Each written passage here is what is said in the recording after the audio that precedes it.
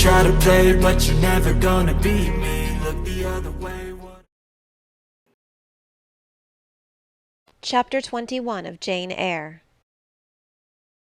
Presentiments are strange things, and so are sympathies, and so are signs, and the three combined make one mystery to which humanity has not yet found the key.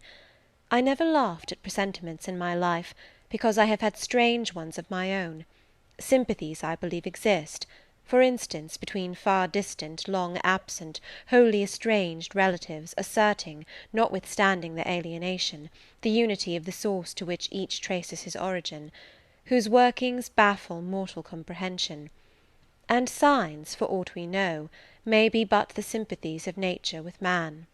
When I was a little girl, only 6 years old, I one night heard Bessie Leaven say to Martha Abbott that she had been dreaming about a little child, and that to dream of children was a sure sign of trouble, either to one's self or one's kin. The saying might have worn out of my memory, had not a circumstance immediately followed which served indelibly to fix it there. The next day Bessie was sent for home to the death-bed of her little sister. Of late I had often recalled this saying and this incident, for during the past week scarcely a night had gone over my couch that had not brought with it a dream of an infant, which I sometimes hushed in my arms, sometimes dandled on my knee, sometimes watched playing with daisies on a lawn, or again dabbling its hands in running water. It was a wailing child this night, and a laughing one the next. Now it nestled close to me, and now it ran from me. But whatever mood the apparition evinced, whatever aspect it wore, it failed not for 7 successive nights to meet me the moment I entered the land of slumber. I did not like this iteration of one idea, the strange recurrence of one image, and I grew nervous as bedtime approached and the hour of the vision drew near. It was from companionship with this baby phantom I had been roused on that moonlight night when I heard the cry, and it was on the afternoon of the day following I was summoned downstairs by a message that some one wanted me in Mrs. Fairfax's room. On repairing thither, I found a man waiting for me, having the appearance of a gentleman's servant. He was dressed in deep mourning, and the hat he held in his hand was surrounded with a crape band. "I dare say you hardly remember me, miss," he said, rising as I entered, "but my name is Leaven. I lived coachman with Mrs. Reed when you were at Gateshead, 8 or 9 years since, and I live there still." "Oh, Robert, how do you do? I remember you very well. You used to give me a ride sometimes on Miss Georgiana's bay pony. And how is Bessie? You are married to Bessie?" "Yes, miss. My wife is very hearty, thank you. She brought me another little one about 2 months since. We have 3 now, and both mother and child are thriving." "And are the family well at the house, Robert?"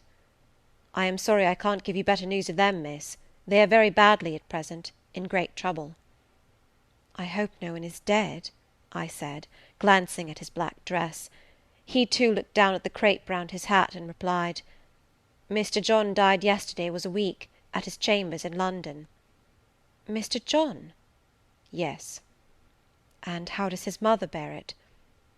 "Why, you see, Miss Eyre, it is not a common mishap. His life has been very wild. These last 3 years he gave himself up to strange ways, and his death was shocking." "I heard from Bessie he was not doing well."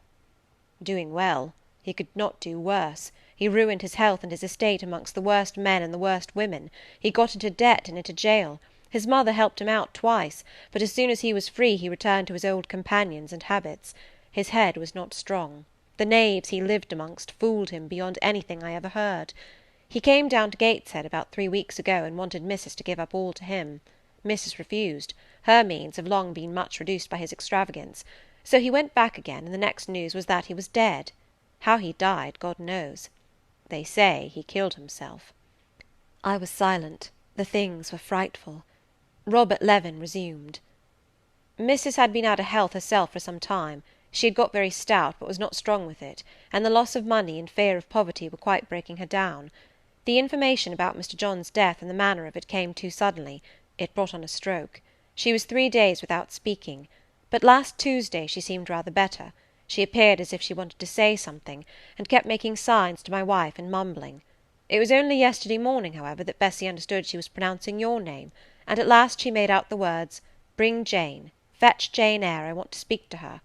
Bessie is not sure whether she is in her right mind, or means anything by the words, but she told Miss Reed and Miss Georgiana, and advised them to send for you.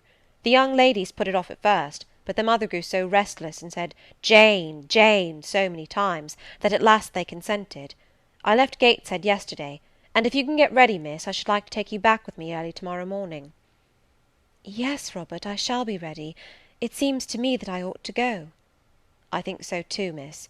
Bessie said she was sure you would not refuse, but I suppose you will have to ask leave before you can get off. Yes, and I will do it now. And having directed him into the servants' hall, and recommended him to the care of John's wife and the attentions of John himself, I went in search of Mr. Rochester. He was not in any of the lower rooms. He was not in the yard, the stables, or the grounds. I asked Mrs. Fairfax if she had seen him. Yes, she believed he was playing billiards with Miss Ingram. To the billiard-room I hastened. The click of balls and the hum of voices resounded thence. Mr. Rochester, Miss Ingram, the two Misses Eshton, and their admirers, were all busied in the game. It required some courage to disturb so interesting a party. My errand, however, was one I could not defer, so I approached the master where he stood at Miss Ingram's side. She turned as I drew near, and looked at me haughtily. Her eyes seemed to demand, "What can the creeping creature want now?" And when I said in a low voice, "Mr. Rochester," she made a movement as if tempted to order me away. I remember her appearance at the moment. It was very graceful and very striking. She wore a morning robe of sky-blue crape. A gauzy azure scarf was twisted in her hair.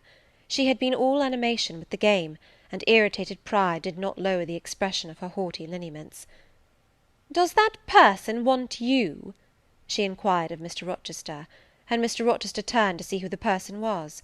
He made a curious grimace, one of his strange and equivocal demonstrations, threw down his cue, and followed me from the room. "Well, Jane," he said, as he rested his back against the schoolroom door, which he had shut. "If you please, sir, I want leave of absence for a week or two." "What to do? Where to go?" "To see a sick lady who has sent for me." "What sick lady? Where does she live?" "At Gateshead, in Blankshire." "Blankshire? That is 100 miles off. Who may she be, that she sends for people to see her at that distance?" "Her name is Reed, sir, Mrs. Reed." "Reed of Gateshead? There was a Reed of Gateshead, a magistrate." "It is his widow, sir." "And what have you to do with her? How do you know her?" "Mr. Reed was my uncle, my mother's brother." "The deuce he was! You never told me that before. You always said you had no relations." "None that would own me, sir. Mr. Reed is dead, and his wife cast me off." "Why?" "Because I was poor and burdensome, and she disliked me." "But Reed left children. You must have cousins. Sir George Lynn was talking of a Reed of Gateshead yesterday, who, he said, was one of the veriest rascals on town, and Ingram was mentioning a Georgiana Reed of the same place, who was much admired for her beauty a season or two ago in London." "John Reed is dead too, sir. He ruined himself, and half ruined his family, and is supposed to have committed suicide. The news so shocked his mother that it brought on an apoplectic attack." "And what good can you do her? Nonsense, Jane. I would never think of running 100 miles to see an old lady, who will, perhaps, be dead before you reach her. Besides, you say she cast you off." "Yes, sir, but that is long ago, and when her circumstances were very different. I could not be easy to neglect her wishes now." "How long will you stay?" "As short a time as possible, sir." "Promise me only to stay a week." "I had better not pass my word. I might be obliged to break it." "At all events, you will come back. You will not be induced under any pretext to take up a permanent residence with her." "Oh, no. I shall certainly return if all be well." "And who goes with you? You don't travel 100 miles alone." "No, sir. She has sent her coachman." "A person to be trusted?" "Yes, sir. He has lived 10 years in the family." Mr. Rochester meditated. "When do you wish to go?" "Early to-morrow morning, sir." "Well, you must have some money. You can't travel without money, and I dare say you have not much. I have given you no salary yet.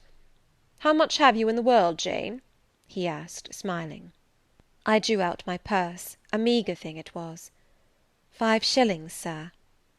He took the purse, poured the hoard into his palm, and chuckled over it as if its scantiness amused him. Soon he produced his pocket-book. "Here," said he, offering me a note. It was £50, and he owed me but 15. I told him I had no change. "I don't want change, you know that. Take your wages." I declined accepting more than was my due. He scowled at first; then, as if recollecting something, he said, "Right, right, better not give you all now. You would, perhaps, stay away 3 months if you had £50. There are 10. Is it not plenty?" "Yes, sir, but now you owe me 5.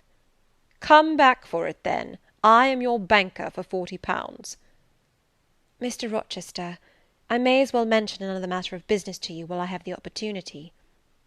"Matter of business? I am curious to hear it." "You have as good as informed me, sir, that you are going shortly to be married." "Yes. What then?" "In that case, sir, Adele ought to go to school. I am sure you'll perceive the necessity of it." "To get her out of my bride's way, who might otherwise walk over her rather too emphatically. There's sense in the suggestion, not a doubt of it. Adele, as you say, must go to school, and you, of course, must march straight to the devil?" "I hope not, sir, but I must seek another situation somewhere." "In course," he exclaimed, with a twang of voice and a distortion of features equally fantastic and ludicrous. He looked at me some minutes. "And old Madam Reed, or the Misses, her daughters, will be solicited by you to seek a place, I suppose?" "No, sir, I am not on such terms with my relatives as would justify me in asking favours of them, but I shall advertise." "You shall walk up the pyramids of Egypt," he growled. "At your peril you advertise. I wish I had only offered you a sovereign instead of £10. Give me back £9, Jane. I've a use for it." "And so have I, sir," I returned, putting my hands and my purse behind me. I could not spare the money on any account. "Little niggard," said he, "refusing me a pecuniary request. Give me £5, Jane." "Not 5 shillings, sir, nor 5 pence." "Just let me look at the cash." "No, sir, you are not to be trusted." "Jane." "Sir?" "Promise me one thing." "I'll promise you anything, sir, that I think I am likely to perform." "Not to advertise, and to trust this quest of a situation to me. I'll find you one in time." "I shall be glad to do so, sir, if you in your turn will promise that I and Adele shall be both safe out of the house before your bride enters it." Very well, I'll pledge my word on it. You go to-morrow, then?" "Yes, sir, early." "Shall you come down to the drawing-room after dinner?" "No, sir, I must prepare for the journey." "Then you and I must bid good-bye for a little while." "I suppose so, sir." "And how do people perform that ceremony of parting, Jane? Teach me. I'm not quite up to it." "They say farewell, or any other form they prefer." "Then say it." "Farewell, Mr. Rochester, for the present." "What must I say?" "The same, if you like, sir." "Farewell, Miss Eyre, for the present. Is that all?" "Yes." "It seems stingy to my notions, and dry and unfriendly. I should like something else, a little addition to the rite. If one shook hands, for instance. But no, that would not content me either. So you'll do no more than say farewell, Jane?" "It is enough, sir. As much goodwill may be conveyed in one hearty word as in many." "Very likely. But it is blank and cool, farewell." "How long is he going to stand with his back against that door?" I asked myself. "I want to commence my packing." The dinner bell rang, and suddenly away he bolted, without another syllable. I saw him no more during the day, and was off before he had risen in the morning. I reached the lodge at Gateshead about 5 o'clock in the afternoon of the 1st of May. I stepped in there before going up to the hall. It was very clean and neat. The ornamental windows were hung with little white curtains, the floor was spotless, the grate and fire-irons were burnished bright, and the fire burnt clear. Bessie sat on the hearth, nursing her last-born, and Robert and his sister played quietly in a corner. "Bless you, I knew you would come!" exclaimed Mrs. Leaven as I entered. "Yes, Bessie," said I, after I had kissed her, "and I trust I am not too late. How is Mrs. Reed? Alive still, I hope?" Yes, she is alive, and more sensible and collected than she was. The doctor says she may linger a week or two yet, but he hardly thinks she will finally recover. Has she mentioned me lately? She was talking of you only this morning, and wishing you would come, but she is sleeping now, or was 10 minutes ago when I was up at the house. She generally lies in a kind of lethargy all the afternoon, and wakes up about 6 or 7. Will you rest yourself here an hour, miss, and then I will go up with you? Robert here entered, and Bessie laid her sleeping child in the cradle, and went to welcome him. Afterwards she insisted on my taking off my bonnet and having some tea, for she said I looked pale and tired. I was glad to accept her hospitality, and I submitted to be relieved of my travelling garb just as passively as I used to let her undress me when a child. Old times crowded fast back on me as I watched her bustling about, setting out the tea-tray with her best china, cutting bread and butter, toasting a tea-cake, and between whiles giving little Robert or Jane an occasional tap or push, just as she used to give me in former days. Bessie had retained her quick temper as well as her light foot and good looks. Tea ready, I was going to approach the table, but she desired me to sit still, quite in her old peremptory tones. I must be served at the fireside, she said, and she placed before me a little round stand with my cup and a plate of toast, absolutely as she used to accommodate me with some privately purloined dainty on a nursery chair, and I smiled and obeyed her as in bygone days. She wanted to know if I was happy at Thornfield Hall, and what sort of a person the mistress was, and when I told her there was only a master, whether he was a nice gentleman, and if I liked him. I told her he was rather an ugly man, but quite a gentleman, and that he treated me kindly, and I was content.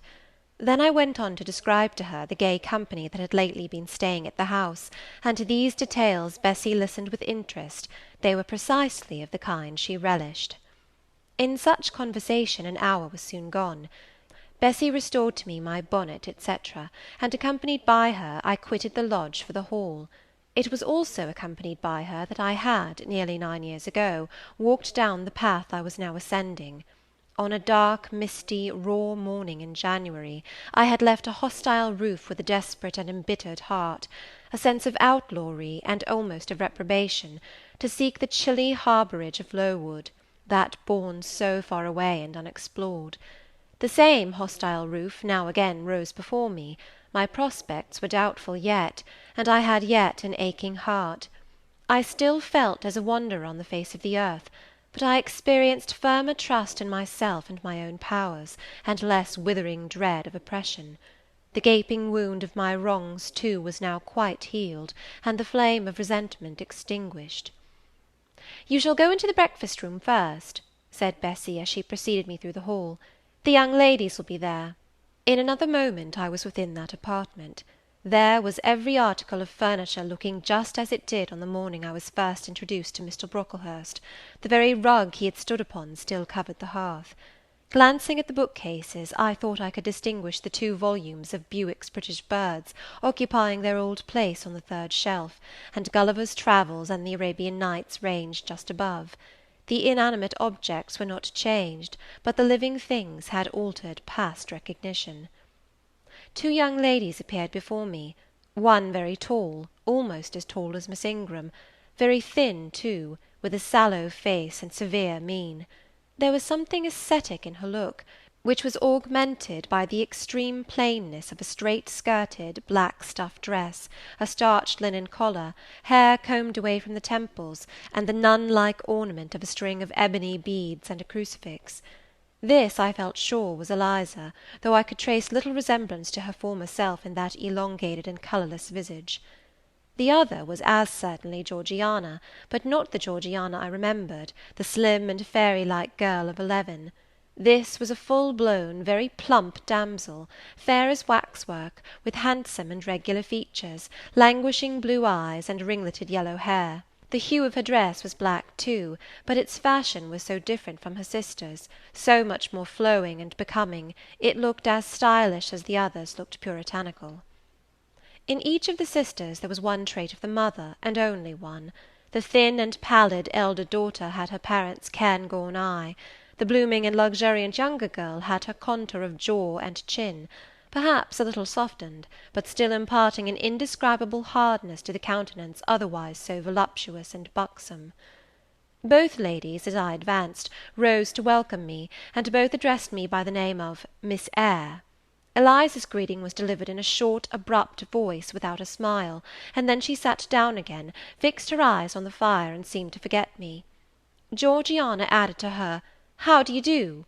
several commonplaces about my journey, the weather, and so on, uttered in rather a drawling tone, and accompanied by sundry side glances that measured me from head to foot, now traversing the folds of my drab merino pelisse, and now lingering on the plain trimming of my cottage bonnet. Young ladies have a remarkable way of letting you know that they think you a quiz, without actually saying the words. A certain superciliousness of look, coolness of manner, nonchalance of tone, express fully their sentiments on the point, without committing them by any positive rudeness in word or deed. A sneer, however, whether covert or open, had now no longer that power over me it once possessed. As I sat between my cousins, I was surprised to find how easy I felt under the total neglect of the one and the semi-sarcastic attentions of the other. Eliza did not mortify, nor Georgiana ruffle me. The fact was, I had other things to think about. Within the last few months feelings had been stirred in me so much more potent than any they could raise, pains and pleasures so much more acute and exquisite had been excited than any it was in their power to inflict or bestow, that their airs gave me no concern either for good or bad. "How is Mrs. Reed?" I asked soon, looking calmly at Georgiana, who thought fit to bridle at the direct address, as if it were an unexpected liberty. "Mrs. Reed? Ah, mamma, you mean. She is extremely poorly. I doubt if you can see her to-night." "If," said I, "you would just step up-stairs and tell her I am come, I should be much obliged to you." Georgiana almost started, and she opened her blue eyes wild and wide. "I know she had a particular wish to see me," I added, "and I would not defer attending to her desire longer than is absolutely necessary." "Mamma dislikes being disturbed in an evening," remarked Eliza. I soon rose, quietly took off my bonnet and gloves, uninvited, and said I would just step out to Bessy, who was, I dared say, in the kitchen, and ask her to ascertain whether Mrs. Reed was disposed to receive me or not to-night. I went, and having found Bessy and dispatched her on my errand, I proceeded to take further measures. It had heretofore been my habit always to shrink from arrogance. Received as I had been to-day, I should, a year ago, have resolved to quit Gateshead the very next morning. Now it was disclosed to me all at once that that would be a foolish plan. I had taken a journey of 100 miles to see my aunt, and I must stay with her till she was better, or dead. As to her daughter's pride or folly, I must put it on one side, make myself independent of it. So I addressed the housekeeper, asked her to show me a room, told her I should probably be a visitor here for a week or two, had my trunk conveyed to my chamber, and followed it thither myself. I met Bessy on the landing. "Missus is awake," said she. "I have told her you are here. Come and let us see if she will know you." I did not need to be guided to the well-known room, to which I had so often been summoned for chastisement or reprimand in former days. I hastened before Bessy. I softly opened the door. A shaded light stood on the table, for it was now getting dark. There was the great four-post bed with amber hangings as of old. There the toilet table, the arm-chair, and the footstool, at which I had 100 times been sentenced to kneel, to ask pardon for offences by me uncommitted. I looked into a certain corner near, half expecting to see the slim outline of a once-dreaded switch which used to lurk there, waiting to leap out imp-like and lace my quivering palm or shrinking neck. I approached the bed, I opened the curtains, and leant over the high-piled pillows. Well did I remember Mrs. Reed's face, and I eagerly sought the familiar image. It is a happy thing that time quells the longings of vengeance and hushes the promptings of rage and aversion. I had left this woman in bitterness and hate, and I came back to her now with no other emotion than a sort of ruth for her great sufferings, and a strong yearning to forget and forgive all injuries, to be reconciled and clasp hands in amity. The well-known face was there, stern, relentless as ever. There was that peculiar eye which nothing could melt, and the somewhat raised, imperious, despotic eyebrow. How often had it lowered on me menace and hate, and how the recollection of childhood's terrors and sorrows revived as I traced its harsh line now! And yet I stooped down and kissed her. She looked at me. "Is this Jane Eyre?" she said. "Yes, Aunt Reed. How are you, dear aunt?" I had once vowed that I would never call her aunt again. I thought it no sin to forget and break that vow now. My fingers had fastened on her hand which lay outside the sheet. Had she pressed mine kindly, I should at that moment have experienced true pleasure. But unimpressionable natures are not so soon softened, nor are natural antipathies so readily eradicated. Mrs. Reed took her hand away, and turning her face rather from me, she remarked that the night was warm. Again she regarded me so icily, I felt at once that her opinion of me, her feeling towards me, was unchanged and unchangeable. I knew by her stony eye, opaque to tenderness, indissoluble to tears, that she was resolved to consider me bad to the last, because to believe me good would give her no generous pleasure, only a sense of mortification. I felt pain, and then I felt ire, and then I felt a determination to subdue her, to be her mistress in spite both of her nature and her will. My tears had risen, just as in childhood. I ordered them back to their source. I brought a chair to the bed head. I sat down and leaned over the pillow. "You sent for me," I said, "and I am here, and it is my intention to stay till I see how you get on." "Oh, of course. You have seen my daughters?" "Yes." "Well, you may tell them I wish you to stay till I can talk some things over with you I have on my mind. To-night it is too late, and I have a difficulty in recalling them. But there was something I wished to say. Let me see." The wandering look and changed utterance told me what wreck had taken place in her once vigorous frame. Turning restlessly, she drew the bedclothes round her. My elbow, resting on a corner of the quilt, fixed it down. She was at once irritated. "Sit up," said she. "Don't annoy me with holding the clothes fast. Are you Jane Eyre?" "I am Jane Eyre." "I have had more trouble with that child than any one would believe. Such a burden to be left on my hands, and so much annoyance has she caused me daily and hourly with her incomprehensible disposition, and her sudden starts of temper, and her continual unnatural watchings of one's movements. I declare she talked to me once like something mad, or like a fiend. No child ever spoke or looked as she did. I was glad to get her away from the house. What did they do with her at Lowood? The fever broke out there, and many of the pupils died. She, however, did not die, but I said she did. I wish she had died." "A strange wish, Mrs. Reed. Why do you hate her so?" "I had a dislike to her mother always, for she was my husband's only sister, and a great favourite with him. He opposed the family's disowning her when she made her low marriage, and when news came of her death, he wept like a simpleton. He would send for the baby, though I entreated him rather to put it out to nurse and pay for its maintenance. I hated it the first time I set my eyes on it, a sickly, whining, pining thing. It would wail in its cradle all night long, not screaming heartily like any other child, but whimpering and moaning. Reed pitied it, and he used to nurse it and notice it as if it had been his own, more, indeed, than he ever noticed his own at that age. He would try to make my children friendly to the little beggar. The darlings could not bear it, and he was angry with them when they showed their dislike. In his last illness he had it brought continually to his bedside, and but an hour before he died he bound me by vow to keep the creature. I would as soon have been charged with a pauper brat out of a workhouse, but he was weak, naturally weak. John does not at all resemble his father, and I am glad of it. John is like me, and like my brothers, he is quite a Gibson. Oh, I wish he would cease tormenting me with letters for money. I have no more money to give him. We are getting poor.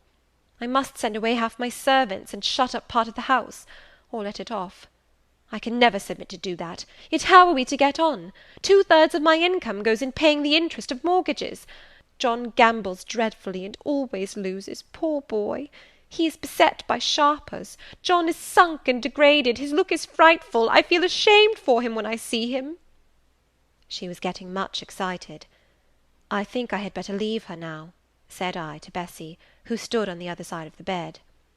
"Perhaps you had, miss, but she often talks in this way towards night. In the morning she is calmer." I rose.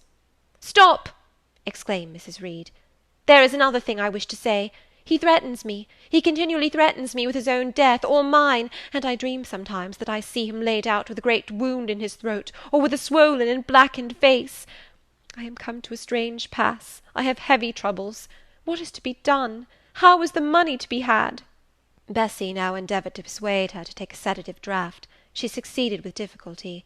Soon after, Mrs. Reed grew more composed, and sank into a dozing state. I then left her. More than 10 days elapsed before I had again any conversation with her. She continued either delirious or lethargic, and the doctor forbade everything which could painfully excite her. Meantime, I got on as well as I could with Georgiana and Eliza. They were very cold indeed at first. Eliza would sit half the day sewing, reading, or writing, and scarcely utter a word either to me or her sister. Georgiana would chatter nonsense to her canary bird by the hour, and take no notice of me. But I was determined not to seem at a loss for occupation or amusement. I had brought my drawing materials with me, and they served me for both. Provided with a case of pencils and some sheets of paper, I used to take a seat apart from them, near the window, and busy myself in sketching fancy vignettes, representing any scene that happened momentarily to shape itself in the ever-shifting kaleidoscope of imagination. A glimpse of sea between 2 rocks, the rising moon, and a ship crossing its disk, a group of reeds and water flags, and a naiad's head, crowned with lotus flowers rising out of them, an elf sitting in a hedge-sparrow's nest, under a wreath of hawthorn bloom. One morning I fell to sketching a face. What sort of a face it was to be I did not care or know. I took a soft black pencil, gave it a broad point, and worked away. Soon I had traced on the paper a broad and prominent forehead, and a square lower outline of visage. That contour gave me pleasure. My fingers proceeded actively to fill it with features. Strongly marked horizontal eyebrows must be traced under that brow. Then followed naturally a well-defined nose, with a straight ridge and full nostrils; then a flexible-looking mouth, by no means narrow; then a firm chin, with a decided cleft down the middle of it. Of course some black whiskers were wanted, and some jetty hair tufted on the temples and waved above the forehead. Now for the eyes. I had left them to the last because they required the most careful working. I drew them large, I shaped them well. The eyelashes I traced long and sombre, the irids lustrous and large. Good, but not quite the thing, I thought, as I surveyed the effect. They want more force and spirit. And I wrought the shades blacker, that the lights might flash more brilliantly. A happy touch or two secured success. There, I had a friend's face under my gaze, and what did it signify that those young ladies turned their backs on me? I looked at it. I smiled at the speaking likeness. I was absorbed and content. "Is that a portrait of some one you know?" asked Eliza, who had approached me unnoticed. I responded that it was merely a fancy head, and hurried it beneath the other sheets. Of course I lied. It was, in fact, a very faithful representation of Mr. Rochester. But what was that to her, or to any one but myself? Georgiana also advanced to look. The other drawings pleased her much, but she called that "an ugly man." They both seemed surprised at my skill. I offered to sketch their portraits, and each in turn sat for a pencil outline. Then Georgiana produced her album. I promised to contribute a water-colour drawing. This put her at once into good humour. She proposed a walk in the grounds. Before we had been out 2 hours, we were deep in a confidential conversation. She had favoured me with a description of the brilliant winter she had spent in London 2 seasons ago, of the admiration she had there excited, the attention she had received, and I even got hints of the titled conquests she had made. In the course of the afternoon and evening these hints were enlarged on; various soft conversations were reported, and sentimental scenes represented; and, in short, a volume of a novel of fashionable life was that day improvised by her for my benefit. The communications were renewed from day to day. They always ran on the same theme, herself, her loves, and woes. It was strange she never once adverted either to her mother's illness or her brother's death, or the present gloomy state of the family prospects. Her mind seemed wholly taken up with reminiscences of past gaiety, and aspirations after dissipations to come. She passed about 5 minutes each day in her mother's sick-room, and no more. Eliza still spoke little. She had evidently no time to talk. I never saw a busier person than she seemed to be, yet it was difficult to say what she did, or rather to discover any result of her diligence. She had an alarm to call her up early. I know not how she occupied herself before breakfast, but after that meal she divided her time into regular portions, and each hour had its allotted task.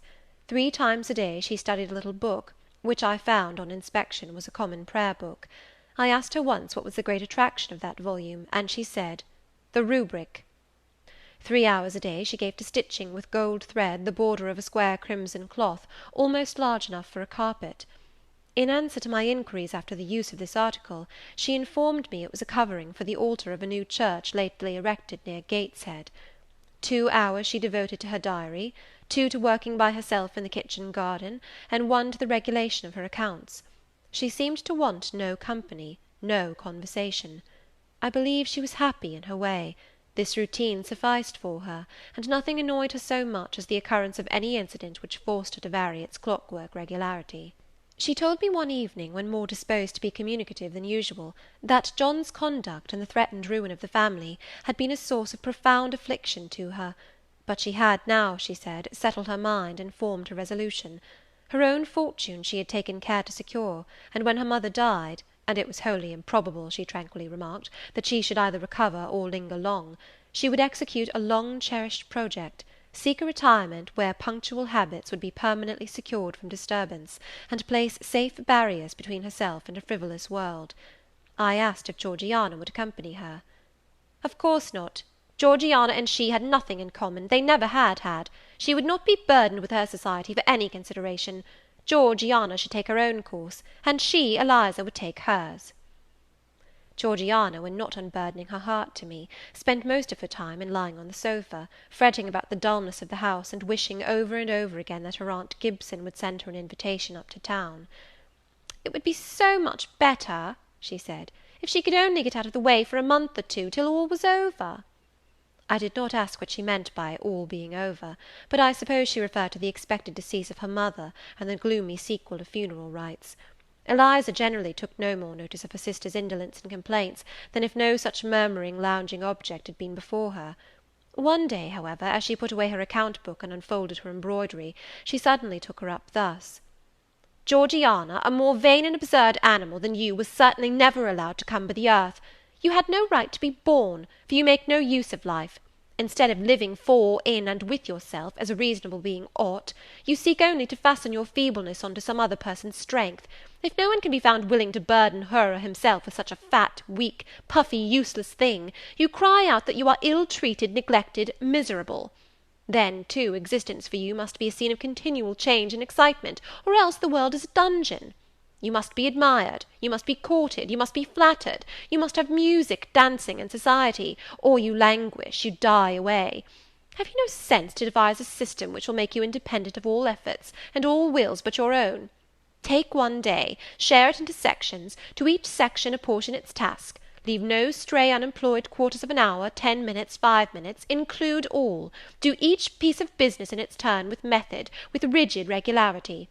The day will close almost before you are aware it has begun, and you are indebted to no one for helping you to get rid of one vacant moment. You have had to seek no one's company, conversation, sympathy, forbearance. You have lived, in short, as an independent being ought to do. Take this advice, the first and last I shall offer you.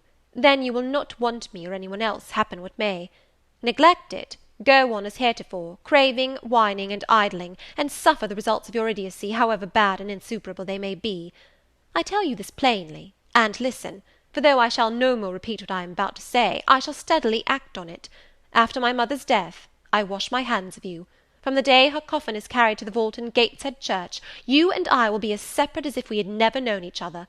You need not think that because we chance to be born of the same parents, I shall suffer you to fasten me down by even the feeblest claim.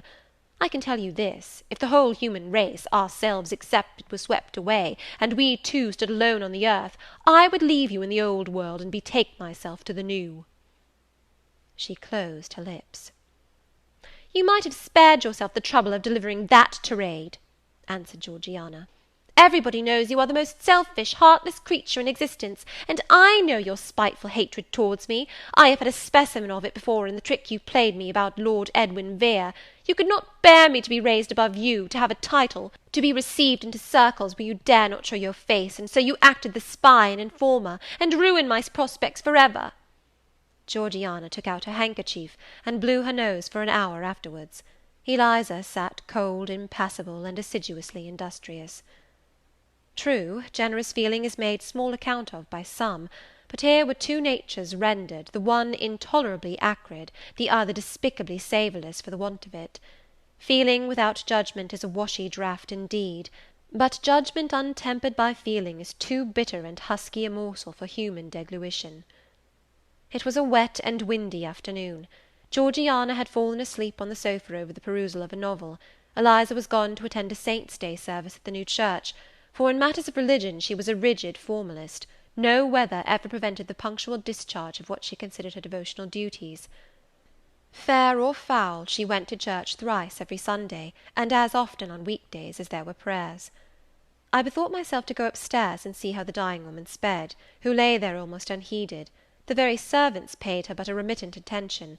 The hired nurse, being little looked after, would slip out of the room whenever she could. Bessie was faithful, but she had her own family to mind, and could only occasionally come to the hall. I found the sick-room unwatched, as I had expected. No nurse was there. The patient lay still, and seemingly lethargic, her livid face sunk in the pillows. The fire was dying in the grate. I renewed the fuel, rearranged the bedclothes, gazed a while on her who could not now gaze on me, and then I moved away to the window. The rain beat strongly against the panes, the wind blew tempestuously. One lies there, I thought, who will soon be beyond the war of earthly elements. Whither will that spirit, now struggling to quit its material tenement, flit when at length released? In pondering the great mystery, I thought of Helen Burns, recalled her dying words, her faith, her doctrine of the equality of disembodied souls. I was still listening in thought to her well-remembered tones, still picturing her pale and spiritual aspect, her wasted face and her sublime gaze, as she lay on her placid death-bed, and whispered her longing to be restored to her divine Father's bosom, when a feeble voice murmured from the couch behind, "Who is that?" I knew Mrs. Reed had not spoken for days. Was she reviving? I went up to her. "It is I, Aunt Reed." "Who? I?" was her answer. "Who are you?" looking at me with surprise and a sort of alarm, but still not wildly. "You are quite a stranger to me. Where is Bessie?" "She is at the lodge, aunt." "Aunt," she repeated. "Who calls me aunt? You are not one of the Gibsons, and yet I know you. That face, and the eyes and forehead are quite familiar to me. You are like, why, you are like Jane Eyre." I said nothing. I was afraid of occasioning some shock by declaring my identity. "Yet," said she, "I am afraid it is a mistake. My thoughts deceive me. I wished to see Jane Eyre, and I fancy a likeness where none exists. Besides, in 8 years she must be so changed." I now gently assured her that I was the person she supposed and desired me to be, and seeing that I was understood, and that her senses were quite collected, I explained how Bessie had sent her husband to fetch me from Thornfield. "I am very ill, I know," she said ere long. "I was trying to turn myself a few minutes since, and find I cannot move a limb. It is as well I should ease my mind before I die. What we think little of in health burdens us at such an hour as the present is to me. Is the nurse here, or is there no one in the room but you?" I assured her we were alone. "Well, I have twice done you a wrong which I regret now. One was in breaking the promise which I gave my husband to bring you up as my own child. The other—" She stopped. "After all, it is of no great importance, perhaps," she murmured to herself. "And then I make it better, and to humble myself so to her is painful." She made an effort to alter her position, but failed. Her face changed. She seemed to experience some inward sensation, the precursor, perhaps, of the last pang. "Well, I must get it over. Eternity is before me. I had better tell her. Go to my dressing-case, open it, and take out a letter you will see there." I obeyed her directions. "Read the letter," she said. It was short, and thus conceived. "Madam, will you have the goodness to send me the address of my niece Jane Eyre, and to tell me how she is? It is my intention to write shortly, and desire her to come to me at Madeira. Providence has blessed my endeavours to secure a competency, and as I am unmarried and childless, I wish to adopt her during my life, and bequeath her at my death whatever I may have to leave. I am, Madam, etc., etc., John Eyre, Madeira." It was dated 3 years back. "Why did I never hear of this?" I asked. "Because I disliked you too fixedly and thoroughly ever to lend a hand in lifting you to prosperity. I could not forget your conduct to me, Jane, the fury with which you once turned on me, the tone in which you declared you abhorred me, the worst of anybody in the world, the unchildlike look and voice with which you affirmed that the very thought of me made you sick, and asserted that I had treated you with miserable cruelty. I could not forget my own sensations when you thus started up and poured out the venom of your mind. I felt fear as if an animal that I had struck or pushed had looked up at me with human eyes and cursed me in a man's voice. Bring me some water. Oh, make haste!" "Dear Mrs. Reed," said I, as I offered her the draught she required, "think no more of all this. Let it pass away from your mind. Forgive me for my passionate language. I was a child then. 8, 9 years have passed since that day." She heeded nothing of what I said, but when she had tasted the water and drawn breath, she went on thus: "I tell you I could not forget it, and I took my revenge. For you to be adopted by your uncle, and placed in an estate of ease and comfort, was what I could not endure. I wrote to him. I said I was sorry for his disappointment, but Jane Eyre was dead. She had died of typhus fever at Lowood. Now act as you please, write and contradict my assertion, expose my falsehood as soon as you like. You were born, I think, to be my torment. My last hour is racked by the recollection of a deed which, but for you, I should never have been tempted to commit." "If you could be persuaded to think no more of it, aunt, and to regard me with kindness and forgiveness—" "You have a very bad disposition," said she, "and one to this day I feel it impossible to understand. How for 9 years you could be patient and quiescent under any treatment, and in the 10th break out all fire and violence, I can never comprehend." "My disposition is not so bad as you think. I am passionate, but not vindictive. Many a time, as a little child, I should have been glad to love you if you would have let me, and I long earnestly to be reconciled to you now. Kiss me, aunt." I approached my cheek to her lips. She would not touch it. She said I oppressed her by leaning over the bed, and again demanded water.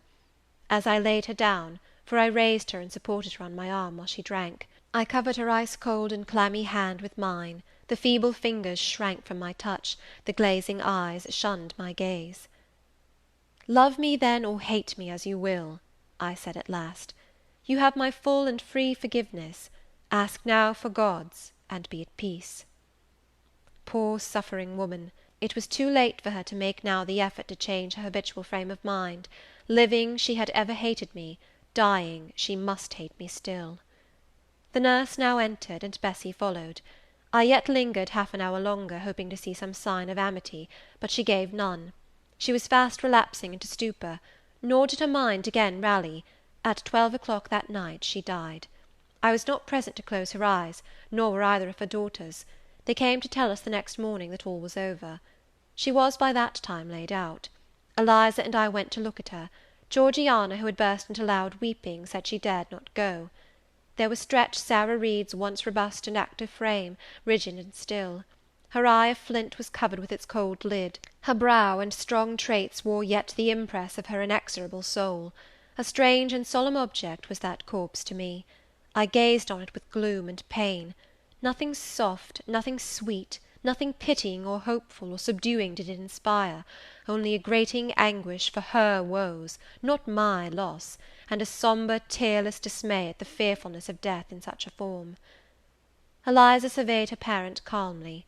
After a silence of some minutes, she observed, "With her constitution she should have lived to a good old age. Her life was shortened by trouble." And then a spasm constricted her mouth for an instant. As it passed away, she turned and left the room, and so did I. Neither of us had dropped a tear. Chapter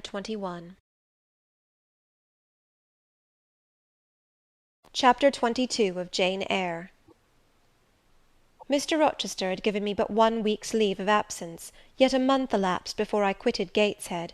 I wished to leave immediately after the funeral, but Georgiana entreated me to stay till she could get off to London, whither she was now at last invited by her uncle, Mr. Gibson, who had come down to direct his sister's interment, and settle the family affairs.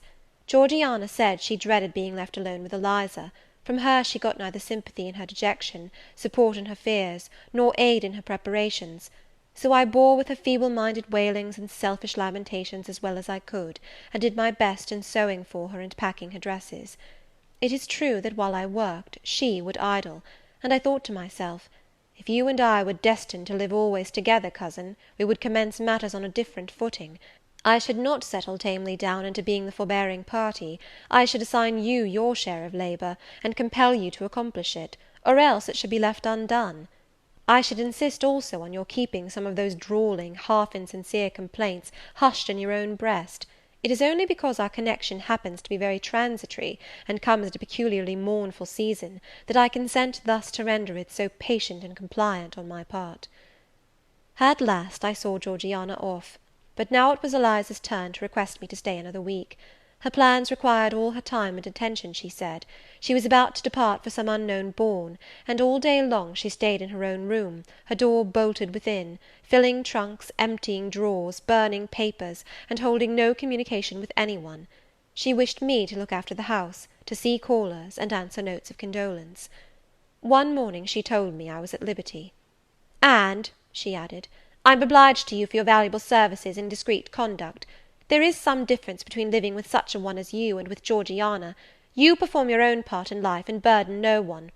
To-morrow," she continued, "I set out for the Continent. I shall take up my abode in a religious house near Lille, a nunnery you would call it. There I shall be quiet and unmolested. I shall devote myself for a time to the examination of the Roman Catholic dogmas, and to a careful study of the workings of their system. If I find it to be, as I half suspect it is, the one best calculated to ensure the doing of all things decently and in order, I shall embrace the tenets of Rome, and probably take the veil." I neither expressed surprise at this resolution, nor attempted to dissuade her from it. The vocation will fit you to a hair, I thought. Much good may it do you. When we parted, she said, "Good-bye, cousin Jane Eyre. I wish you well. You have some sense." I then returned, "You are not without sense, cousin Eliza; but what you have, I suppose, in another year will be walled up alive in a French convent. However, it is not my business, and so it suits you, I don't much care." "You are in the right," said she; and with these words we each went our separate way. As I shall not have occasion to refer either to her or her sister again, I may as well mention here, that Georgiana made an advantageous match with a wealthy worn-out man of fashion, and that Eliza actually took the veil, and is at this day superior of the convent where she passed the period of her novitiate, and which she endowed with her fortune. How people feel when they are returning home from an absence, long or short, I did not know. I had never experienced the sensation. I had known what it was to come back to Gateshead when a child after a long walk, to be scolded for looking cold or gloomy; and later what it was to come back from church to Lowood, to long for a plenteous meal and a good fire, and to be unable to get either. Neither of these returnings was very pleasant or desirable. No magnet drew me to a given point, increasing in its strength of attraction the nearer I came. The return to Thornfield was yet to be tried. My journey seemed tedious, very tedious. 50 miles one day, a night spent at an inn; 50 miles the next day. During the first 12 hours I thought of Mrs. Reed in her last moments. I saw her disfigured and discoloured face, and heard her strangely altered voice. I mused on the funeral day, the coffin, the hearse, the black train of tenants and servants. Few was the number of relatives, the gaping vault, the silent church, the solemn service. Then I thought of Eliza and Georgiana. I beheld one the cynosure of a ball-room, the other the inmate of a convent cell, and I dwelt on and analysed their separate peculiarities of person and character. The evening arrival at the great town scattered these thoughts. Night gave them quite another turn. Laid down on my traveller's bed, I left reminiscence for anticipation. I was going back to Thornfield, but how long was I to stay there? Not long, of that I was sure. I had heard from Mrs. Fairfax in the interim of my absence. The party at the Hall was dispersed. Mr. Rochester had left for London 3 weeks ago, but he was then expected to return in a fortnight. Mrs. Fairfax surmised that he was gone to make arrangements for his wedding, as he had talked of purchasing a new carriage. She said the idea of his marrying Miss Ingram still seemed strange to her, but from what everybody said, and from what she herself had seen, she could no longer doubt that the event would shortly take place. "You would be strangely incredulous if you did doubt it," was my mental comment. "I don't doubt it." The question followed, where was I to go? I dreamt of Miss Ingram all the night. In a vivid morning dream I saw her closing the gates of Thornfield against me, and pointing me out another road; and Mr. Rochester looked on with his arms folded, smiling sardonically, as it seemed, at both her and me. I had not notified to Mrs. Fairfax the exact day of my return, for I did not wish either car or carriage to meet me at Millcote. I proposed to walk the distance quietly by myself, and very quietly, after leaving my box in the ostler's care, did I slip away from the George Inn, about 6 o'clock of a June evening, and take the old road to Thornfield, a road which lay chiefly through fields, and was now little frequented. It was not a bright or a splendid summer evening, though fair and soft. The haymakers were at work all along the road, and the sky, though far from cloudless, was such as promised well for the future. Its blue, where blue was visible, was mild and settled, and its cloud strata high and thin. The west, too, was warm; no watery gleam chilled it. It seemed as if there was a fire lit, an altar burning behind its screen of marbled vapour, and out of apertures shone a golden redness. I felt glad as the road shortened before me, so glad that I stopped once to ask myself what that joy meant, and to remind reason that it was not to my home I was going, or to a permanent resting place, or to a place where fond friends looked out for me and waited my arrival. "Mrs. Fairfax will smile you a calm welcome, to be sure," said I, "and little Adele will clap her hands and jump to see you; but you know very well you are thinking of another than they, and that he is not thinking of you." But what is so headstrong as youth? What so blind as inexperience? These affirmed that it was pleasure enough to have the privilege of again looking on Mr. Rochester, whether he looked on me or not; and they added, "Hasten, hasten, be with him while you may; but a few more days or weeks at most, and you are parted from him for ever." And then I strangled a new-born agony, a deformed thing which I could not persuade myself to own and rear, and ran on. They are making hay too in Thornfield meadows, or rather the labourers are just quitting their work, and returning home with their rakes on their shoulders, now, at the hour I arrive. I have but a field or two to traverse, and then I shall cross the road and reach the gates. How full the hedges are of roses! But I have no time to gather any; I want to be at the house. I passed a tall briar, shooting leafy and flowery branches across the path. I see the narrow stile with stone steps, and I see Mr. Rochester sitting there, a book and a pencil in his hand. He is writing. Well, he is not a ghost, yet every nerve I have is unstrung. For a moment I am beyond my own mastery. What does it mean? I did not think I should tremble in this way when I saw him, or lose my voice, or the power of motion in his presence. I will go back as soon as I can stir. I need not make an absolute fool of myself. I know another way to the house. It does not signify if I knew 20 ways, for he has seen me. "Hullo!" he cries, and he puts up his book and his pencil. "There you are! Come on, if you please."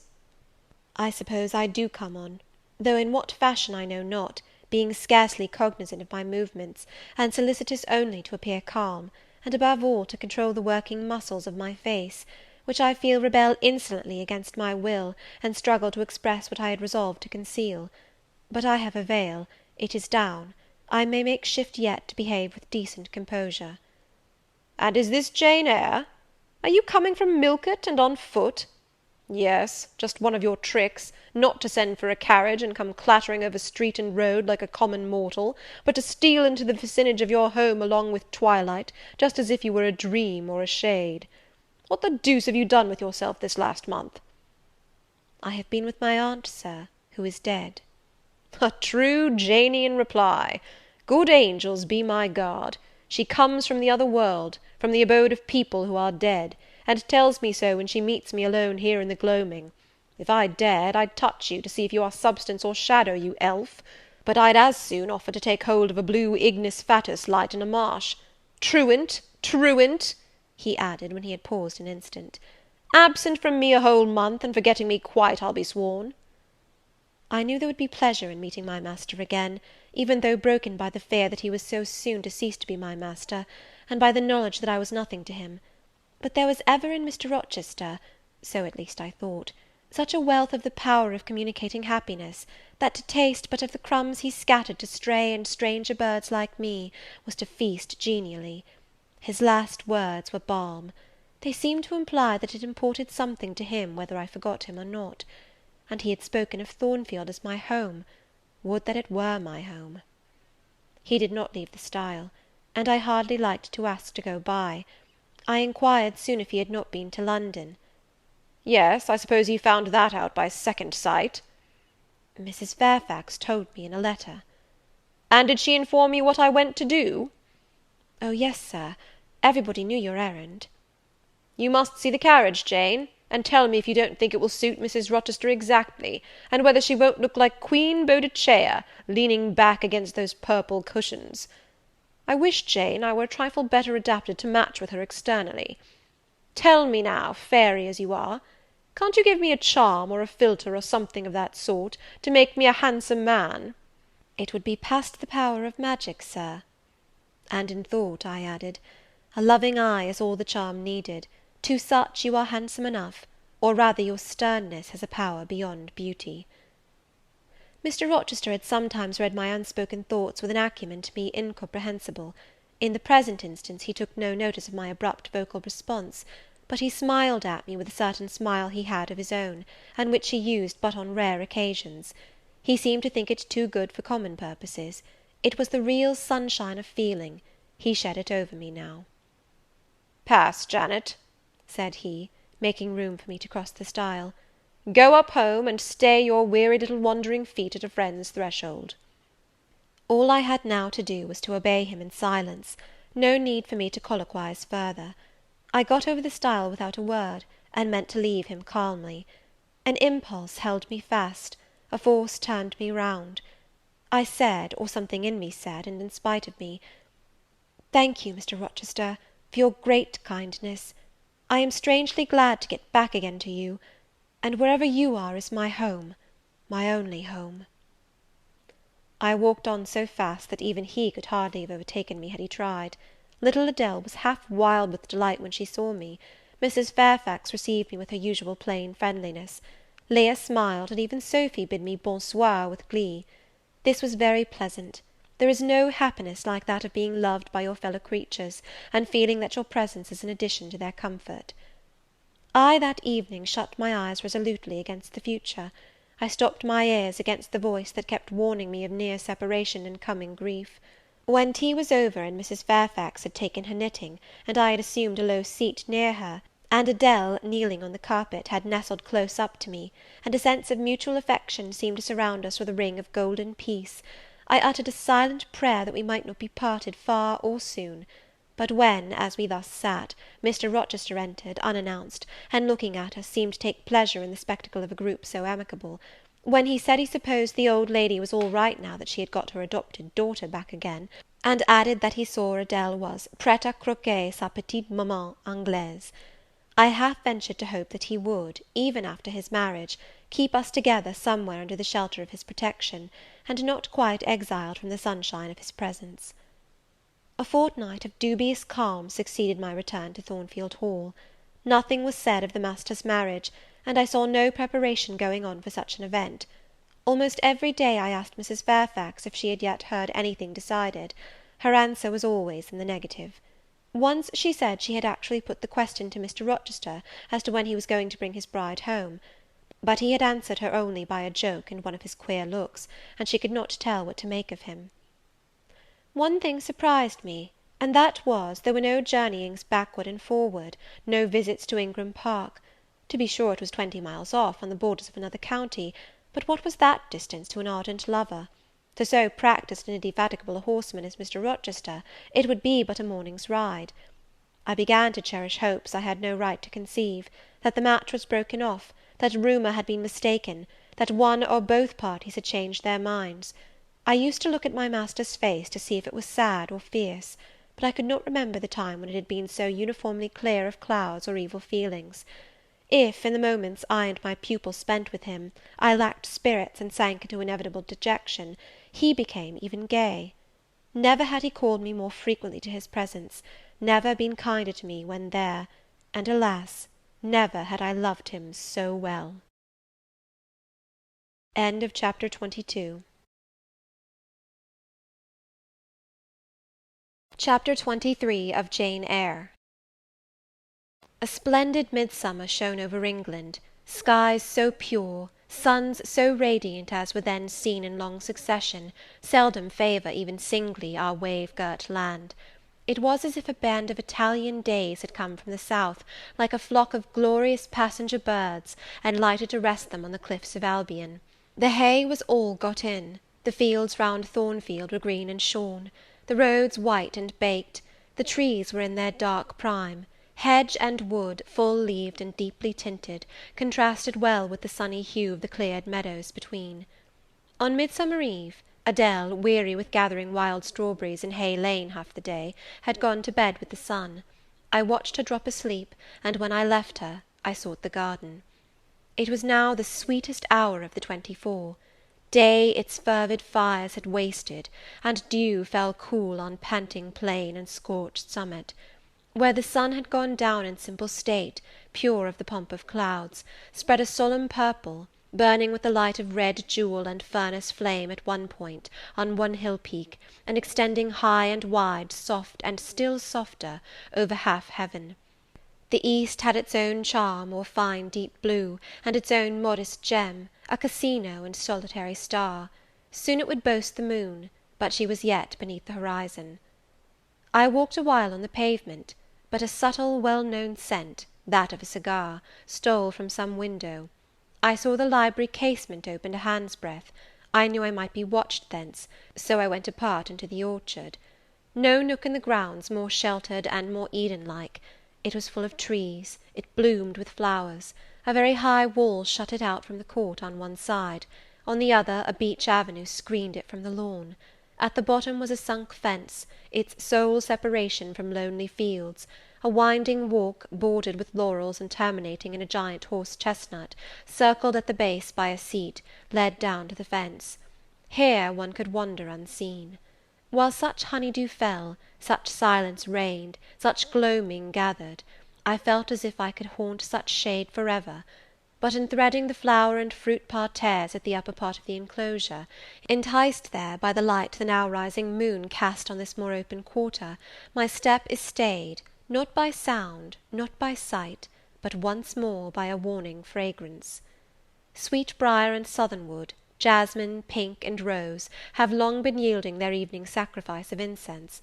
This new scent is neither of shrub nor flower.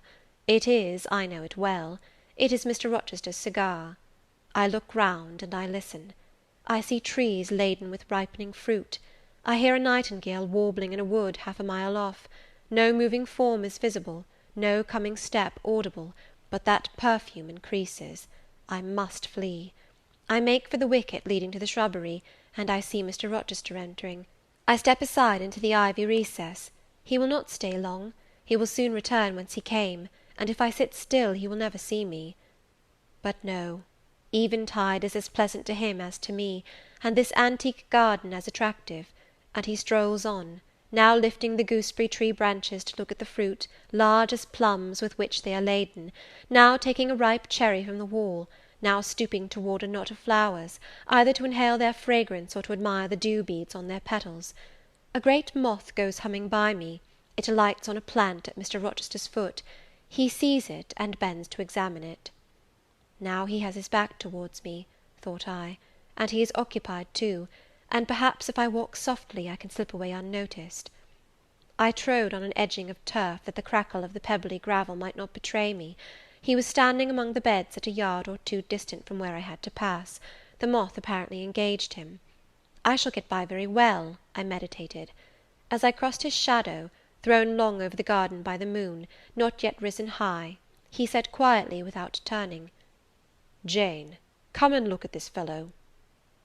I had made no noise. He had not eyes behind. Could his shadow feel? I started at first, and then I approached him. "Look at his wings," said he. "He reminds me rather of a West Indian insect. One does not often see so large and gay a night rover in England. There, he has flown." The moth roamed away.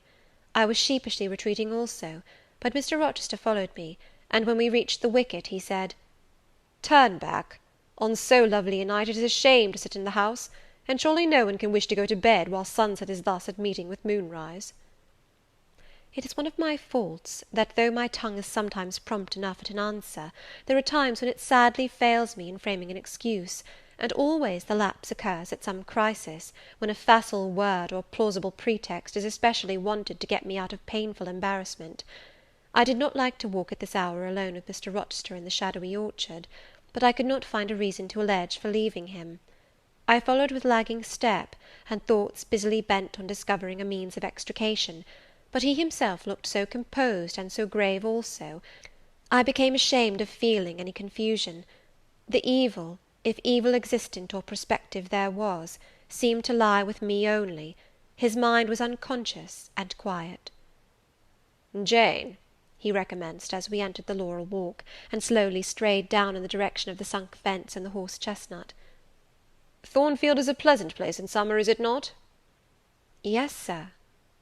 "You must have become in some degree attached to the house, you who have an eye for natural beauties, and a good deal of the organ of adhesiveness." "I am attached to it, indeed." "And though I don't comprehend how it is, I perceive you have acquired a degree of regard for that foolish little child Adele, too, and even for simple Dame Fairfax."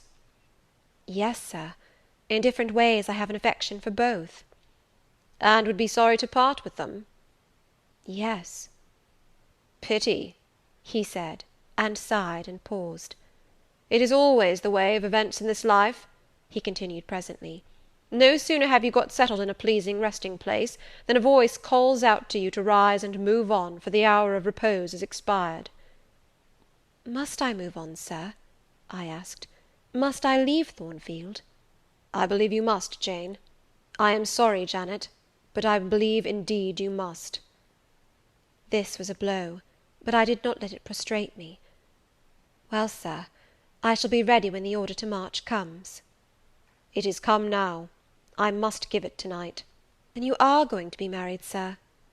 "Exactly, precisely. With your usual acuteness, you have hit the nail straight on the head." "Soon, Sir?" "Very soon, that is, Miss Eyre. And you'll remember, Jane, that the first time I, or rumour, plainly intimated to you that it was my intention to put my old bachelor's neck into the sacred noose, to enter into the holy estate of matrimony, to take Miss Ingram to my bosom, in short. She's an extensive armful, but that's not to the point. One can't have too much of such a very excellent thing as my beautiful Blanche. Well, as I was saying, listen to me, Jane. You're not turning your head to look after more moths, are you? That was only a lady clock, child, flying away home. I wish to remind you that it was you who first said to me, with that discretion I respect in you, with that foresight, prudence, and humility which befit your responsible and dependent position, that in case I married Miss Ingram, both you and little Adele had better trot forthwith. I pass over the sort of slur conveyed in this suggestion on the character of my beloved. Indeed, when you are far away, Janet, I'll try to forget it. I shall notice only its wisdom, which is such that I have made it my law of action. Adele must go to school, and you, Miss Eyre, must get a new situation."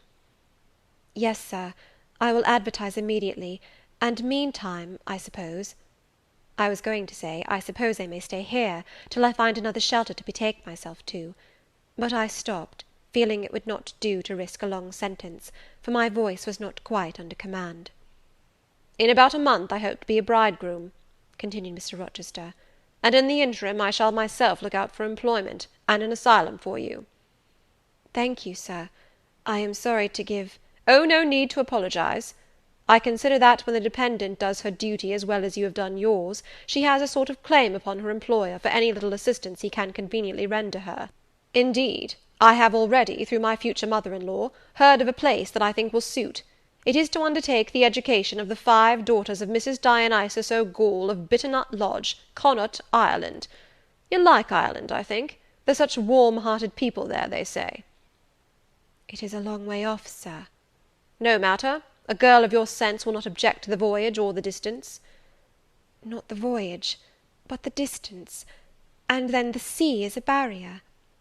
"From what, Jane?" "From England, and from Thornfield, and—" "Well?" "From you, Sir." I said this almost involuntarily, and, with as little sanction of free will, my tears gushed out. I did not cry so as to be heard, however; I avoided sobbing. The thought of Mrs. O'Gaull and Bitternut Lodge struck cold to my heart, and colder the thought of all the brine and foam, destined, as it seemed, to rush between me and the master at whose side I now walked, and coldest the remembrance of the wider ocean. Wealth, caste, custom intervened between me and what I naturally and inevitably loved. "It is a long way," I again said. "It is, to be sure. And when you get to Bitternut Lodge, Connaught, Ireland, I shall never see you again, Jane. That's morally certain.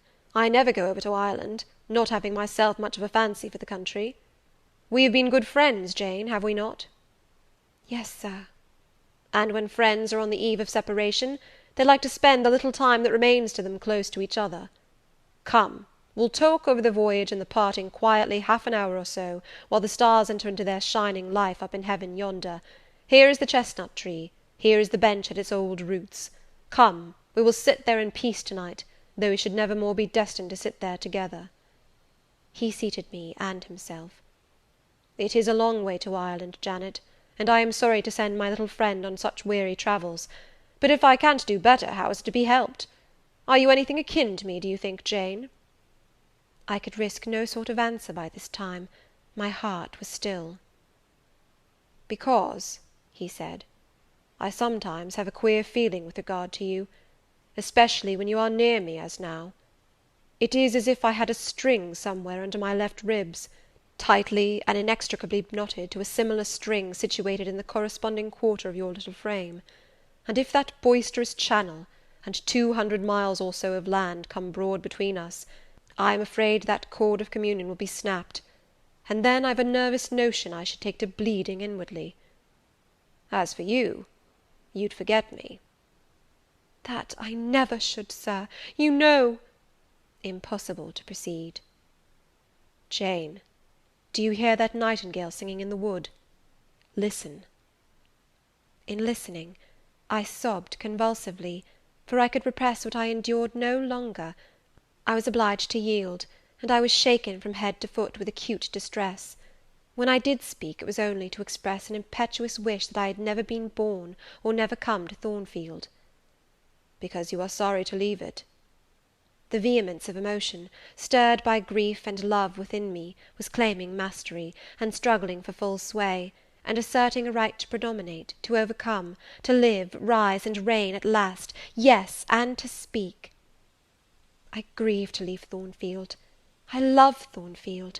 I love it because I have lived in it a full and delightful life, momentarily at least. I have not been trampled on. I have not been petrified. I have not been buried with inferior minds and excluded from every glimpse of communion with what is bright and energetic and high. I have talked face to face with what I reverence, with what I delight in, with an original, a vigorous, and expanded mind. I have known you, Mr. Rochester, and it strikes me with terror and anguish to feel I absolutely must be torn from you for ever. I see the necessity of departure, and it is like looking on the necessity of death." "Where do you see the necessity?" he asked suddenly. "Where? You, sir, have placed it before me." "In what shape?" "In the shape of Miss Ingram, a noble and beautiful woman, your bride." "My bride? What bride? I have no bride." "But you will have." "Yes, I will, I will." He set his teeth. "Then I must go. You have said it yourself." "No, you must stay. I swear it, and the oath shall be kept."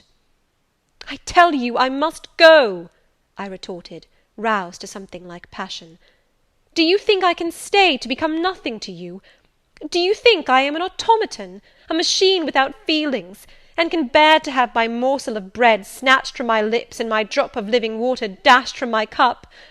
Do you think, because I am poor, obscure, plain, and little, I am soulless and heartless? You think wrong.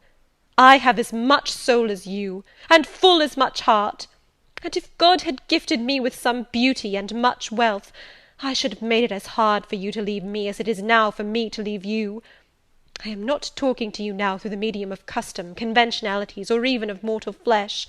It is my spirit that addresses your spirit, just as if both had passed through the grave, and we stood at God's feet, equal, as we are." "As we are," repeated Mr. Rochester. "So," he added, enclosing me in his arms, gathering me to his breast, pressing his lips on my lips. "So, Jane." "Yes, so, Sir," I rejoined, "and yet not so; for you are a married man, or as good as a married man, and wed to one inferior to you, to one with whom you have no sympathy, whom I do not believe you truly love, for I have seen and heard you sneer at her. I would scorn such a union, therefore I am better than you. Let me go." "Where, Jane? To Ireland?" "Yes, to Ireland. I have spoken my mind, and can go anywhere now." "Jane, be still! Don't struggle so, like a wild frantic bird that is rending its own plumage in its desperation." "I am no bird, and no net ensnares me. I am a free human being with an independent will, which I now exert to leave you."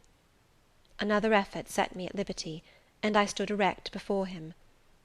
"And your will shall decide your destiny," he said.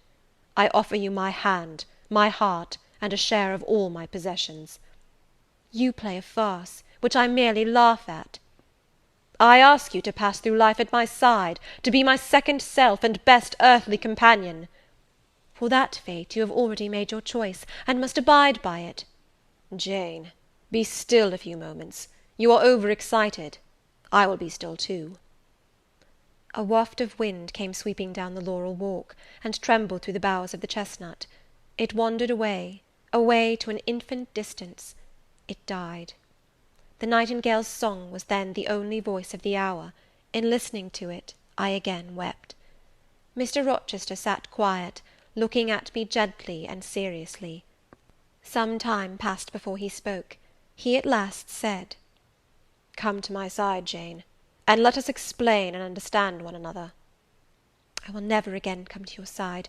I am torn away now, and cannot return."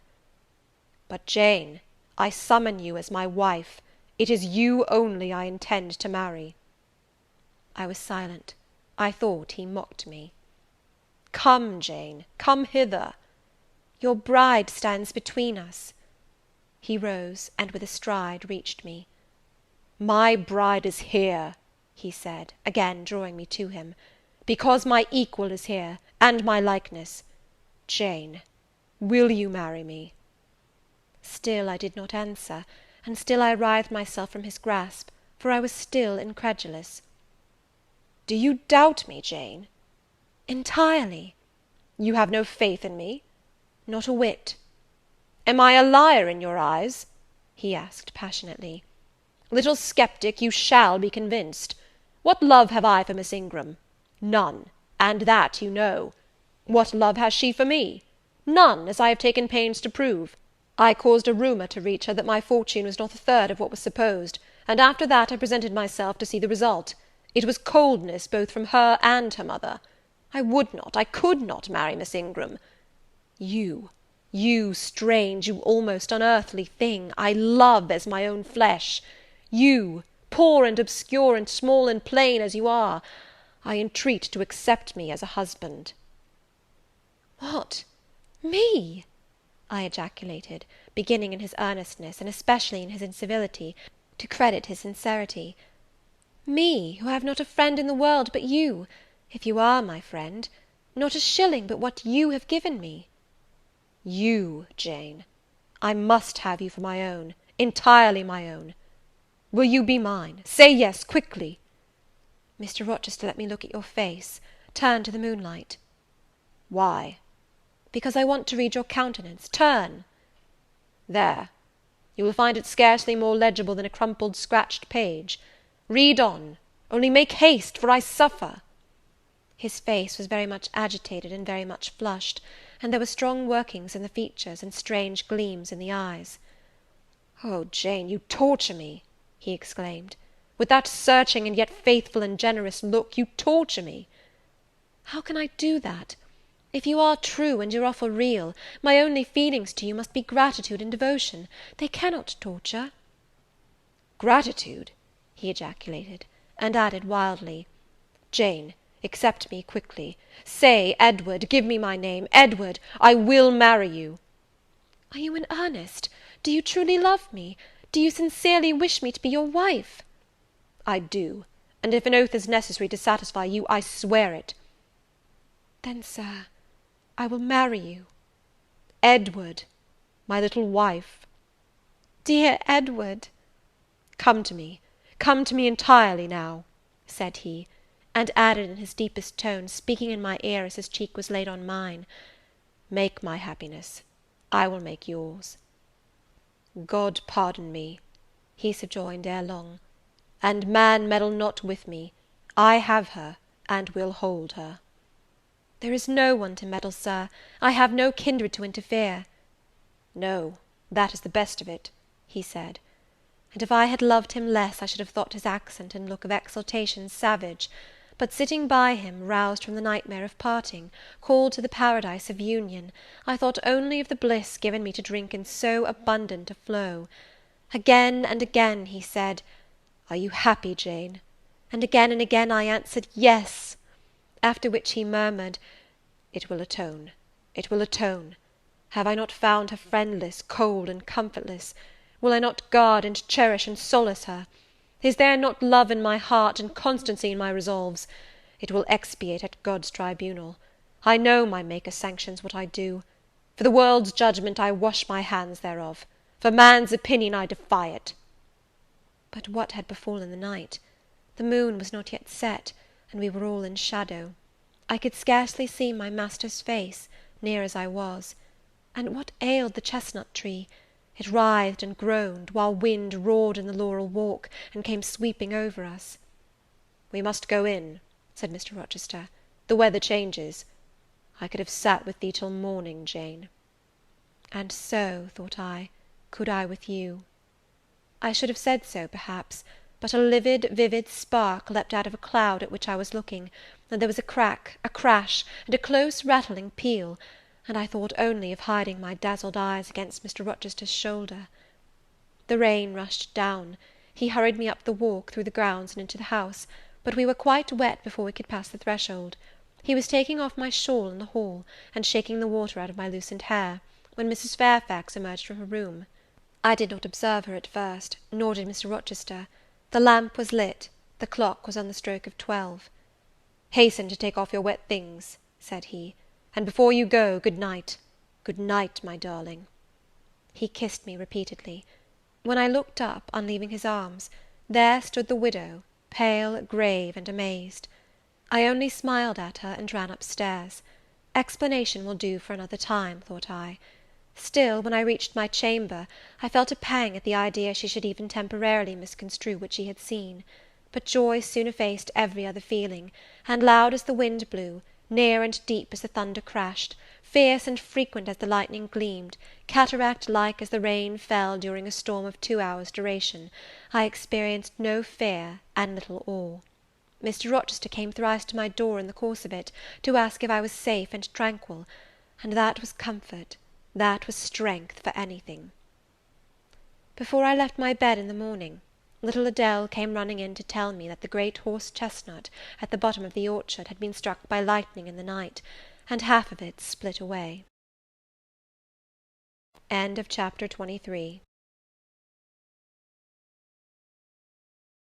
Chapter 24 of Jane Eyre.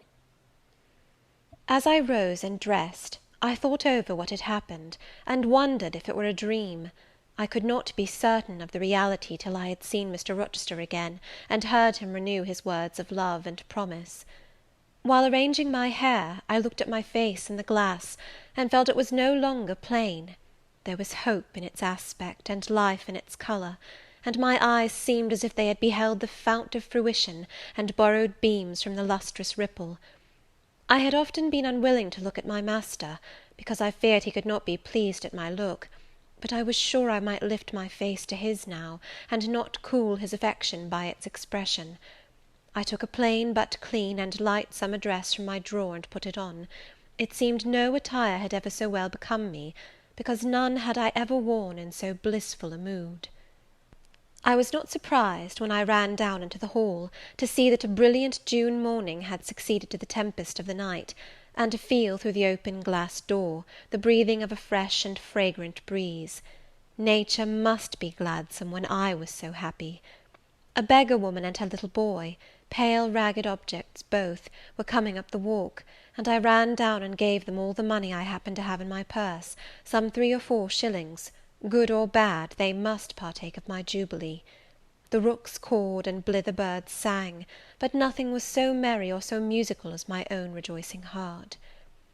Mrs. Fairfax surprised me by looking out of the window with a sad countenance, and saying gravely, "Miss Eyre, will you come to breakfast?" During the meal she was quiet and cool, but I could not undeceive her then.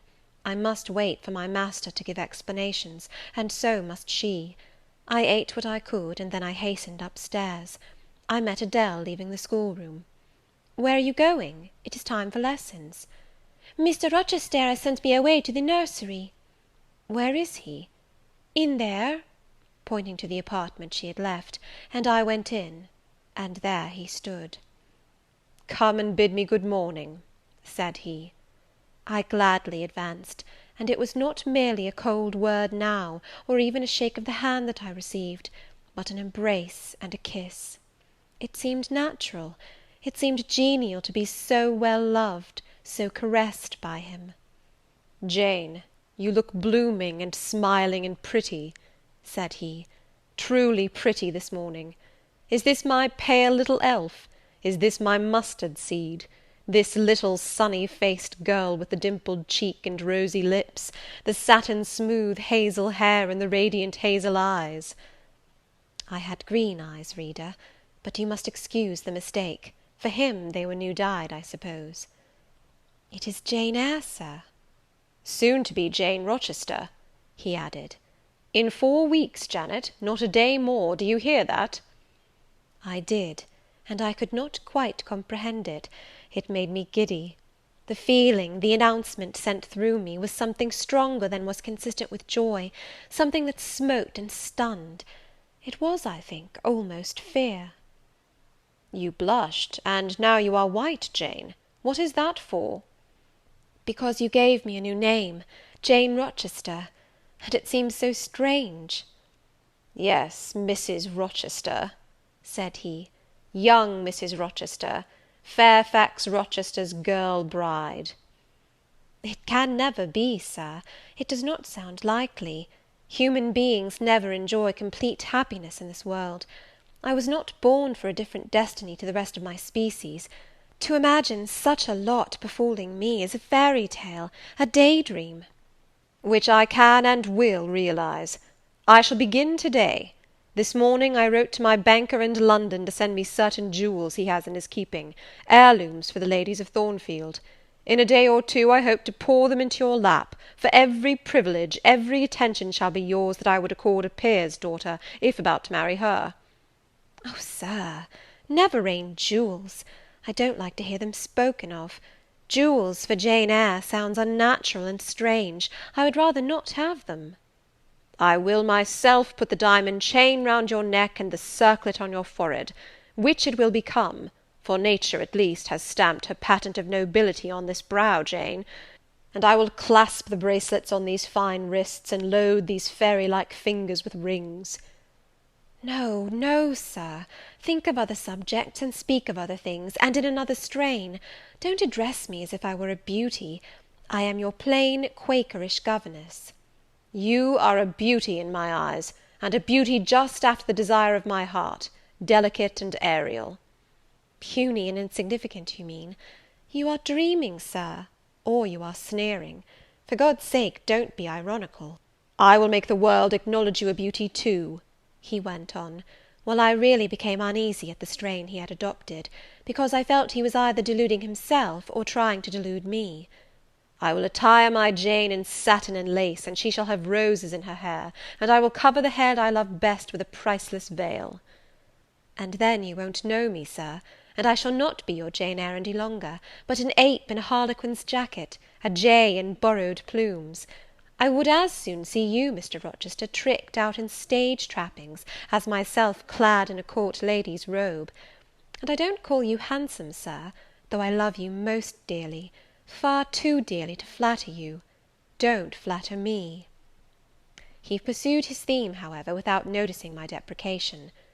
"This very day I shall take you in the carriage to Millcote, and you must choose some dresses for yourself. I told you we shall be married in 4 weeks. The wedding is to take place quietly, in the church down below yonder, and then I shall waft you away at once to town. After a brief stay there, I shall bear my treasure to regions nearer the sun, to French vineyards and Italian plains, and she shall see whatever is famous in old story and in modern record. She shall taste, too, of the life of cities, and she shall learn to value herself by just comparison with others." "Shall I travel, and with you, Sir?" "You shall sojourn at Paris, Rome, and Naples, at Florence, Venice, and Vienna. All the ground I have wandered over shall be re-trodden by you. Wherever I have stamped my hoof, your sylph's foot shall step also. 10 years since, I flew through Europe half mad with disgust, hate, and rage as my companions.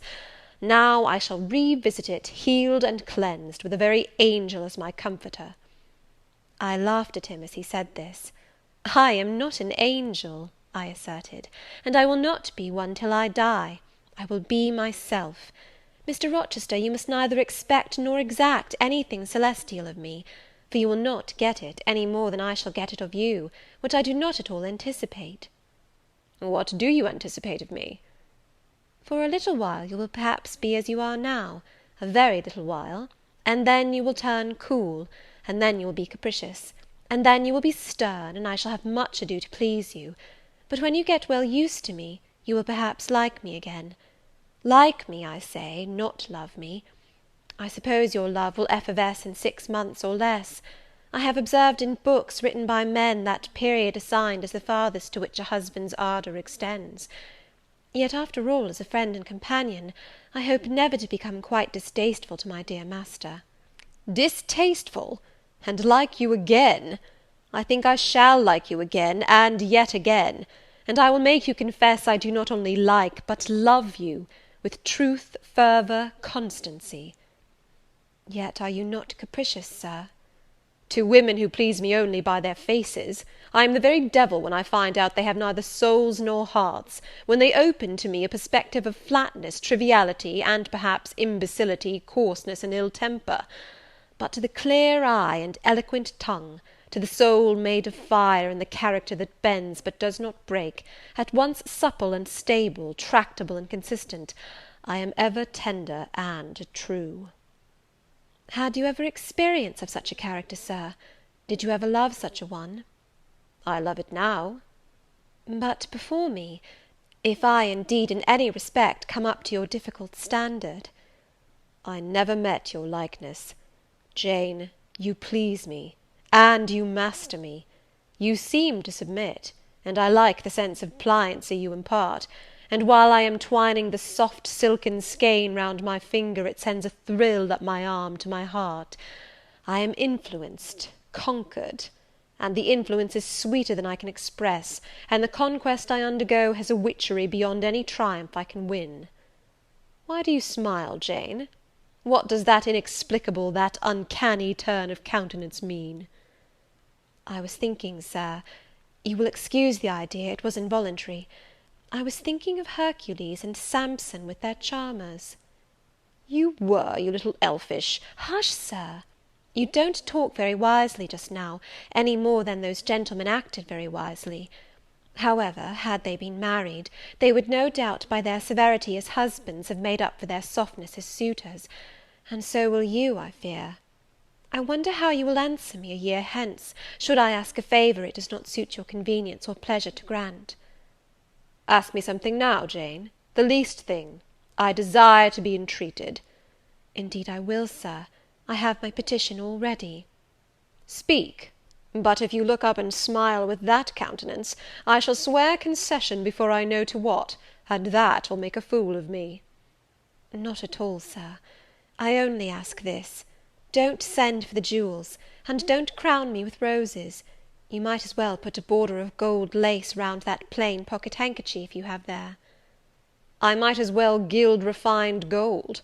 I know it. Your request is granted, then, for the time. I will remand the order I dispatched to my banker. But you have not yet asked for anything. You have prayed a gift to be withdrawn. Try again." "Well, then, Sir, Have the goodness to gratify my curiosity, which is much piqued on one point." He looked disturbed. What?" he said hastily. "Curiosity is a dangerous petition. It is well I have not taken a vow to accord every request." "But there can be no danger in complying with this, Sir." "Utter it, Jane; but I wish that instead of a mere inquiry into, perhaps, a secret, it was a wish for half my estate." "Now, King Ahasuerus, what do I want with half your estate? Do you think I am a Jew usurer, sinking good investment in land? I would much rather have all your confidence. You will not exclude me from your confidence, if you will admit me to your heart." "You are welcome to all my confidence that is worth having, Jane; but for God's sake don't desire a useless burden. Don't long for poison. Don't turn out a downright Eve on my hands." "Why not, Sir? You have just been telling me how much you like to be conquered, and how pleasant over persuasion is to you. Don't you think I had better take advantage of the confession, and begin and coax and entreat, even cry and be sulky if necessary, for the sake of a mere essay of my power?" "I dare you to any such experiment. Encroach, presume, and the game is up." "Is it, Sir? You soon give in. How stern you look now! Your eyebrows have become as thick as my finger, and your forehead resembles what, in some very astonishing poetry, I once saw styled a blue piled thunder loft. That will be your married look, I suppose."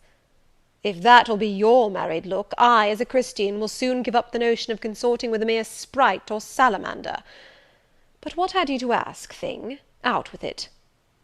"There, you are less than civil now, and I like rudeness a great deal better than flattery. I had rather be a thing than an angel. This is what I have to ask. Why did you take such pains to make me believe you wished to marry Miss Ingram?" "Is that all? Thank God it is no worse." And now he unknit his black brows, looked down, smiling at me, and stroked my hair, as if well pleased at seeing a danger averted. "I think I may confess," he continued, "even although I should make you a little indignant, Jane, and I have seen what a fire spirit you can be when you are indignant. You glowed in the cool moonlight last night when you mutinied against fate, and claimed your rank as my equal. Janet, by the by, it was you who made me the offer." "Of course I did. But to the point, if you please, Sir, Miss Ingram."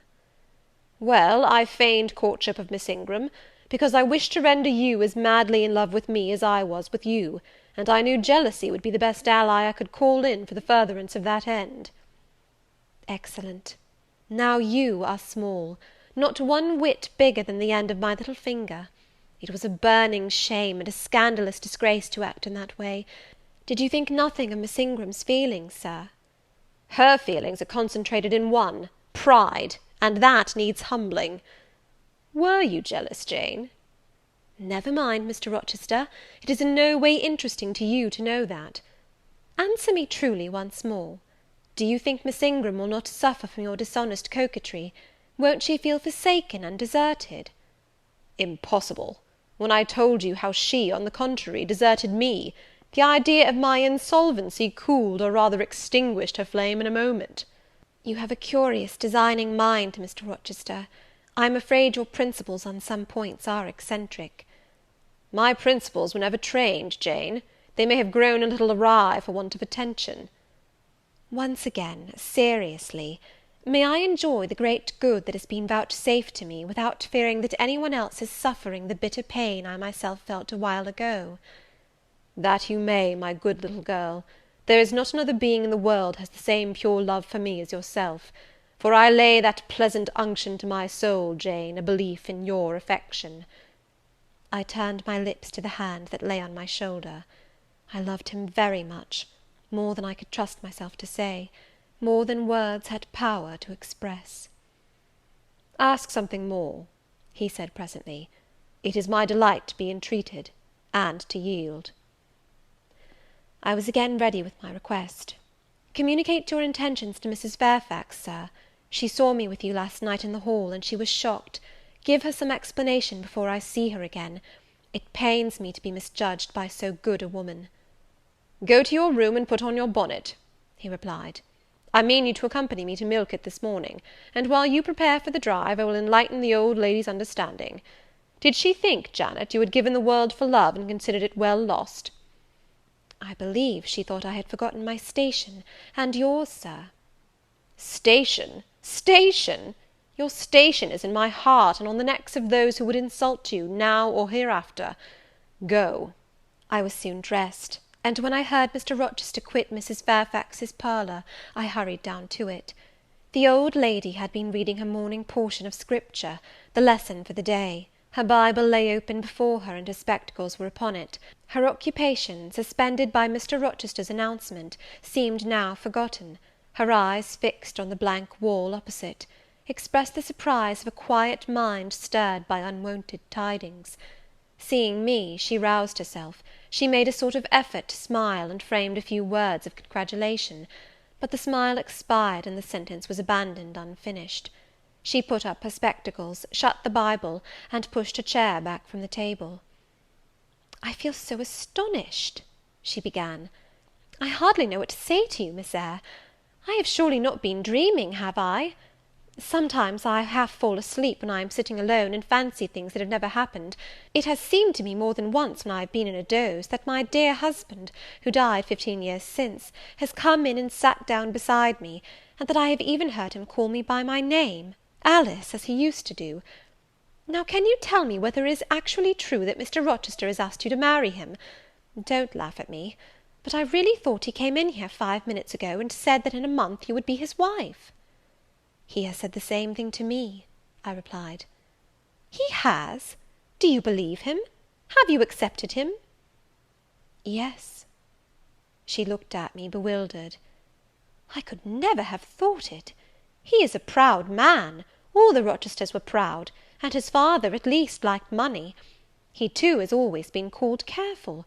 He means to marry you?" "He tells me so." She surveyed my whole person. In her eyes I read that they had there found no charm powerful enough to solve the enigma. "It passes me," she continued; "but no doubt it is true, since you say so. How it will answer, I cannot tell; I really don't know. Equality of position and fortune is often advisable in such cases, and there are 20 years of difference in your ages. He might almost be your father." "No, indeed, Mrs. Fairfax," exclaimed I, nettled, "he is nothing like my father. No one who saw us together would suppose it for an instant. Mr. Rochester looks as young, and is as young, as some men at 25. "Is it really for love he is going to marry you?" she asked.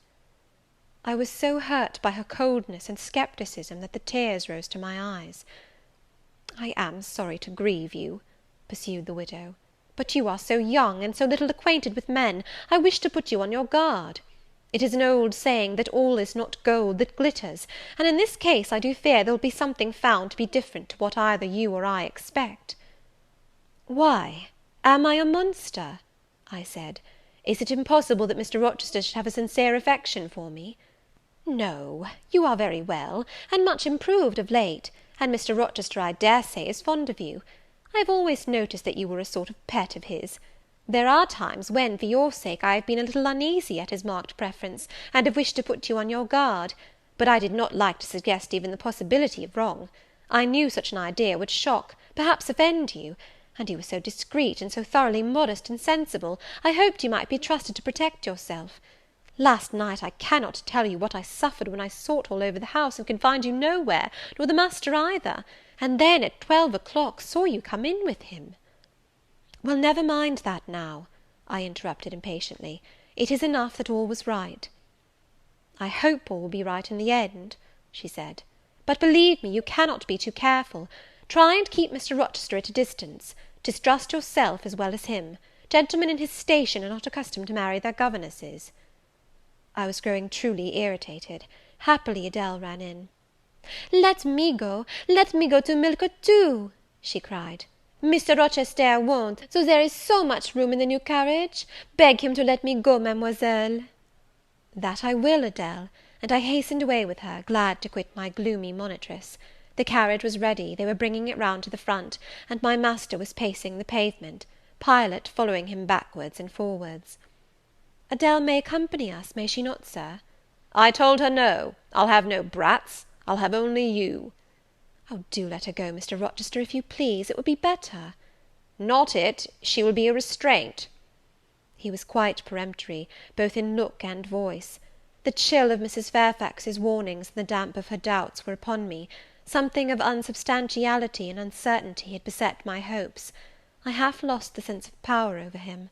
I was about mechanically to obey him without further remonstrance, but as he helped me into the carriage, he looked at my face. "What is the matter?" he said. "All the sunshine is gone. Do you really wish the bairn to go? Will it annoy you if she is left behind?" "I would far rather she went, Sir." "Then off for your bonnet, and back like a flash of lightning," cried he to Adele. She obeyed him with what speed she might. "After all, a single morning's interruption will not matter much," said he, "when I mean shortly to claim you, your thoughts, conversation, and company, for life." Adele, when lifted in, commenced kissing me by way of expressing her gratitude for my intercession. She was instantly stowed away into a corner on the other side of him. She then peeped round to where I sat, so stern a neighbour was too restrictive to him, in his present fractious mood. She dared whisper no observations, nor ask of him any information. "Let her come to me," I entreated. "She will perhaps trouble you, Sir. There is plenty of room on this side." He handed her over as if she had been a lap-dog. "I'll send her to school yet," he said; but now he was smiling. Adele heard him, and asked if she was to go to school. "Sans Mademoiselle?" "Yes," he replied, "absolutely sans Mademoiselle, for I am to take Mademoiselle to the moon, and there I shall seek a cave in one of the white valleys among the volcano tops, and Mademoiselle shall live with me there, and only me." "She will have nothing to eat, you will starve her," observed Adele. "I shall gather manna for her morning and night. The plains and hillsides in the moon are bleached with manna, Adele." "She will want to warm herself. What will she do for a fire?" "Fire rises out of the lunar mountains. When she is cold, I'll carry her up to a peak, and lay her down on the edge of a crater." "Oh, qu'elle y sera mal, peu confortable! And her clothes, they will wear out. How can she get new ones?" Mr. Rochester professed to be puzzled. Said he. "What would you do, Adele? Cudgel your brains for an expedient.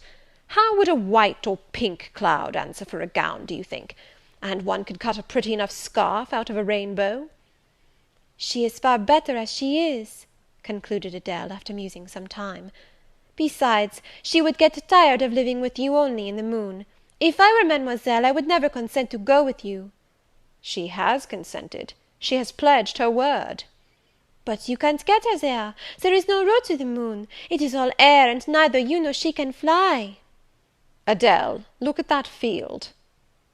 We were now outside Thornfield gates, and bowling lightly along the smooth road to Milket, where the dust was well laid by the thunderstorm, and where the low hedges and lofty timber trees on each side glistened green and rain refreshed. "In that field, Adele, I was walking late one evening about a fortnight since, the evening of the day you helped me to make hay in the orchard meadows, and as I was tired with raking swaths, I sat down to rest me on a stile, and there I took out a little book and pencil, and began to write about a misfortune that befell me long ago, and a wish I had for happy days to come. I was writing away very fast, though daylight was fading from the leaf, when something came up the path and stopped 2 yards off me. I looked at it. It was a little thing with a veil of gossamer on its head. I beckoned it to come near me. It soon stood at my knee. I never spoke to it, and it never spoke to me, in words. But I read its eyes, and it read mine, and our speechless colloquy was to this effect. It was a fairy, and come from Elfland, it said, and its errand was to make me happy. I must go with it out of the common world to a lonely place, such as the moon, for instance, and it nodded its head towards her horn, rising over Hay Hill. It told me of the alabaster cave and silver vale where we might live. I said I should like to go, but reminded it, as you did me, that I had no wings to fly. "Oh," returned the fairy, "that does not signify. Here is a talisman that will remove all difficulties," and she held out a pretty gold ring. "Put it," she said, "on the 4th finger of my left hand, and I am yours, and you are mine, and we shall leave earth and make our own heaven yonder." She nodded again at the moon. "The ring, Adele, is in my breeches pocket, under the disguise of a sovereign, but I mean soon to change it to a ring again." "But what has Mademoiselle to do with it? I don't care for the fairy. You said it was Mademoiselle you would take to the moon." "Mademoiselle is a fairy," he said, whispering mysteriously.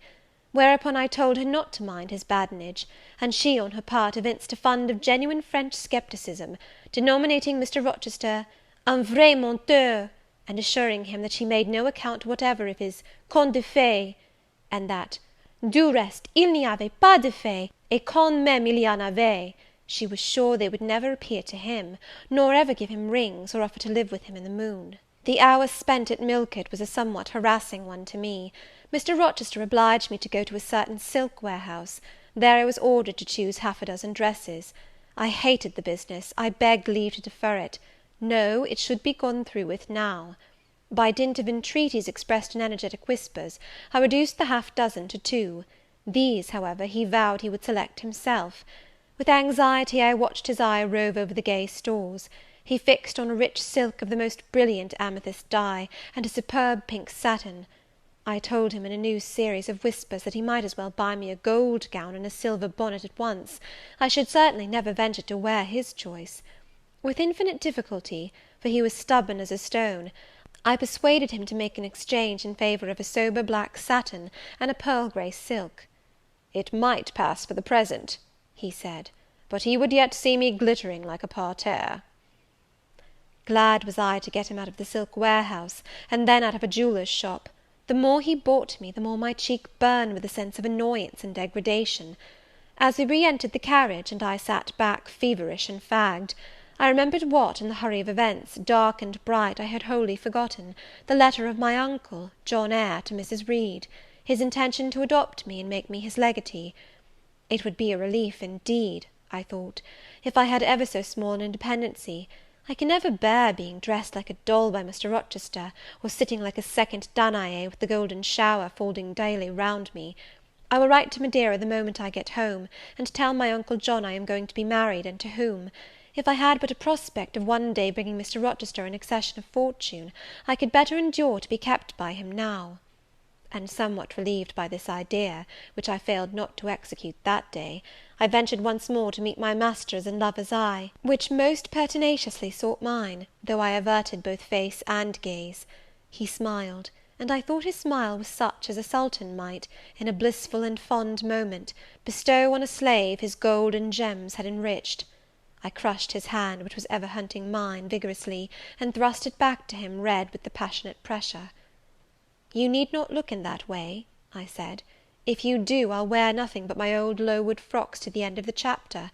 I'll be married in this lilac gingham. You may make a dressing gown for yourself out of the pearl grey silk, and an infinite series of waistcoats out of the black satin." He chuckled. He rubbed his hands. "Oh, it is rich to see and hear her!" he exclaimed. "Is she original? Is she piquant?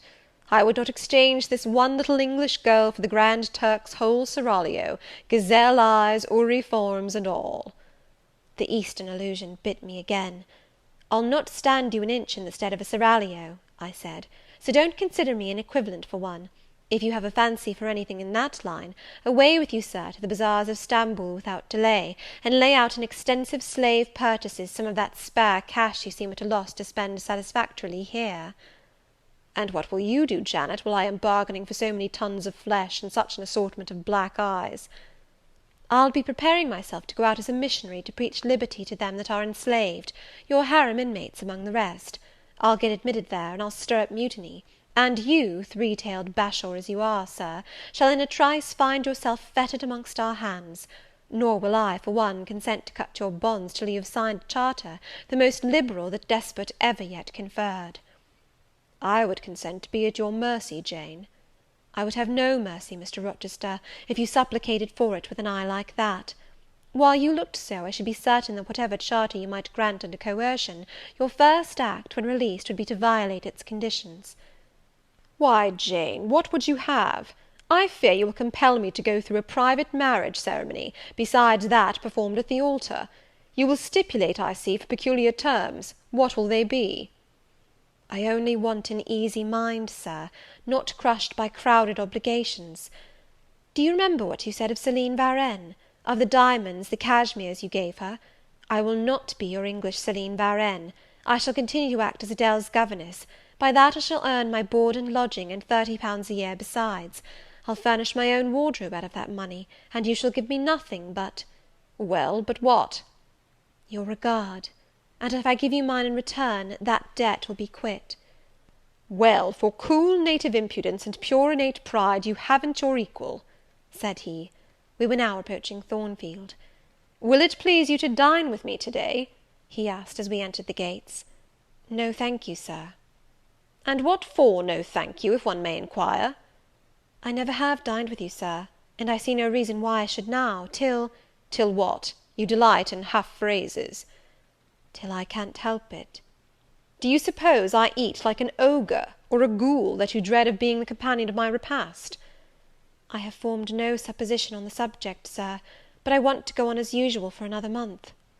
You will give up your governessing slavery at once. Indeed, begging your pardon, Sir, I shall not. I shall just go on with it as usual.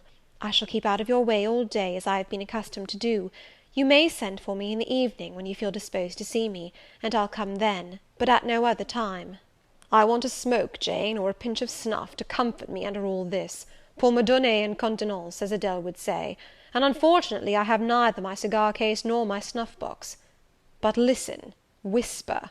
It is your time now, little tyrant, but it will be mine presently, and when once I have fairly seized you, to have and to hold, I'll just, figuratively speaking, attach you to a chain like this, touching his watch-guard.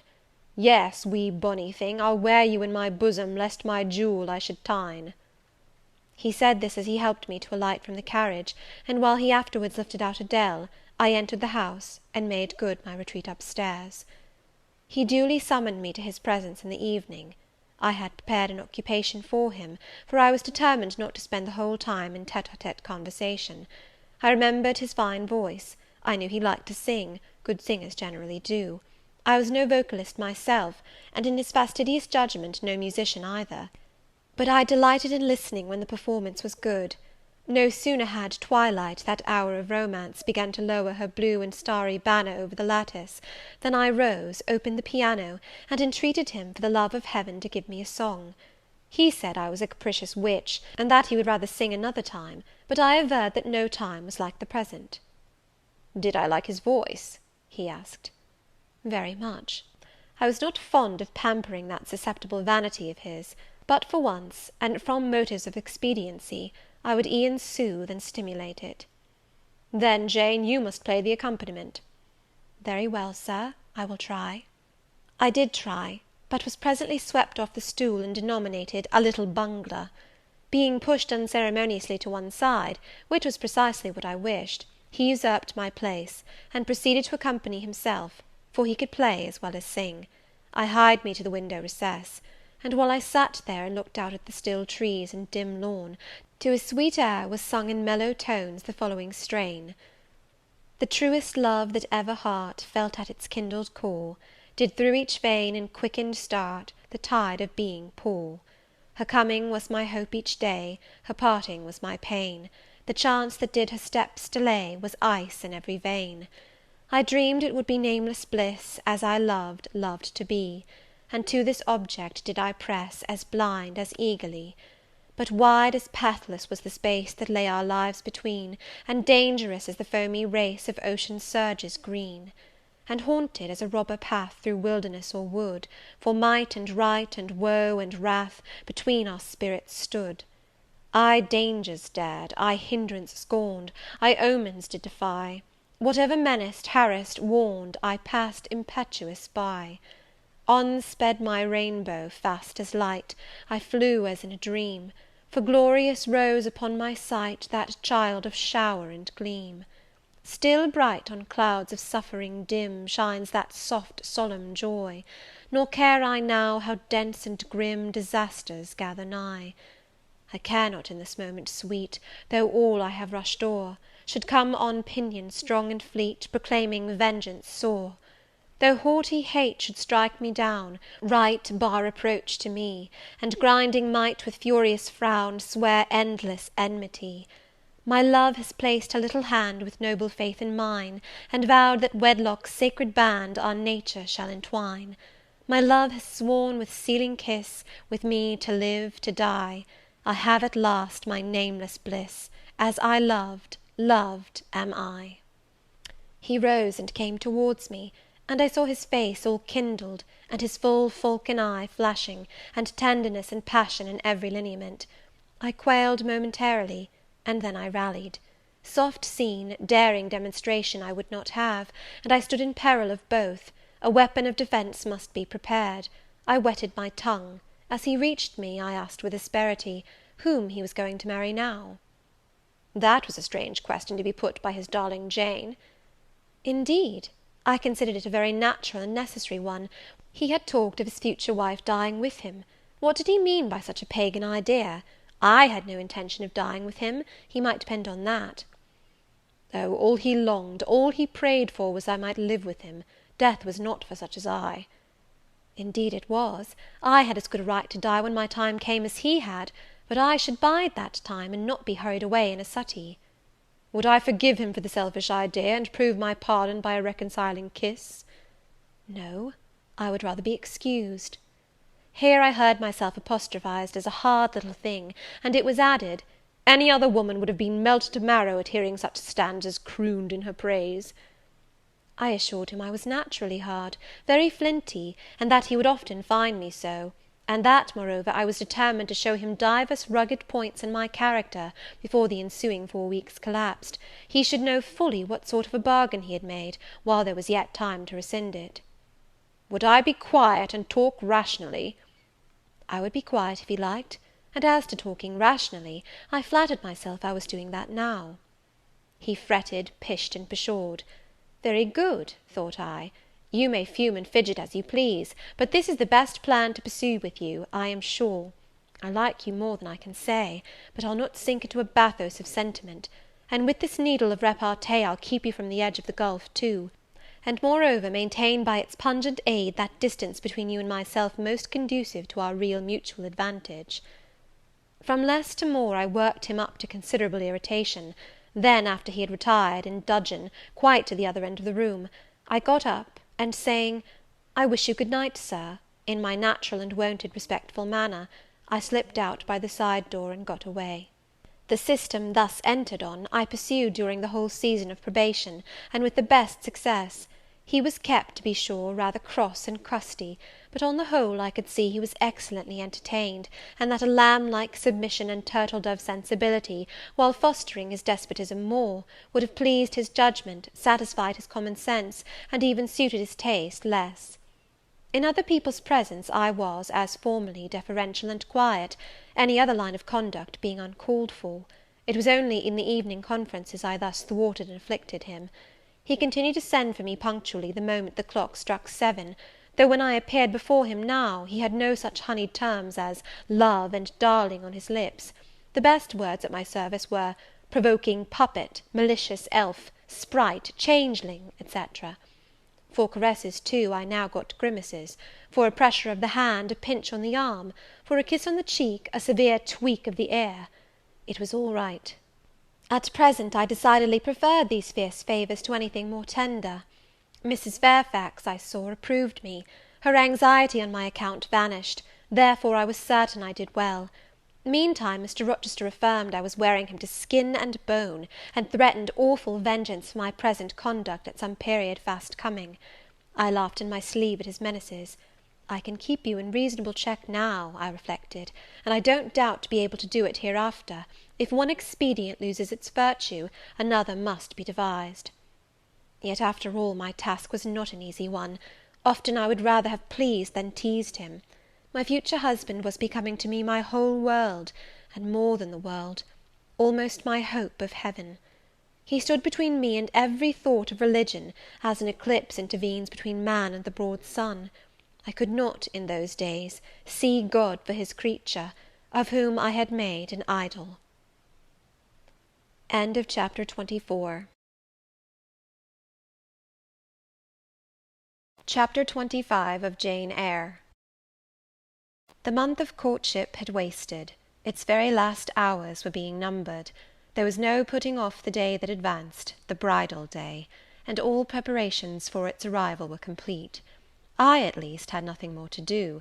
There were my trunks, packed, locked, corded, ranged in a row along the wall of my little chamber. To-morrow at this time they would be far on their road to London, and so should I. or rather not I, but one Jane Rochester, a person whom as yet I knew not. The cards of address alone remained to nail on. They lay, 4 little squares, in the drawer. Mr. Rochester had himself written the direction, Mrs. Rochester, Hotel, London, on each. I could not persuade myself to affix them, or to have them affixed. Mrs. Rochester! She did not exist. She would not be born till to-morrow, some time after 8 o'clock A.M., and I would wait to be assured she had come into the world alive before I assigned to her all that property. It was enough that in yonder closet, opposite my dressing-table, garments said to be hers had already displaced my black stuff Lowood frock and straw bonnet; for not to me appertained that suit of wedding raiment, the pearl-coloured robe, the vapoury veil pendant from the usurped portmanteau. I shut the closet to conceal the strange wraith-like apparel it contained, which at this evening hour, 9 o'clock, gave out certainly a most ghostly shimmer through the shadow of my apartment. "I will leave you by yourself, white dream," I said. "I am feverish. I hear the wind blowing. I will go out of doors and feel it." It was not only the hurry of preparation that made me feverish, not only the anticipation of the great change, the new life which was to commence to-morrow. Both these circumstances had their share, doubtless, in producing that restless, excited mood which hurried me forth at this late hour into the darkening grounds; but a third cause influenced my mind more than they. I had at heart a strange and anxious thought. Something had happened which I could not comprehend. No one knew of or had seen the event but myself. It had taken place the preceding night. Mr. Rochester that night was absent from home, nor was he yet returned. Business had called him to a small estate of 2 or 3 farms he possessed 30 miles off. Business it was requisite he should settle in person, previous to his meditated departure from England. I now waited his return, eager to disburden my mind, and to seek of him the solution of the enigma that perplexed me. Stay till he comes, reader, and when I disclose my secret to him, you shall share the confidence. I sought the orchard, driven to its shelter by the wind, which all day had blown strong and full from the south, without, however, bringing a speck of rain. Instead of subsiding as night drew on, it seemed to augment its rush and deepen its roar. The trees blew steadfastly one way, never writhing round, and scarcely tossing back their boughs once in an hour. So continuous was the strain bending their branchy heads northward, the clouds drifting from pole to pole, fast following mass on mass, no glimpse of blue sky had been visible that July day. It was not without a certain wild pleasure I ran before the wind, delivering my trouble of mind to the measureless air-torrent thundering through space. Descending the laurel walk, I faced the wreck of the chestnut tree. It stood up black and riven. The trunk, split down the centre, gasped ghastly. The cloven halves were not broken from each other, for the firm base and strong roots kept them unsundered below. Though community of vitality was destroyed, the sap could flow no more, the great boughs on each side were dead, and next winter's tempests would be sure to fell one or both to earth. As yet, however, they might be said to form one tree, a ruin, but an entire ruin. "You did right to hold fast to each other," I said, as if the monster splinters were living things and could hear me. "I think, scathed as you look, and charred and scorched, there must be a little sense of life in you yet, rising out of that adhesion at the faithful honest roots. You will never have green leaves more, never more see birds making nests and singing idyls in your boughs. The time of pleasure and love is over with you, but you are not desolate. Each of you has a comrade to sympathize with him in his decay." As I looked up at them, the moon appeared momentarily in that part of the sky which filled their fissure. Her disk was blood-red and half overcast. She seemed to throw on me one bewildered, dreary glance, and buried herself again instantly in the deep drift of cloud. The wind fell for a second round Thornfield, but far away over wood and water poured a wild melancholy wail. It was sad to listen to, and I ran off again. Here and there I strayed through the orchard, gathered up the apples with which the grass round the tree roots was thickly strewn. Then I employed myself in dividing the ripe from the unripe. I carried them into the house and put them away in the store-room. Then I repaired to the library to ascertain whether the fire was lit. for though summer, I knew on such a gloomy evening Mr. Rochester would like to see a cheerful hearth when he came in. Yes, the fire had been kindled some time, and burnt well. I placed his arm-chair by the chimney-corner, I wheeled the table near it, I let down the curtain, and had the candles brought in ready for lighting. More restless than ever, when I had completed these arrangements, I could not sit still, nor even remain in the house. A little timepiece in the room and the old clock in the hall simultaneously struck 10. "How late it grows!" I said. "I will run down to the gates. It is moonlight at intervals, I can see a good way on the road. He may be coming now, and to meet him will save some minutes of suspense." The wind roared high in the great trees which embowered the gates, but the road, as far as I could see, to the right hand and the left, was all still and solitary, save for the shadows of clouds crossing it at intervals as the moon looked out. It was but a long pale line, unvaried by one moving speck. A puerile tear dimmed my eye while I looked, a tear of disappointment and impatience. Ashamed of it, I wiped it away. I lingered. The moon shut herself wholly within her chamber, and drew close her curtain of dense cloud. The night grew dark, rain came driving fast on the gale. "I wish he would come! I wish he would come!" I exclaimed, seized with hypochondriac foreboding. I had expected his arrival before tea; now it was dark. What could keep him? Had an accident happened? The event of last night again recurred to me. I interpreted it as a warning of disaster. I feared my hopes were too bright to be realized, and I had enjoyed so much bliss lately that I imagined my fortune had passed its meridian, and must now decline. Well, I cannot return to the house, I thought. I cannot sit by the fireside while he is abroad in inclement weather. Better tire my limbs than strain my heart. I will go forward and meet him. I set out. I walked fast, but not far. Ere I had measured 1/4 of a mile, I heard the tramp of hoofs. A horseman came on full gallop, a dog ran by his side. Away with evil presentiment! It was he. Here he was, mounted on Mesrour, followed by Pilot. He saw me, for the moon had opened a blue field in the sky, and rode in it watery bright. He took his hat off, and waved it round his head. I now ran to meet him. "There!" he exclaimed, as he stretched out his hand and bent from the saddle. "You can't do without me, that is evident. Step on my boot toe, give me both hands, mount." I obeyed. Joy made me agile. I sprang up before him. A hearty kissing I got for a welcome, and some boastful triumph, which I swallowed as well as I could. He checked himself in his exultation to demand, "But is there anything the matter, Janet, that you come to meet me at such an hour? Is there anything wrong?" "No, but I thought you would never come. I could not bear to wait in the house for you, especially with this wind and rain." "Rain and wind, indeed! Yes, you are dripping like a mermaid. Pull my cloak round you. But I think you are feverish, Jane. Both your cheek and hand are burning hot. I ask again, is there anything the matter?" "Nothing now.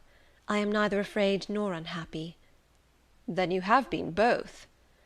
"Rather. But I'll tell you all about it by and by, Sir, and I dare say you will only laugh at me for my pains." "I'll laugh at you heartily when tomorrow is past. Till then I dare not. My prize is not certain. This is you who have been as slippery as an eel this last month, and as thorny as a briar rose. I could not lay a finger anywhere but I was pricked, and now I seem to have gathered up a stray lamb in my arms. You wandered out of the fold to seek your shepherd, did you, Jane?" "I wanted you. But don't boast. Here we are at Thornfield. Now let me get down." He landed me on the pavement. As John took his horse, and he followed me into the hall, he told me to make haste and put on something dry, and then return to him in the library; and he stopped me, as I made for the staircase, to extort a promise that I would not be long. Nor was I long. In 5 minutes I rejoined him. I found him at supper. "Take a seat and bear me company, Jane. Please God, it is the last meal but one you will eat at Thornfield Hall for a long time." I sat down near him, but told him I could not eat. "Is it because you have the prospect of a journey before you, Jane? Is it thoughts of going to London that takes away your appetite?" "I cannot see my prospects clearly to-night, Sir, and I hardly know what thoughts I have in my head. Everything in life seems unreal." "Except me. I am substantial enough. Touch me." "You, Sir, are the most phantom-like of all. You are a mere dream." He held out his hand, laughing. "Is that a dream?" said he, placing it close to my eyes. He had a rounded, muscular, and vigorous hand, as well as a long, strong arm. "Yes, though I touch it, it is a dream," said I, as I put it down from before my face. "Sir, have you finished supper?" "Yes, Jane." I rang the bell and ordered away the tray. When we were again alone, I stirred the fire, and then took a low seat at my master's knee. "It is near midnight," I said. "Yes, but remember, Jane, you promised to wake with me the night before my wedding." "I did, and I will keep my promise, for an hour or two at least. I have no wish to go to bed." "Are all your arrangements complete?" "All, sir." "And on my part likewise," he returned. "I have settled everything, and we shall leave Thornfield to-morrow, within half an hour after our return from church."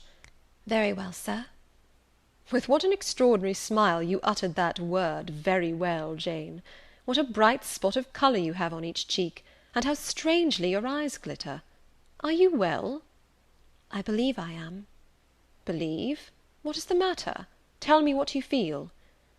"I could not, sir. No words could tell you what I feel. I wish this present hour would never end. Who knows with what fate the next may come charged?" "This is hypochondria, Jane. You have been over-excited or over-fatigued." "Do you, sir, feel calm and happy?" "Calm? No. But happy, to the heart's core." I looked up at him to read the signs of bliss in his face. It was ardent and flushed. "Give me your confidence, Jane," he said. "Relieve your mind of any weight that oppresses it, by imparting it to me.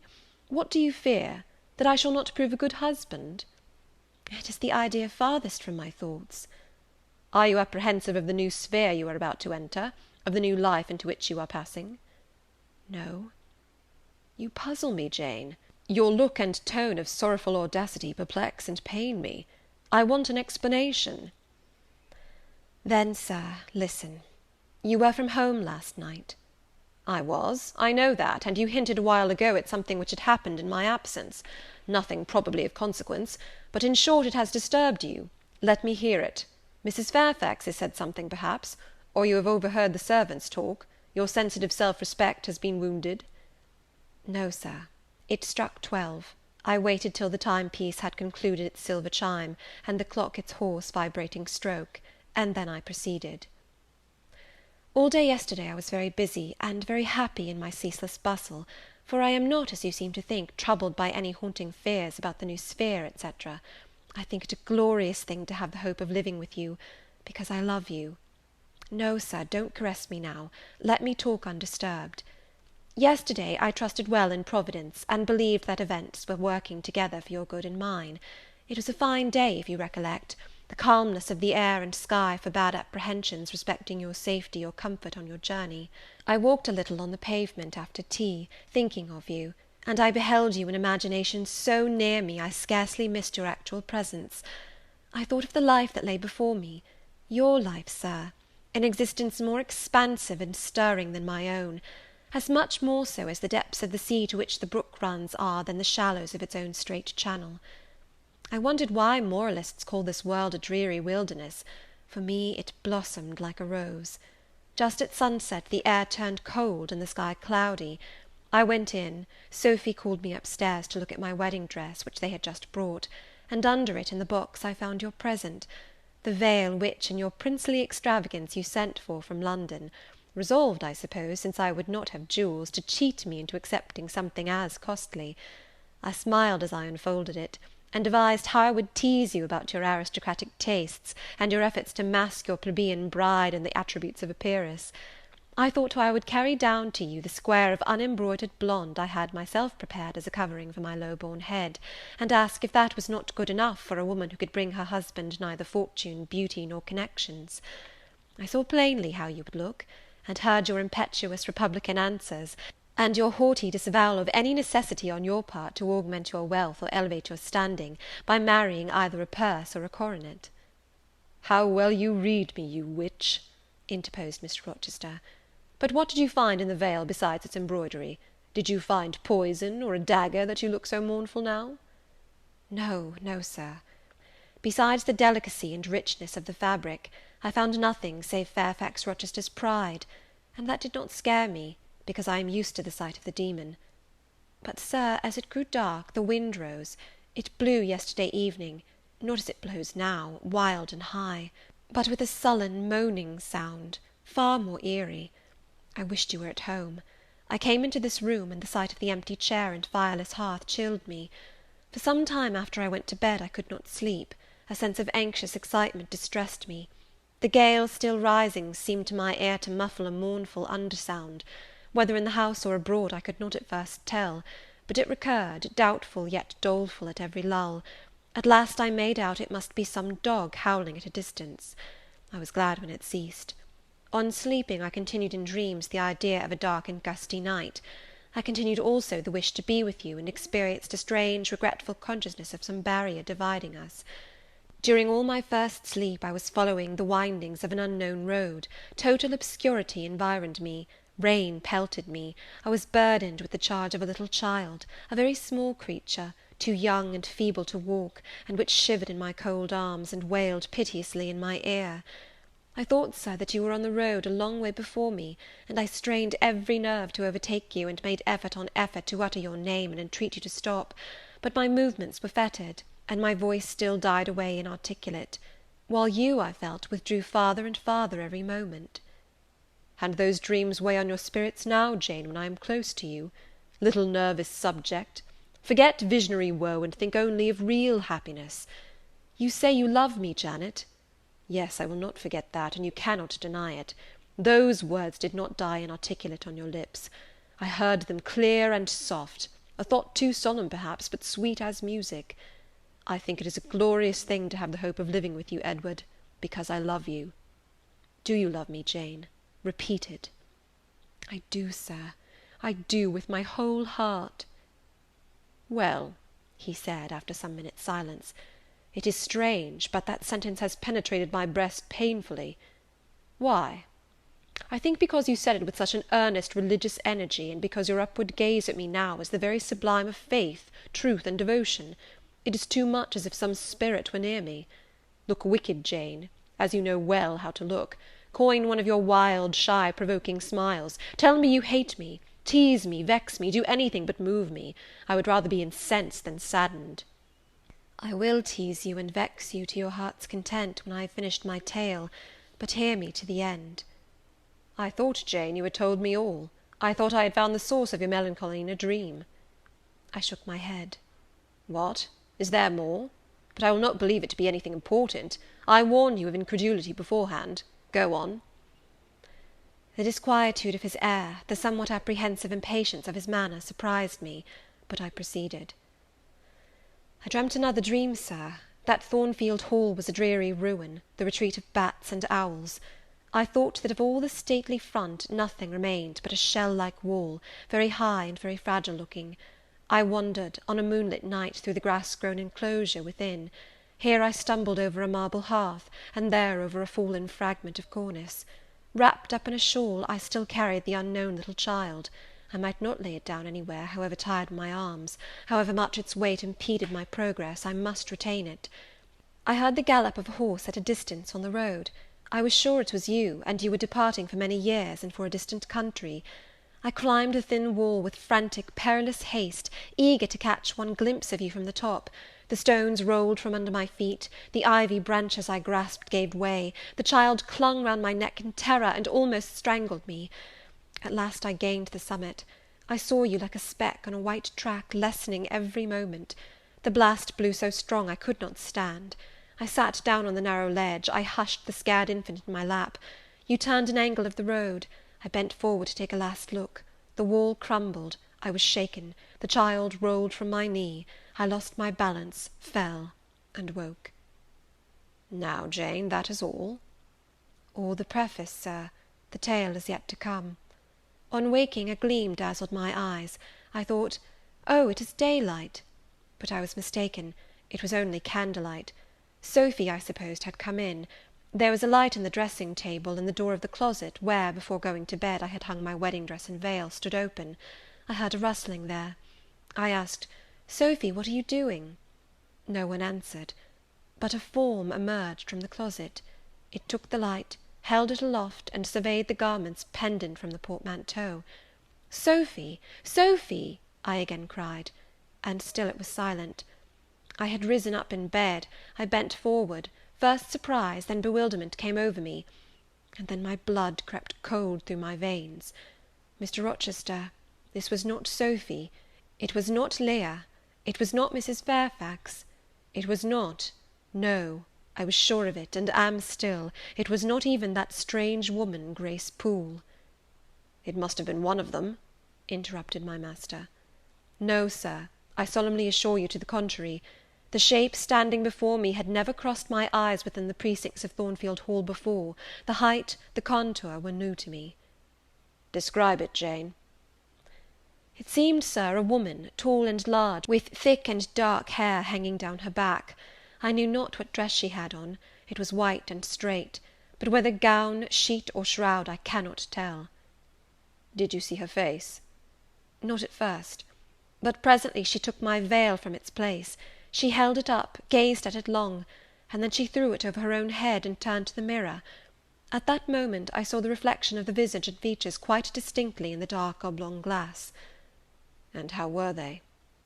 Fearful and ghastly to me. Oh, Sir, I never saw a face like it. It was a discoloured face. It was a savage face. I wish I could forget the roll of the red eyes and the fearful blackened inflation of the lineaments. Ghosts are usually pale, Jane. This, Sir, was purple.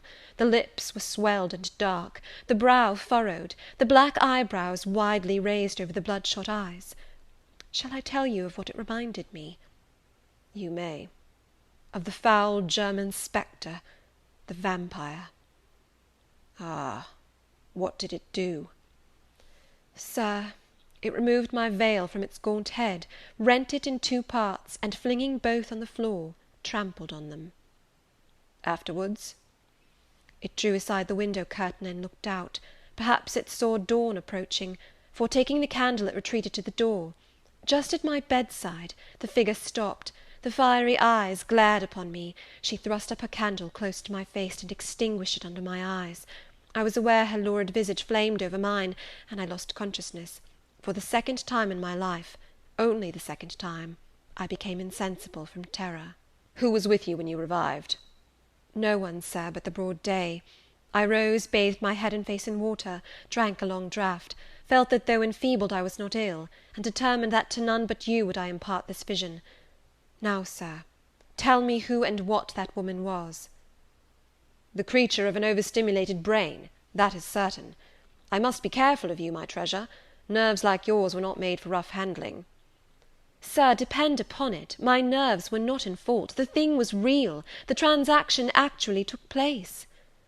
And your previous dreams, were they real too? Is Thornfield Hall a ruin? Am I severed from you by insuperable obstacles? Am I leaving you without a tear, without a kiss, without a word? Not yet. Am I about to do it? Why, the day is already commenced which is to bind us indissolubly, and when we are once united there shall be no recurrence of these mental terrors, I guarantee that. Mental terrors, Sir?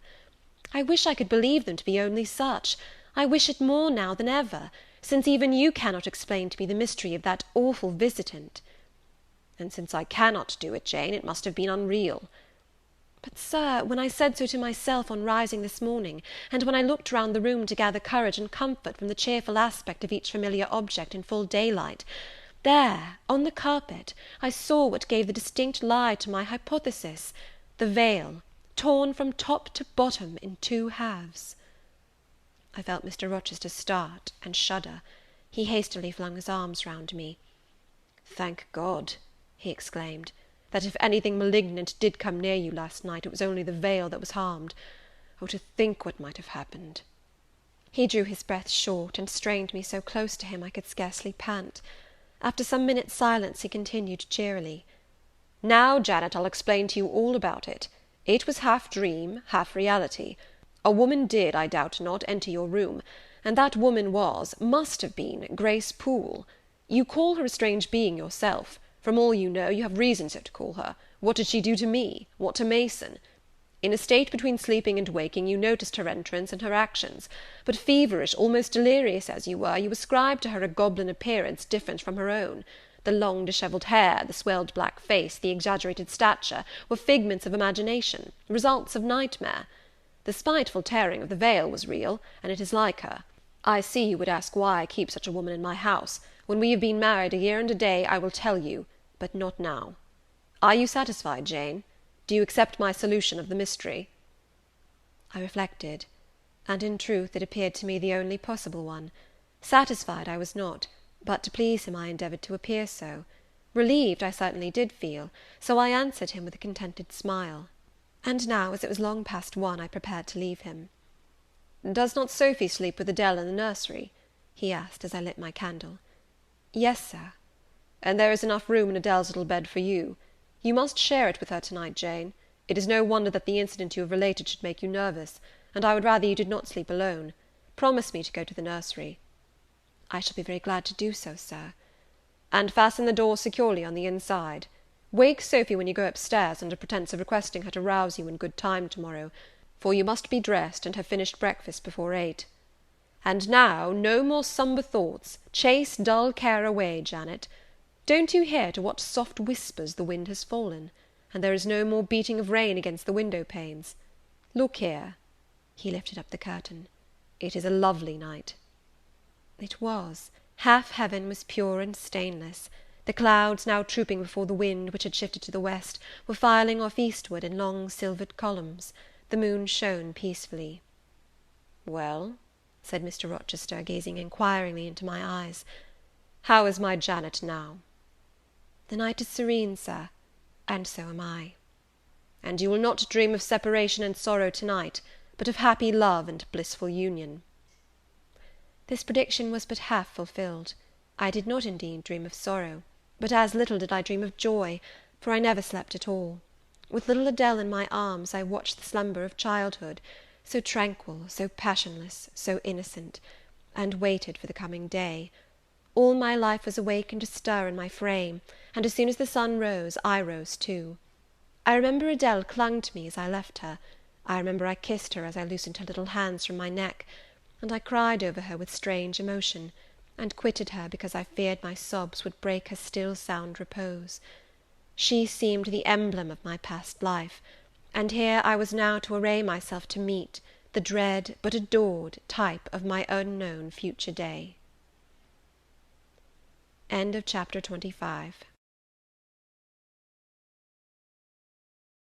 Chapter 26 of Jane Eyre.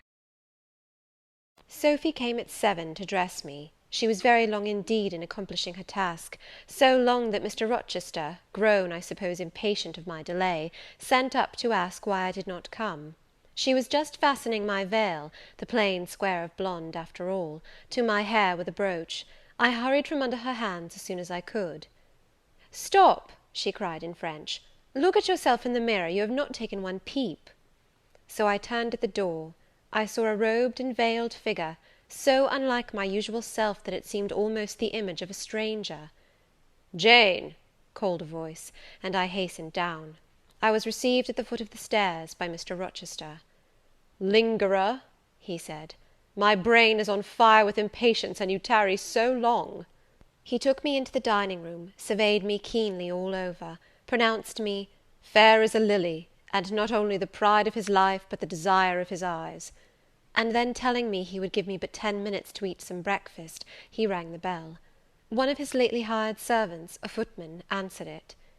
"Is John getting the carriage ready?" "Yes, sir." "Is the luggage brought down?" "They are bringing it down, sir." "Go you to the church, see if Mr. Wood," the clergyman, "and the clerk are there. Return and tell me." The church, as the reader knows, was but just beyond the gates. The footman soon returned. "Mr. Wood is in the vestry, sir, putting on his surplice." "And the carriage?"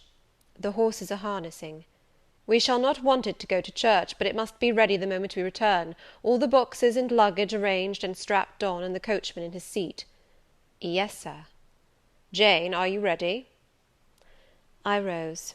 There were no groomsmen, no bridesmaids, no relatives to wait for or marshal, none but Mr. Rochester and I.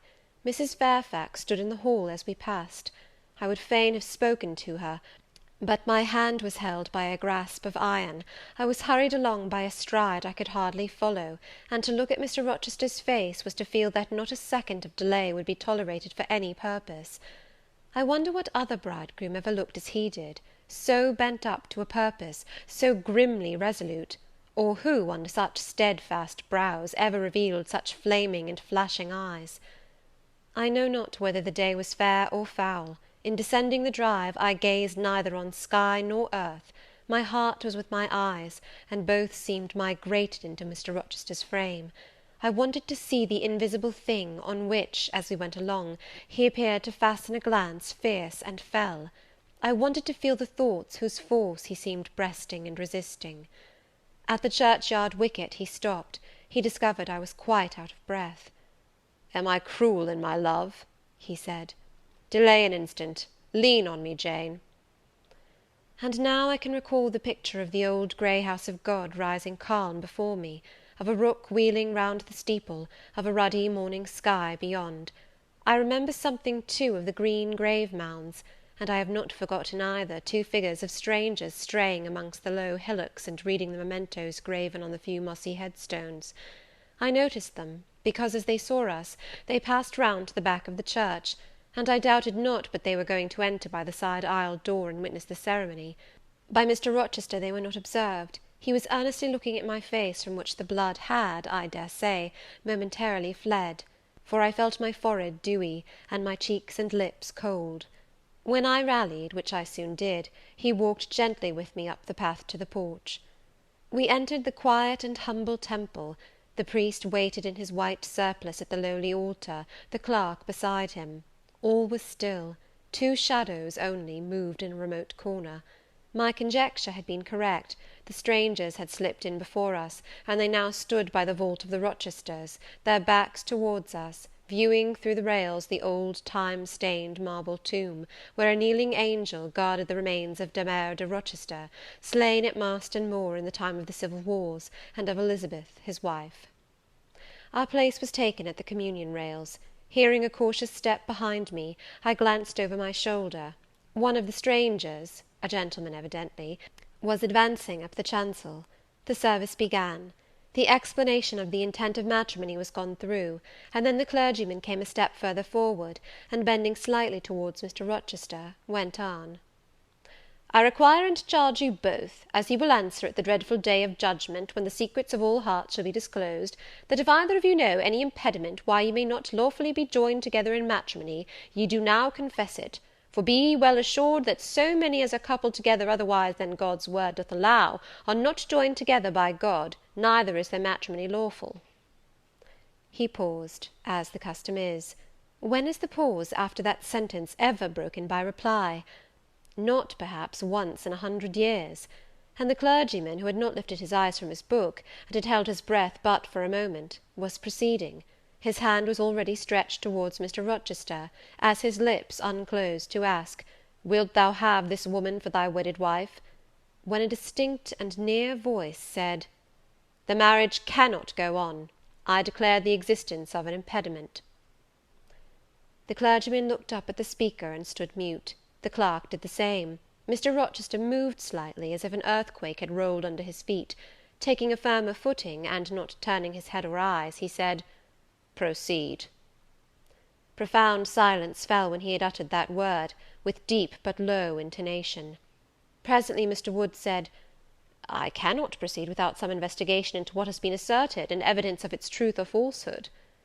"The ceremony is quite broken off," subjoined the voice behind us. "I am in a condition to prove my allegation. An insuperable impediment to this marriage exists." Mr. Rochester heard, but heeded not. He stood stubborn and rigid, making no movement but to possess himself of my hand. What a hot and strong grasp he had! And how like a quarried marble was his pale, firm, massive front at this moment! How his eyes shone, still watchful, and yet wild beneath! Mr. Wood seemed at a loss. "What is the nature of the impediment?" he asked. "Perhaps it may be got over, explained away." "Hardly," was the answer. "I have called it insuperable, and I speak advisedly."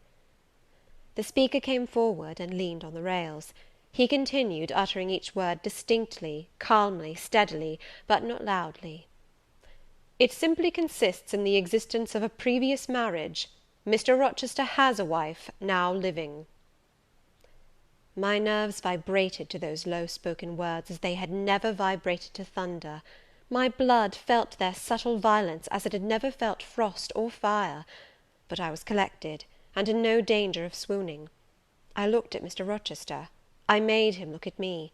His whole face was colourless rock. His eye was both spark and flint. He disavowed nothing. He seemed as if he would defy all things. Without speaking, without smiling, without seeming to recognise in me a human being, he only twined my waist with his arm, and riveted me to his side. "Who are you?" he asked of the intruder. "My name is Briggs, a solicitor of Street, London." "And you would thrust on me your wife?" "I would remind you of your lady's existence, sir, which the law recognises, if you do not." "Favour me with an account of her, with her name, her parentage, her place of abode." "Certainly." Mr. Briggs calmly took a paper from his pocket, and read out in a sort of official, nasal voice, "I affirm and can prove that on the 20th of October, A.D. a date of some 15 years back, Edward Fairfax Rochester of Thornfield Hall, in the county of , and of Ferndean Manor, in shire, England, was married to my sister, Bertha Antoinetta Mason, daughter of Jonas Mason, merchant, and of Antoinetta his wife, a Creole, at Church, Spanish Town, Jamaica. The record of the marriage will be found in the register of that church. A copy of it is now in my possession. Signed, Richard Mason." "That, if a genuine document, may prove I have been married, but it does not prove that the woman mentioned therein as my wife is still living." "She was living 3 months ago," returned the lawyer. "How do you know?" "I have a witness to the fact, whose testimony even you, sir, will scarcely controvert." "Produce him, or go to hell." "I will produce him first. He is on the spot. Mr. Mason, have the goodness to step forward." Mr. Rochester, on hearing the name, set his teeth. He experienced, too, a sort of strong convulsive quiver. Near to him as I was, I felt the spasmodic movement of fury or despair run through his frame. The second stranger, who had hitherto lingered in the background, now drew near. A pale face looked over the solicitor's shoulder. Yes, it was Mason himself. Mr. Rochester turned and glared at him. His eye, as I have often said, was a black eye. It now had a tawny, nay, a bloody light in its gloom, and his face flushed, olive cheek and hueless forehead received a glow as from spreading, ascending heart fire, and he stirred, lifted his strong arm. He could have struck Mason, dashed him on the church floor, shocked by a ruthless blow the breath from his body; but Mason shrank away, and cried faintly, "Good God!" Contempt fell cool on Mr. Rochester. His passion died as if a blight had shrivelled it up. He only asked, "What have you to say?" An inaudible reply escaped Mason's white lips. "The devil is in it if you cannot answer distinctly. I again demand, what have you to say?" Sir," interrupted the clergyman, "do not forget you are in a sacred place." Then, addressing Mason, he inquired gently, "Are you aware, sir, whether or not this gentleman's wife is still living?" "Courage," urged the lawyer, "speak out." "She is now living at Thornfield Hall," said Mason in more articulate tones. "I saw her there last April. I am her brother." "At Thornfield Hall!" ejaculated the clergyman. "Impossible! I am an old resident in this neighbourhood, sir, and I never heard of a Mrs. Rochester at Thornfield Hall." I saw a grim smile contort Mr. Rochester's lips, and he muttered, "No, by God! I took care that none should hear of it, or of her under that name." He mused. For 10 minutes he held counsel with himself. He formed his resolve, and announced it. "Enough! All shall bolt out at once, like the bullet from the barrel. Wood, close your book, and take off your surplice. John Green," to the clerk, "leave the church. There will be no wedding to-day." The man obeyed. Mr. Rochester continued, hardily and recklessly, "Bigamy is an ugly word. I meant, however, to be a bigamist, but fate has outmanoeuvred me, or Providence has checked me, perhaps the last. I am little better than a devil at this moment, and, as my pastor there would tell me, deserve no doubt the sternest judgments of God, even to the quenchless fire and deathless worm. Gentlemen, my plan is broken up. What this lawyer and his client say is true. I have been married, and the woman to whom I was married lives. You say you have never heard of a Mrs. Rochester at the house up yonder, Wood, but I dare say you have many a time inclined your ear to gossip about the mysterious lunatic kept under watch and ward. Some have whispered to you that she is my bastard half-sister, some my cast-off mistress. I now inform you that she is my wife, whom I married 15 years ago, Bertha Mason by name, sister of this resolute personage, who is now, with his quivering limbs and white cheeks, showing you what a stout heart men may bear. Cheer up, Dick, never fear me, I'd almost as soon strike a woman as you. Bertha Mason is mad, and she came of a mad family, idiots and maniacs through 3 generations. Her mother, the Creole, was both a mad woman and a drunkard, as I found out after I had wed the daughter, for they were silent on family secrets before. Bertha, like a dutiful child, copied her parent in both points. I had a charming partner, pure, wise, modest. You can fancy I was a happy man. I went through rich scenes. Oh, my experience has been heavenly, if you only knew it. But I owe you no further explanation. Briggs, Wood, Mason, I invite you all to come up to the house and visit Mrs. Poole's patient and my wife. You shall see what sort of a being I was cheated into espousing, and judge whether or not I had a right to break the compact, and seek sympathy with something at least human. This girl," he continued, looking at me, "knew no more than you would of the disgusting secret. She thought all was fair and legal, and never dreamt she was going to be entrapped into a feigned union with a defrauded wretch, already bound to a bad, mad, and embruted partner. Come, all of you, follow."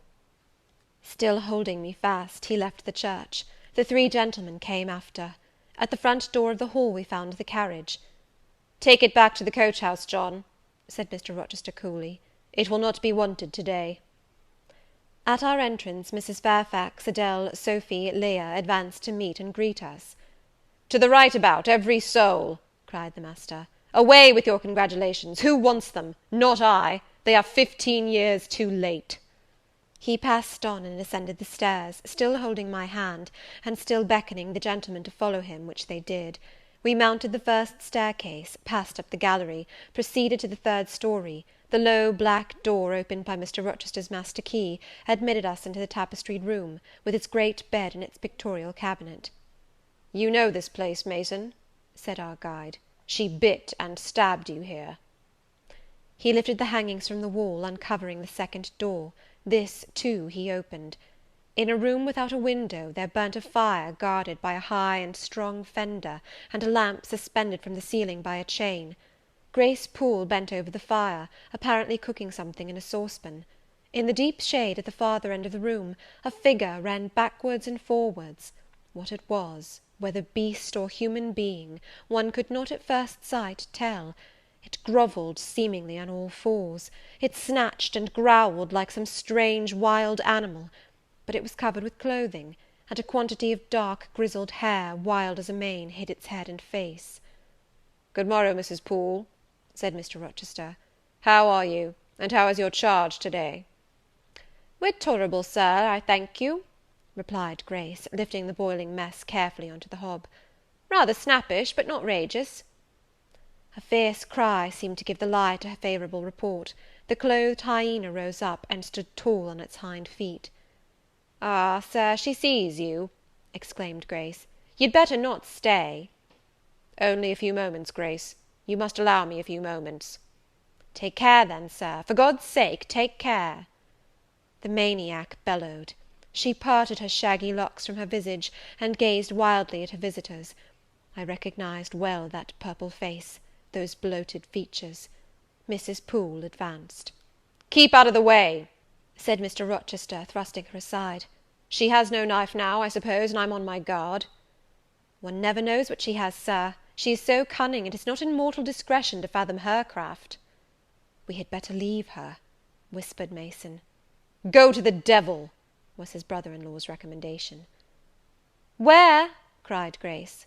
The 3 gentlemen retreated simultaneously. Mr. Rochester flung me behind him. The lunatic sprang and grappled his throat viciously, and laid her teeth to his cheek. They struggled. She was a big woman, in stature almost equalling her husband, and corpulent besides.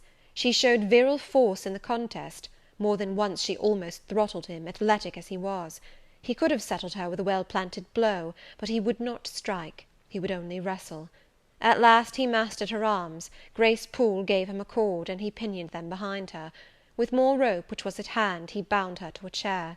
The operation was performed amidst the fiercest yells and the most convulsive plunges.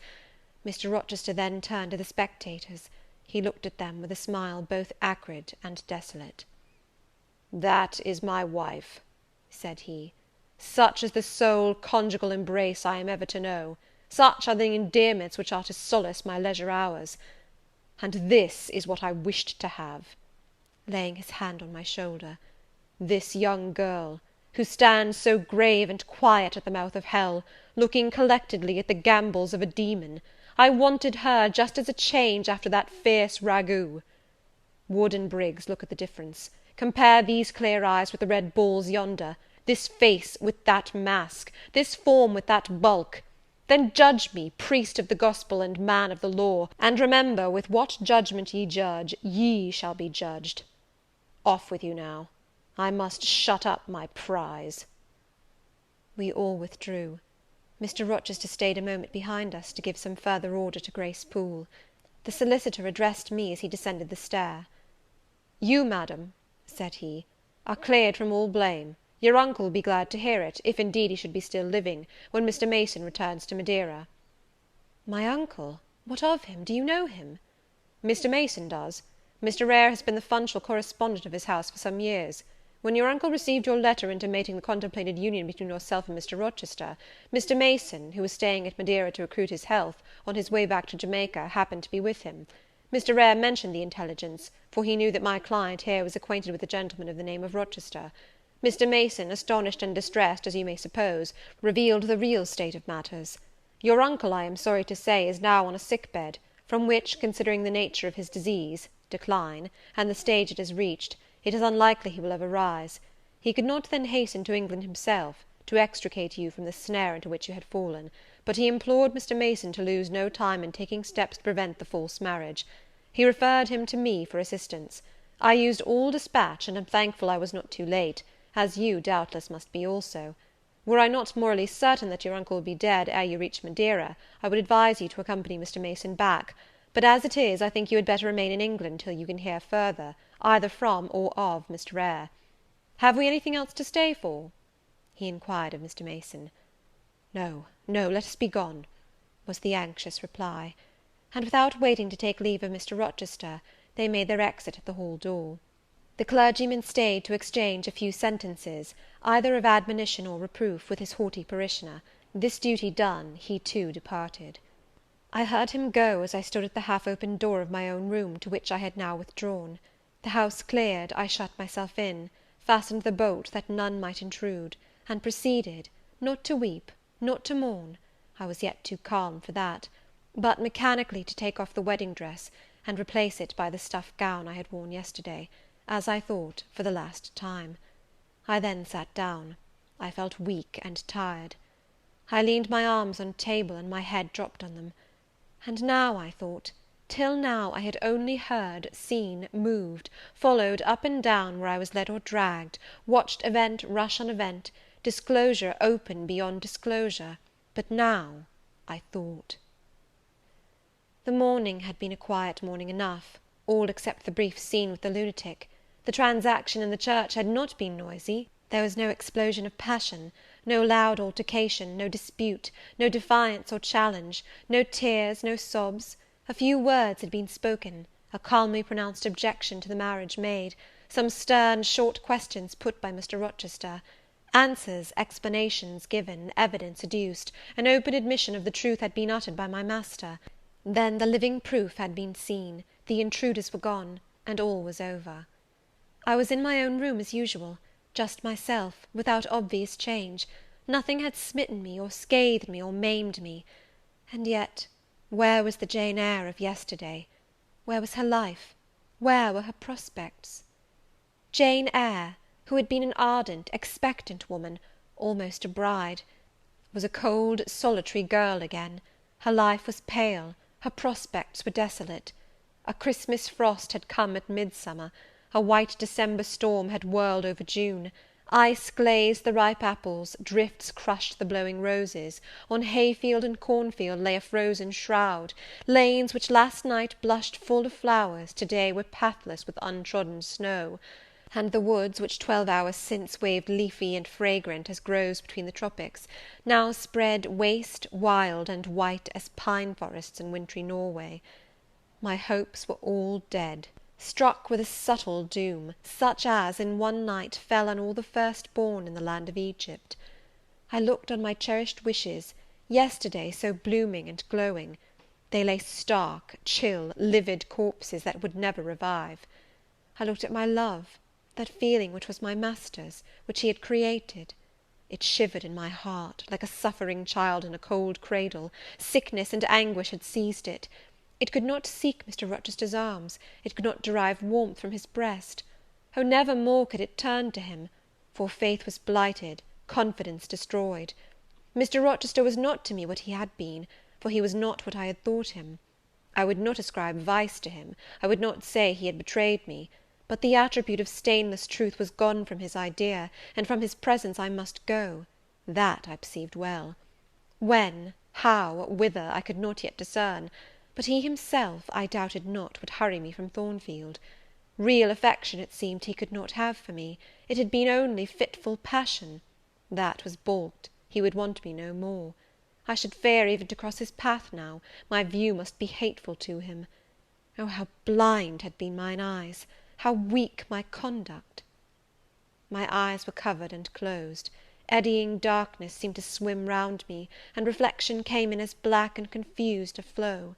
Self-abandoned, relaxed and effortless, I seemed to have laid me down in the dried-up bed of a great river.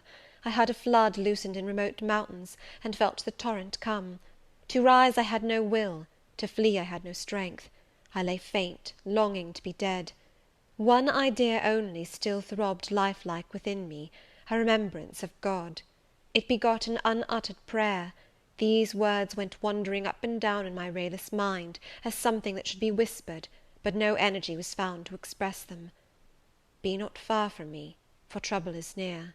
There is none to help. It was near, and as I had lifted no petition to Heaven to avert it, as I had neither joined my hands, nor bent my knees, nor moved my lips, it came. In full heavy swing the torrent poured over me. The whole consciousness of my life lorn, my love lost, my hope quenched, my faith dead struck, swayed full and mighty above me in one sullen mass. That bitter hour cannot be described. In truth, the waters came into my soul, I sank in deep mire, I felt no standing, I came into deep waters, the floods overflowed me. End of chapter 26. Chapter 27 of Jane Eyre. Some time in the afternoon I raised my head, and looking round and seeing the western sun gilding the sign of its decline on the wall, I asked, what am I to do? But the answer my mind gave, leave Thornfield at once, was so prompt, so dread, that I stopped my ears. I said I could not bear such words now. That I am not Edward Rochester's bride is the least part of my woe, I alleged. That I have wakened out of most glorious dreams, and found them all void and vain, is a horror I could bear and master; but that I must leave him, decidedly, instantly, entirely, is intolerable. I cannot do it. But then a voice within me averred that I could do it, and foretold that I should do it. I wrestled with my own resolution. I wanted to be weak, that I might avoid the awful passage of further suffering I saw laid out for me; and conscience, turned tyrant, held passion by the throat, told her tauntingly she had yet but dipped her dainty foot in the slough, and swore that, with that arm of iron, he would thrust her down to unsounded depths of agony. "Let me be torn away," then I cried; "let another help me." "No, you shall tear yourself away, none shall help you; you shall yourself pluck out your right eye, yourself cut off your right hand, your heart shall be the victim, and you the priest to transfix it." I rose up suddenly, terror struck at the solitude which so ruthless a judge haunted, at the silence which so awful a voice filled. My head swam as I stood erect. I perceived that I was sickening from excitement and inanition. Neither meat nor drink had passed my lips that day, for I had taken no breakfast. and with strange pang I now reflected that, long as I had been shut up here, no message had been sent to ask how I was, or to invite me to come down. Not even little Adele had tapped at the door, not even Mrs. Fairfax had sought me. "Friends always forget those whom fortune forsakes," I murmured, as I undrew the bolt and passed out. I stumbled over an obstacle. My head was still dizzy, my sight was dim, and my limbs were feeble. I could not soon recover myself. I fell, but not on to the ground. An outstretched arm caught me. I looked up. I was supported by Mr. Rochester, who sat in a chair across my chamber threshold. "You come out at last," he said. "Well, I have been waiting for you long, and listening. Yet not one movement have I heard, nor one sob. 5 minutes more of that death-like hush, and I should have forced the lock like a burglar. So you shun me? You shut yourself up and grieve alone? I would rather you had come and upbraided me with vehemence. You are passionate. I expected a scene of some kind. I was prepared for the hot train of tears, only I wanted them to be shed on my breast. Now a senseless floor has received them, or your drenched handkerchief. But I err. You have not wept at all. I see a white cheek and a faded eye, but no trace of tears. I suppose, then, your heart has been weeping blood." "Well, Jane, not a word of reproach? Nothing bitter, nothing poignant? Nothing to cut a feeling, or sting a passion? You sit quietly where I have placed you, and regard me with a weary, passive look. Jane, I never meant to wound you thus. If the man who had but one little ewe lamb that was dear to him as a daughter, that ate of his bread and drank of his cup, and lay in his bosom, had by some mistake slaughtered it at the shambles, he would not have rued his bloody blunder more than I now rue mine. Will you ever forgive me?" Reader, I forgave him at the moment, and on the spot. There was such deep remorse in his eye, such true pity in his tone, such manly energy in his manner, and besides there was such unchanged love in his whole look and mien, I forgave him all, yet not in words, yet not outwardly, only at my heart's core. "You know I am a scoundrel, Jane?" ere long he inquired wistfully, wondering, I suppose, at my continued silence and tameness, the result rather of weakness than of will. "Yes, Sir." "Then tell me so roundly and sharply. Don't spare me." "I cannot. I am sick and tired. I want some water." He heaved a sort of shuddering sigh, and, taking me in his arms, carried me down stairs. At first I did not know to what room he had borne me; all was cloudy to my glazed sight. Presently I felt the reviving warmth of a fire, for, summer as it was, I had become icy cold in my chamber. He put wine to my lips; I tasted it and revived. Then I ate something he offered me, and was soon myself. I was in the library, sitting in his chair; he was quite near. If I could go out of life now, without too sharp a pang, it would be well for me, I thought. Then I should not have to make the effort of cracking my heartstrings, in rending them from among Mr. Rochester's. I must leave him, it appears. I do not want to leave him. I cannot leave him. "How are you now, Jane?" "Much better, Sir. I shall be well soon." "Taste the wine again, Jane." I obeyed him. Then he put the glass on the table, stood before me, and looked at me attentively. Suddenly he turned away with an inarticulate exclamation, full of passionate emotion of some kind. He walked fast through the room and came back. He stooped towards me, as if to kiss me, but I remembered caresses were now forbidden. I turned my face away, and put his aside. "What? How is this?" he exclaimed hastily. "Oh, I know. You won't kiss the husband of Bertha Mason. You consider my arms filled and my embraces appropriated?"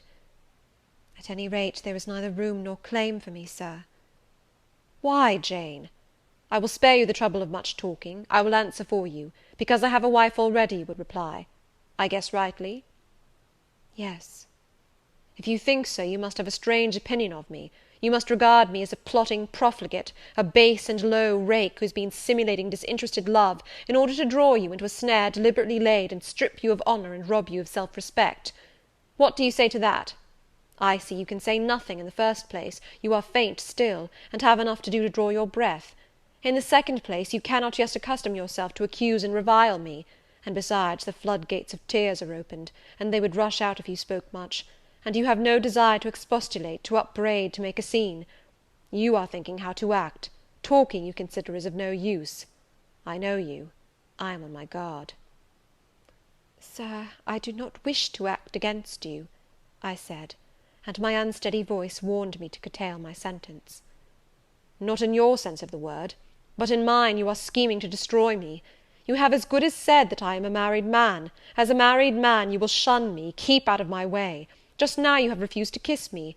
You intend to make yourself a complete stranger to me, to live under this roof only as Adele's governess. If ever I say a friendly word to you, if ever a friendly feeling inclines you again to me, you will say, that man had nearly made me his mistress, I must be ice and rock to him, and ice and rock you will accordingly become.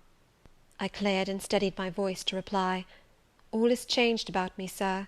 I must change too, there is no doubt of that, and to avoid fluctuations of feeling and continual combats with recollections and associations, there is only one way. Adele must have a new governess, sir. Oh, Adele will go to school, I have settled that already.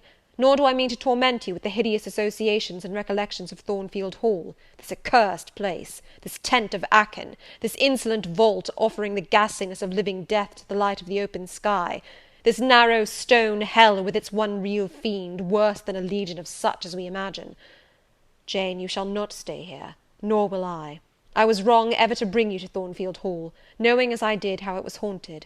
I charged them to conceal from you, before I ever saw you, all knowledge of the curse of the place, merely because I feared Adele never would have a governess to stay if she knew with what inmate she was housed, and my plans would not permit me to remove the maniac elsewhere. Though I possess an old house, Ferndean Manor, even more retired and hidden than this, where I could have lodged her safely enough, had not a scruple about the unhealthiness of the situation, in the heart of a wood, made my conscience recoil from the arrangement. Probably those damp walls would soon have eased me of her charge; but to each villain his own vice, and mine is not a tendency to indirect assassination, even of what I most hate. Concealing the mad woman's neighbourhood from you, however, was something like covering a child with a cloak, and laying it down near an upas tree. That demon's vicinage is poisoned, and always was. But I'll shut up Thornfield Hall. I'll nail up the front door and board the lower windows. I'll give Mrs. Poole 200 a year to live here with my wife, as you term that fearful hag. Grace will do much for money, and she shall have her son, the keeper at Grimsby Retreat, to bear her company, and be at hand to give her aid in the paroxysms, when my wife is prompted by her familiar to burn people in their beds at night, to stab them, to bite their flesh from their bones, and so on. Sir, I interrupted him, you are inexorable for that unfortunate lady. You speak of her with hate, with vindictive antipathy. It is cruel, she cannot help being mad. Jane, my little darling, so I will call you, for so you are. You don't know what you are talking about. You misjudge me again. It is not because she is mad I hate her. If you were mad, do you think I should hate you? I do indeed, sir. Then you are mistaken, and you know nothing about me, and nothing about the sort of love of which I am capable. Every atom of your flesh is as dear to me as my own. In pain and sickness it would still be dear. Your mind is my treasure, and if it were broken, it would be my treasure still.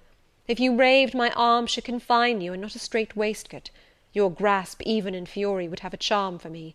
If you flew at me as wildly as that woman did this morning, I should receive you in an embrace, at least as fond as it would be restrictive. I should not shrink from you with disgust as I did from her.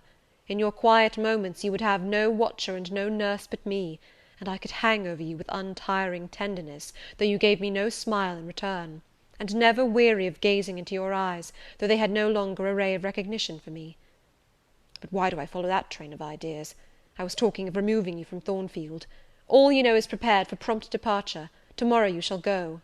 I only ask you to endure one more night under this roof, Jane, and then farewell to its miseries and terrors for ever. I have a place to repair to, which will be a secure sanctuary from hateful reminiscences, from unwelcome intrusion, even from falsehood and slander. And take Adele with you, sir, I interrupted. She will be a companion for you. What do you mean, Jane? I told you I would send Adele to school, and what do I want with a child for a companion, and not my own child, a French dancer's bastard? Why do you importune me about her? I say, why do you assign Adele to me for a companion?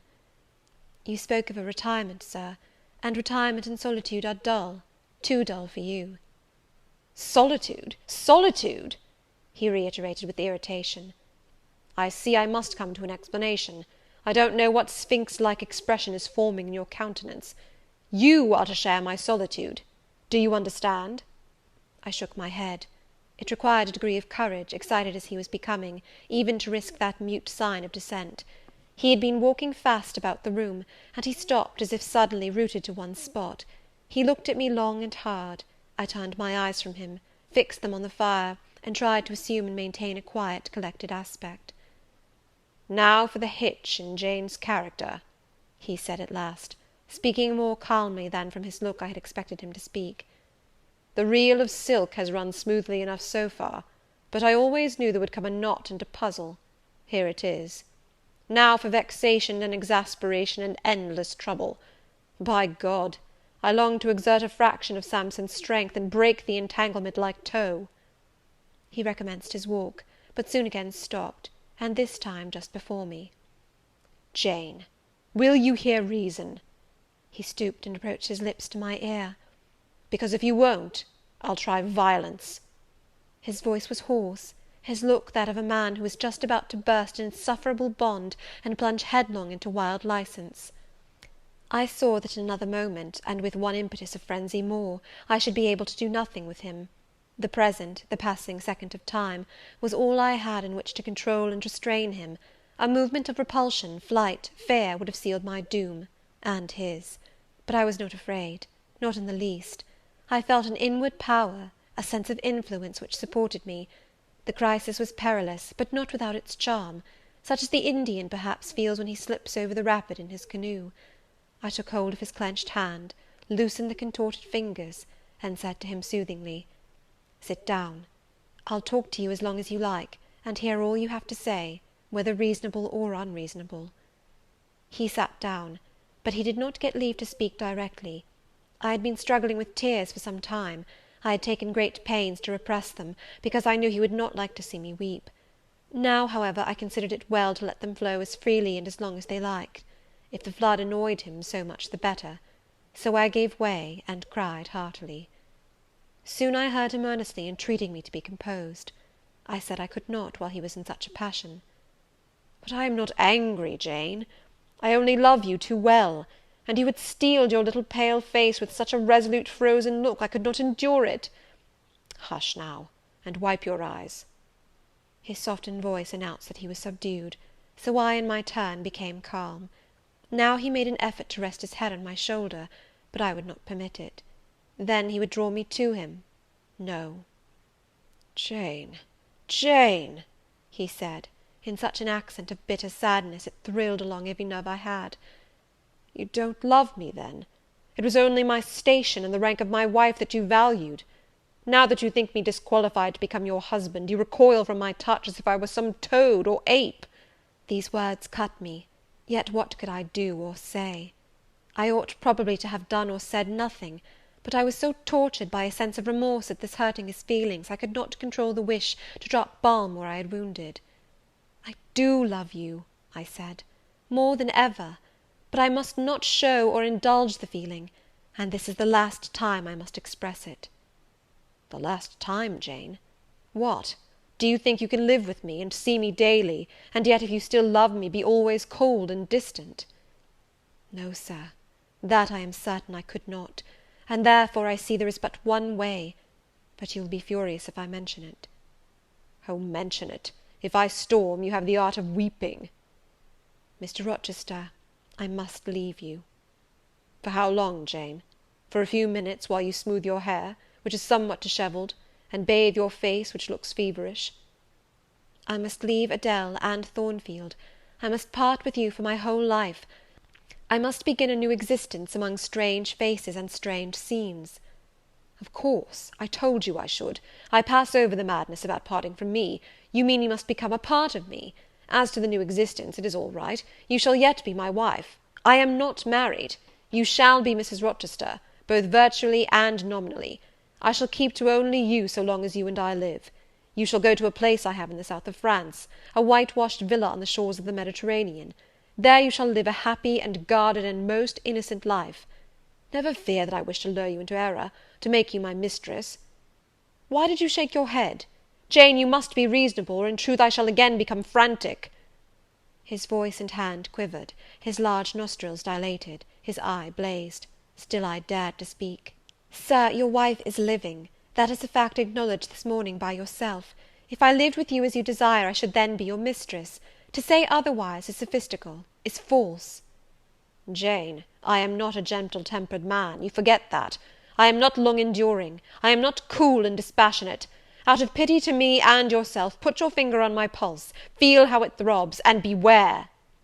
He bared his wrist, and offered it to me. The blood was forsaking his cheek and lips; they were growing livid. I was distressed on all hands. To agitate him thus deeply, by a resistance he so abhorred, was cruel; to yield was out of the question. I did what human beings do instinctively when they are driven to utter extremity, looked for aid to one higher than man. The words, "God help me," burst involuntarily from my lips.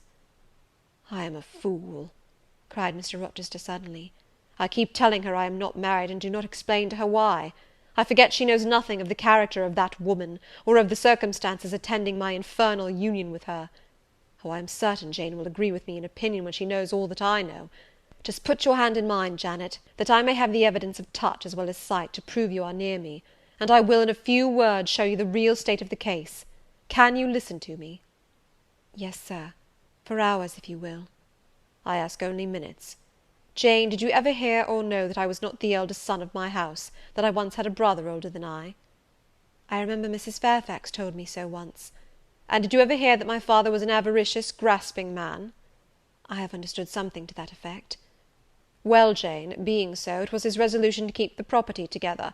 He could not bear the idea of dividing his estate and leaving me a fair portion.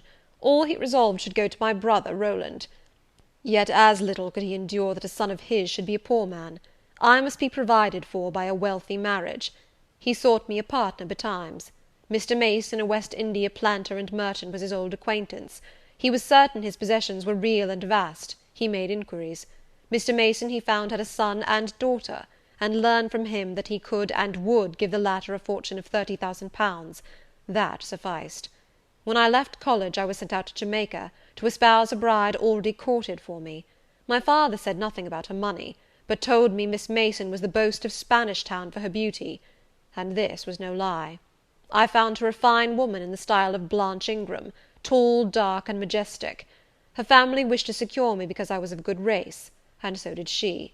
They showed her to me in parties, splendidly dressed.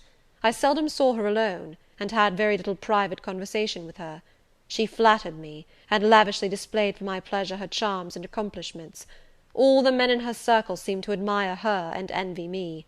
I was dazzled, stimulated, my senses were excited, and being ignorant, raw, and inexperienced, I thought I loved her. There is no folly so besotted that the idiotic rivalries of society, the prurience, the rashness, the blindness of youth will not hurry a man to its commission. Her relatives encouraged me, competitors piqued me, she allured me. Our marriage was achieved almost before I knew where I was. Oh, I have no respect for myself when I think of that act. An agony of inward contempt masters me. I never loved, I never esteemed, I did not even know her. I was not sure of the existence of one virtue in her nature. I had marked neither modesty, nor benevolence, nor candour, nor refinement in her mind or manners. And I married her. Gross, grovelling, mole-eyed blockhead that I was! With less sin I might have. But let me remember to whom I am speaking. My bride's mother I had never seen. I understood she was dead. The honeymoon over, I learned my mistake. She was only mad, and shut up in a lunatic asylum. There was a younger brother, too, a complete dumb idiot. The elder one, whom you have seen, and whom I cannot hate, whilst I abhor all his kindred, because he has some grains of affection in his feeble mind, shown in the continued interest he takes in his wretched sister, and also in a dog-like attachment he once bore me, will probably be the same state one day. My father and my brother Rowland knew all this, but they thought only of the £30,000, and joined in the plot against me.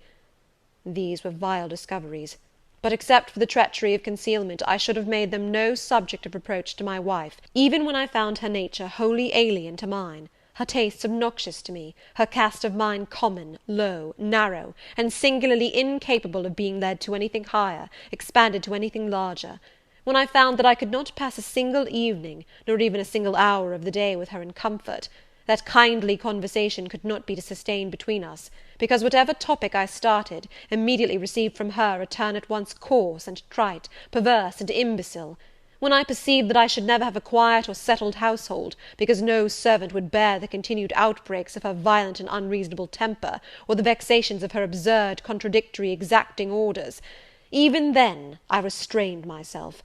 I eschewed upbraiding. I curtailed remonstrance. I tried to devour my repentance and disgust in secret. I repressed the deep antipathy I felt. Jane, I will not trouble you with abominable details. Some strong words shall express what I have to say. I lived with that woman upstairs 4 years, and before that time she had tried me indeed. Her character ripened and developed with frightful rapidity. Her vices sprang up fast and rank. They were so strong only cruelty could check them, and I would not use cruelty. What a pigmy intellect she had, and what giant propensities!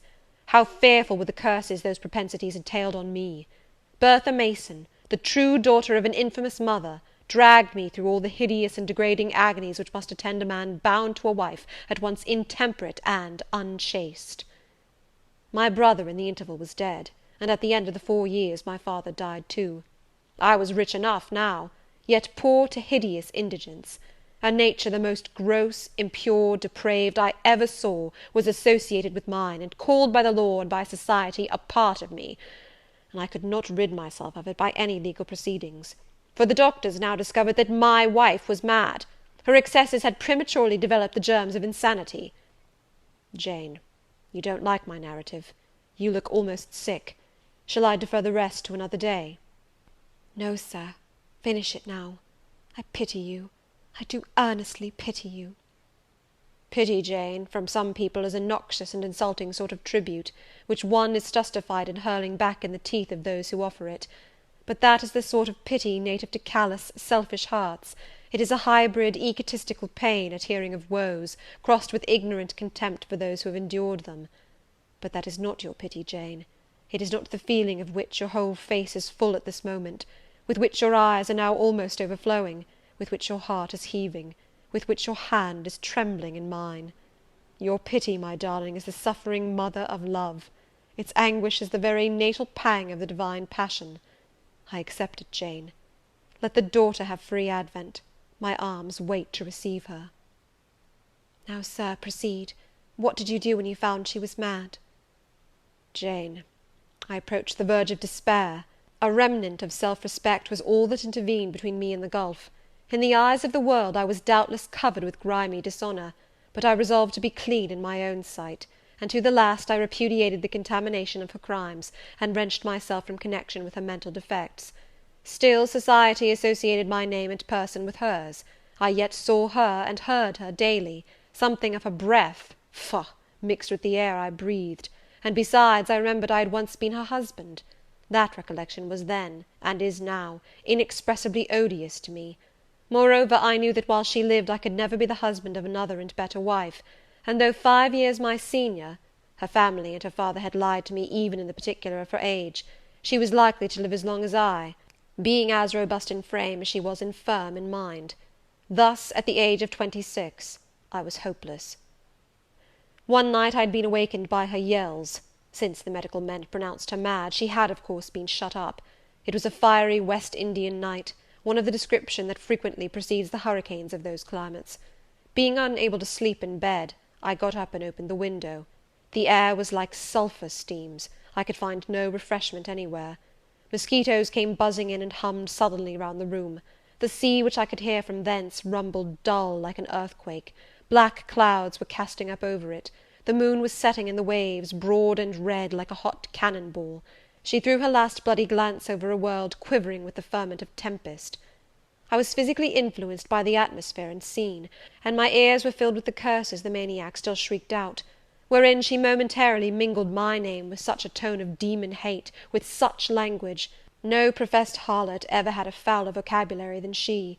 Though 2 rooms off, I heard every word, the thin partitions of the West India house opposing but slight obstruction to her wolfish cries. "This life," said I at last, "is hell. This is the air, those are the sounds of the bottomless pit. I have a right to deliver myself from it if I can. The sufferings of this mortal state will leave me with the heavy flesh that now cumbers my soul. Of the fanatic's burning eternity I have no fear. There is not a future state worse than this present one. Let me break away. and go home to God." I said this whilst I knelt down at and unlocked a trunk which contained a brace of loaded pistols. I meant to shoot myself. I only entertained the intention for a moment; for, not being insane, the crisis of exquisite and unalloyed despair, which had originated the wish and design of self-destruction, was past in a second. A wind fresh from Europe blew over the ocean and rushed through the open casement. The storm broke, streamed, thundered, blazed, and the air grew pure. I then framed and fixed a resolution. While I walked under the dripping orange trees of my wet garden, and amongst its drenched pomegranates and pineapples, and while the refulgent dawn of the tropics kindled round me, I reasoned thus, Jane, and now listen, for it was true wisdom that consoled me in that hour, and showed me the right path to follow. The sweet wind from Europe was still whispering in the refreshed leaves, and the Atlantic was thundering in glorious liberty. My heart, dried up and scorched for a long time, swelled to the tone, and filled with living blood. My being longed for renewal, my soul thirsted for a pure draught. I saw hope revive, and felt regeneration possible. From a flowery arch at the bottom of my garden I gazed over the sea, bluer than the sky. The old world was beyond, clear prospects opened thus. "Go," said Hope, "and live again in Europe. There it is not known what a sullied name you bear, nor what a filthy burden is bound to you. You may take the maniac with you to England. Confine her with due attendance and precautions at Thornfield. Then travel yourself to what clime you will, and form what new tie you like. That woman who has so abused your long suffering, so sullied your name, so outraged your honour, so blighted your youth, is not your wife, nor are you her husband. See that she is cared for as her condition demands, and you have done all that God and humanity require of you. Let her identity, her connection with yourself, be buried in oblivion. You are bound to impart them to no living being. Place her in safety and comfort, shelter her degradation with secrecy, and leave her." I acted precisely on this suggestion.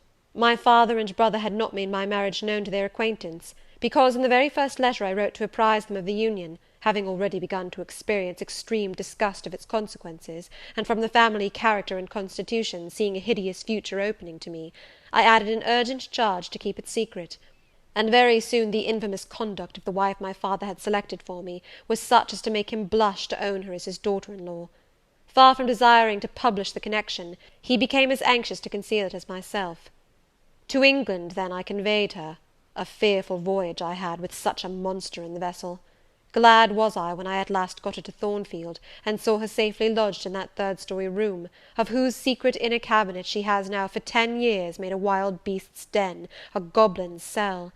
I had some trouble in finding an attendant for her, as it was necessary to select one on whose fidelity dependence could be placed, for her ravings would inevitably betray my secret.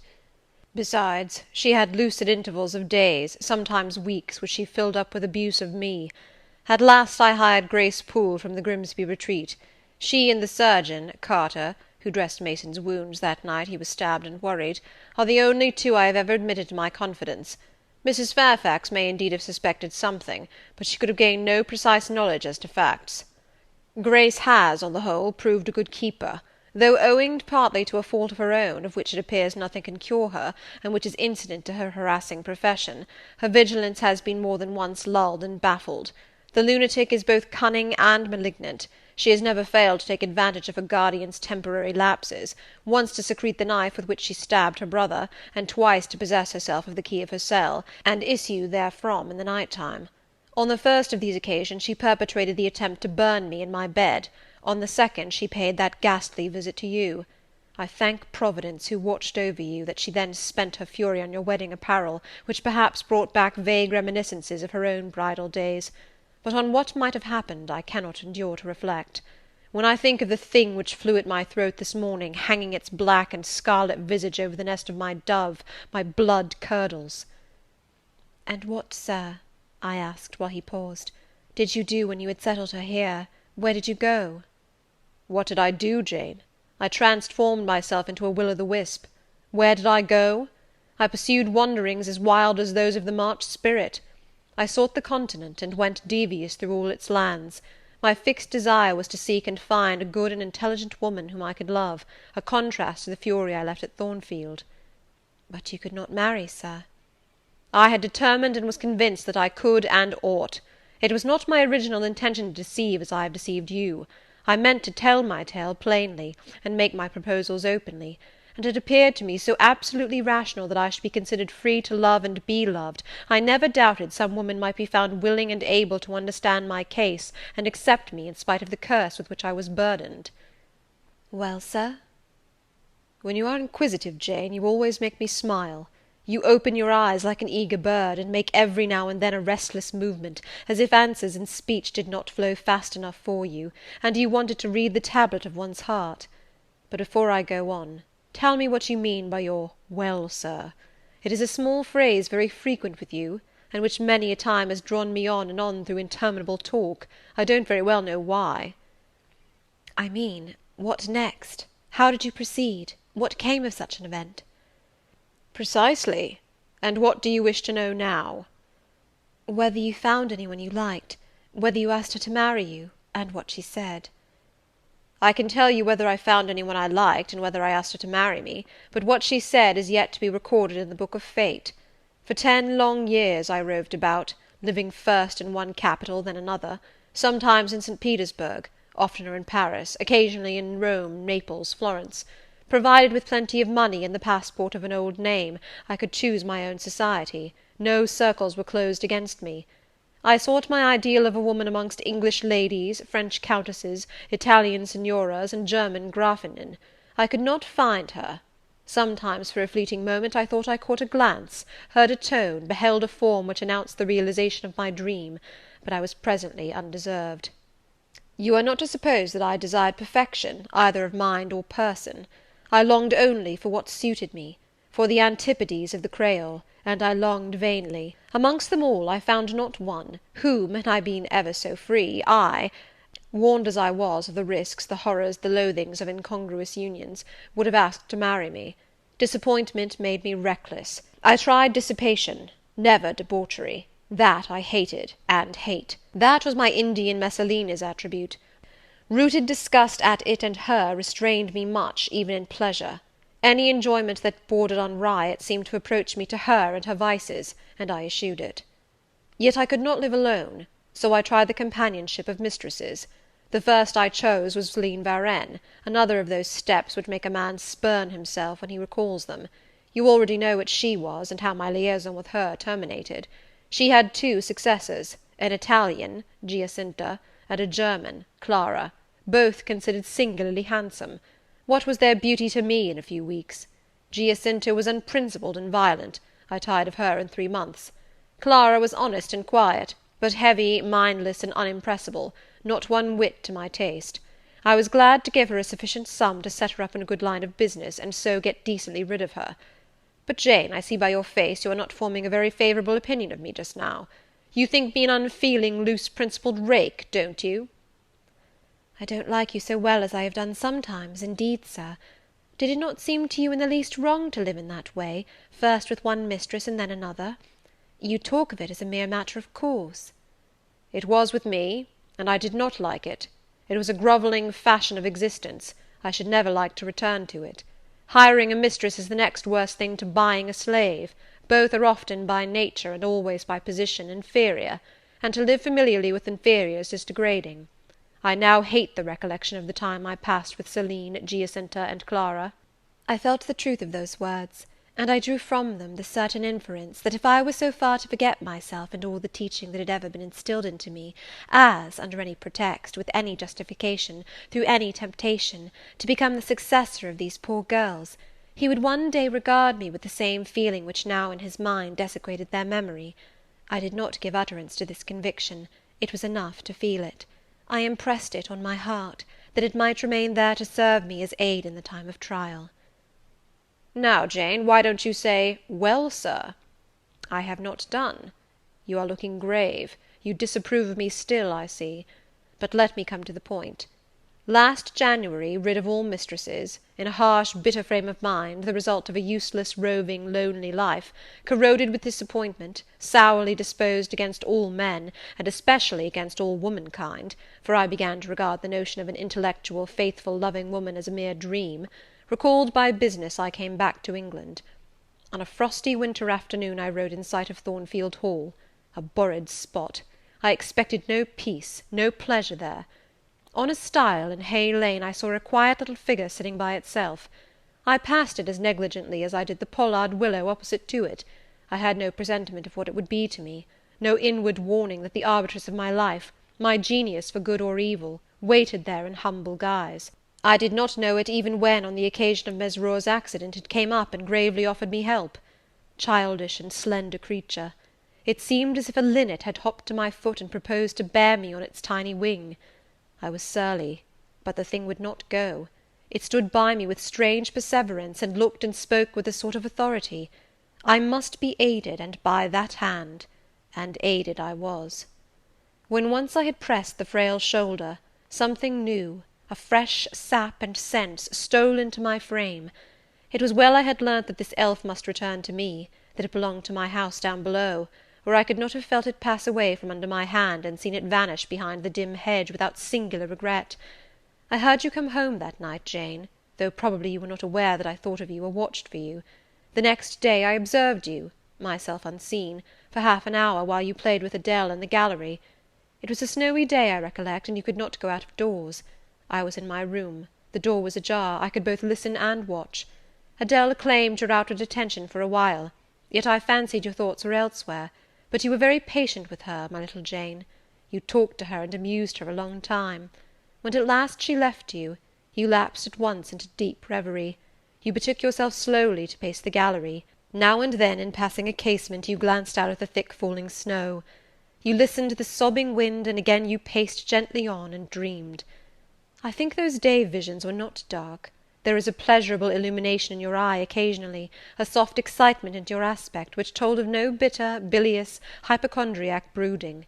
Your look revealed rather the sweet musings of youth when its spirit follows on willing wings the flight of hope, up and on to an ideal heaven. The voice of Mrs. Fairfax, speaking to a servant in the hall, wakened you. And how curiously you smiled to and at yourself, Janet! There was much sense in your smile. It was very shrewd, and seemed to make light of your own abstraction. It seemed to say, my fine visions are all very well, but I must not forget they are absolutely unreal.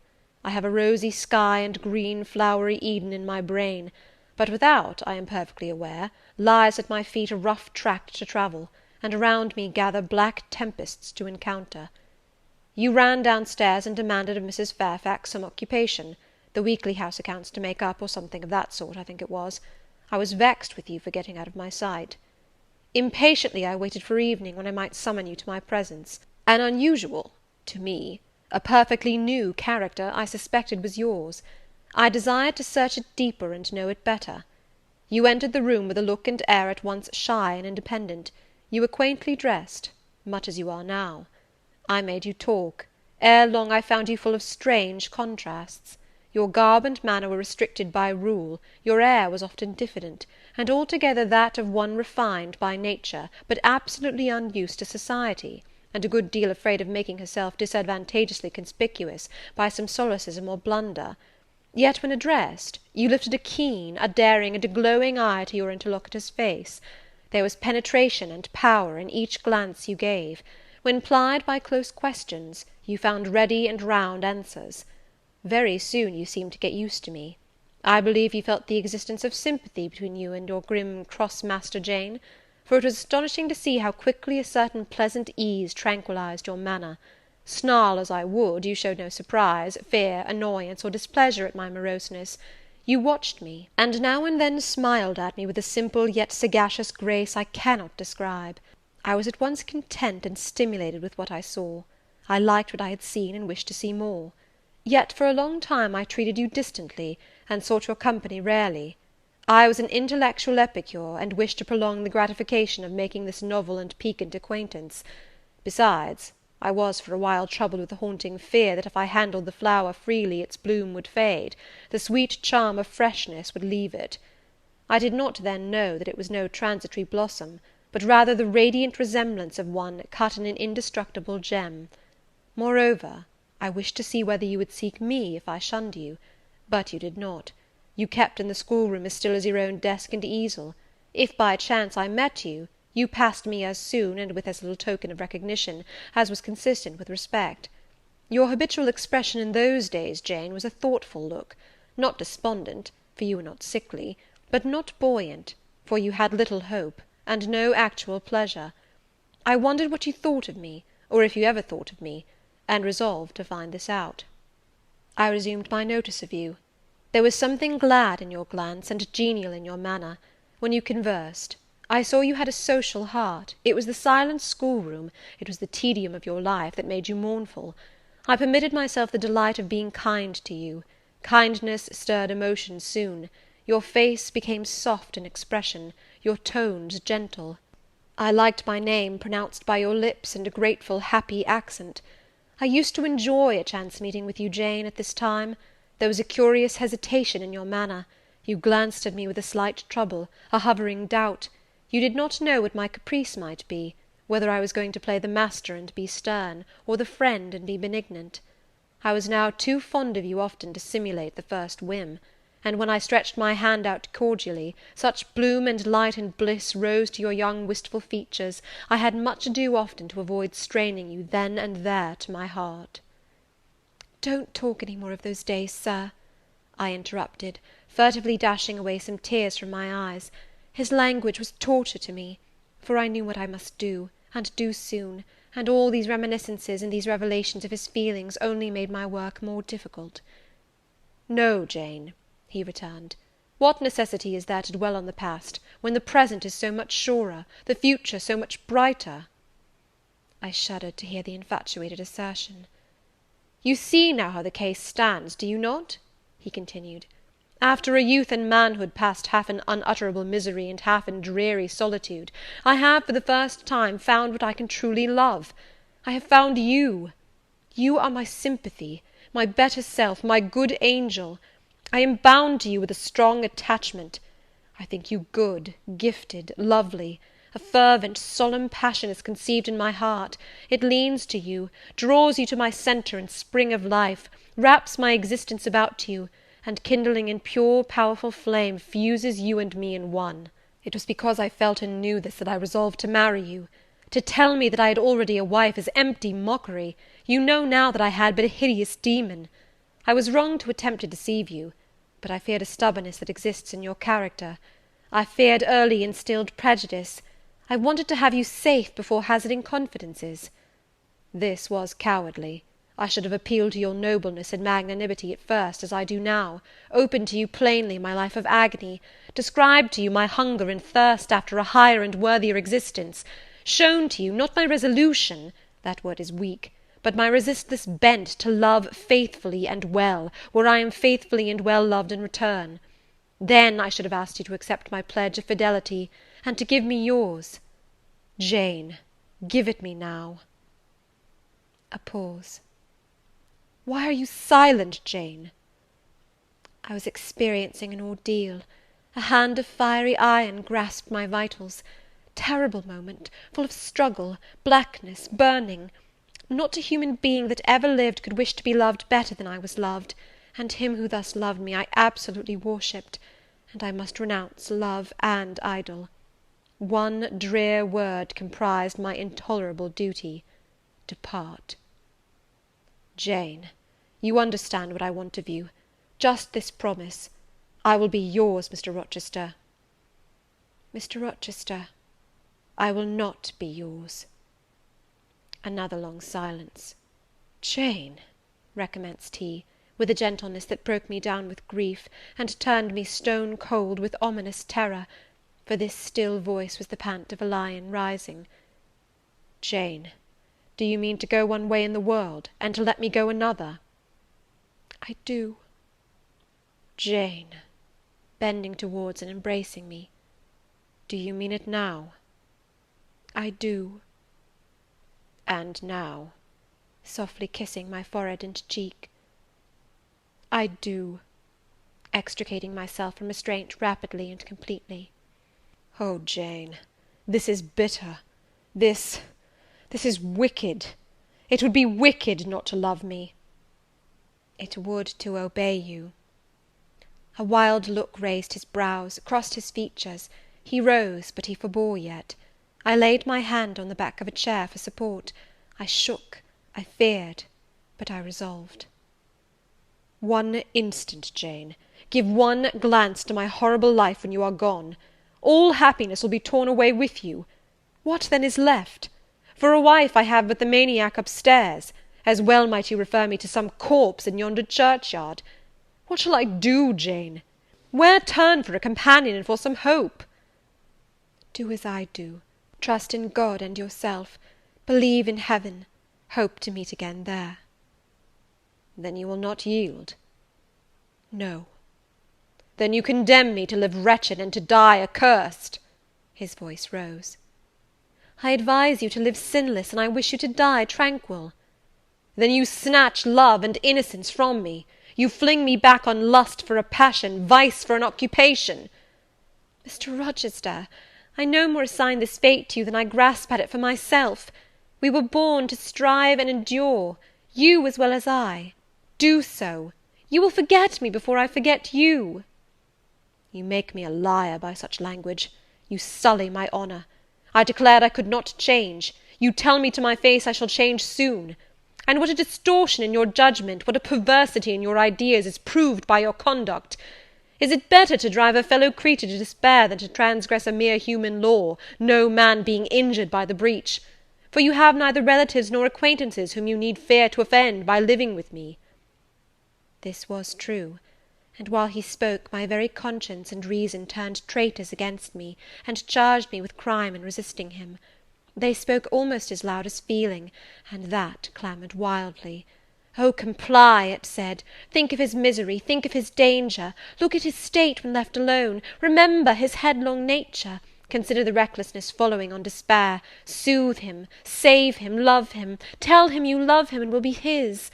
Who in the world cares for you, or who will be injured by what you do?" Still indomitable was the reply. I care for myself. The more solitary, the more friendless, the more unsustained I am, the more I will respect myself. I will keep the law given by God, sanctioned by man. I will hold to the principles received by me when I was sane and not mad as I am now. Laws and principles are not for the times when there is no temptation. They are for such moments as this, when body and soul rise in mutiny against their rigour. Stringent are they, inviolate they shall be. If at my individual convenience I might break them, what would be their worth? They have a worth. So I have always believed, and if I cannot believe it now, it is because I am insane, quite insane, with my veins running fire, and my heart beating faster than I can count its throbs. Preconceived opinions, foregone determinations, are all I have at this hour to stand by. There I plant my foot. I did. Mr. Rochester, reading my countenance, saw I had done so. His fury was wrought to the highest. He must yield to it for a moment, whatever followed. He crossed the floor and seized my arm and grasped my waist. He seemed to devour me with his flaming glance. Physically, I felt at that moment powerless as stubble exposed to the draught and glow of a furnace. Mentally, I still possessed my soul, and with it the certainty of ultimate safety. The soul, fortunately, has an interpreter, often an unconscious, but still a truthful interpreter, in the eye. My eye rose to his, and while I looked in his fierce face, I gave an involuntary sigh. His grip was painful, and my overtaxed strength almost exhausted. "Never," said he, as he ground his teeth, "never was anything at once so frail and so indomitable. A mere reed she feels in my hand," and he shook me with the force of his hold. "I could bend her with my finger and thumb. And what good would it do if I bent, if I uptore, if I crushed her? Consider that eye. Consider the resolute, wild, free thing looking out of it, defying me with more than courage, with a stern triumph. Whatever I do with its cage, I cannot get at it, the savage, beautiful creature. If I tear, if I rend the slight prison, my outrage will only let the captive loose. Conqueror I might be of the house, but the inmate would escape to heaven before I could call myself possessor of its clay dwelling-place. And it is you, spirit, with will and energy and virtue and purity, that I want, not alone your brittle frame. Of yourself you could come with soft flight and nestle against my heart, if you would. Seized against your will, you will elude the grasp like an essence. You will vanish ere I inhale your fragrance. Oh, Jane! Oh, come, Jane, come!" As he said this, he released me from his clutch, and only looked at me. The look was far worse to resist than the frantic strain. Only an idiot, however, would have succumbed now. I had dared and baffled his fury. I must elude his sorrow. I retired to the door. "You are going, Jane?" "I am going, Sir." "You are leaving me?" "Yes." "You will not come? You will not be my comforter, my rescuer? My deep love, my wild woe, my frantic prayer, all are nothing to you?" What unutterable pathos was in his voice! How hard it was to reiterate firmly, "I am going." "Jane." "Mr. Rochester." "Withdraw, then. I consent. But remember, you leave me here in anguish. Go up to your own room, think over all I have said, and, Jane, cast a glance on my sufferings. Think of me." He turned away. He threw himself on his face on the sofa. "Oh, Jane, my hope, my love, my life!" broke in anguish from his lips. Then came a deep, strong sob.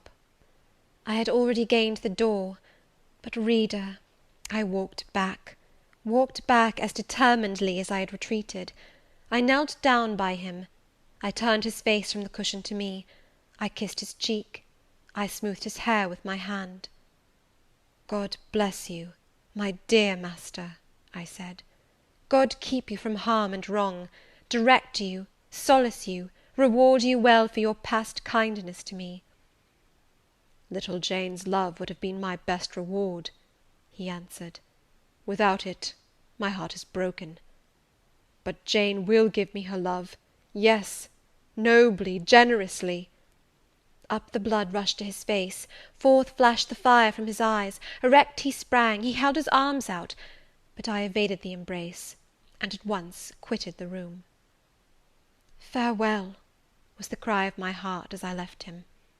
Despair added, "Farewell for ever." That night I never thought to sleep, but a slumber fell on me as soon as I lay down in bed. I was transported in thought to the scenes of childhood. I dreamt I lay in the Red Room at Gateshead, that the night was dark, and my mind impressed with strange fears. The light that had long ago struck me into syncope, recalled in this vision, seemed glidingly to mount the wall, and tremblingly to pause in the centre of the obscured ceiling. I lifted up my head to look. The roof resolved to clouds, high and dim. The gleam was such as the moon imparts to vapours she is about to sever. I watched her come, watched with the strangest anticipation, as though some word of doom would be written on her disk. She broke forth as never moon yet burst from cloud. A hand first penetrated the sable folds and waved them away. Then, not a moon, but a white human form shone in the azure, inclining a glorious brow earthward. It gazed and gazed on me. It spoke to my spirit. Immeasurably distant was the tone, yet so near, it whispered in my heart. "My daughter, flee temptation." "Mother, I will." So I answered after I had waked from the trance-like dream. It was yet night, but July nights are short. Soon after midnight dawn comes.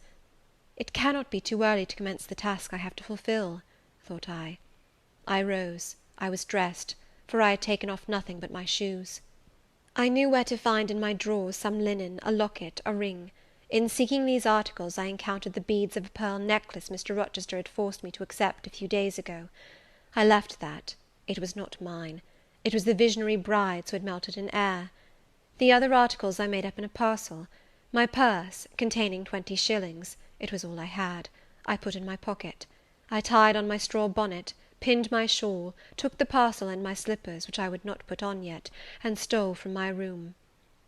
"Farewell, kind Mrs. Fairfax," I whispered as I glided past her door. "Farewell, my darling Adele," I said as I glanced toward the nursery. No thought could be admitted of entering to embrace her. I had to deceive a fine ear; for aught I knew, it might now be listening. I would have got past Mr. Rochester's chamber without a pause, but my heart momentarily stopping its beat at that threshold, my foot was forced to stop also. No sleep was there. The inmate was walking restlessly from wall to wall, and again he sighed while I listened. There was a heaven, a temporary heaven, in this room for me, if I chose. I had but to go in, and to say, Mr. Rochester, I will love you and live with you through life till death, and a fount of rapture would spring to my lips. I thought of this. The kind master who could not sleep now was waiting with impatience for day. He would send for me in the morning. I should be gone. He would have me sought for, vainly. He would feel himself forsaken, his love rejected. He would suffer, perhaps grow desperate. I thought of this too. My hand moved towards the lock. I caught it back, and glided on. Drearily I wound my way down stairs. I knew what I had to do, and I did it mechanically. I sought the key of the side door in the kitchen. I sought too a phial of oil and a feather. I oiled the key and the lock. I got some water, I got some bread, for perhaps I should have to walk far, and my strength, sorely shaken of late, must not break down. All this I did without one sound. I opened the door, passed out, shut it softly. Dim dawn glimmered in the yard. The great gates were closed and locked, but a wicket in one of them was only latched. Through that I departed. It too I shut, and now I was out of Thornfield. A mile off beyond the fields lay a road which stretched in the contrary direction to Millcote, a road I had never travelled, but often noticed, and wondered where it led. Thither I bent my steps. No reflection was to be allowed now, not one glance was to be cast back, not even one forward. Not one thought was to be given either to the past or the future. The first was a page so heavenly sweet, so deadly sad, that to read one line of it would dissolve my courage and break down my energy. The last was an awful blank, something like the world when the deluge was gone by. I skirted fields and hedges and lanes till after sunrise. I believe it was a lovely summer morning. I know my shoes, which I had put on when I left the house, were soon wet with dew. But I looked neither to rising sun, nor smiling sky, nor wakening nature. He who is taken out to pass through a fair scene to the scaffold thinks not of the flowers that smile on his road, but of the block and axe edge, of the disseverment of bone and vein, of the grave gaping at the end; and I thought of drear flight and homeless wandering, and oh, with agony I thought of what I left. I could not help it. I thought of him now, in his room, watching the sunrise, hoping I should soon come to say I would stay with him and be his. I longed to be his. I panted to return. It was not too late. I could yet spare him the bitter pang of bereavement. As yet my flight, I was sure, was undiscovered. I could go back and be his comforter, his pride, his redeemer from misery, perhaps from ruin. Oh, that fear of his self-abandonment, far worse than my abandonment! How it goaded me! It was a barbed arrowhead in my breast. It tore me when I tried to extract it. It sickened me when remembrance thrust it farther in. Birds began singing in brake and copse. Birds were faithful to their mates. Birds were emblems of love. What was I?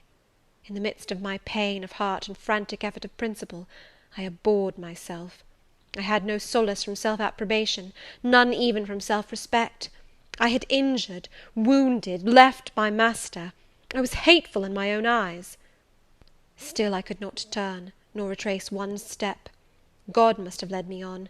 As to my own will or conscience, impassioned grief had trampled one and stifled the other. I was weeping wildly as I walked along my solitary way. Fast, fast I went, like one delirious. A weakness, beginning inwardly, extending to the limbs, seized me, and I fell. I lay on the ground some minutes, pressing my face to the wet turf. I had some fear, or hope, that here I should die; but I was soon up, crawling forwards on my hands and knees, and then again raised to my feet, as eager and as determined as ever to reach the road. When I got there, I was forced to sit to rest me under a hedge, and while I sat, I heard wheels and saw a coach come on. I stood up and lifted my hand. It stopped. I asked where it was going. The driver named a place a long way off, where I was sure Mr. Rochester had no connections. I asked for what sum he would take me there. He said 30 shillings. I answered I had but 20. Well, he would try to make it do.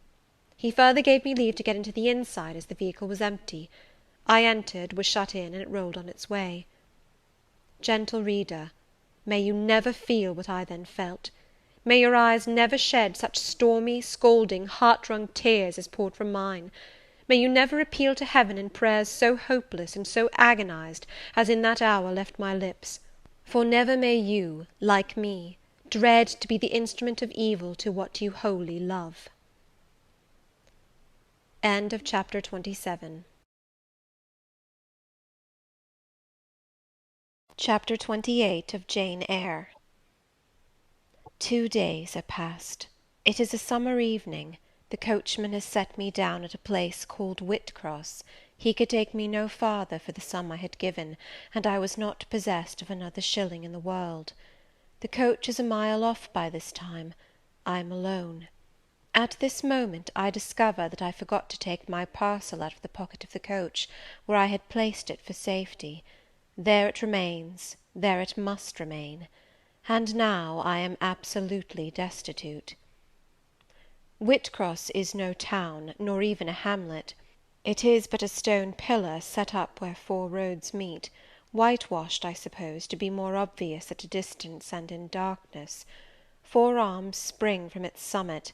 The nearest town to which these point is, according to the inscription, distant 10 miles, the farthest above 20. From the well-known names of these towns I learn in what county I have lighted: a North Midland shire, dusk with moorland, ridged with mountain. This I see. There are great moors behind and on each hand of me. There are waves of mountains far beyond that deep valley at my feet. The population here must be thin, and I see no passengers on these roads. They stretch out east, west, north, and south, white, broad, lonely. They are all cut in the moor, and the heather grows deep and wild to their very verge. Yet a chance traveller might pass by, and I wish no eye to see me now. Strangers would wonder what I am doing, lingering here at the sign-post, evidently objectless and lost. I might be questioned. I could give no answer but what would sound incredible and excite suspicion. Not a tie holds me to human society at this moment. Not a charm or hope calls me where my fellow creatures are. None that saw me would have a kind thought or a good wish for me. I have no relative but the universal mother, Nature. I will seek her breast, and ask repose. I struck straight into the heath. I held on to a hollow I saw deeply furrowing the brown moor-side. I waded knee-deep in its dark growth. I turned with its turnings, and finding a moss-blackened granite crag in a hidden angle, I sat down under it. High banks of moor were about me. The crag protected my head. The sky was over that. Some time passed before I felt tranquil even here. I had a vague dread that wild cattle might be near, or that some sportsman or poacher might discover me. If a gust of wind swept the waste, I looked up, fearing it was the rush of a bull. If a plover whistled, I imagined it a man. Finding my apprehensions unfounded, however, and calmed by the deep silence that reigned as evening declined at nightfall, I took confidence. As yet I had not thought, I had only listened, watched, dreaded. Now I regained the faculty of reflection. What was I to do? Where to go? Oh, intolerable questions, when I could do nothing, and go nowhere! When a long way must yet be measured by my weary trembling limbs before I could reach human habitation; when cold charity must be entreated before I could get a lodging; reluctant sympathy importuned, almost certain repulse incurred, before my tale could be listened to, or one of my wants relieved. I touched the heath. It was dry, and yet warm with the heat of the summer day. I looked at the sky. It was pure; a kindly star twinkled just above the chasm ridge. The dew fell, but with propitious softness; no breeze whispered. Nature seemed to me benign and good. I thought she loved me, outcast as I was; and I, who from man could anticipate only mistrust, rejection, insult, clung to her with filial fondness. To-night, at least, I would be her guest, as I was her child. My mother would lodge me without money and without price. I had one morsel of bread yet, the remnant of a roll I had bought in a town we passed through at noon with a stray penny, my last coin. I saw ripe bilberries gleaming here and there, like jet beads in the heath. I gathered a handful, and ate them with the bread. My hunger, sharp before, was, if not satisfied, appeased by this hermit's meal.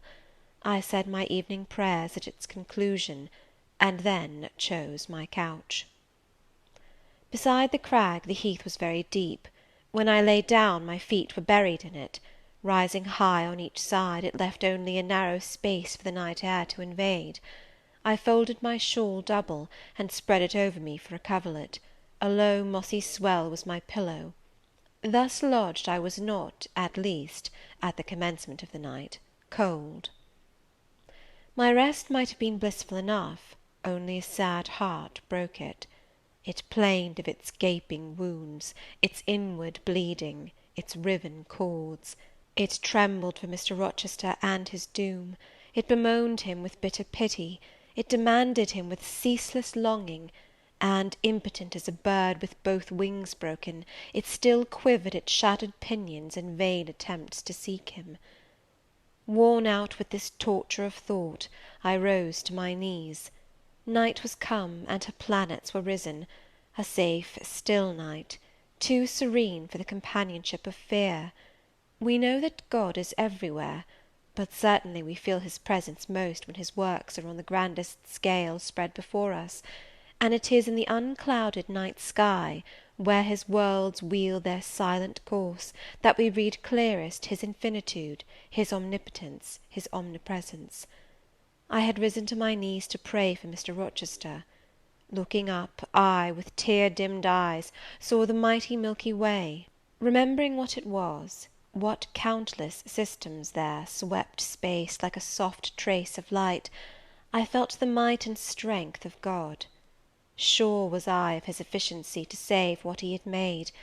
Convinced I grew that neither earth should perish, nor one of the souls it treasured. I turned my prayer to thanksgiving.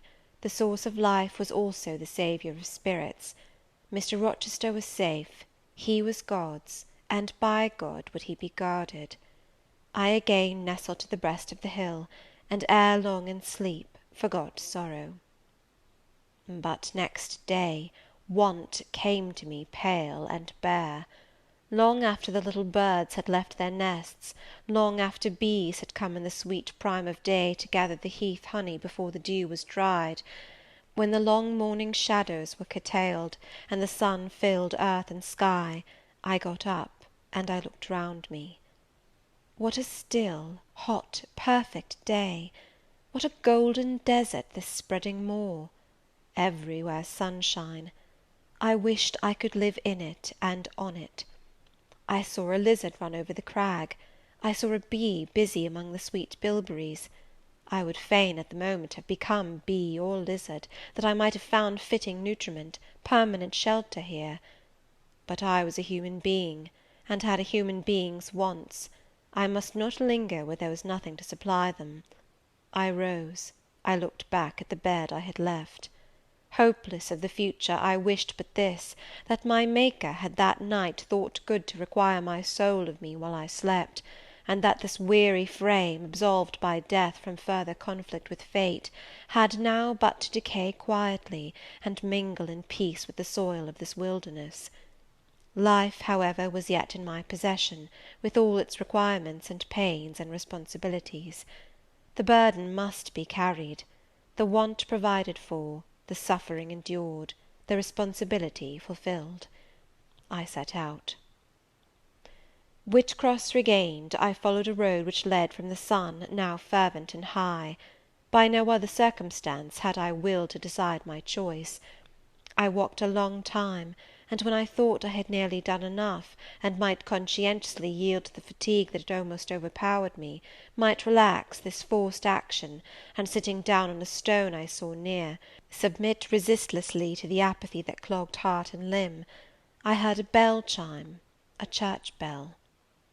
I turned in the direction of the sound, and there, amongst the romantic hills, whose changes and aspect I had ceased to note an hour ago, I saw a hamlet and a spire. All the valley at my right hand was full of pasture fields, and cornfields, and wood, and a glittering stream ran zigzag through the varied shades of green, the mellowing grain, the sombre woodland, the clear and sunny lea. Recalled by the rumbling of wheels to the road before me, I saw a heavily laden waggon labouring up the hill, and not far beyond were 2 cows and their drover. Human life and human labour were near. I must struggle on, strive to live and bend to toil like the rest. About 2 o'clock P.M. I entered the village. At the bottom of its one street there was a little shop with some cakes of bread in the window. I coveted a cake of bread.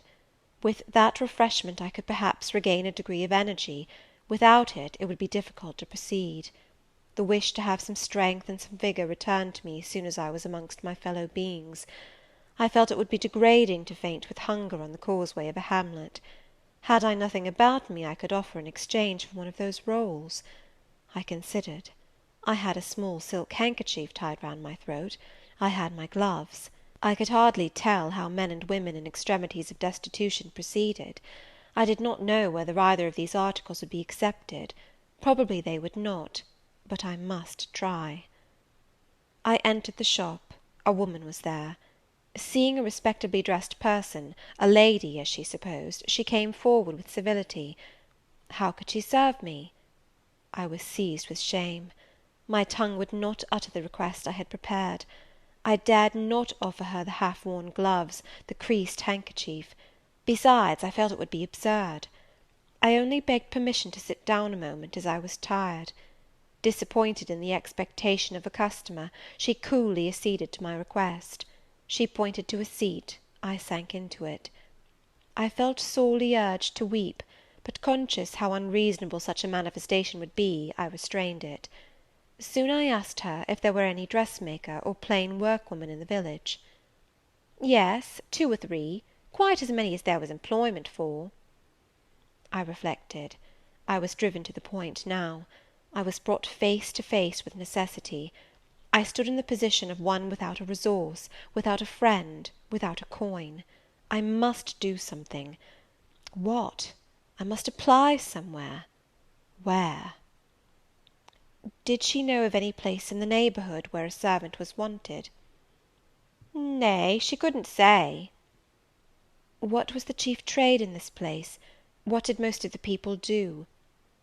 Some were farm labourers; a good deal worked at Mr. Rolliver's needle factory and at the foundry. Did Mr. Rolliver employ women? Nay, it was men's work. And what do the women do? A naught, was the answer. Some does one thing and some another. Poor folk must get on as they can.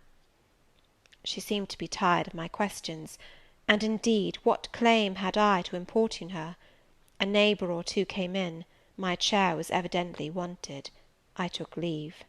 I passed up the street, looking as I went at all the houses to the right hand and to the left, but I could discover no pretext, nor see an inducement to enter any. I rambled round the hamlet, going sometimes to a little distance, and returning again for an hour or more. Much exhausted, and suffering greatly now for want of food, I turned aside into a lane, and sat down under the hedge. Ere many minutes had elapsed, I was again on my feet, however, and again searching something, a resource, or at least an informant. A pretty little house stood at the top of the lane, with a garden before it, exquisitely neat and brilliantly blooming. I stopped at it. What business had I to approach the white door or touch the glittering knocker? In what way could it possibly be the interest of the inhabitants of that dwelling to serve me? Yet I drew near and knocked. A mild-looking, cleanly attired young woman opened the door. In such a voice as might be expected from a hopeless heart and fainting frame, a voice wretchedly low and faltering, I asked if a servant was wanted here. No, said she, we do not keep a servant. Can you tell me where I could get employment of any kind? I continued. I am a stranger without acquaintance in this place. I want some work, no matter what. But it was not her business to think for me, or to seek a place for me. Besides, in her eyes, how doubtful must have appeared my character, position, tale! She shook her head. She was sorry she could give me no information, and the white door closed, quite gently and civilly, but had shut me out. If she had held it open a little longer, I believe I should have begged a piece of bread, for I was now brought low. I could not bear to return to the sordid village, where, besides, no prospect of aid was visible. I should have longed rather to deviate to a wood I saw not far off, which appeared in its thick shade to offer inviting shelter; but I was so sick, so weak, so gnawed with nature's cravings, instinct kept me roaming round abodes where there was a chance of food. Solitude would be no solitude, rest no rest, while the vulture, hunger, thus sank beak and talons in my side. I drew near houses, I left them, and came back again, and again I wandered away, always repelled by the consciousness of having no claim to ask, no right to expect interest in my isolated lot. Meantime the afternoon advanced, while I thus wandered about like a lost and starving dog. In crossing a field, I saw the church spire before me. I hastened towards it. Near the churchyard, and in the middle of a garden, stood a well-built though small house, which I had no doubt was the parsonage. I remembered that strangers who arrive at a place where they have no friends, and who want employment, sometimes apply to the clergyman for introduction and aid. It is the clergyman's function to help, at least with advice, those who wish to help themselves. I seemed to have something like a right to seek counsel here. Renewing then my courage, and gathering my feeble remains of strength, I pushed on. I reached the house, and knocked at the kitchen door. An old woman opened. I asked, was this the parsonage? Yes. Was the clergyman in? No. Would he be in soon? No, he was gone from home. To a distance? Not so far, happen 3 mile. He had been called away by the sudden death of his father. He was at Marsh End now, and would very likely stay there a fortnight longer. Was there any lady of the house? Nay, there was naught but her, and she was housekeeper. And of her, reader, I could not bear to ask the relief for want of which I was sinking. I could not yet beg, and again I crawled away. Once more I took off my handkerchief. Once more I thought of the cakes of bread in the little shop. Oh, for but a crust, for but one mouthful to allay the pang of famine! Instinctively I turned my face again to the village. I found the shop again, and I went in; and though others were there besides the woman, I ventured the request, would she give me a roll for this handkerchief? She looked at me with evident suspicion. Nay, she never sold stuff that way. Almost desperate, I asked for half a cake. She again refused. How could she tell where I had got the handkerchief? she said. Would she take my gloves? No, what could she do with them? Reader, it is not pleasant to dwell on these details. Some say there is enjoyment in looking back to painful experience past, but at this day I can scarcely bear to review the times to which I allude. The moral degradation, blent with the physical suffering, form too distressing a recollection ever to be willingly dwelt on. I blamed none of those who repulsed me. I felt it was what was to be expected, and what could not be helped. An ordinary beggar is frequently an object of suspicion; a well-dressed beggar inevitably so. To be sure, what I begged was employment; but whose business was it to provide me with employment? Not certainly that of persons who saw me then for the first time, and who knew nothing about my character. And as to the woman who would not take my handkerchief in exchange for her bread, why, she was right, if the offer appeared to her sinister, or the exchange unprofitable. Let me condense now. I am sick of the subject. A little before dark I passed a farmhouse, at the open door of which the farmer was sitting, eating his supper of bread and cheese. I stopped and said, "Will you give me a piece of bread? For I am very hungry." He cast on me a glance of surprise, but without answering he cut a thick slice from his loaf, and gave it to me. I imagine he did not think I was a beggar, but only an eccentric sort of lady, who had taken a fancy to his brown loaf. As soon as I was out of sight of his house, I sat down and ate it. I could not hope to get a lodging under a roof, and sought it in the wood I have before alluded to. But my night was wretched, my rest broken. The ground was damp, the air cold. Besides, intruders passed near me more than once, and I had again and again to change my quarters. No sense of safety or tranquillity befriended me. Towards morning it rained; the whole of the following day was wet. Do not ask me, reader, to give a minute account of that day.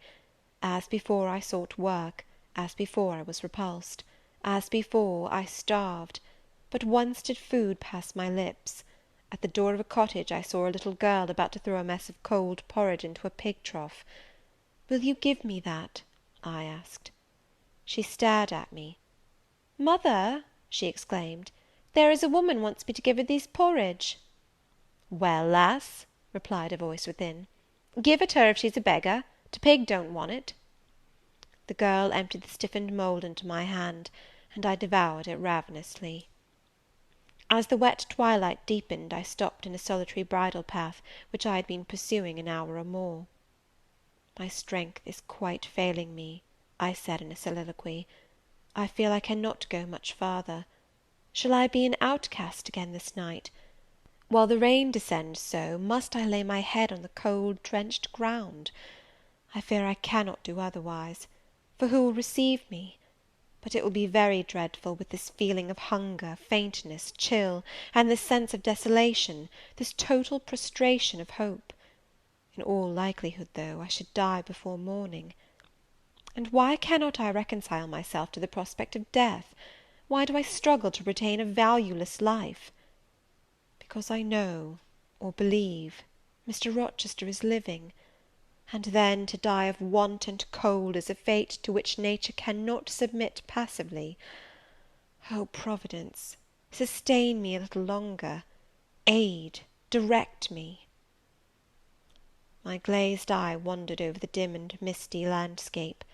I saw I had strayed far from the village; it was quite out of sight.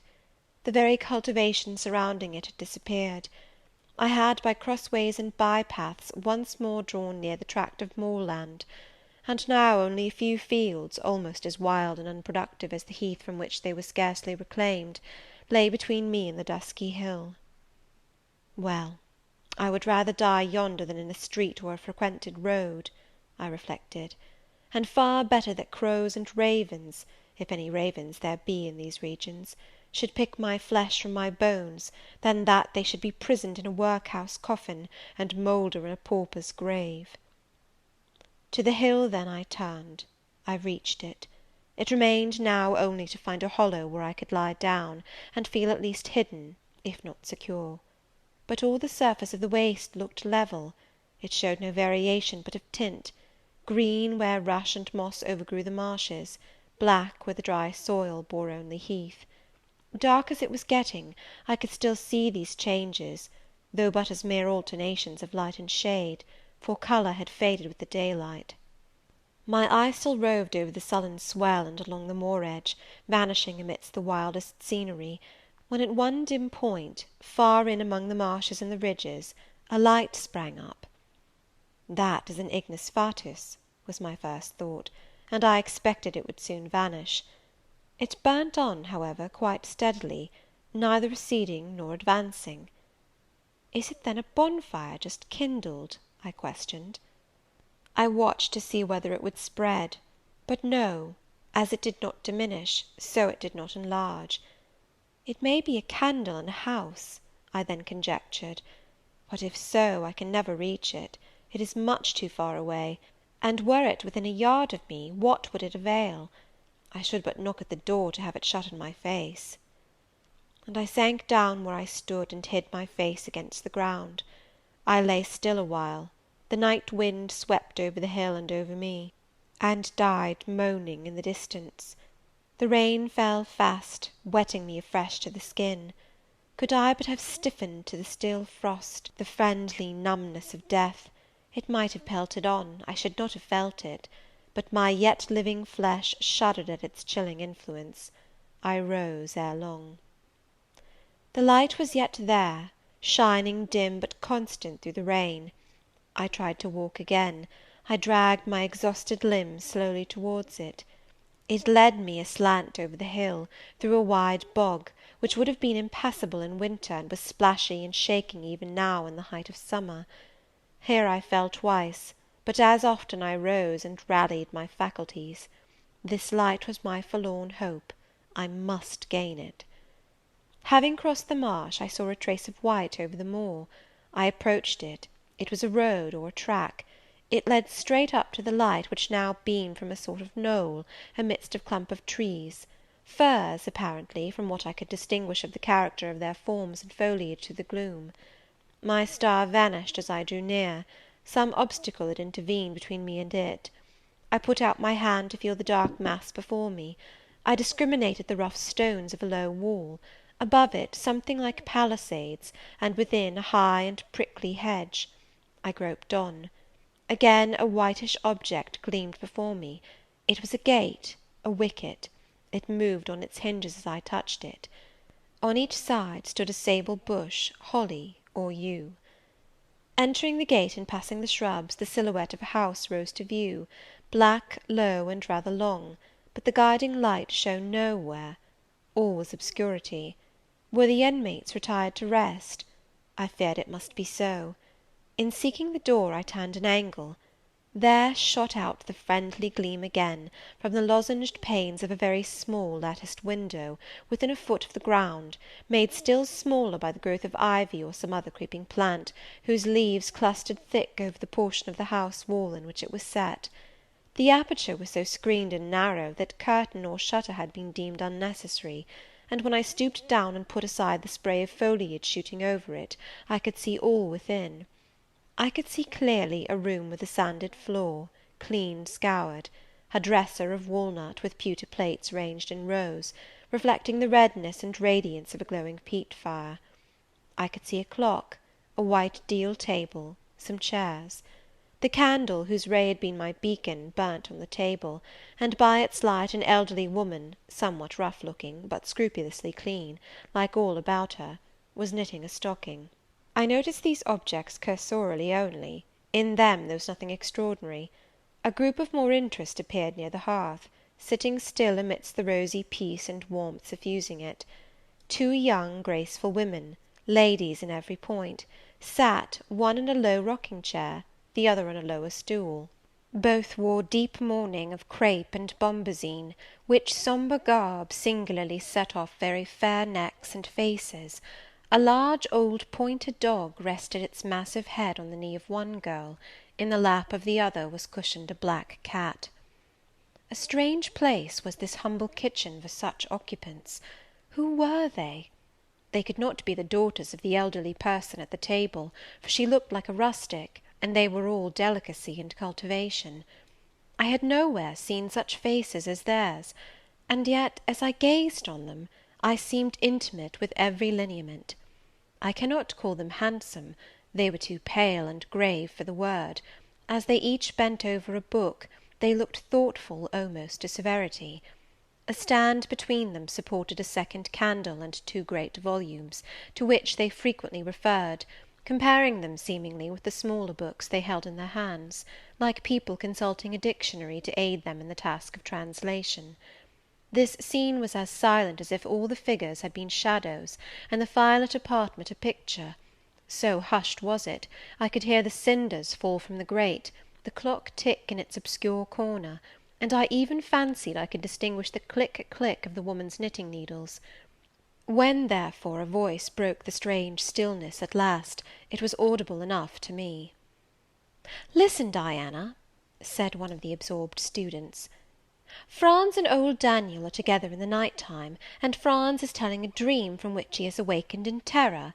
Listen." And in a low voice she read something, of which not one word was intelligible to me, for it was in an unknown tongue, neither French nor Latin. Whether it were Greek or German I could not tell. "That is strong," she said, when she had finished. "I relish it." The other girl, who had lifted her head to listen to her sister, repeated, while she gazed at the fire, a line of what had been read. At a later day I knew the language and the book, therefore I will here quote the line, though when I first heard it, it was only like a stroke on sounding brass to me, conveying no meaning. Da trat hervor einer, anzusehen wie die Sterne Nacht. Good, good, she exclaimed, while her dark and deep eyes sparkled. There you have a dim and mighty archangel fitly set before you. The line is worth 100 pages of fustian. Ich wage die Gedanken in der Schale meines Sohnes und die Werke mit dem Gewichte meines Grimms. I like it. Both were again silent. Is there any country where they talk that way? said the old woman, looking up from her knitting. Yes, Hannah, a far larger country than England, where they talk in no other way. Well, for sure case, I knownt how they can understand to one t'other, and if either of you went over there, you could tell what they said, I guess. We could probably tell something of what they said, but not all, for we are not as clever as you think us, Hannah. We don't speak German, and we cannot read it without a dictionary to help us. And what good does it do you? We mean to teach it some time, or at least the elements, as they say, and then we shall get more money than we do now. Very like, but give o'er studying, you've done enough for to-night. I think we have, at least I'm tired. Mary, are you? Mortally. After all, it's tough work fagging away at a language with no master but a lexicon. It is, especially such a language as this crabbed but glorious Deutsch. I wonder when St. John will come home. Surely he will not be long now. It is just 10, looking at a little gold watch she drew from her girdle. It rains fast, Hannah. Will you have the goodness to look at the fire in the parlour? The woman rose. She opened a door, through which I dimly saw a passage. Soon I heard her stir a fire in an inner room. She presently came back. Ah, childer, said she, it fair troubles me to go into yond room now. It looks so lonesome, with a chair empty, and set back in a corner. She wiped her eyes with her apron. The two girls, grave before, looked sad now. But he is in a better place, continued Hannah. We shouldn't wish him here again, and then nobody need to have a quieter death nor he had. You say he never mentioned us? inquired one of the ladies. He hadn't time, bairn. He was gone in a minute, was your father. He had been a bit ailing like the day before, but not to signify, and when Mr. St. John asked if he would like either of you to be sent for, he fair laughed at him. He began again with a bit of heaviness in his head the next day, that is a fortnight sin, and he went to sleep and never wakened. He were almost stark when your brother went into the chamber and found him. Oh, childer, that's to last to the old stock, for ye and Mr. St. John is of like a different sort to them that's gone, for all your mother wore much o' your way, and almost as book learned. She were the picture o' ye, Mary. Diana is more like your father. I thought them so similar, I could not tell where the old servant, for such I now concluded her to be, saw the difference. Both were fair complexioned and slenderly made, both possessed faces full of distinction and intelligence. One, to be sure, had hair a shade darker than the other, and there was a difference in their style of wearing it. Mary's pale brown locks were parted and braided smooth. Diana's duskier tresses covered her neck with thick curls. The clock struck 10. "You'll want your supper, I am sure," observed Hannah, "and so will Mr. St. John when he comes in." And she proceeded to prepare the meal. The ladies rose. They seemed about to withdraw to the parlour. Till this moment I had been so intent on watching them, their appearance and conversation had excited in me so keen an interest, I had half forgotten my own wretched position. Now it recurred to me, more desolate, more desperate than ever, it seemed, from contrast. And how impossible did it appear to touch the inmates of this house with concern on my behalf, to make them believe in the truth of my wants and woes, to induce them to vouchsafe a rest for my wanderings. As I groped out the door and knocked at it hesitatingly, I felt that last idea to be a mere chimera. Hannah opened. "What do you want?" she inquired, in a voice of surprise, as she surveyed me by the light of the candle she held. "May I speak to your mistresses?" I said. "You had better tell me what you have to say to them. Where do you come from?" "I am a stranger." "What is your business here at this hour?" "I want a night's shelter in an outhouse or anywhere, and a morsel of bread to eat." Distrust, the very feeling I dreaded, appeared in Hannah's face. "I'll give you a piece of bread," she said, after a pause, "but we can't take in a vagrant to lodge, it isn't likely." "Do let me speak to your mistresses." "No, not I. What can they do for you? You should not be roving about now, it looks very ill." But where shall I go if you drive me away? What shall I do?" "Oh, I'll warrant you know where to go and what to do. Mind you don't do wrong, that's all. Here is a penny, now go." "A penny cannot feed me, and I have no strength to go farther. Don't shut the door, oh, don't, for God's sake!" "I must, the rain is driving in." "Tell the young ladies, let me see them." "Indeed I will not. You are not what you ought to be, or you wouldn't make such a noise. Move off." "But I must die if I am turned away." "Not you. I'm feared you'd have some ill plans agate that brings you about folks' houses at this time o' night. If you've any followers, housebreakers, or such like, anywhere near, you may tell 'em we are not by ourselves in the house. We have a gentleman and dogs and guns." Here the honest but inflexible servant clapped the door to, and bolted it within. This was the climax. A pang of exquisite suffering, a throe of true despair, rent and heaved my heart. Worn out indeed I was; not another step could I stir. I sank on the wet door step. I groaned, I wrung my hands, I wept in utter anguish. Oh, this spectre of death! Oh, this last hour approaching in such horror! Alas, this isolation, this banishment from my kind! Not only the anchor of hope, but the footing of fortitude was gone, at least for a moment; but the last I soon endeavoured to regain. "I can but die," I said, "and I believe in God. Let me try to wait His will in silence." These words I not only thought, but uttered; and thrusting back all my misery into my heart, I made an effort to compel it to remain there, dumb and still. "All men must die," said a voice quite close at hand; "but all are not condemned to meet a lingering and premature doom, such as yours would be if you perished here of want." "Who or what speaks?" I asked, terrified at the unexpected sound, and incapable now of deriving from any occurrence a hope of aid. A form was near; what form, the pitch dark night and my enfeebled vision prevented me from distinguishing. With a loud long knock, the new comer appealed to the door. "Is it you, Mr. St. John?" cried Hannah. "Yes, yes, open quickly." "Well, how wet and cold you must be, such a wild night as it is! Come in, your sisters are quite uneasy about you, and I believe there are bad folks about. There has been a beggar woman. I declare she is not gone yet. Lay down there. Get up, for shame. Move off, I say." "Hush, Hannah. I have a word to say to the woman. You have done your duty in excluding, now let me do mine in admitting her. I was near, and listened to both you and her. I think this is a peculiar case. I must at least examine into it. Young woman, rise, and pass before me into the house." With difficulty I obeyed him. Presently I stood within that clean bright kitchen, on the very hearth, trembling, sickening, conscious of an aspect in the last degree ghastly, wild, and weather-beaten.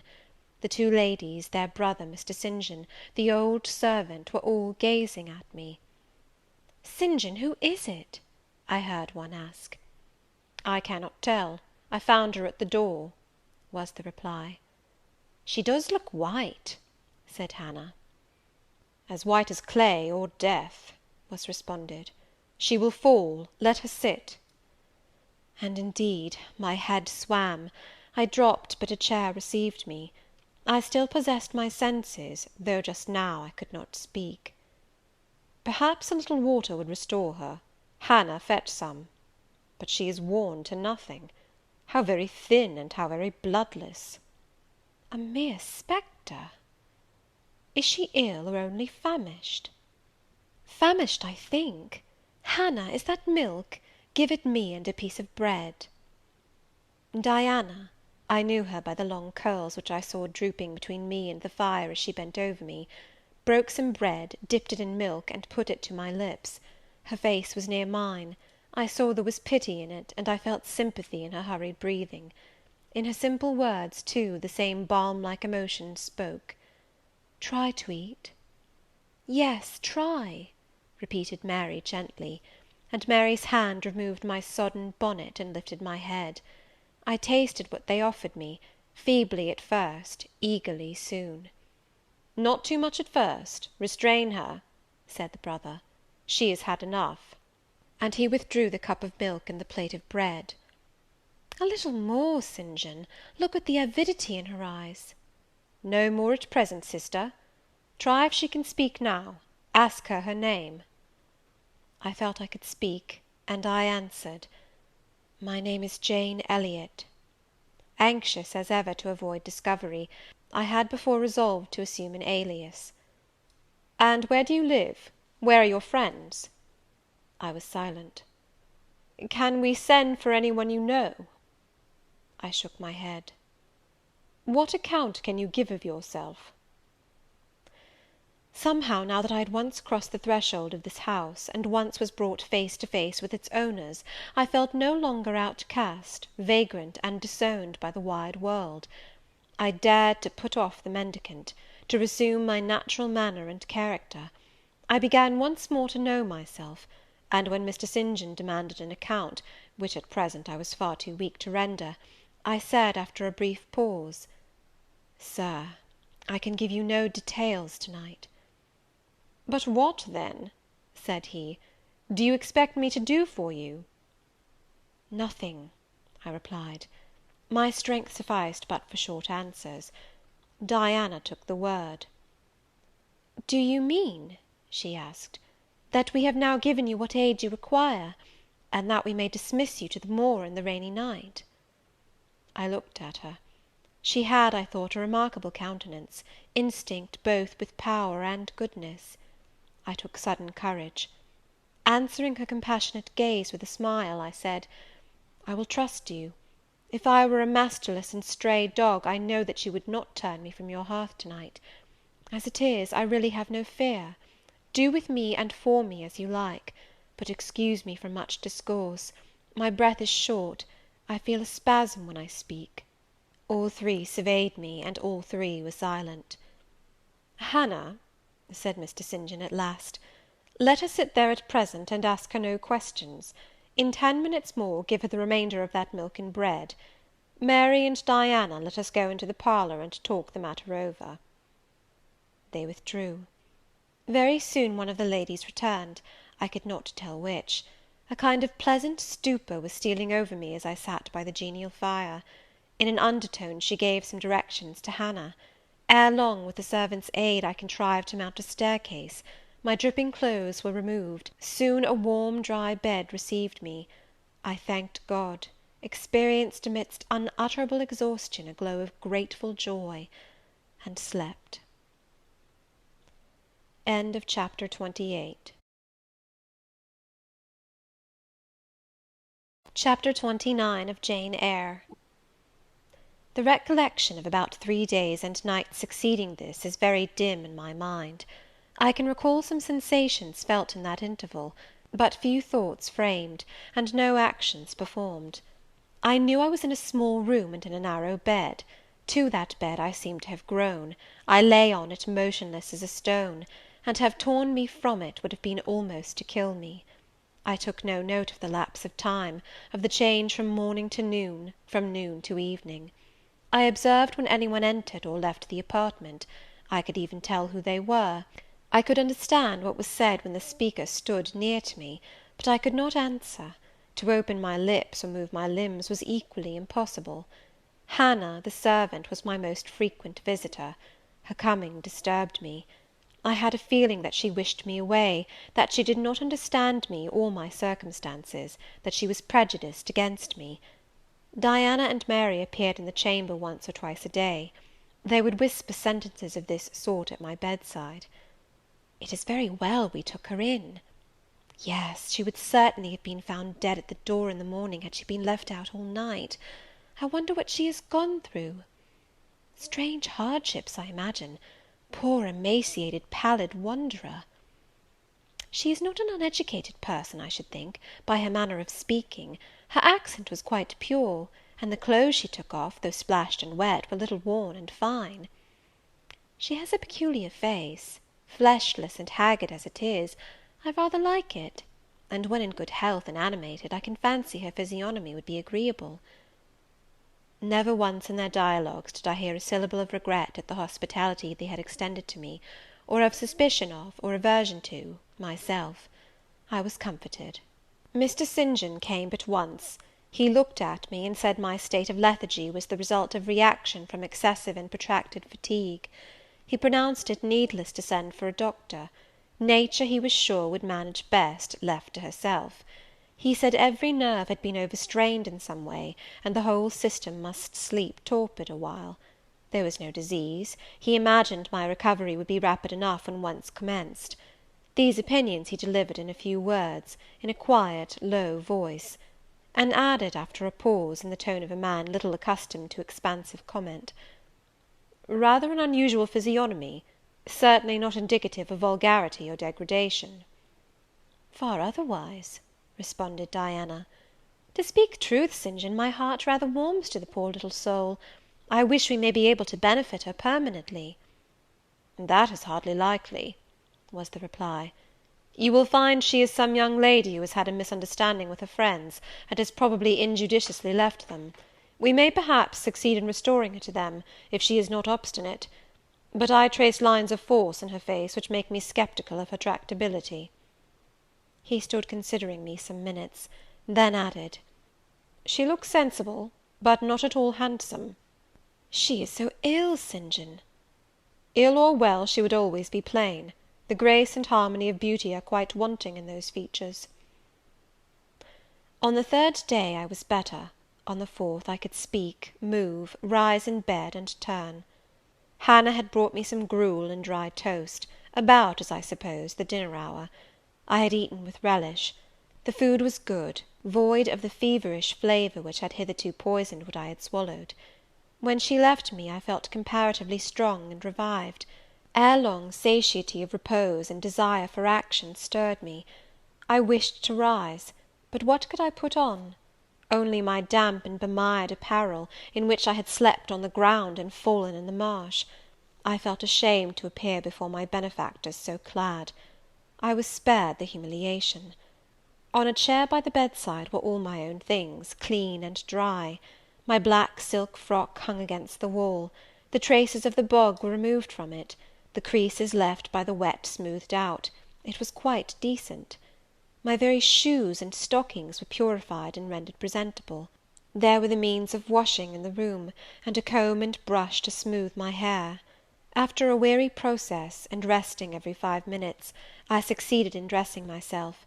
My clothes hung loose on me, for I was much wasted; but I covered deficiencies with a shawl, and once more, clean and respectable looking, no speck of the dirt, no trace of the disorder I so hated, and which seemed so to degrade me, left, I crept down a stone staircase, with the aid of the banisters, to a narrow low passage, and found my way presently to the kitchen.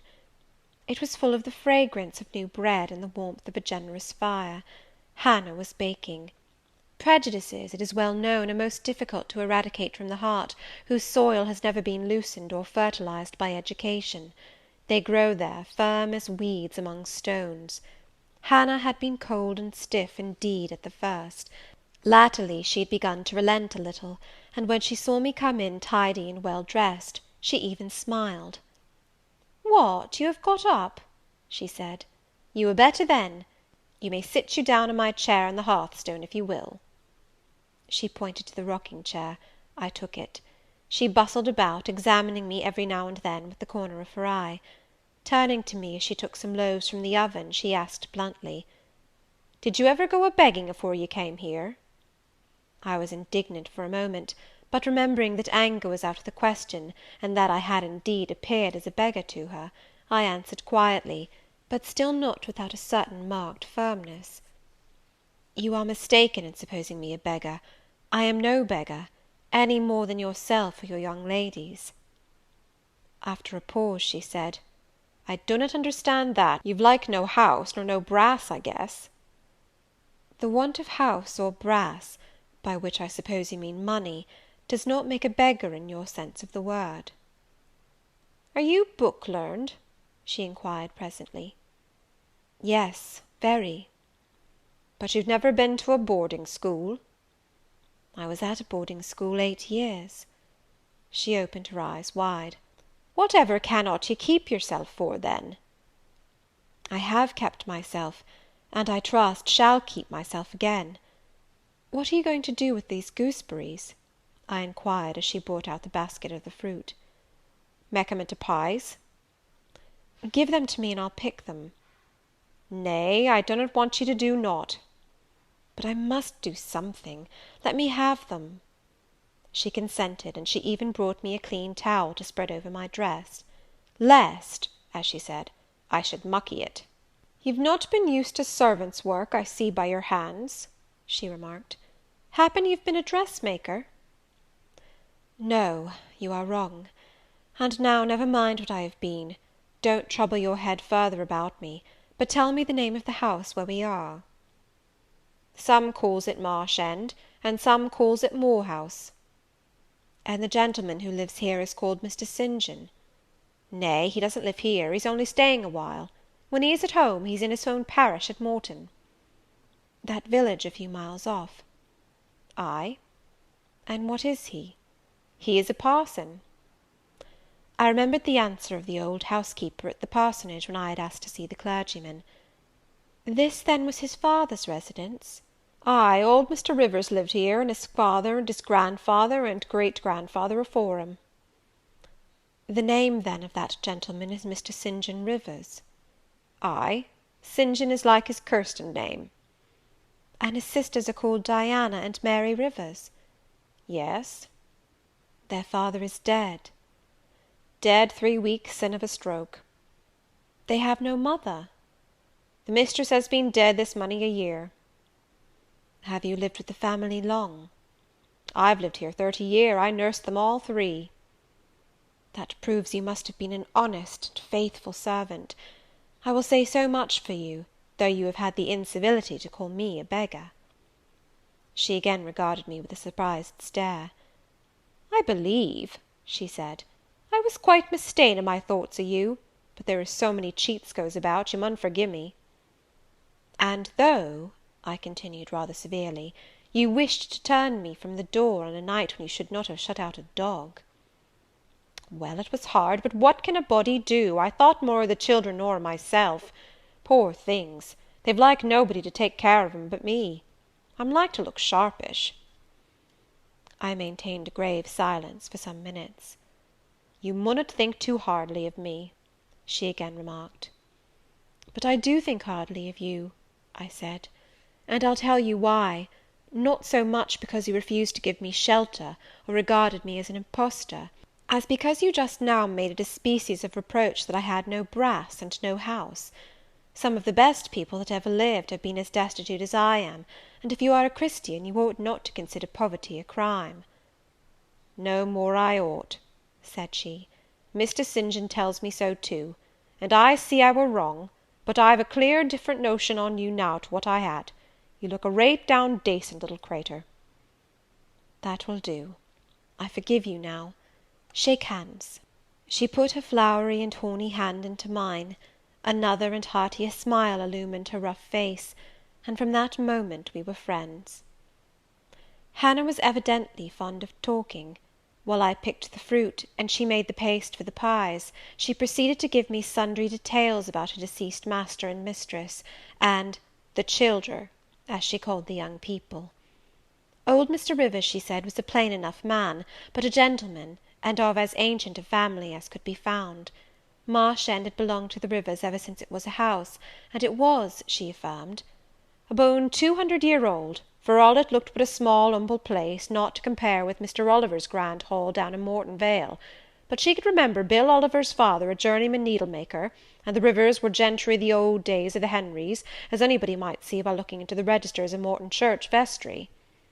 Still, she allowed, the old maester was like other folk, not mick o' the common way, stark mad o' shooting and farming and such like. The mistress was different. She was a great reader, and studied a deal, and the bairns had taken after her. There was nothing like them in these parts, nor never had been. They had liked learning, all 3, almost from the time they could speak, and they had always been of a make o' their own.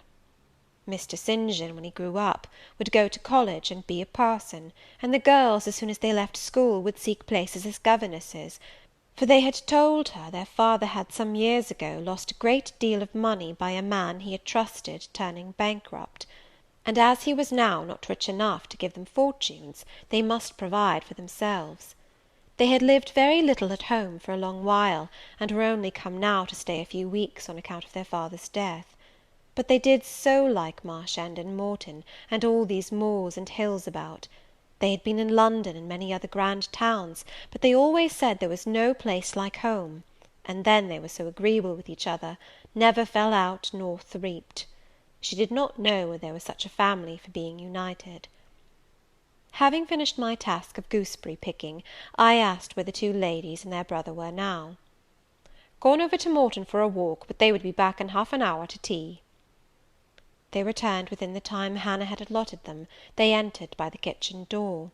Mr. St. John, when he saw me, merely bowed and passed through.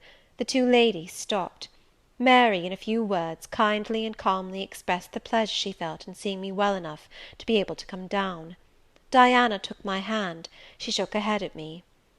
"You should have waited for my leave to descend," she said. "You still look very pale, and so thin. Poor child! Poor girl!" Diana had a voice toned, to my ear, like the cooing of a dove. She possessed eyes whose gaze I delighted to encounter. Her whole face seemed to me full of charm.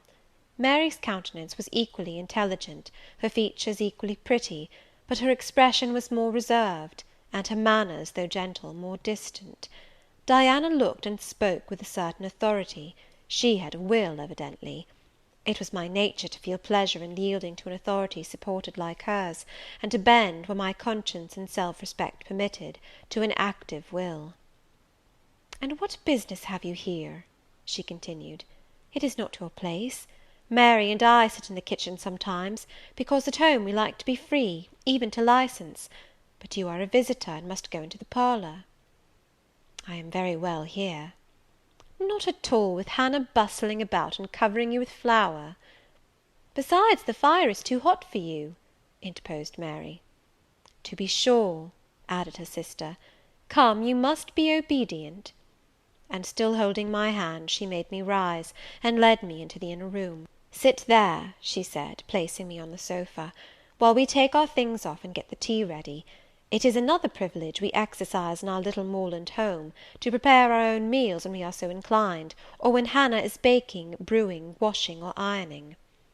She closed the door, leaving me solus of Mr. St. John, who sat opposite, a book or newspaper in his hand. I examined first the parlour, and then its occupant. The parlour was rather a small room, very plainly furnished, yet comfortable because clean and neat. The old-fashioned chairs were very bright, and the walnut wood table was like a looking-glass. A few strange antique portraits of the men and women of other days decorated the stained walls. A cupboard with glass doors contained some books and an ancient set of china.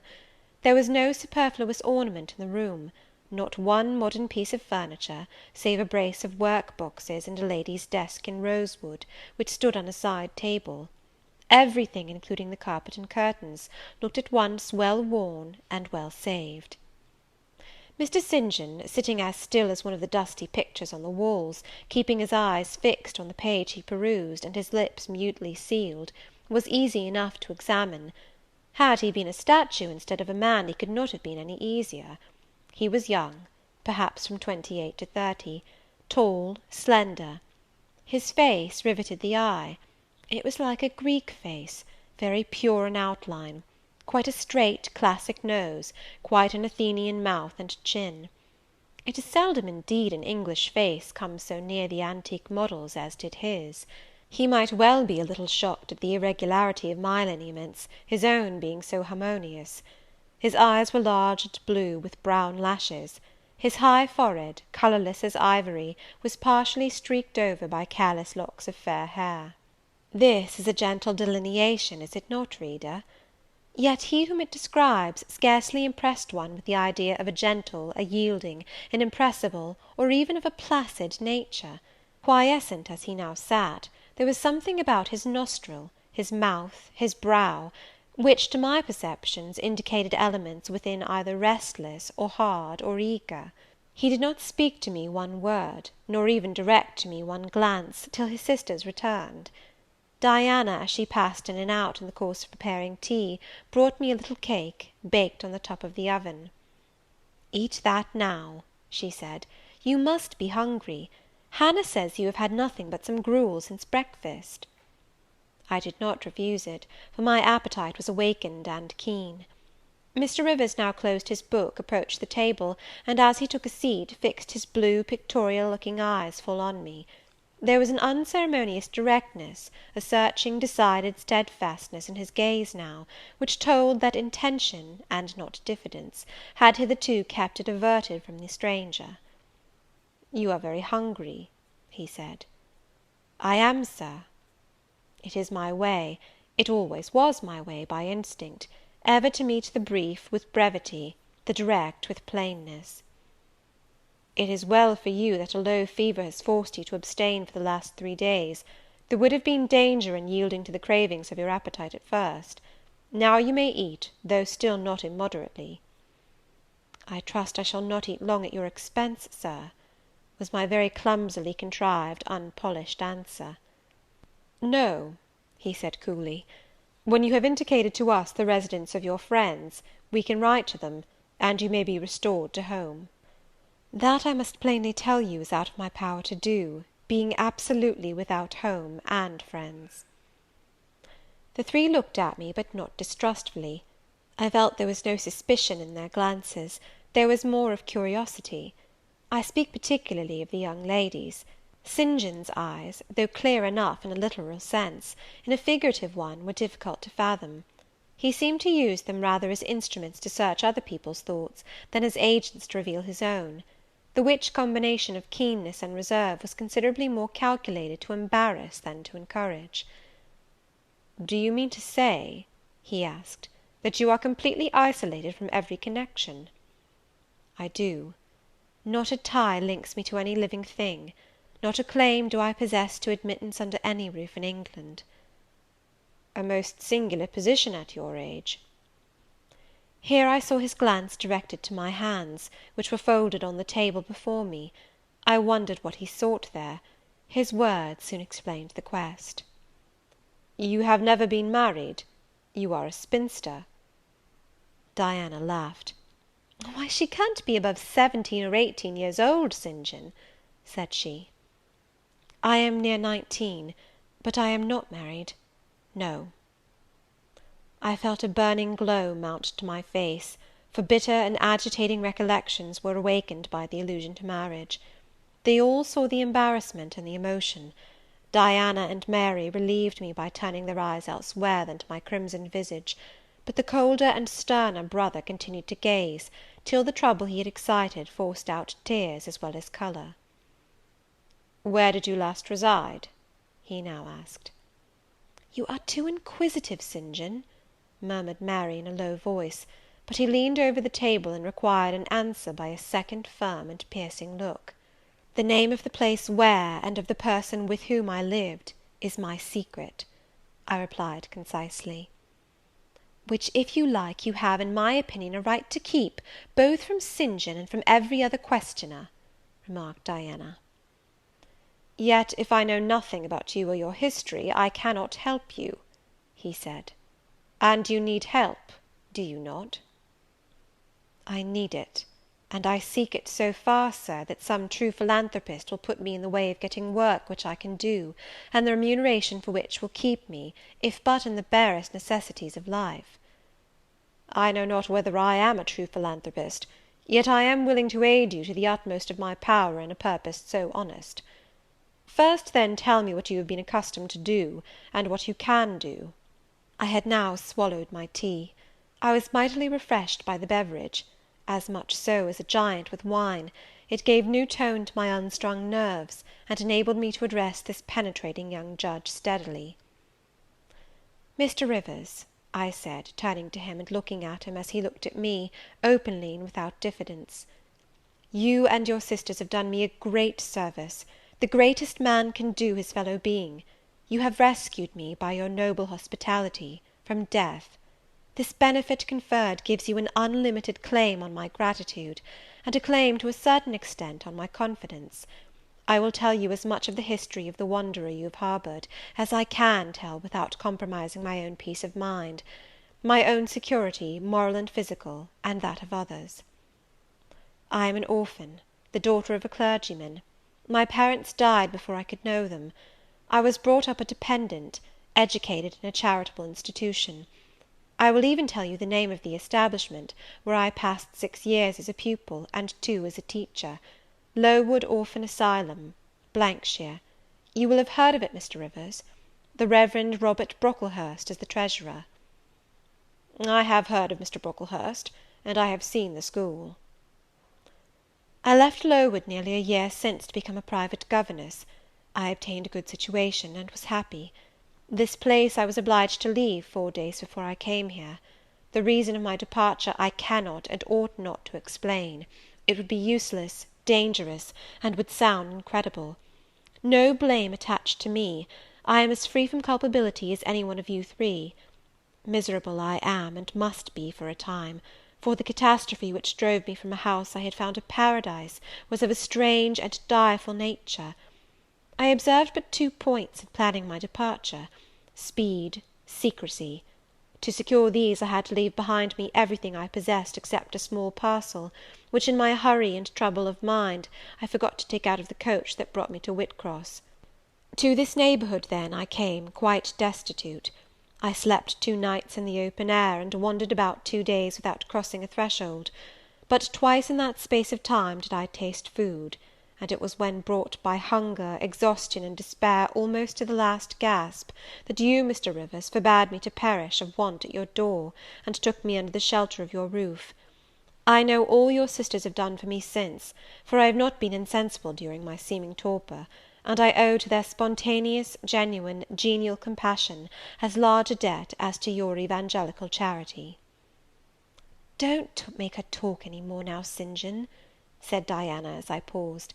"She is evidently not yet fit for excitement. Come to the sofa, and sit down now, Miss Elliot." I gave an involuntary half start at hearing the alias. I had forgotten my new name. Mr. Rivers, whom nothing seemed to escape, noticed it at once. "You said your name was Jane Elliot," he observed. "I did say so, and it is the name by which I think it expedient to be called at present; but it is not my real name, and when I hear it, it sounds strange to me." "Your real name you will not give?" "No. I fear discovery above all things, and whatever disclosure would lead to it, I avoid." "You are quite right, I am sure," said Diana. "Now do, brother, let her be at peace a while." But when St. John had mused a few moments, he recommenced as imperturbably and with as much acumen as ever. "You would not like to be long dependent on our hospitality. You would wish, I see, to dispense as soon as may be with my sister's compassion, and above all with my charity. I am quite sensible of the distinction drawn, nor do I resent it; it is just. You desire to be independent of us?" "I do. I have already said so. Show me how to work, or how to seek work; that is all I now ask. Then let me go, if it be but to the meanest cottage; but till then allow me to stay here. I dread another essay of the horrors of homeless destitution." "Indeed you shall stay here," said Diana, putting her white hand on my head. "You shall," repeated Mary, in the tone of undemonstrative sincerity which seemed natural to her. "My sisters, you see, have a pleasure in keeping you," said Mr. St. John, "as they would have a pleasure in keeping and cherishing a half-frozen bird some wintry wind might have driven through their casement. I feel more inclination to put you in the way of keeping yourself, and shall endeavour to do so; but observe, my sphere is narrow. I am but the incumbent of a poor county parish; my aid must be of the humblest sort; and if you are inclined to despise the day of small things, seek some more efficient succour than such as I can offer." "She has already said that she is willing to do anything honest she can do," answered Diana for me; "and you know, St. John, she has no choice of helpers; she is forced to put up with such crusty people as you." "I will be a dressmaker, I will be a plain workwoman, I will be a servant, a nurse girl, if I can be no better," I answered. "Right," said Mr. St. John, quite coolly. "If such is your spirit, I promise to aid you in my own time and way." He now resumed the book with which he had been occupied before tea. I soon withdrew, for I had talked as much and sat up as long as my present strength would permit. CHAPTER XXX. Chapter XXX of Jane Eyre. The more I knew of the inmates of Moor House, the better I liked them. In a few days I had so far recovered my health, that I could sit up all day, and walk out sometimes. I could join with Diana and Mary in all their occupations, converse with them as much as they wished, and aid them when and where they would allow me. There was a reviving pleasure in this intercourse, of a kind now tasted by me for the first time; the pleasure arising from perfect congeniality of tastes, sentiments, and principles. I liked to read what they liked to read; what they enjoyed delighted me; what they approved I reverenced. They loved their sequestered home. I too, in the grey, small, antique structure, with its low roof, its latticed casements, its mouldering walls, its avenue of aged firs, all grown aslant under the stress of mountain winds, its garden, dark with yew and holly, and where no flowers but of the hardiest species would bloom, found a charm both potent and permanent.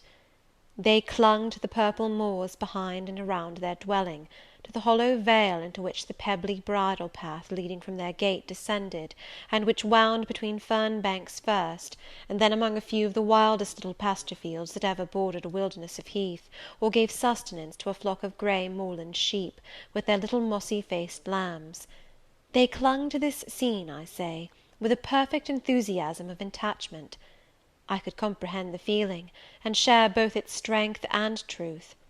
I saw the fascination of the locality; I felt the consecration of its loneliness; my eye feasted on the outline of swell and sweep, on the wild colouring communicated to ridge and dell by moss, by heath bell, by flower sprinkled turf, by brilliant bracken and mellow granite crag. These details were just to me what they were to them, so many pure and sweet sources of pleasure.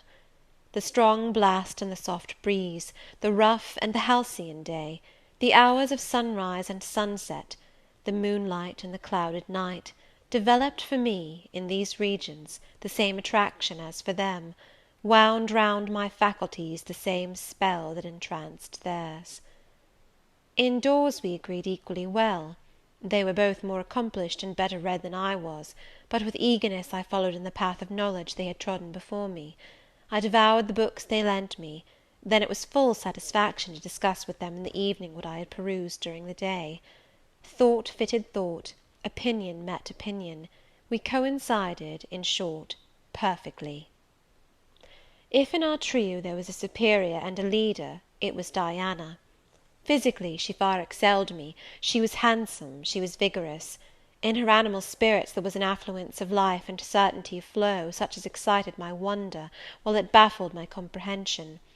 I could talk a while when the evening commenced; but the first gush of vivacity and fluency gone, I was fain to sit on a stool at Diana's feet, to rest my head on her knee, and listen alternately to her and Mary, while they sounded thoroughly the topic on which I had but touched.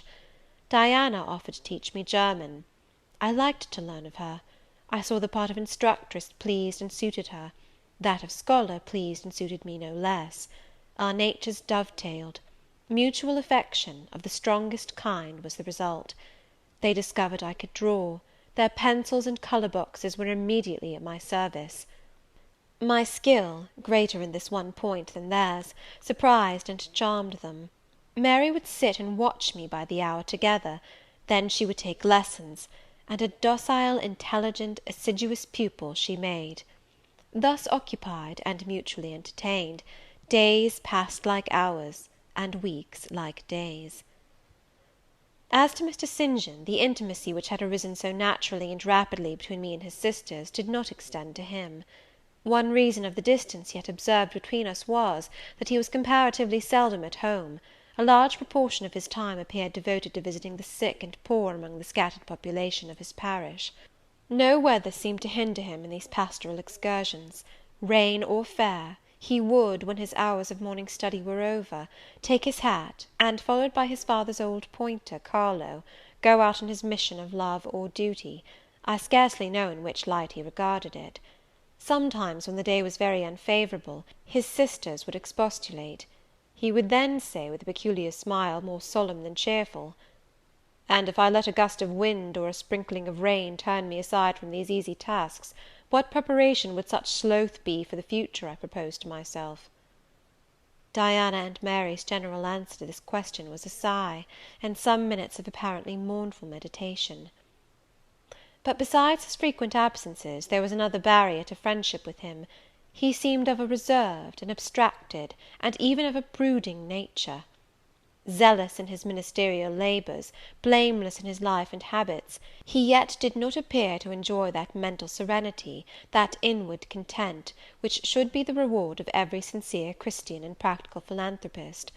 Often of an evening, when he sat at the window, his desk and papers before him, he would cease reading or writing, rest his chin on his hand, and deliver himself up to I know not what course of thought; but that it was perturbed and exciting might be seen in the frequent flash and changeful dilation of his eye. I think, moreover, that nature was not to him that treasury of delight it was to his sisters. He expressed once, and but once, in my hearing, a strong sense of the rugged charm of the hills, and an inborn affection for the dark roof and hoary walls he called his home; but there was more of gloom than pleasure in the tone and words in which the sentiment was manifested; and never did he seem to roam the moors for the sake of their soothing silence, never seek out or dwell upon the thousand peaceful delights they could yield. Incommunicative as he was, some time elapsed before I had an opportunity of gauging his mind. I first got an idea of its calibre when I heard him preach in his own church at Morton. I wish I could describe that sermon, but it is past my power. I cannot even render faithfully the effect it produced on me. It began calm; and indeed, as far as delivery and pitch of voice went, it was calm to the end. An earnestly felt, yet strictly restrained zeal breathed soon in the distinct accents, and prompted the nervous language. This grew to force, compressed, condensed, controlled. The heart was thrilled, the mind astonished, by the power of the preacher; neither was softened. Throughout there was a strange bitterness, an absence of consolatory gentleness. Stern allusions to Calvinistic doctrines, election, predestination, reprobation, were frequent, and each reference to these points sounded like a sentence pronounced for doom. When he had done, instead of feeling better, calmer, more enlightened by his discourse, I experienced an inexpressible sadness; for it seemed to me, I know not whether equally so to others, that the eloquence to which I had been listening had sprung from a depth where lay turbid dregs of disappointment, where moved troubling impulses of insatiate yearnings and disquieting aspirations. I was sure St. John Rivers, pure lived, conscientious, zealous as he was, had not yet found that peace of God which passeth all understanding. He no more had found it, I thought, than had I, with my concealed and racking regrets for my broken idol and lost Elysium; regrets to which I have latterly avoided referring, but which possessed me and tyrannized over me ruthlessly. Meantime a month was gone. Diana and Mary were soon to leave Moor House, and return to the far different life and scene which awaited them, as governesses in a large, fashionable, south of England city, where each held a situation in families by whose wealthy and haughty members they were regarded only as humble dependents, and who neither knew nor sought out their innate excellencies, and appreciated only their acquired accomplishments as they appreciated the skill of their cook or the taste of their waiting woman. Mr. St. John had said nothing to me yet about the employment he had promised to obtain for me, yet it became urgent that I should have a vacation of some kind. One morning, being left alone with him a few minutes in the parlour, I ventured to approach the window recess, which his table, chair, and desk consecrated as a kind of study, and I was going to speak, though not very well knowing in what words to frame my inquiry, for it is at all times difficult to break the ice of reserve glassing over such natures as his, when he saved me the trouble by being the first to commence a dialogue. Looking up as I drew near, "You have a question to ask of me?" he said.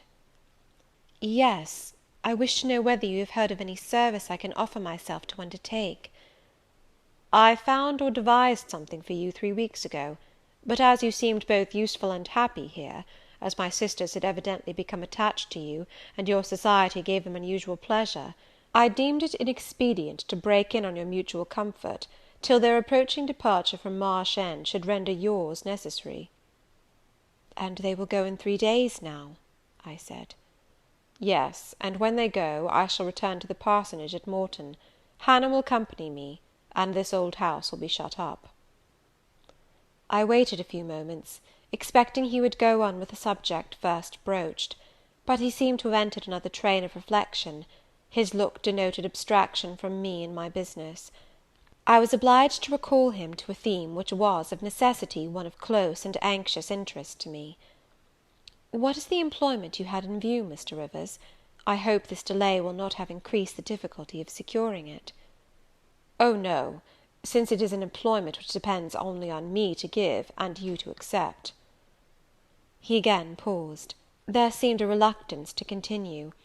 I grew impatient; a restless movement or two, and an eager and exacting glance fastened on his face, conveyed the feeling to him as effectually as words could have done, and with less trouble. "You need be in no hurry to hear," he said. "Let me frankly tell you, I have nothing eligible or profitable to suggest. Before I explain, recall, if you please, my notice, clearly given, that if I helped you, it must be as the blind man would help the lame. I am poor; for I find that, when I have paid my father's debts, all the patrimony remaining to me will be this crumbling Grange, the row of scathed firs behind, and the patch of moorish soil, with the yew trees and holly bushes in front. I am obscure. Rivers is an old name; but of the 3 sole descendants of the race, 2 earn the dependent's crust among strangers, and the 3rd considers himself an alien from his native country, not only for life, but in death. Yes, and deems, and is bound to deem, himself honoured by the lot, and aspires but after the day when the cross of separation from fleshly ties shall be laid on his shoulders, and when the head of that church militant of whose humblest members he is one, shall give the word, "Rise, follow me." St. John said these words as he pronounced his sermons, with a quiet, deep voice, with an unflushed cheek, and a coruscating radiance of glance. He resumed: "And since I am myself poor and obscure, I can offer you but a service of poverty and obscurity. You may even think it degrading; for I see now your habits have been what the world calls refined, your tastes lean to the ideal, and your society has at least been among the educated. But I consider that no service degrades which can better our race. I hold that the more arid and unreclaimed the soil where the Christian labourer's task of tillage is appointed him, the scantier the meed his toil brings, the higher the honour. His, under such circumstances, is the destiny of the pioneer, and the first pioneers of the gospel were the apostles. Their captain was Jesus, the Redeemer himself." "Well," I said, as he again paused, "proceed." He looked at me before he proceeded. Indeed, he seemed leisurely to read my face, as if its features and lines were characters on a page. The conclusions drawn from his scrutiny, he partially expressed in his succeeding observations. "I believe you will accept the post I offer you," he said, "and hold it for a while. Not permanently, though; any more than I could permanently keep the narrow and the narrowing, the tranquil hidden office of English country incumbent; for in your nature is an alloy as detrimental to repose as that in mine, though of a different kind." "Do explain," I urged, when he halted once more. "I will, and you shall hear how poor the proposal is, how trivial, how cramping. I shall not stay long at Morton, now that my father is dead, and that I am my own master. I shall leave the place probably in the course of a 12-month; but while I do stay, I will exert myself to the utmost for its improvement. Morton, when I came to it 2 years ago, had no school; the children of the poor were excluded from every hope of progress. I established one for boys; I mean now to open a second school for girls. I have hired a building for the purpose, with a cottage of 2 rooms attached to it for the mistress's house. Her salary will be £30 a year. Her house is already furnished, very simply but sufficiently, by the kindness of a lady, Miss Oliver, the only daughter of the sole rich man in my parish. Mr. Oliver, the proprietor of a needle factory and iron foundry in the valley. The same lady pays for the education and clothing of an orphan from the workhouse, on condition that she shall aid the mistress in such menial offices connected with her own house and the school as her occupation of teaching will prevent her having time to discharge in person. Will you be this mistress?" He put the question rather hurriedly. He seemed half to expect an indignant, or at least a disdainful rejection of the offer. Not knowing all my thoughts and feelings, though guessing some, he could not tell in what light the lot would appear to me. In truth, it was humble, but then it was sheltered, and I wanted a safe asylum. It was plodding, but then, compared with that of a governess in a rich house, it was independent; and the fear of servitude with strangers entered my soul like iron. It was not ignoble, not unworthy, not mentally degrading. I made my decision. "Thank you for the proposal, Mr. Rivers, and I accept it with all my heart." "But you comprehend me," he said. "It is a village school. Your scholars would be only poor girls, cottagers' children, at the best farmers' daughters. Knitting, sewing, reading, writing, ciphering, will be all you will have to teach. What will you do with your accomplishments? What with the largest portion of your mind, sentiments, tastes?" "Save them till they are wanted. They will keep." "You know what you undertake, then?" "I do." He now smiled, and not a bitter or a sad smile, but one well pleased and deeply gratified. "And when will you commence the exercise of your function?"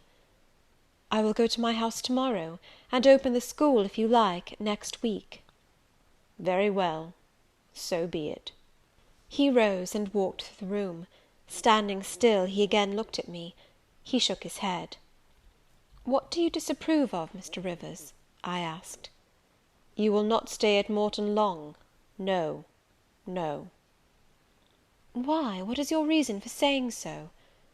"I read it in your eye. It is not of that description which promises the maintenance of an even tenor in life." "I am not ambitious." He started at the word ambitious. He repeated, "No. What made you think of ambition? Who is ambitious? I know I am, but how did you find it out?" "I was speaking of myself."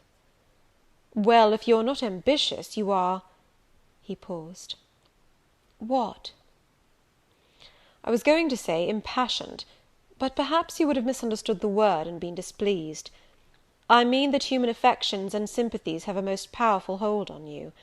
I am sure you cannot long be content to pass your leisure in solitude, and to devote your working hours to a monotonous labour wholly void of stimulus, any more than I can be content," he added with emphasis, "to live here buried in morass, pent in with mountains. My nature that God gave me contravened, my faculties heaven bestowed, paralyzed, made useless. You hear now how I contradict myself. I, who preached contentment with a humble lot, and justified the vocation even of hewers of wood and drawers of water in God's service, I, his ordained minister, almost rave in my restlessness. Well, propensities and principles must be reconciled by some means." He left the room.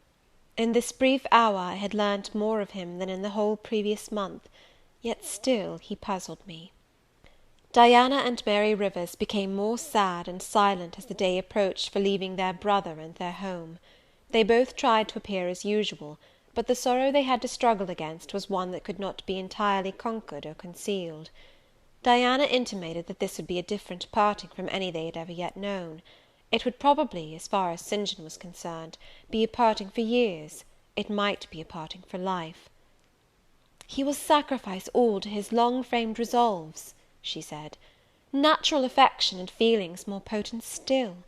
St. John looks quiet, Jane, but he hides a fever in his vitals.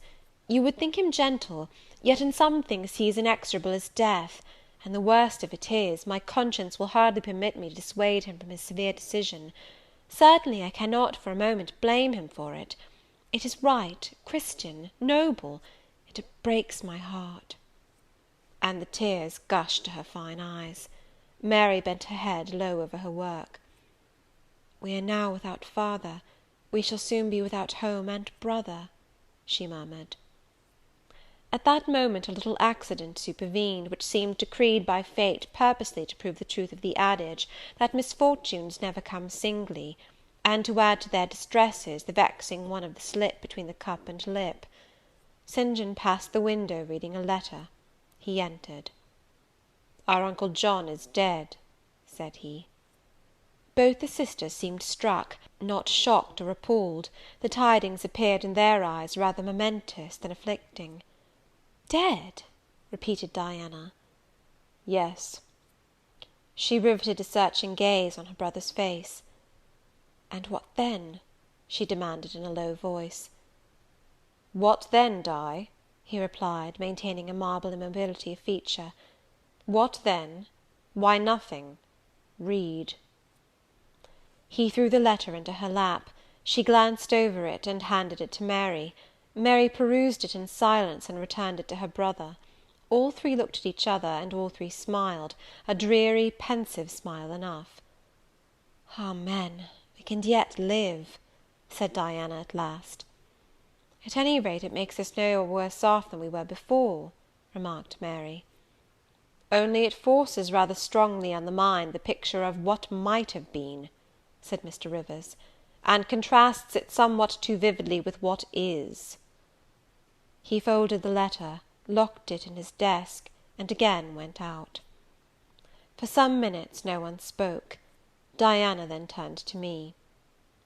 "Jane, you will wonder at us and our mysteries," she said, "and think us hard-hearted beings not to be more moved at the death of so near a relation as an uncle; but we had never seen him or known him. He was my mother's brother. My father and he quarrelled long ago. It was by his advice that my father risked most of his property in the speculation that ruined him. Mutual recrimination passed between them. They parted in anger, and were never reconciled. My uncle engaged afterwards in more prosperous undertakings. It appears he realised a fortune of £20,000. He was never married, and had no near kindred but ourselves and one other person, not more closely related than we. My father always cherished the idea that he would atone for his error by leaving his possessions to us. That letter informs us that he has bequeathed every penny to the other relation, with the exception of 30 guineas, to be divided between St. John, Diana, and Mary Rivers, for the purchase of 3 mourning rings. He had a right, of course, to do as he pleased, and yet a momentary damp is cast on the spirits by the receipt of such news. Mary and I would have esteemed ourselves rich with £1,000 each, and to St. John such a sum would have been valuable, for the good it would have enabled him to do. This explanation given, the subject was dropped, and no further reference made to it by either Mr. Rivers or his sisters. The next day I left Marsh End for Morton. The day after, Diana and Mary quitted it for distant B. In a week Mr. Rivers and Hannah repaired to the parsonage, and so the old Grange was abandoned. End of Chapter 30. Chapter 31 of Jane Eyre. My home, then, when I at last find a home, is a cottage, a little room with whitewashed walls and a sanded floor, containing 4 painted chairs and a table, a clock, a cupboard, with 2 or 3 plates and dishes, and a set of tea-things in delf. Above, a chamber of the same dimensions as the kitchen, with a deal bedstead and chest of drawers, small, yet too large to be filled with my scanty wardrobe, though the kindness of my gentle and generous friends has increased that by a modest stock of such things as are necessary. It is evening. I have dismissed, with the fee of an orange, the little orphan who serves me as a handmaid. I am sitting alone on the hearth. This morning the village school opened. I had 20 scholars. But 3 of the number can read, none write or cipher. Several knit, and a few sew a little. They speak with the broadest accent of the district. At present they and I have a difficulty in understanding each other's language. Some of them are unmannered, rough, intractable, as well as ignorant; but others are docile, have a wish to learn, and evince a disposition that pleases me. I must not forget that these coarsely clad little peasants are of flesh and blood as good as the scions of gentlest genealogy, and that the germs of native excellence, refinement, intelligence, kind feeling, are as likely to exist in their hearts as in those of the best born. My duty will be to develop these germs. Surely I shall find some happiness in discharging that office. Much enjoyment I do not expect in the life opening before me, yet it will, doubtless, if I regulate my mind, and exert my powers as I ought, yield me enough to live on from day to day.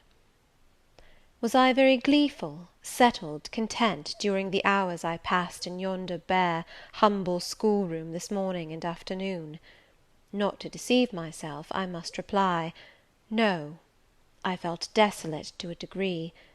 I felt, yes, idiot that I am, I felt degraded. I doubted I had taken a step which sank instead of raising me in the scale of social existence. I was weakly dismayed at the ignorance, the poverty, the coarseness of all I heard and saw around me. But let me not hate and despise myself too much for these feelings. I know them to be wrong. That is a great step gained. I shall strive to overcome them. To-morrow, I trust, I shall get the better of them partially, and in a few weeks, perhaps, they will be quite subdued.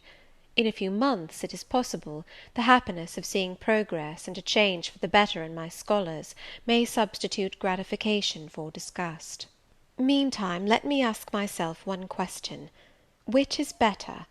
To have surrendered to temptation, listened to passion, made no painful effort, no struggle, but to have sunk down in the silken snare, fallen asleep on the flowers covering it, wakened in a southern clime, among the luxuries of a pleasure villa, to have been now living in France, Mr. Rochester's mistress, delirious with his love half my time, for he would, oh yes, he would have loved me well for a while. He did love me. No one will ever love me so again. I shall never more know the sweet homage given to beauty, youth, and grace, for never to any one else shall I seem to possess these charms. He was fond and proud of me. It is what no man besides will ever be. But where am I wandering, and what am I saying, and above all feeling? Whether it is better, I ask, to be a slave in a fool's paradise at Marseilles, fevered with delusive bliss one hour, suffocating with the bitterest tears of remorse and shame the next, or to be a village schoolmistress, free and honest, in a breezy mountain nook in the healthy heart of England? Yes, I feel now that I was right when I adhered to principle and law, and scorned and crushed the insane promptings of a frenzied moment. God directed me to a correct choice. I thank His providence for the guidance. Having brought my eventide musings to this point, I rose, went to my door, and looked at the sunset of the harvest day, and at the quiet fields before my cottage, which, with the school, was distant half a mile from the village. The birds were singing their last strains. The air was mild, the dew was balm. While I looked, I thought myself happy, and was surprised to find myself ere long weeping. And why? For the doom which had reft me from adhesion to my master. For him I was no more to see. For the desperate grief and fatal fury, consequences of my departure, which might now, perhaps, be dragging him from the path of right, too far to leave hope of ultimate restoration thither. At this thought, I turned my face aside from the lovely sky of Eve and lonely vale of Morton. I say lonely, for in that bend of it visible to me there was no building apparent save the church and the parsonage, half-hidden trees, and quite at the extremity, the roof of Vale Hall, where the rich Mr. Oliver and his daughter lived. I hid my eyes, and leant my head against the stone frame of my door, but soon a slight noise near the wicket which shut in my tiny garden from the meadow beyond it made me look up. A dog, old Carlo, Mr. Rivers' pointer, as I saw in a moment, was pushing the gate with his nose, and St. John himself leant upon it with folded arms, his brow knit, his gaze, grave almost to displeasure, fixed on me. I asked him to come in. "No, I cannot stay. I have only brought you a little parcel my sisters left for you. I think it contains a colour box, pencils, and paper." I approached to take it. A welcome gift it was. He examined my face, I thought, with austerity, as I came near. The traces of tears were doubtless very visible upon it. "Have you found your first day's work harder than you expected?" he asked. "Oh, no! On the contrary, I think in time I shall get on with my scholars very well." "But perhaps your accommodations, your cottage, your furniture, have disappointed your expectations. They are, in truth, scanty enough, but—" I interrupted. "My cottage is clean and weatherproof, my furniture sufficient and commodious. All I see has made me thankful, not despondent. I am not absolutely such a fool and sensualist as to regret the absence of a carpet, a sofa, and silver plate. Besides, 5 weeks ago I had nothing. I was an outcast, a beggar, a vagrant. Now I have acquaintance, a home, a business. I wonder at the goodness of God, the generosity of my friends, the bounty of my lot. I do not repine." "But you feel solitude and oppression. The little house there behind you is dark and empty." "I have hardly had time yet to enjoy a sense of tranquillity, much less to grow impatient under one of loneliness." "Very well. I hope you feel the content you express. At any rate, your good sense will tell you that it is too soon yet to yield to the vacillating fears of Lot's wife. What you had left before I saw you, of course, I do not know; but I counsel you to resist firmly every temptation which would incline you to look back. Pursue your present career steadily, for some months at least." "It is what I mean to do," I answered. St. John continued, "It is hard work to control the workings of inclination and turn the bent of nature, but that it may be done, I know from experience. God has given us, in a measure, the power to make our own fate, and when our energies seem to demand a sustenance they cannot get, when our will strains after a path we may not follow, we need neither starve from inanition, nor stand still in despair. We have but to seek another nourishment for the mind, as strong as the forbidden food it longed to taste, and perhaps purer, and to hew out for the adventurous foot a road as direct and broad as the one fortune has blocked up against us, if rougher than it. A year ago I was myself intensely miserable, because I thought I had made a mistake in entering the ministry. Its uniform duties wearied me to death. I burnt for the more active life of the world, for the more exciting toils of a literary career, for the destiny of an artist, author, orator, anything rather than that of a priest. Yes, the heart of a politician, of a soldier, of a votary of glory, a lover of renown, a lustre after power, beat under my curate's surplice. I considered. My life was so wretched, it must be changed, or I must die. After a season of darkness and struggling, light broke and relief fell. My cramped existence all at once spread out to a plain without bounds. My powers heard a call from heaven to rise, gather their full strength, spread their wings, and mount beyond ken.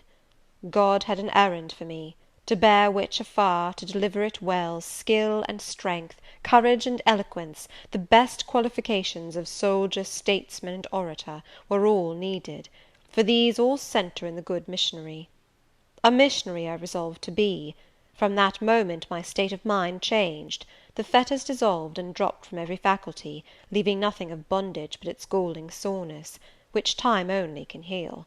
My father, indeed, imposed the determination, but since his death I have not a legitimate obstacle to contend with. Some affairs settled, a successor for Morton provided, an entanglement or two of the feelings broken through or cut asunder, a last conflict with human weakness, in which I know I shall overcome, because I have vowed that I will overcome, and I leave Europe for the East." He said this in his peculiar, subdued, yet emphatic voice, looking, when he had ceased speaking, not at me, but at the setting sun, at which I looked too.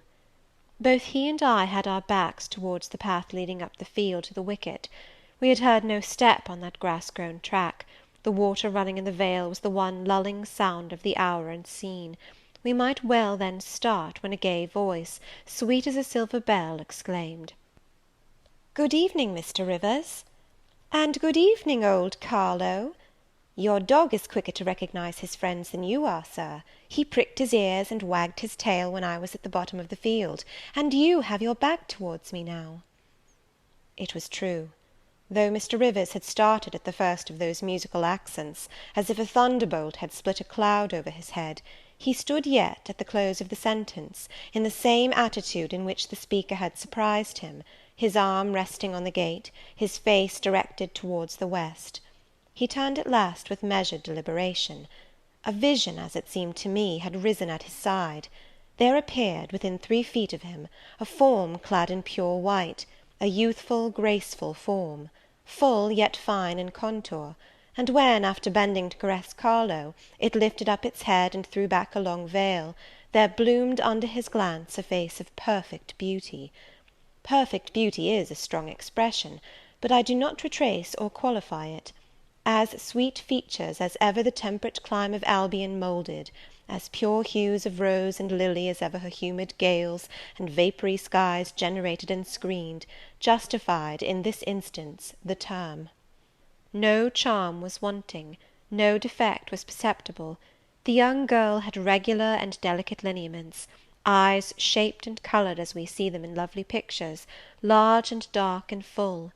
The long and shadowy eyelash which encircles a fine eye with so soft a fascination, the pencilled brow which gives such clearness, the white smooth forehead, which adds such repose to the livelier beauties of tint and ray, the cheek oval, fresh and smooth, the lips fresh too, ruddy, healthy, sweetly formed, the even and gleaming teeth without flaw, the small dimpled chin, the ornament of rich plenteous tresses, all advantages, in short, which combined, realised the ideal of beauty, were fully hers.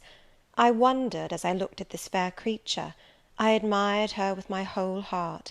Nature had surely formed her in a partial mood, and forgetting her usual stinted stepmother dole of gifts, had endowed this, her darling, with a grande dame's bounty. What did St. John Rivers think of this earthly angel? I naturally asked myself that question as I saw him turn to her and look at her, and as naturally I sought the answer to the inquiry in his countenance. He had already withdrawn his eye from the Perry, and was looking at a humble tuft of daisies which grew by the wicket. "A lovely evening, but late for you to be out alone," he said, as he crushed the snowy heads of the closed flowers with his foot. "Oh, I only came home from S." She mentioned the name of a large town some 20 miles distant. "This afternoon. Papa told me you had opened your school, and that the new mistress was come, and so I put on my bonnet after tea, and ran up the valley to see her. This is she?" pointing to me. "It is," said St. John. "Do you think you shall like Morton?" she asked of me, with a direct and naive simplicity of tone and manner, pleasing, if childlike. "I hope I shall. I have many inducements to do so." "Did you find your scholars as attentive as you expected?" "Quite." "Do you like your house?" "Very much." "Have I furnished it nicely?" "Very nicely indeed." "And made a good choice of an attendant for you in Alice Wood?" "You have indeed. She is teachable and handy." This, then, I thought, is Miss Oliver, the heiress, favoured, it seems, in the gifts of fortune as well as in those of nature. What happy combination of the planets presided over her birth, I wonder? "I shall come up and help you to teach sometimes," she added. "It will be a change for me to visit you now and then, and I like a change. Mr. Rivers, I have been so gay during my stay at S. Last night, or rather this morning, I was dancing till 2 o'clock. The th regiment are stationed there since the riots, and the officers are the most agreeable men in the world. They put all our young knife grinders and scissor merchants to shame." It seemed to me that Mr. St. John's under lip protruded, and his upper lip curled a moment. His mouth certainly looked a good deal compressed, and the lower part of his face unusually stern and square, as the laughing girl gave him this information. He lifted his gaze, too, from the daisies, and turned it on her. An unsmiling, a searching, a meaning gaze it was. She answered it with a second laugh, and laughter well became her youth, her roses, her dimples, her bright eyes. As he stood, mute and grave, she again fell to caressing Carlo.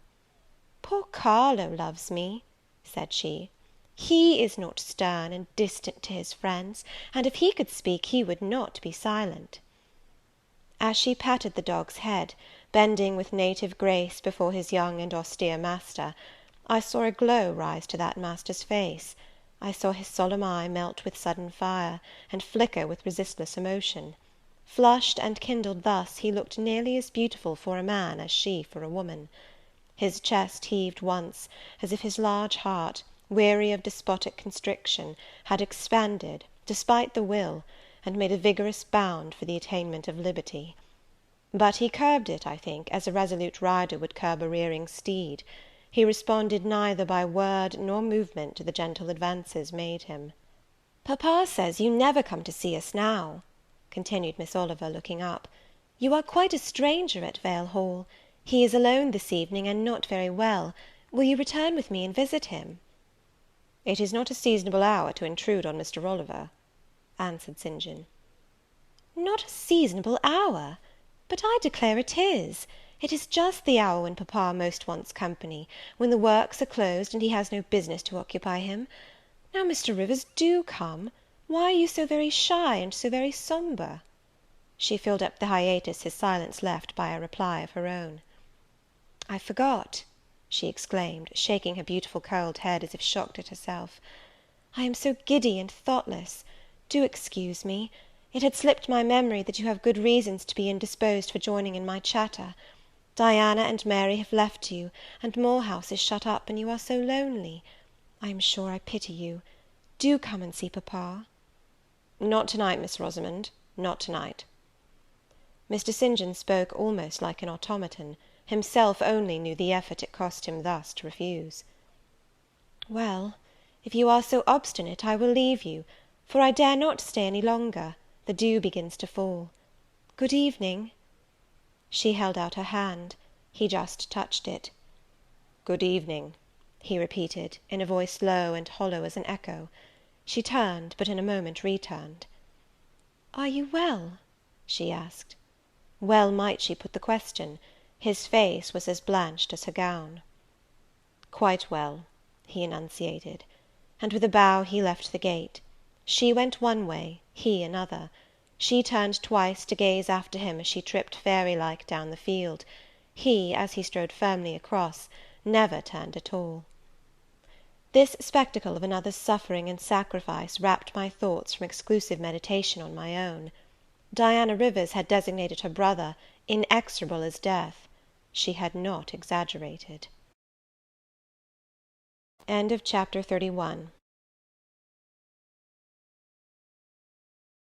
Chapter 32 of Jane Eyre. I continued the labours of the village school as actively and faithfully as I could. It was truly hard work at first. Some time elapsed before, with all my efforts, I could comprehend my scholars and their nature.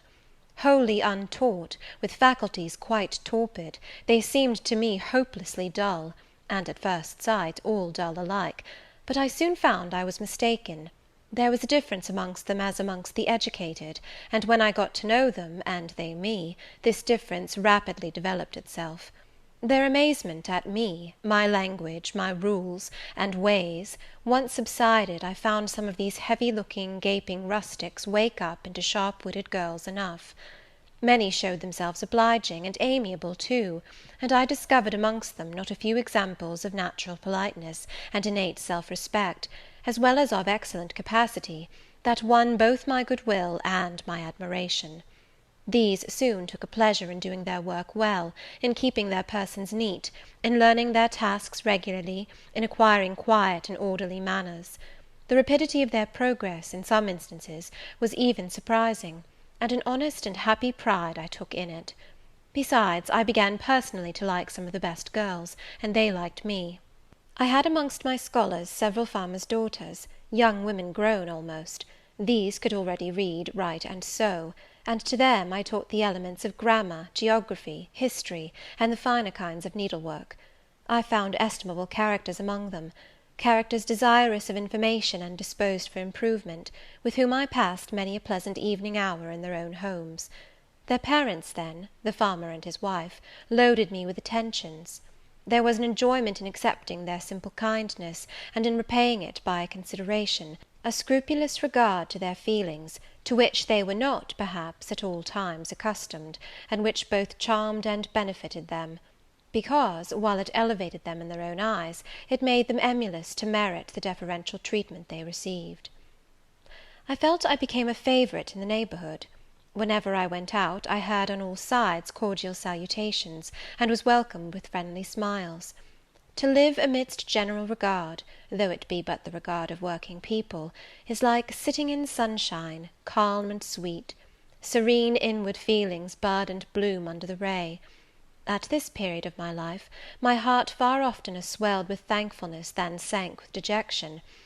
And yet, reader, to tell you all, in the midst of this calm, this useful existence, after a day passed in honourable exertion amongst my scholars, an evening spent in drawing or reading contentedly alone, I used to rush into strange dreams at night, dreams many coloured, agitated, full of the ideal, the stirring, the stormy; dreams where, amidst unusual scenes, charged with adventure, with agitating risk and romantic chance, I still again and again met Mr. Rochester, always at some exciting crisis; and then the sense of being in his arms, hearing his voice, meeting his eye, touching his hand and cheek, loving him, being loved by him, the hope of passing a lifetime at his side, would be renewed, with all its first force and fire. Then I awoke; then I recalled where I was, and how situated; then I rose up on my curtainless bed, trembling and quivering; and then the still dark night witnessed the convulsion of despair, and heard the burst of passion. By 9 o'clock the next morning I was punctually opening the school, tranquil, settled, prepared for the steady duties of the day. Rosamond Oliver kept her word in coming to visit me. Her call at the school was generally made in the course of her morning ride. She would canter up to the door on her pony, followed by a mounted livery servant. Anything more exquisite than her appearance, in her purple habit, with her Amazon's cap of black velvet placed gracefully above the long curls that kissed her cheek and floated to her shoulders, can scarcely be imagined; and it was thus she would enter the rustic building, and glide through the dazzled ranks of the village children. She generally came at the hour when Mr. Rivers was engaged in giving his daily catechizing lesson. Keenly, I fear, did the eye of the visitress pierce the young pastor's heart. A sort of instinct seemed to warn him of her entrance, even when he did not see it; and when he was looking quite away from the door, if she appeared at it, his cheek would glow, and his marble seeming features, though they refused to relax, changed indescribably, and in their very quiescence became expressive of a repressed fervour, stronger than working muscle or darting glance could indicate. Of course she knew her power; indeed he did not, because he could not, conceal it from her. In spite of his Christian stoicism, when she went up and addressed him, and smiled gaily, encouragingly, even fondly in his face, his hand would tremble and his eye burn. He seemed to say, with his sad and resolute look, if he did not say it with his lips, "I love you, and I know you prefer me. It is not despair of success that keeps me dumb. If I offered my heart, I believe you would accept it. But that heart is already laid on a sacred altar, the fire is arranged round it. It will soon be no more than a sacrifice consumed." And then she would pout like a disappointed child; a pensive cloud would soften her radiant vivacity; she would withdraw her hand hastily from his, and turn in transient petulance from his aspect, at once so heroic and so martyr-like. St. John, no doubt, would have given the world to follow, recall, retain her, when she thus left him; but he would not give one chance of heaven, nor relinquished for the Elysium of her love one hope of the true eternal paradise. Besides, he could not bind all that he had in his nature, the rover, the aspirant, the poet, the priest, in the limits of a single passion. He could not, he would not, renounce his wild field of mission warfare for the parlours and the peace of Vale Hall. I learnt so much from himself in an inroad I once, despite his reserve, had the daring to make on his confidence. Miss Oliver already honoured me with frequent visits to my cottage. I had learnt her whole character, which was without mystery or disguise. She was coquettish, but not heartless; exacting, but not worthlessly selfish. She had been indulged from her birth, but was not absolutely spoiled. She was hasty, but good humoured; vain, she could not help it, when every glance in the class showed her such a flush of loveliness, but not affected; liberal-handed, innocent of the pride of wealth, ingenuous, sufficiently intelligent, gay, lively, and unthinking. She was very charming, in short, even to a cool observer of her own sex like me; but she was not profoundly interesting or thoroughly impressive. A very different sort of mind was hers from that, for instance, of the sisters of St. John.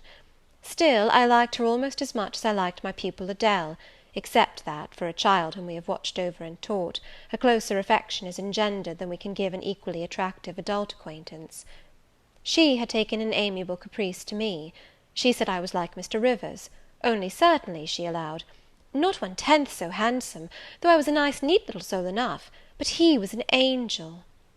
I was, however, good, clever, composed, and firm, like him. I was a lusus naturae, she affirmed, as a village schoolmistress. She was sure my previous history, if known, would make a delightful romance. One evening, while with her usual childlike activity, and thoughtless yet not offensive inquisitiveness, she was rummaging the cupboard and table drawer of my little kitchen, she discovered first 2 French books, a volume of Schiller, a German grammar and dictionary, and then my drawing materials and some sketches, including a pencil head of a pretty little cherub-like girl, one of my scholars, and sundry views from nature, taken in the Vale of Morton and on the surrounding moors. She was first transfixed with surprise, and then electrified with delight. Had I done these pictures? Did I know French and German? What a love, what a miracle I was! I drew better than her master in the first school in S. Would I sketch a portrait of her, to show to papa? With pleasure, I replied, and I felt a thrill of artist delight at the idea of copying from so perfect and radiant a model. She had then on a dark blue silk dress, her arms and her neck were bare, her only ornament was her chestnut tresses, which waved over her shoulders with all the wild grace of natural curls. I took a sheet of fine cardboard, and drew a careful outline. I promised myself the pleasure of colouring it, and as it was getting late then, I told her she must come and sit another day. She made such a report of me to her father, that Mr. Oliver himself accompanied her next evening, a tall, massive-featured, middle-aged and grey-headed man, at whose side his lovely daughter looked like a bright flower near a hoary turret. He appeared a taciturn, and perhaps a proud personage, but he was very kind to me. The sketch of Rosamond's portrait pleased him highly. He said I must make a finished picture of it. He insisted, too, on my coming the next day to spend the evening at Vale Hall. I went. I found it a large, handsome residence, showing abundant evidences of wealth in the proprietor. Rosamond was full of glee and pleasure all the time I stayed. Her father was affable, and when he entered into conversation with me after tea, he expressed in strong terms his approbation of what I had done in Morton School, and said he only feared, from what he saw and heard, I was too good for the place, and would soon quit it for one more suitable. "Indeed," cried Rosamond, "she is clever enough to be a governess in a high family, papa." I thought I would far rather be where I am than in any high family in the land. Mr. Oliver spoke of Mr. Rivers, of the Rivers family, with great respect. He said it was a very old name in that neighbourhood, that the ancestors of the house were wealthy, that all Morton had once belonged to them, that even now he considered the representative of that house might, if he liked, make an alliance with the best. He accounted it a pity that so fine and talented a young man should have formed the design of going out as a missionary; it was quite throwing a valuable life away. It appeared, then, that the father would throw no obstacle in the way of Rosamond's union with St. John. Mr. Oliver evidently regarded the young clergyman's good birth, old name, and sacred profession as sufficient compensation for the want of fortune. It was the 5th of November, and a holiday. My little servant, after helping me to clean my house, was gone, well satisfied with the fee of a penny for her aid. All about me was spotless and bright, scoured floor, polished grate, and well-rubbed chairs. I had also made myself neat, and had now the afternoon before me to spend as I would.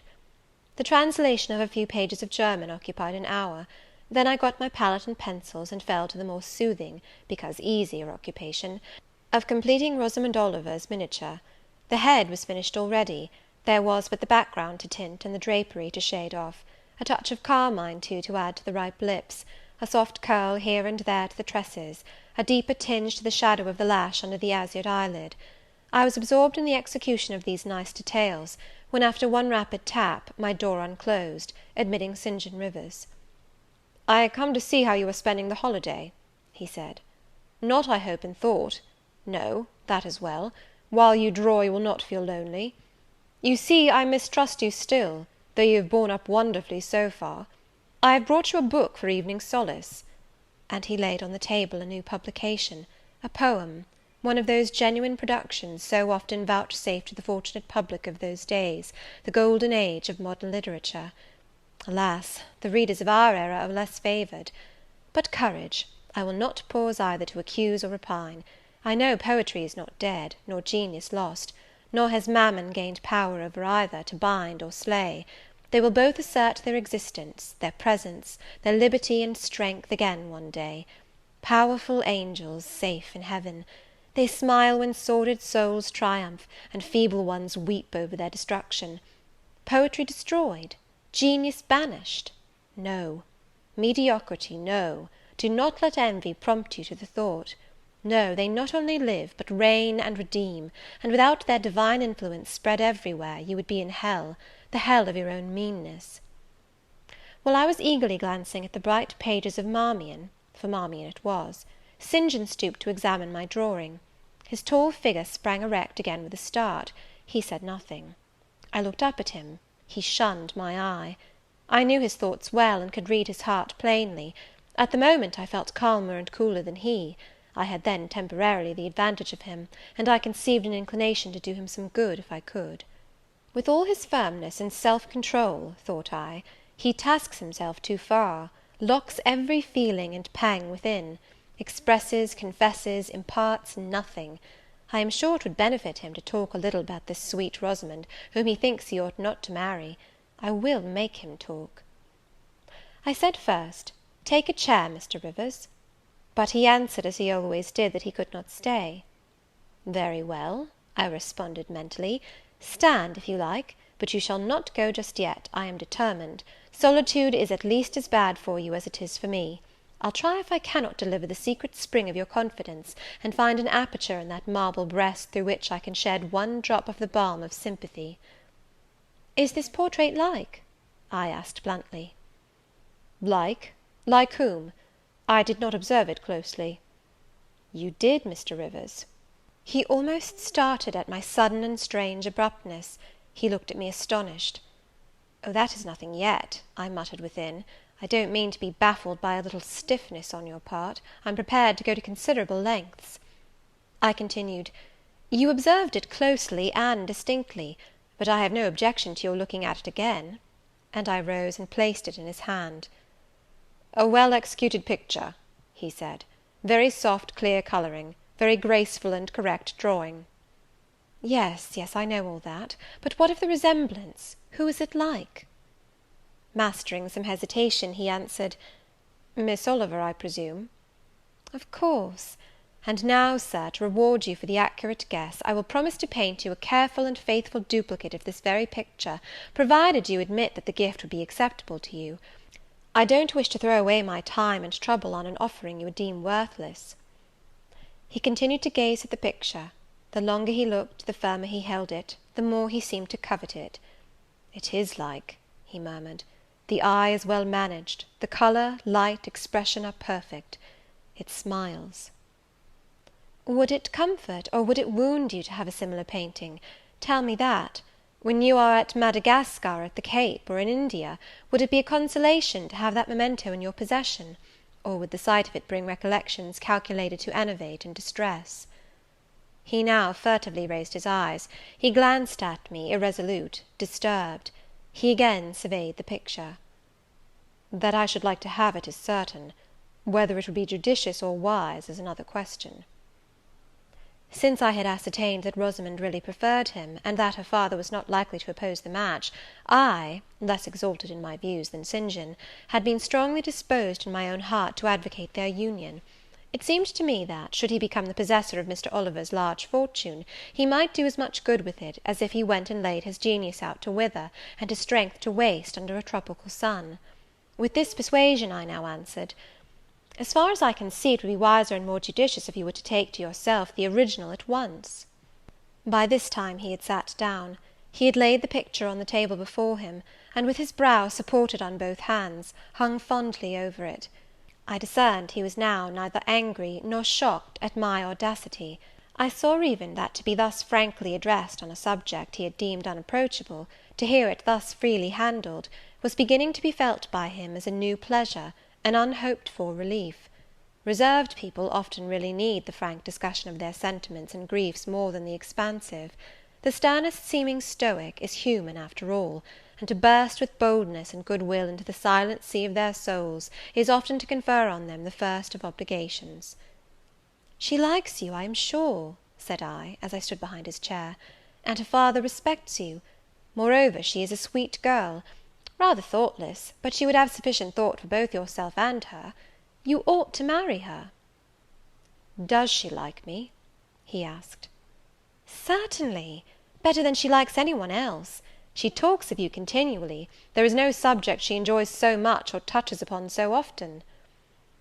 "It is very pleasant to hear this," he said, "very. Go on, for another quarter of an hour." And he actually took out his watch, and laid it upon the table to measure the time. "But where is the use of going on," I asked, "when you are probably preparing some iron blow of contradiction, or forging a fresh chain to fetter your heart?" "Don't imagine such hard things. Fancy me yielding and melting as I am doing. Human love rising like a freshly opened fountain in my mind, and overflowing with sweet inundation all the field I have so carefully and with such labour prepared, so assiduously sown with the seeds of good intentions, of self-denying plans. And now it is deluged with a nectarous flood, the young germs swamped, delicious poison cankering them. Now I see myself stretched on an ottoman in the drawing-room at Vale Hall, without my bride, Rosamond Oliver's feet. She is talking to me with a sweet voice, gazing down on me with those eyes your skilful hand has copied so well, smiling at me with those coral lips. She is mine, I am hers. This present life and passing world suffice to me. Hush, say nothing. My heart is full of delight. My senses are entranced. Let the time I marked pass in peace." I humoured him.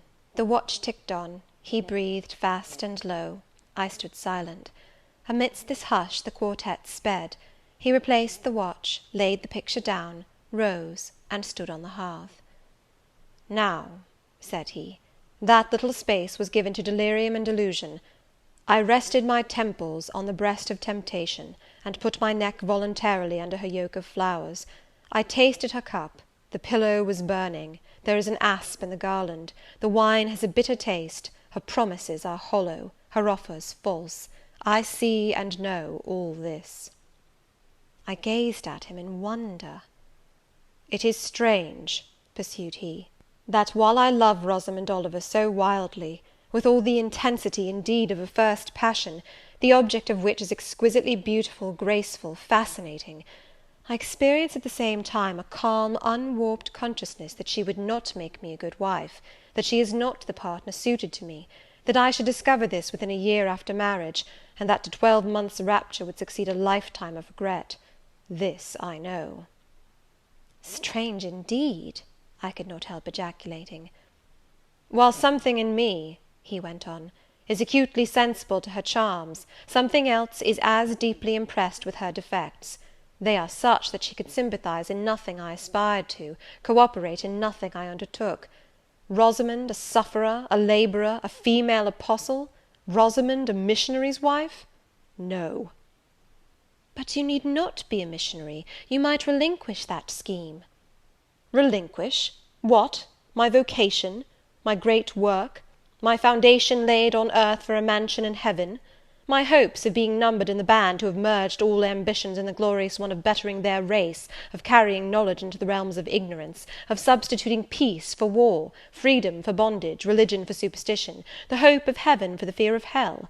Must I relinquish that? It is dearer than the blood in my veins.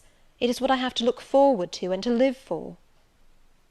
After a considerable pause, I said, "And Miss Oliver? Are her disappointment and sorrow of no interest to you?" "Miss Oliver is ever surrounded by suitors and flatterers. In less than a month my image will be effaced from her heart. She will forget me, and will marry probably some one who will make her far happier than I should do."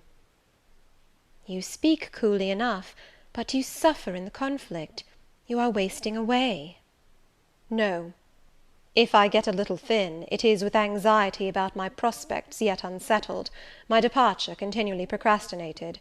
Only this morning I received intelligence that the successor, whose arrival I have been so long expecting, cannot be ready to replace me for 3 months to come yet, and perhaps the 3 months may extend to 6. You tremble and become flushed whenever Miss Oliver enters the schoolroom. Again the surprised expression crossed his face. He had not imagined that a woman would dare to speak so to a man. For me, I felt at home in this sort of discourse. I could never rest in communication with strong, discreet, and refined minds, whether male or female, till I had passed the outworks of conventional reserve, and crossed the threshold of confidence, and won a place by their heart's very hearthstone. "You are original," said he, "and not timid. There is something brave in your spirit, as well as penetrating in your eye. But allow me to assure you that you partially misinterpret my emotions. You think them more profound and potent than they are.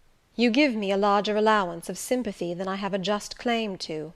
When I colour, and when I shade before Miss Oliver, I do not pity myself. I scorn the weakness.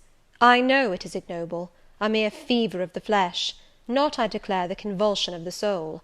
That is just as fixed as a rock, firm set in the depths of a restless sea. Know me to be what I am, a cold, hard man." I smiled incredulously. "You have taken my confidence by storm," he continued, "and now it is much at your service. I am simply in my original state, stripped of that blood-bleached robe with which Christianity covers human deformity, a cold, hard, ambitious man. Natural affection only, of all the sentiments, has permanent power over me. Reason, and not feeling, is my guide. My ambition is unlimited. My desire to rise higher, to do more than others, insatiable. I honour endurance, perseverance, industry, talent, because these are the means by which men achieve great ends and mount to lofty eminence. I watch your career with interest, because I consider you a specimen of a diligent, orderly, energetic woman, not because I deeply compassionate what you have gone through, or what you still suffer." "You would describe yourself as a mere pagan philosopher," I said. "No. There is this difference between me and deistic philosophers. I believe, and I believe the gospel. You missed your epithet. I am not a pagan, but a Christian philosopher, a follower of the sect of Jesus. As his disciple, I adopt his pure, his merciful, his benignant doctrines. I advocate them. I am sworn to spread them. Won in youth to religion, she has cultivated my original qualities thus: from the minute germ, natural affection, she has developed the overshadowing tree, philanthropy. From the wild, stringy root of human uprightness, she has reared a due sense of the divine justice. Of the ambition to win power and renown for my wretched self, she has formed the ambition to spread my Master's kingdom, to achieve victories for the standard of the cross. So much has religion done for me, turning the original materials to the best account, pruning and training nature. But she could not eradicate nature, nor will it be eradicated till this mortal shall put on immortality." Having said this, he took his hat, which lay on the table beside my pallet. Once more he looked at the portrait. "She is lovely," he murmured. "She is well named the rose of the world, indeed." "And may I not paint one like it for you?" "Cui bono? No." He drew over the picture the sheet of thin paper on which I was accustomed to rest my hand in painting, to prevent the cardboard from being sullied. What he suddenly saw on this blank paper, it was impossible for me to tell, but something had caught his eye. He took it up with a snatch, he looked at the edge, then shot a glance at me, inexpressibly peculiar, and quite incomprehensible, a glance that seemed to take and make note of every point in my shape, face, and dress, for it traversed all, quick, keen as lightning. His lips parted as if to speak, but he checked the coming sentence, whatever it was. "What is the matter?" I asked. "Nothing in the world," was the reply; and, replacing the paper, I saw him dexterously tear a narrow slip from the margin. It disappeared in his glove, and with one hasty nod, and "Good afternoon," he vanished. "Well," I exclaimed, using an expression of the district, "that caps the globe, however." I, in my turn, scrutinized the paper, but saw nothing on it save a few dingy stains of paint where I had tried the tint in my pencil. I pondered the mystery a minute or two, but finding it insolvable, and being certain it could not be of much moment, I dismissed, and soon forgot it. Chapter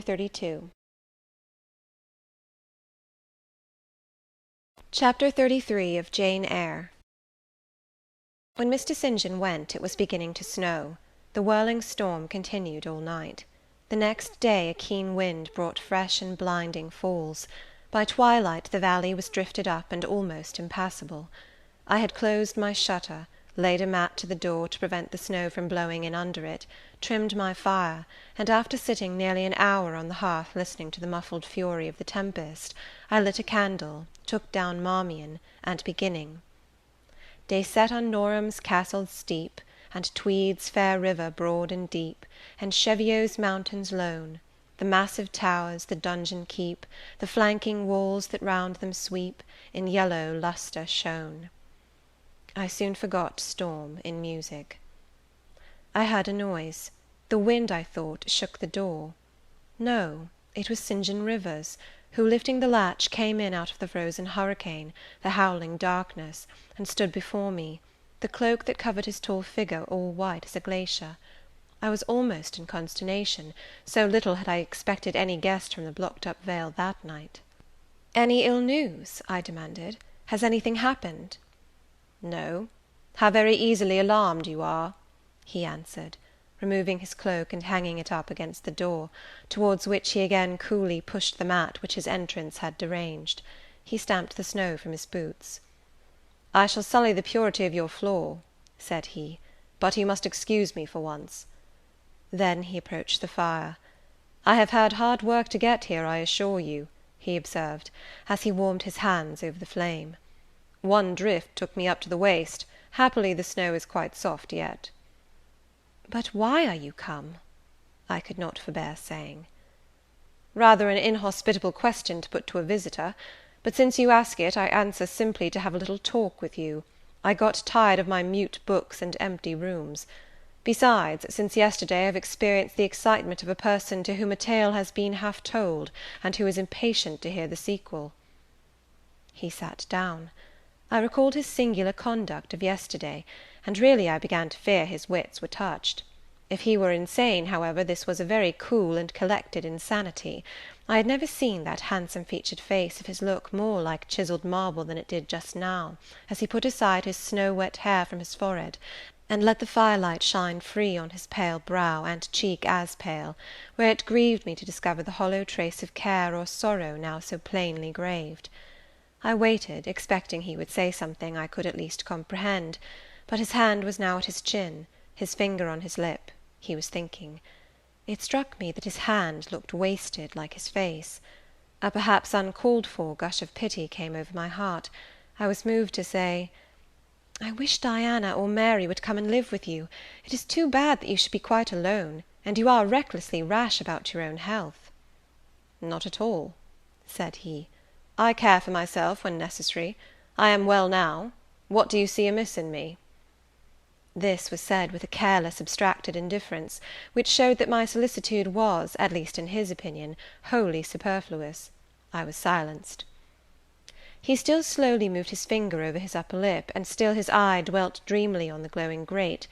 Thinking it urgent to say something, I asked him presently if he felt any cold draught from the door which was behind him. "No, no," he responded, shortly and somewhat testily. "Well," I reflected, "if you won't talk, you may be still. I'll let you alone now, and return to my book." So I snuffed the candle, and resumed the perusal of Marmion. He soon stirred. My eye was instantly drawn to his movements. He only took out a morocco pocket-book, thence produced a letter, which he read in silence, folded it, put it back, relapsed into meditation. It was vain to try to read with such an inscrutable fixture before me, nor could I, in impatience, consent to be dumb. He might rebuff me if he liked, but talk I would. "Have you heard from Diana and Mary lately?" "Not since the letter I showed you a week ago." "There has not been any change made about your own arrangements? You will not be summoned to leave England sooner than you expected?" "I fear not, indeed. Such chance is too good to befall me." Baffled so far, I changed my ground. I bethought myself to talk about the school and my scholars. "Mary Garrett's mother is better, and Mary came back to school this morning, and I shall have 4 new girls next week from the Foundry Close. They would have come to-day but for the snow." "Indeed?" "Mr. Oliver pays for two." "Does he?" "He means to give the whole school a treat at Christmas." "I know." "Was it your suggestion?" "No." "Whose, then?" "His daughter's, I think." "It is like her, she is so good-natured." "Yes." Again came the blank of a pause. The clock struck 8 strokes. It aroused him. He uncrossed his legs, sat erect, and turned to me. "Leave your book a moment, and come a little nearer the fire," he said. Wondering, and of my wonder finding no end, I complied. "Half an hour ago," he pursued, "I spoke of my impatience to hear the sequel of a tale. On reflection, I find the matter will be better managed by my assuming the narrator's part, and converting you into a listener. Before commencing, it is but fair to warn you that the story will sound somewhat hackneyed in your ears, but stale details often regain a degree of freshness when they pass through new lips. For the rest, whether trite or novel, it is short. 20 years ago, a poor curate, never mind his name at the moment, fell in love with a rich man's daughter. She fell in love with him, and married him, against the advice of all her friends, who consequently disowned her immediately after the wedding. Before 2 years passed, the rash pair were both dead, and laid quietly side by side under one slab. I have seen their grave. It formed part of the pavement of a huge churchyard surrounding the grim, soot-blacked old cathedral of an overgrown manufacturing town in shire. They left a daughter, which, at its very birth, Charity received in her lap, cold as that of the snowdrift I almost stuck fast in to-night. Charity carried the friendless thing into the house of its rich maternal relations. It was reared by an aunt-in-law, called, I come to names now, Mrs. Reed of Gateshead. You start. Did you hear a noise? I dare say it is only a rat scrambling down the rafters of the adjoining schoolroom. It was a barn before I had it repaired and altered, and barns are generally haunted by rats. To proceed. Mrs. Reed kept the orphan 10 years. Whether it was happy or not with her I cannot say, never having been told, but at the end of that time she transferred it to a place you know, being no other than Lowood School, where you so long resided yourself. It seems her career there was very honourable. From a pupil she became a teacher, like yourself. Really, it strikes me there are parallel points in her history and yours. She left it to be a governess. There again your fates were analogous. She undertook the education of the ward of a certain Mr. Rochester." "Mr. Rivers," I interrupted.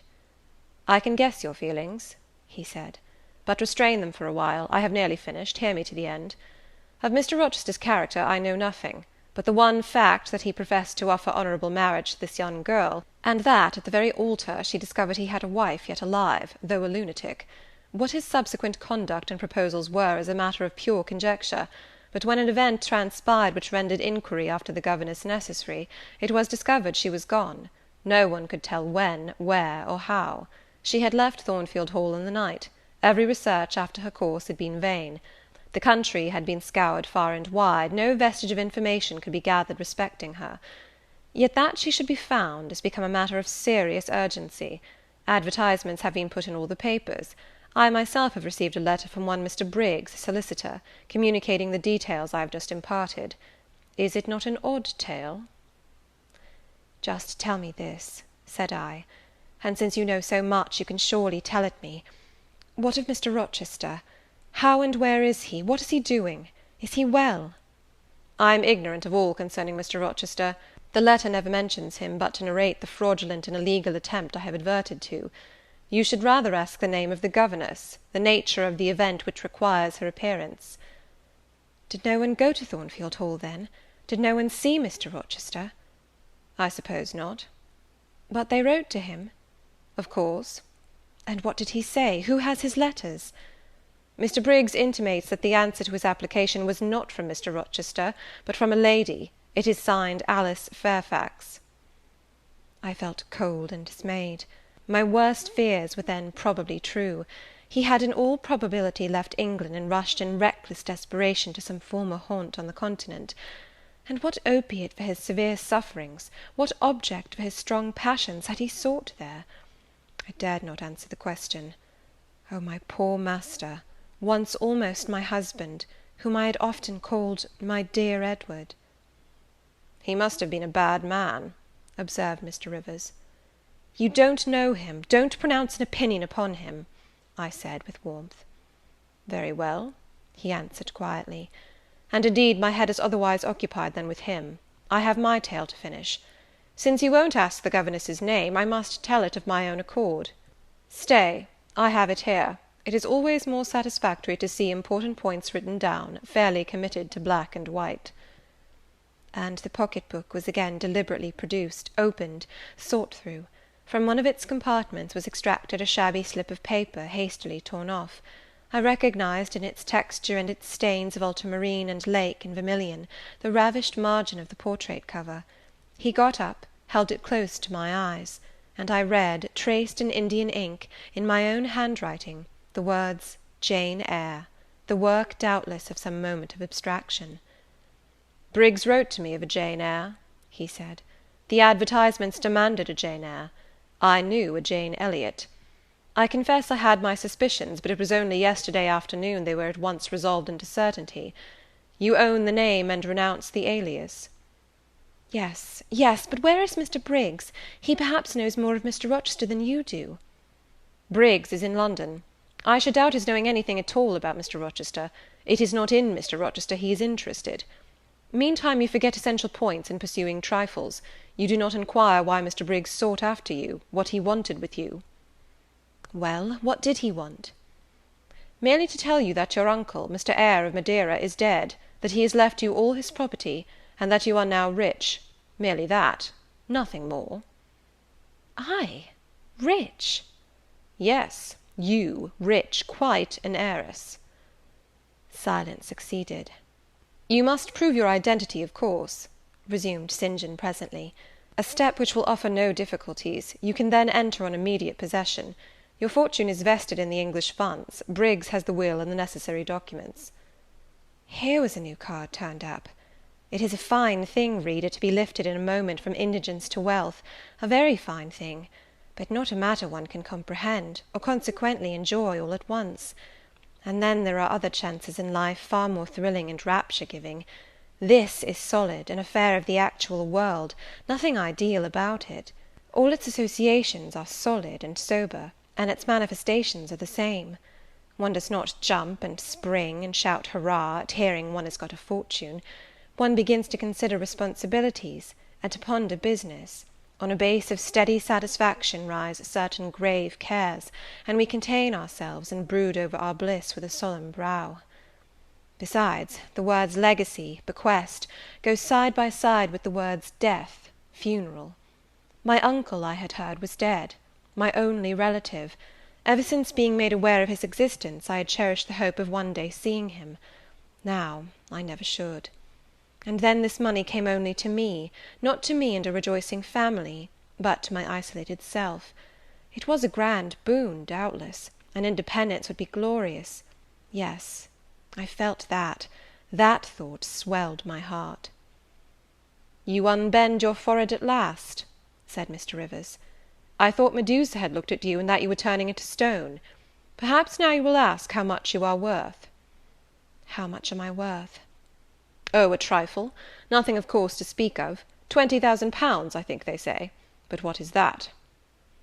20,000 pounds! Here was a new stunner. I had been calculating on 4 or 5,000.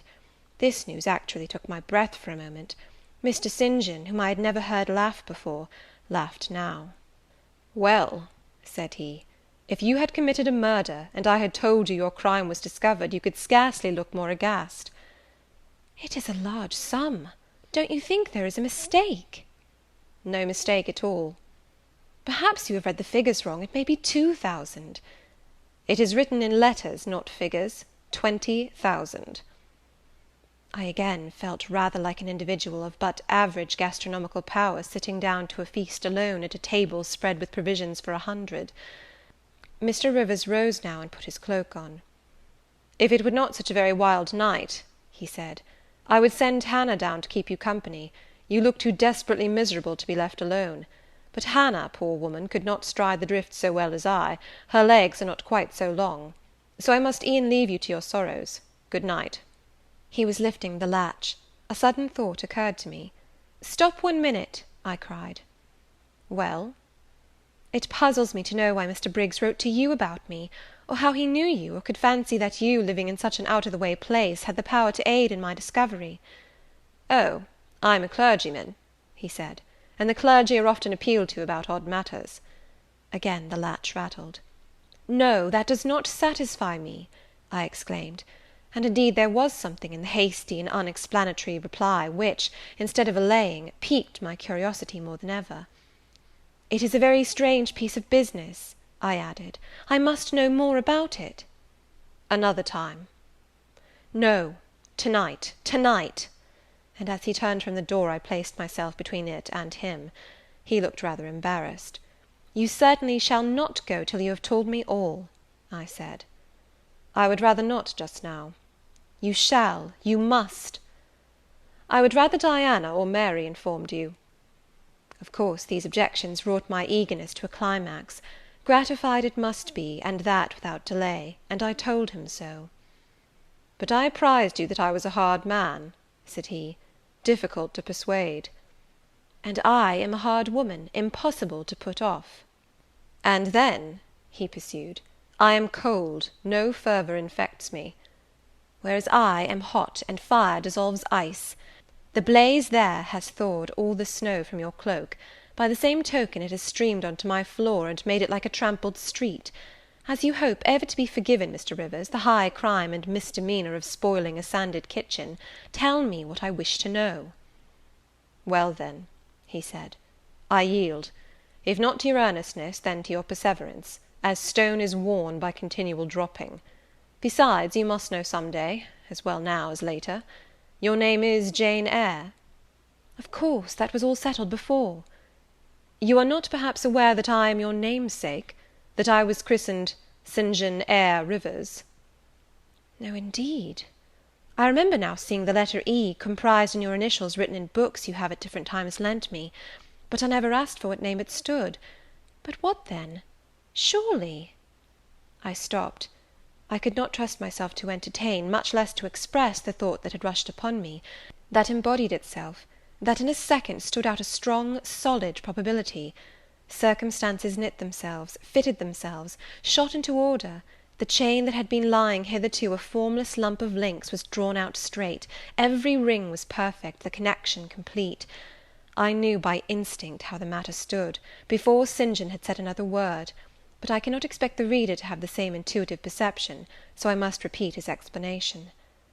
My mother's name was Eyre. She had 2 brothers, one a clergyman who married Miss Jane Reed of Gateshead, the other John Eyre, Esquire, merchant late of Funchal, Madeira.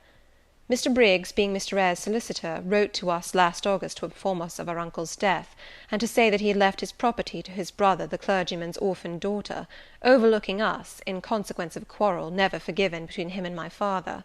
He wrote again a few weeks since, to intimate that the heiress was lost, and asking if we knew anything of her. A name, casually written on a slip of paper, has enabled me to find her out. You know the rest." Again he was going, but I set my back against the door. "Do let me speak," I said. "Let me have one moment to draw breath and reflect." I paused. He stood before me, hat in hand, looking composed enough. I resumed. "Your mother was my father's sister?" "Yes." "My aunt, consequently?" He bowed. "My Uncle John was your Uncle John? You, Diana, and Mary are his sister's children, as I am his brother's child?" "Undeniably." "You 3, then, are my cousins? Half our blood on each side flows from the same source?" "We are cousins, yes." I surveyed him. It seemed I had found a brother, one I could be proud of, one I could love, and 2 sisters, whose qualities were such that, when I knew them but as mere strangers, they had inspired me with genuine affection and admiration. The 2 girls, on whom, kneeling down on the wet ground, and looking through the low latticed window of Moor House kitchen, I had gazed with so bitter a mixture of interest and despair, were my near kinswomen; and the young and stately gentleman who had found me almost dying at his threshold was my blood relation. Glorious discovery to a lonely wretch! This was wealth indeed, wealth to the heart, a mine of pure genial affections. This was a blessing, bright, vivid, and exhilarating, not like the ponderous gift of gold. rich and welcome enough in its way, but sobering from its weight. I now clapped my hands in sudden joy, my pulse bounded, my veins thrilled. "Oh, I am glad, I am glad!" I exclaimed. St. John smiled. "Did I not say you neglected essential points to pursue trifles?" he asked. "You were serious when I told you you had got a fortune, and now, for a matter of no moment, you are excited." "What can you mean? It may be of no moment to you. You have sisters and don't care for a cousin. But I had nobody, and now 3 relations, or 2 if you don't choose to be counted, are born into my world full grown. I say again, I am glad." I walked fast through the room.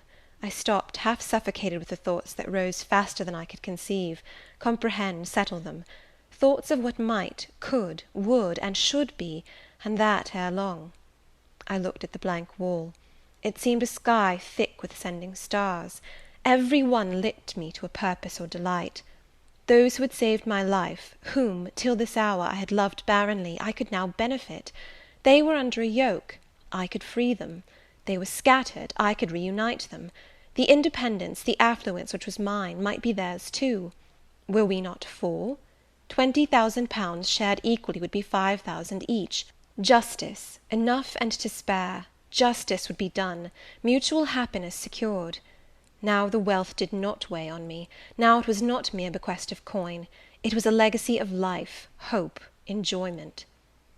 How I looked while these ideas were taking my spirit by storm, I cannot tell; but I perceived soon that Mr. Rivers had placed a chair behind me, and was gently attempting to make me sit down on it. He also advised me to be composed. I scorned the insinuation of helplessness and distraction, shook off his hand, and began to walk about again. "Write to Diana and Mary to-morrow," I said, "and tell them to come home directly. Diana said they would both consider themselves rich with £1,000, so with 5,000 they will do very well."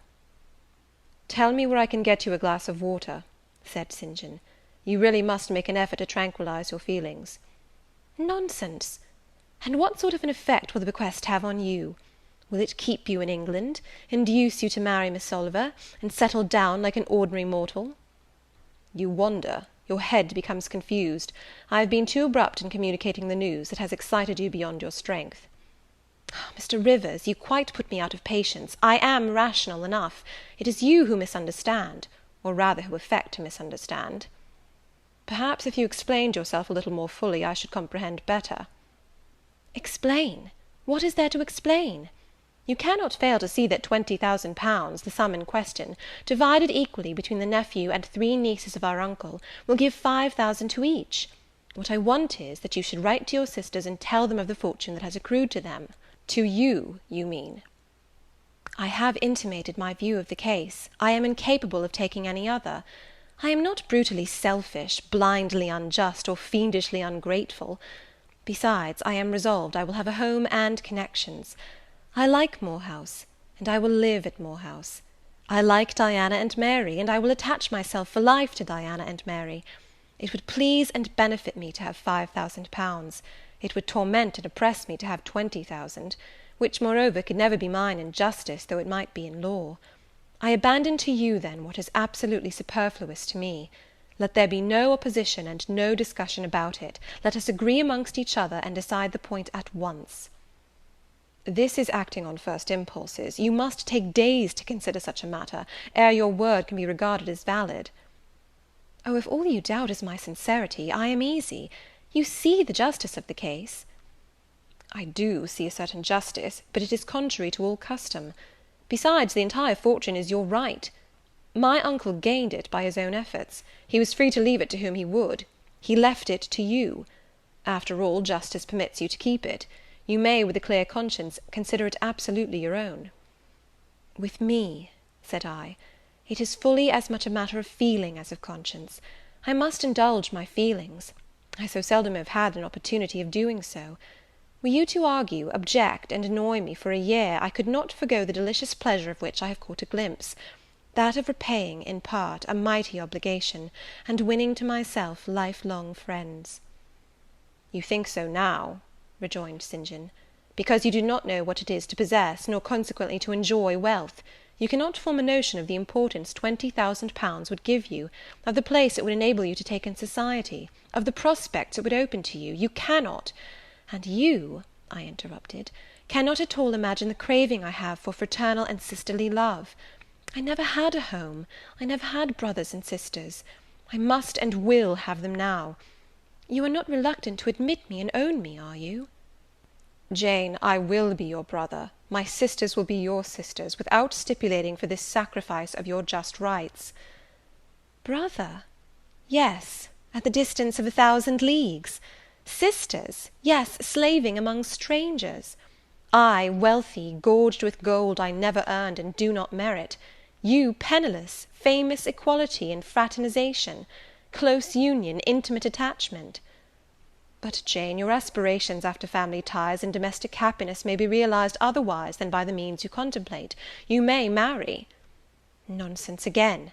Marry! I don't want to marry, and never shall marry." "That is saying too much. Such hazardous affirmations are a proof of the excitement under which you labour." "It is not saying too much.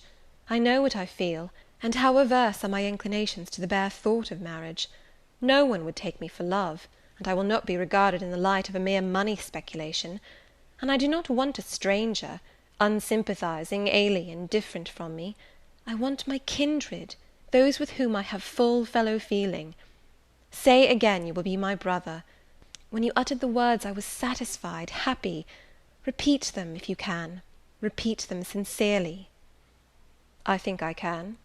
I know I have always loved my own sisters, and I know on what my affection for them is grounded, respect for their worth and admiration of their talents. You, too, have principle and mind. Your tastes and habits resemble Diana's and Mary's. Your presence is always agreeable to me. In your conversation I have already for some time found a salutary solace. I feel I can easily and naturally make room in my heart for you, as my third and youngest sister." "Thank you. That contents me for tonight. Now you had better go, for if you stay longer you will perhaps irritate me afresh by some mistrustful scruple." "And the school, Miss Eyre? It must now be shut up, I suppose?" "No, I will retain my post of mistress till you get a substitute." He smiled approbation. We shook hands, and he took leave. I need not narrate in detail the further struggles I had, and arguments I used, to get matters regarding the legacy settled as I wished. My task was a very hard one, but as I was absolutely resolved, as my cousins saw at length that my mind was really and immutably fixed on making a just division of the property, as they must in their own hearts have felt the equity of the intention, and must besides have been innately conscious that in my place they would have done precisely what I wished to do, they yielded at length so far as to consent to put the affair to arbitration. The judges chosen were Mr. Oliver and an able lawyer. Both coincided in my opinion. I carried my point. The instruments of transfer were drawn out. St. John, Diana, Mary, and I, each became possessed of a competency. End of chapter 33. Chapter 34 of Jane Eyre. It was near Christmas by the time all was settled. The season of general holiday approached. I now closed Morton School, taking care that the parting should not be barren on my side. Good fortune opens the hand as well as the heart wonderfully, and to give somewhat when we have largely received is but to afford a vent to the unusual ebullition of the sensations. I had long felt with pleasure that many of my rustic scholars liked me, and when we parted, that consciousness was confirmed. They manifested their affection plainly and strongly. Deep was my gratification to find I had really a place in their unsophisticated hearts. I promised them that never a week should pass in future that I did not visit them, and give them an hour's teaching in their school. Mr. Rivers came up, as, having seen the classes, now numbering 60 girls, file out before me, and locked the door, I stood with the key in my hand, exchanging a few words of special farewell with some half-dozen of my best scholars, as decent, respectable, modest, and well-informed young women as could be found in the ranks of the British peasantry. And that is saying a great deal, for after all the British peasantry are the best taught, best mannered, most self-respecting of any in Europe, Since those days I have seen paysans and bouwerinnen, and the best of them seemed to me ignorant, coarse, and besotted, compared with my Morton girls. "Do you consider you have got your reward for a season of exertion?" asked Mr. Rivers when they were gone. "Does not the consciousness of having done some real good in your day and generation give pleasure?" "Doubtless." "And you have only toiled a few months. Would not a life devoted to the task of regenerating your race be well spent?" "Yes," I said, "but I could not go on so for ever. I want to enjoy my own faculties as well as to cultivate those of other people. I must enjoy them now. Don't recall either my mind or body to the school. I am out of it, and disposed for a full holiday." He looked grave. "What now? What sudden eagerness is this you evince? What are you going to do?" "To be active as I can. And first I must beg you to set Hannah at liberty, and get somebody else to wait on you." "Do you want her?" "Yes, to go with me to Moor House. Diana and Mary will be at home in a week, and I want to have everything in order against their arrival." "I understand. I thought you were for flying off on some excursion. It is better so. Hannah will go with you." "Tell her to be ready by to-morrow, then, and here is the schoolroom key. I will give you the key of my cottage in the morning." He took it. "You give it up very gleefully," said he. "I don't quite understand your light-heartedness, because I cannot tell what employment you propose to yourself as a substitute for the one you are relinquishing. What aim, what purpose, what ambition in life have you now?" "My first aim will be to clean down. Do you comprehend the full force of the expression?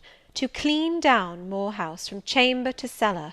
My next, to rub it up with beeswax, oil, and an indefinite number of cloths, till it glitters again. My third, to arrange every chair, table, bed, carpet, with mathematical precision. Afterwards I shall go near to ruin you in coals and peat to keep up good fires in every room.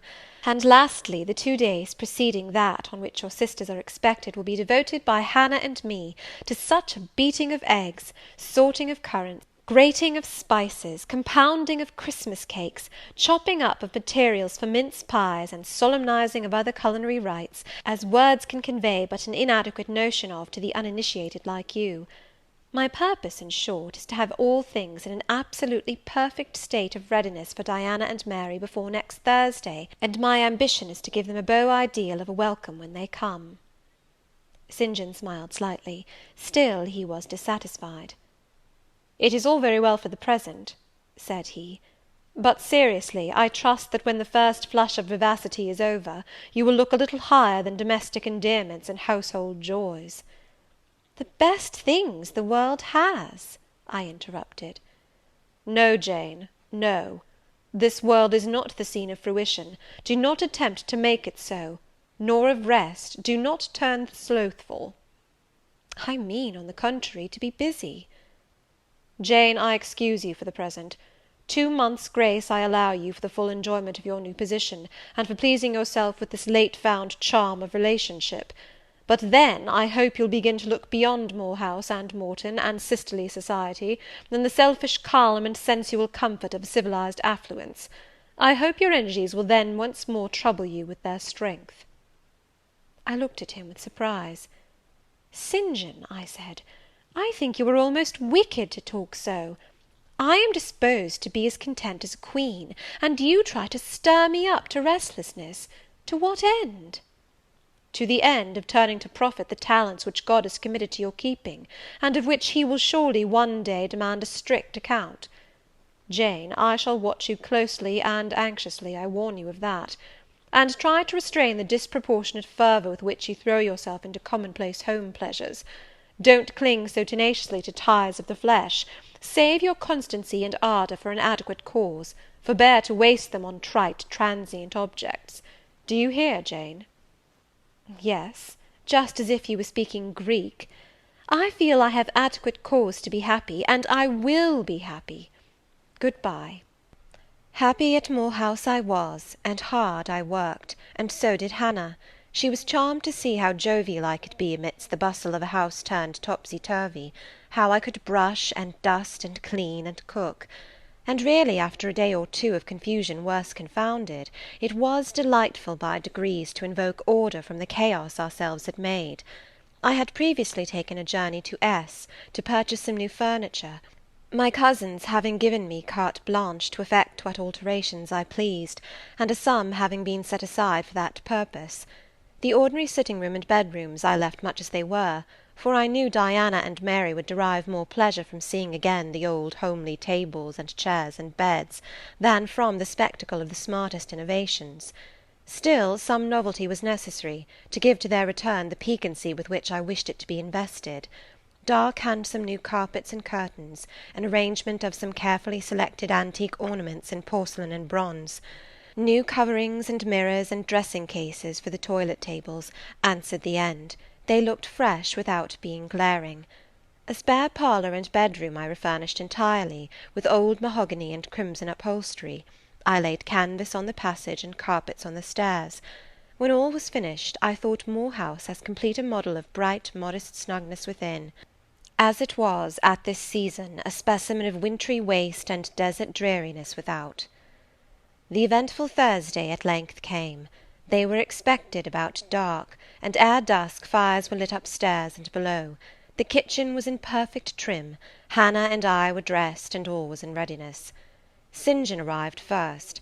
I had entreated him to keep quite clear of the house till everything was arranged, and indeed the bare idea of the commotion, at once sordid and trivial, going on within its walls sufficed to scare him to estrangement. He found me in the kitchen, watching the progress of certain cakes for tea, then baking. Approaching the hearth, he asked, "If I was at last satisfied with housemaid's work?" I answered by inviting him to accompany me on a general inspection of the result of my labours.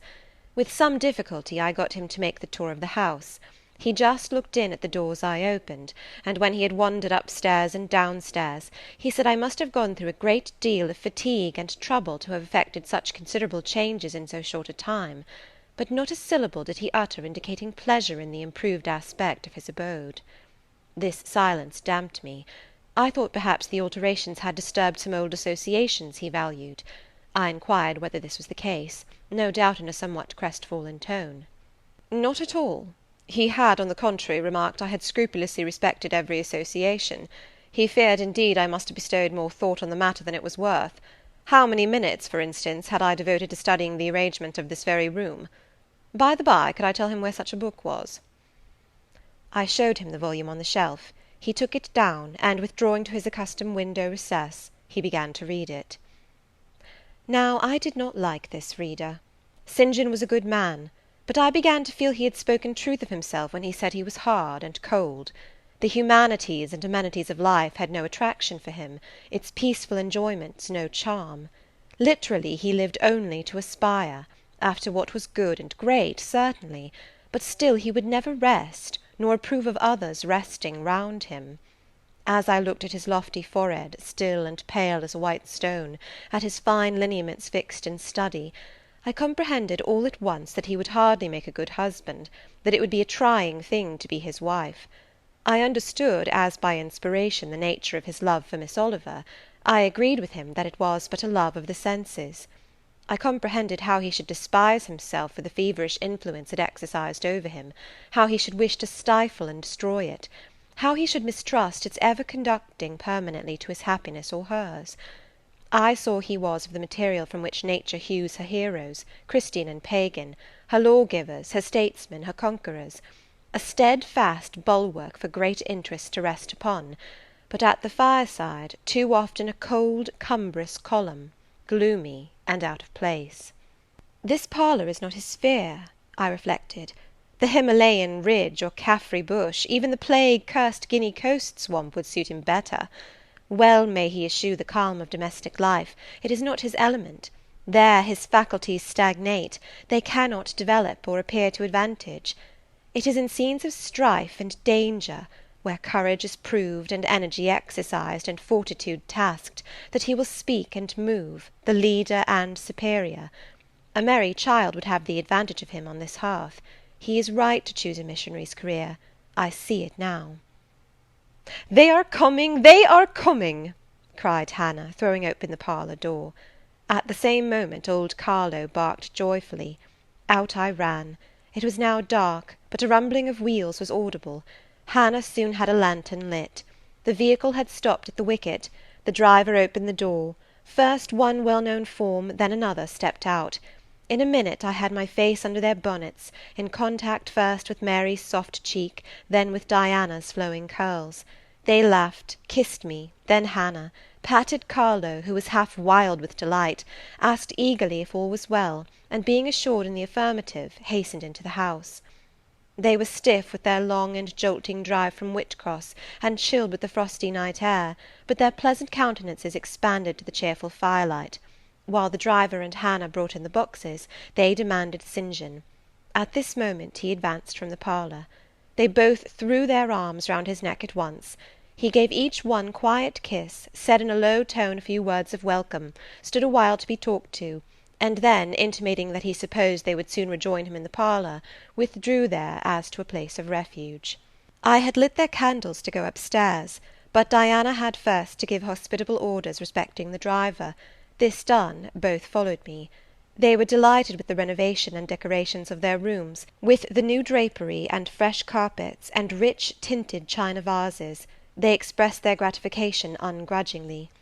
I had the pleasure of feeling that my arrangements met their wishes exactly, and that what I had done added a vivid charm to their joyous return home. Sweet was that evening. My cousins, full of exhilaration, were so eloquent in narrative and comment, that their fluency covered St. John's taciturnity. He was sincerely glad to see his sisters, but in their glow of fervour and flow of joy he could not sympathize. The event of the day, that is, the return of Diana and Mary, pleased him, but the accompaniments of that event, the glad tumult, the garrulous glee of reception, irked him. I saw he wished the calmer morrow was come. In the very meridian of the night's enjoyment, about an hour after tea, a rap was heard at the door. Hannah entered with the intimation that "a poor lad was come, at that unlikely time, to fetch Mr. Rivers to see his mother, who was drawing away." "Where does she live, Hannah?" "Clear up at Whitcross Brow, almost 4 miles off, and more in moss all the way." "Tell him I will go." "I'm sure, sir, you had better not. It's the worst road to travel after dark that can be. There's no track at all over the bog. And then it is such a bitter night, the keenest wind you ever felt. You had better send word, sir, that you will be there in the morning." But he was already in the passage, putting on his cloak, and without one objection, one murmur, he departed. It was then 9 o'clock. He did not return till midnight. Starved and tired enough he was, but he looked happier than when he set out. He had performed an act of duty, made an exertion, felt his own strength to do and deny, and was on better terms with himself. I am afraid the whole of the ensuing week tried his patience. It was Christmas week. We took to no settled employment, but spent it in a sort of merry domestic dissipation. The air of the moors, the freedom of home, the dawn of prosperity, acted on Diana and Mary's spirits like some life-giving elixir.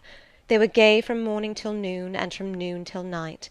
They could always talk, and their discourse, witty, pithy, original, had such charms for me, that I preferred listening to and sharing in it to doing anything else. St. John did not rebuke our vivacity, but he escaped from it. He was seldom in the house, his parish was large, the population scattered, and he found daily business in visiting the sick and poor in its different districts. One morning at breakfast, Diana, after looking a little pensive for some minutes, asked him, if his plans were yet unchanged.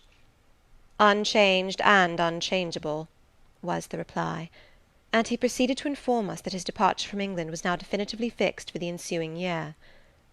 "And Rosamond Oliver?" suggested Mary, the words seeming to escape her lips involuntarily. For no sooner had she uttered them, than she made a gesture as if wishing to recall them. St. John had a book in his hand. It was his unsocial custom to read at meals. He closed it, and looked up. "Rosamond Oliver," said he, "is about to be married to Mr. Granby, one of the best connected and most estimable residents in S., grandson and heir to Sir Frederick Granby. I had the intelligence from her father yesterday." His sisters looked at each other and at me. We all three looked at him. He was serene as glass.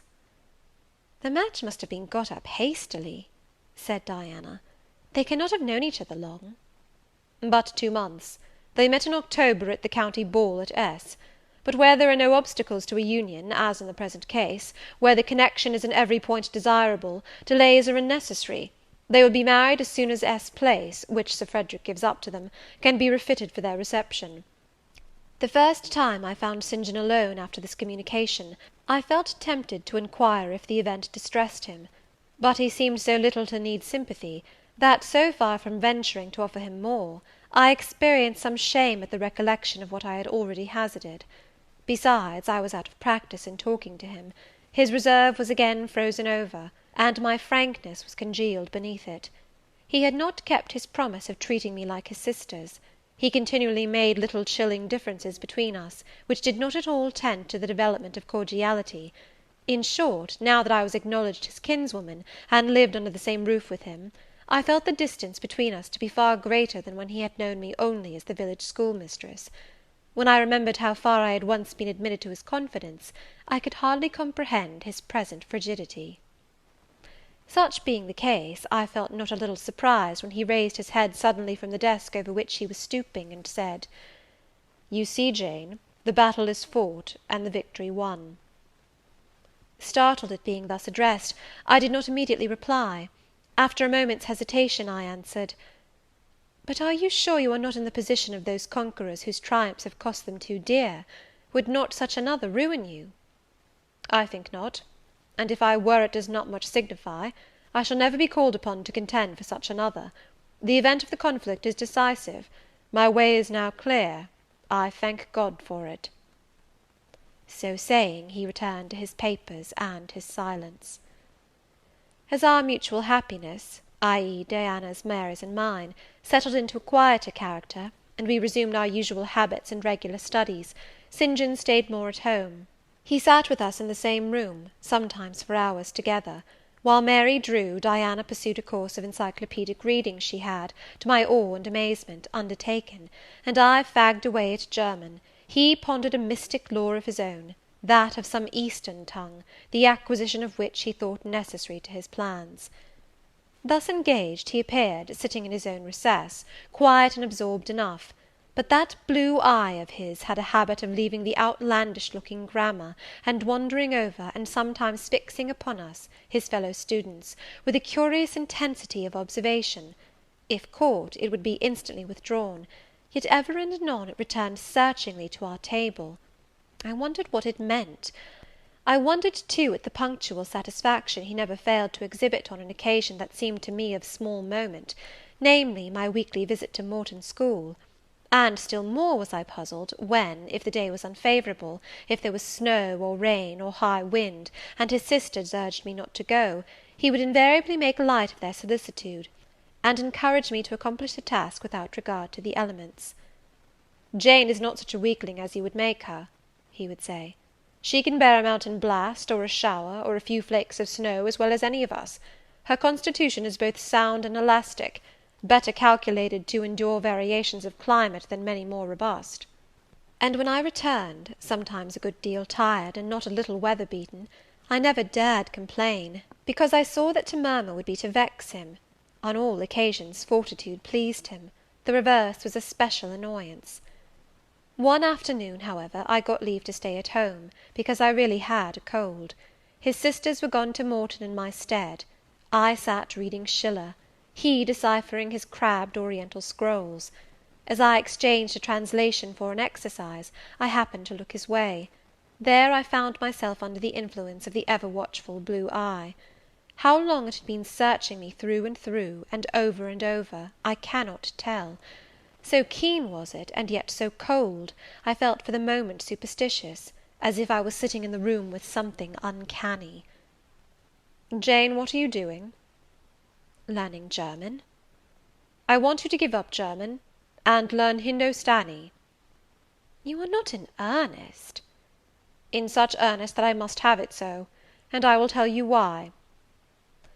He then went on to explain that Hindostani was the language he was himself at present studying; that as he advanced he was apt to forget the commencement; that it would assist him greatly to have a pupil with whom he might again and again go over the elements, and so fix them thoroughly in his mind, that his choice had hovered for some time between me and his sisters; but that he had fixed on me because he saw I could sit at the task the longest of the three. Would I do him this favour? I should not, perhaps, have to make the sacrifice long, as it wanted now barely 3 months to his departure. St. John was not a man to be lightly refused. You felt that every impression made on him, either for pain or pleasure, was deep-graved and permanent. I consented.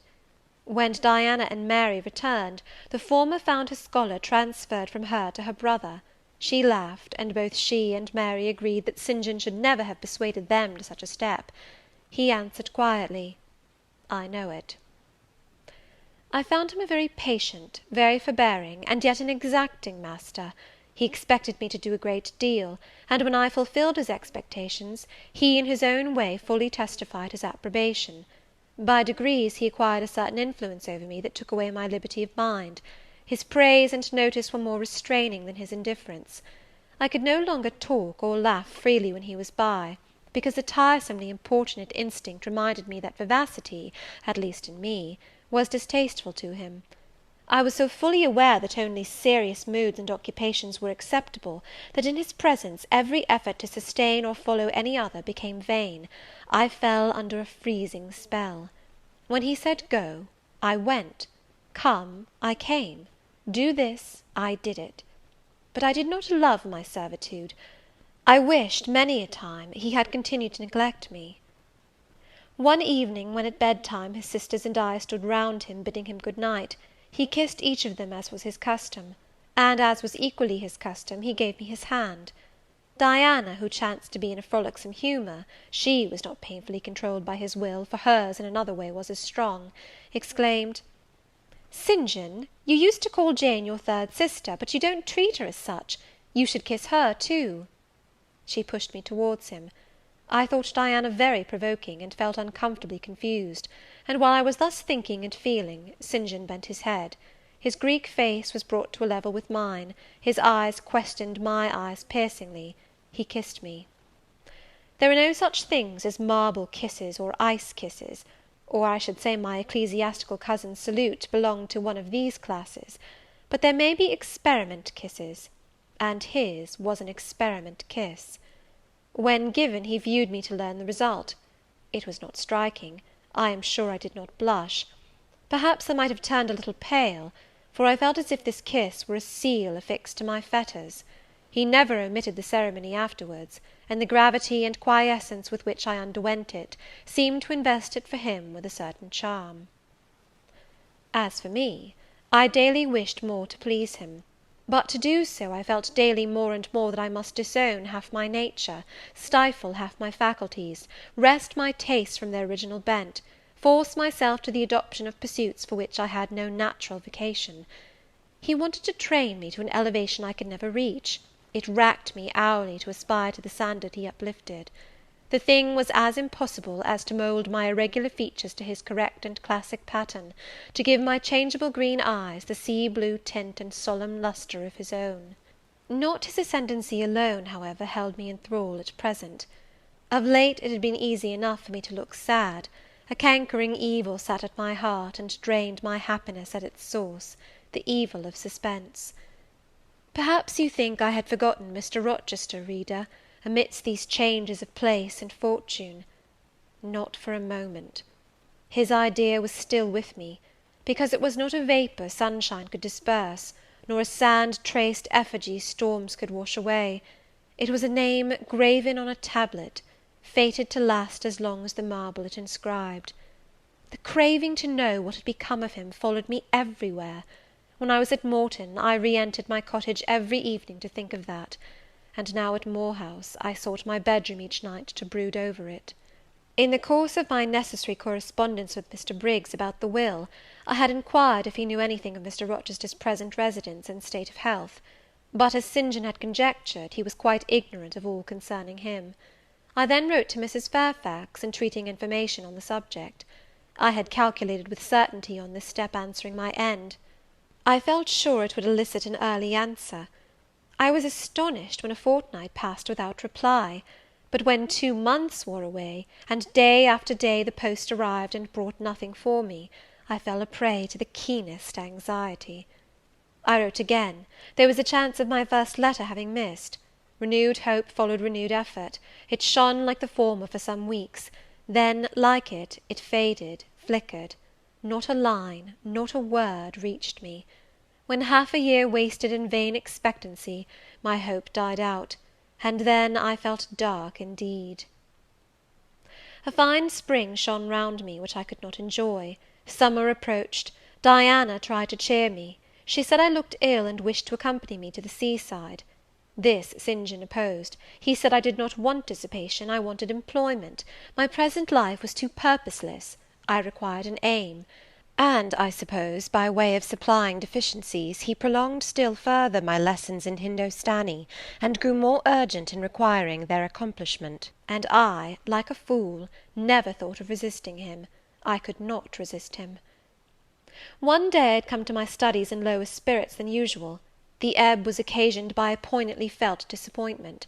Hannah had told me in the morning there was a letter for me, and when I went down to take it, almost certain that the long-looked-for tidings were vouchsafed me at last, I found only an unimportant note from Mr. Briggs on business. The bitter check had wrung from me some tears, and now, as I sat poring over the crabbed characters and flourishing tropes of an Indian scribe, my eyes filled again. St. John called me to his side to read. In attempting to do this, my voice failed me, words were lost in sobs. He and I were the only occupants of the parlour. Diana was practising her music in the drawing-room, Mary was gardening. It was a very fine May day, clear, sunny, and breezy. My companion expressed no surprise at this emotion, nor did he question me as to its cause. He only said, "We will wait a few minutes, Jane, till you are more composed."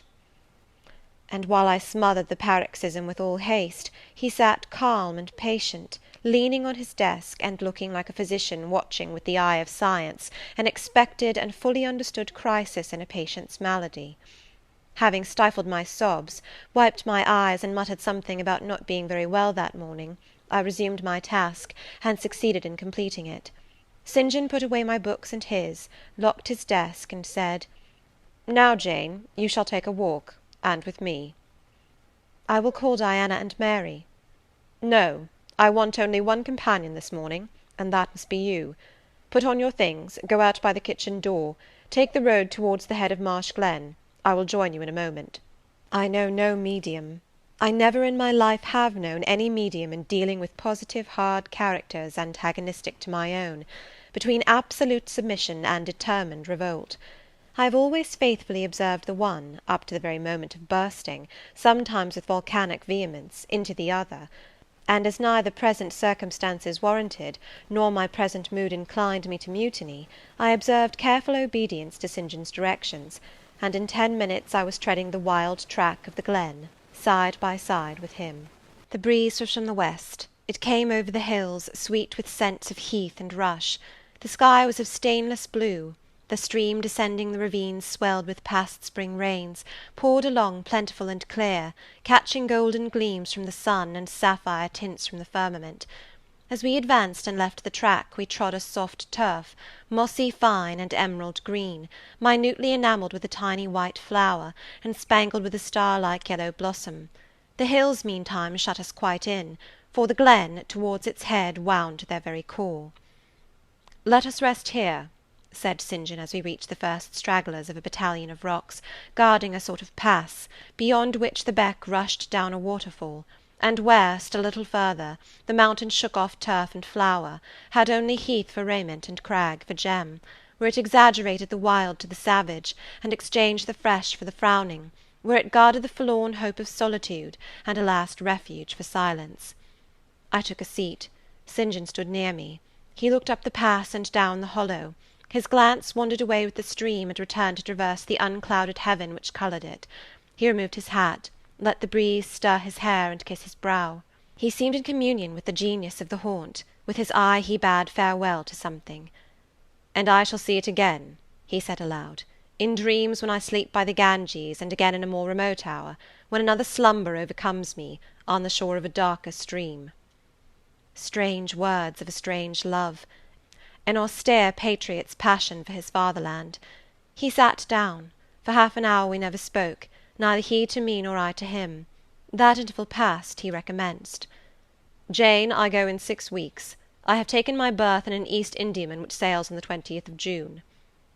God will protect you, for you have undertaken his work, I answered. Yes, he said, there is my glory and joy. I am the servant of an infallible master. I am not going out under human guidance, subject to the defective laws and erring control of my feeble fellow worms. My king, my lawgiver, my captain is the all-perfect. It seems strange to me that all round me do not burn to enlist under the same banner, to join in the same enterprise. All have not your powers, and it would be folly for the feeble to wish to march with the strong. I do not speak of the feeble, or think of them. I address only such as are worthy of the work, and content to accomplish it. Those are few in number, and difficult to discover. You say truly. But when found, it is right to stir them up, to urge and exhort them to the effort, to show them what their gifts are and why they were given, to speak heaven's message in their ear, to offer them, direct from God, a place in the ranks of his chosen. If they are really qualified for the task, will not their own hearts be the first to inform them of it? I felt as if an awful charm was framing round and gathering over me. I trembled to hear some fatal words spoken which would at once declare and rivet the spell. "And what does your heart say?" demanded St. John. "My heart is mute, my heart is mute," I answered, struck and thrilled.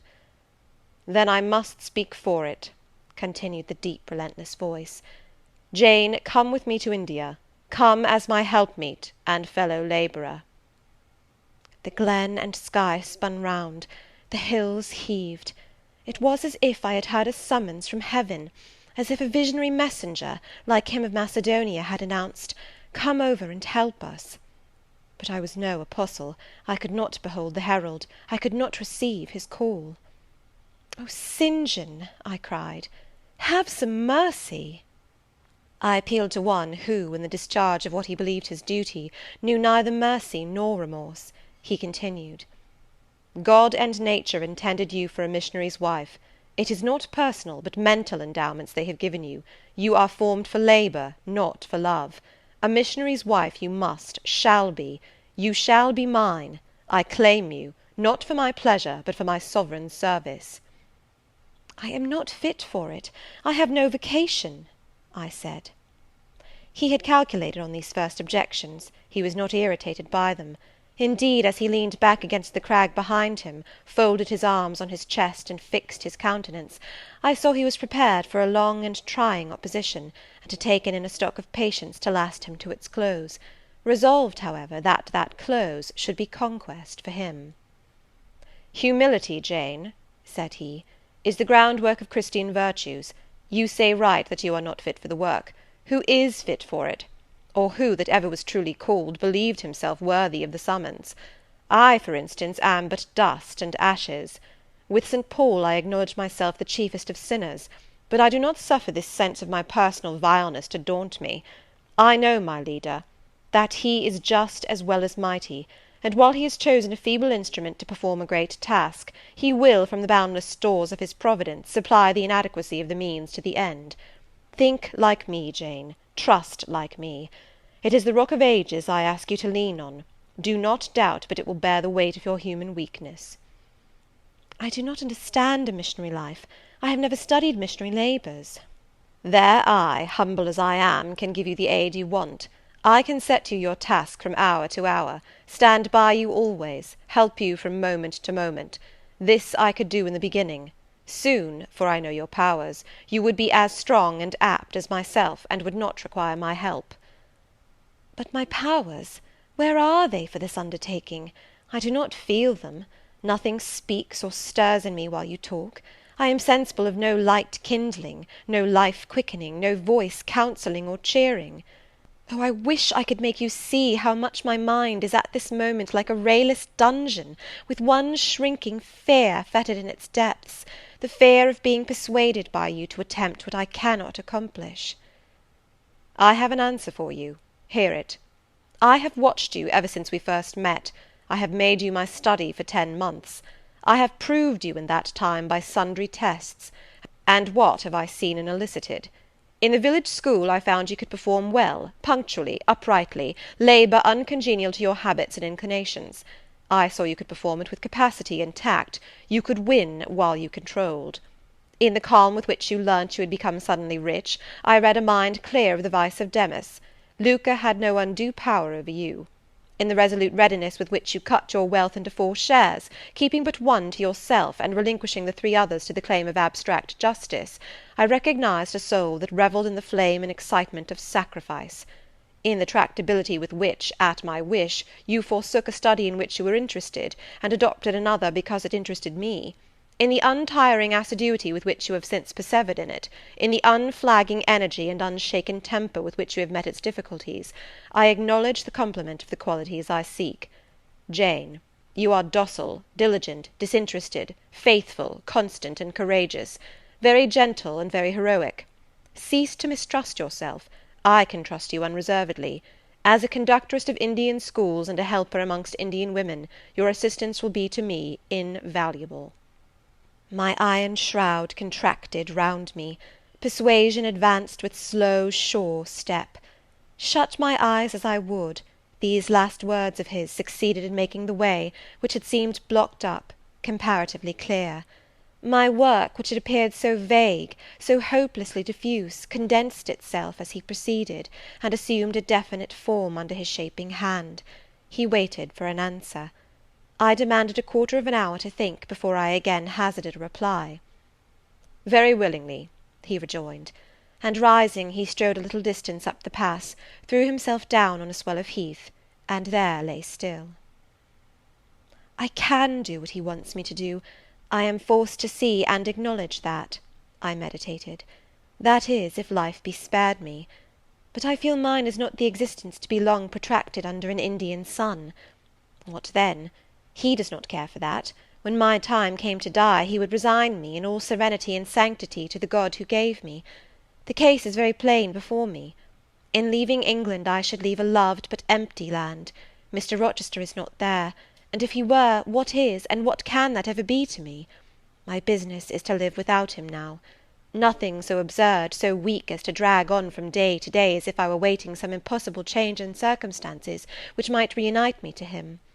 Of course, as St. John once said, I must seek another interest in life to replace the one lost. Is not the occupation he now offers me truly the most glorious man can adopt or God assign?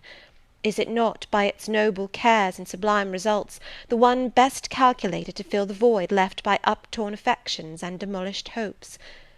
I believe I must say yes, and yet I shudder. Alas, if I join St. John, I abandon half myself. If I go to India, I go to premature death. And how will the interval between leaving England for India, and India for the grave, be filled? Oh, I know well. That, too, is very clear to my vision. By straining to satisfy St. John till my sinews ache, I shall satisfy him, to the finest central point and farthest outward circle of his expectations. If I do go with him, if I do make the sacrifice he urges, I will make it absolutely. I will throw all on the altar, heart, vitals, the entire victim. He will never love me, but he shall approve me. I will show him energies he has not yet seen, resources he has never suspected. Yes, I can work as hard as he can, and with as little grudging. Consent, then, to his demand is possible, but for one item, one dreadful item. It is that he asks me to be his wife, and has no more of a husband's heart for me than that frowning giant of a rock down which the stream is foaming in yonder gorge. He prizes me, as a soldier would a good weapon, and that is all. Unmarried to him, this would never grieve me. But can I let him complete his calculations, coolly put into practice his plans, go through the wedding ceremony?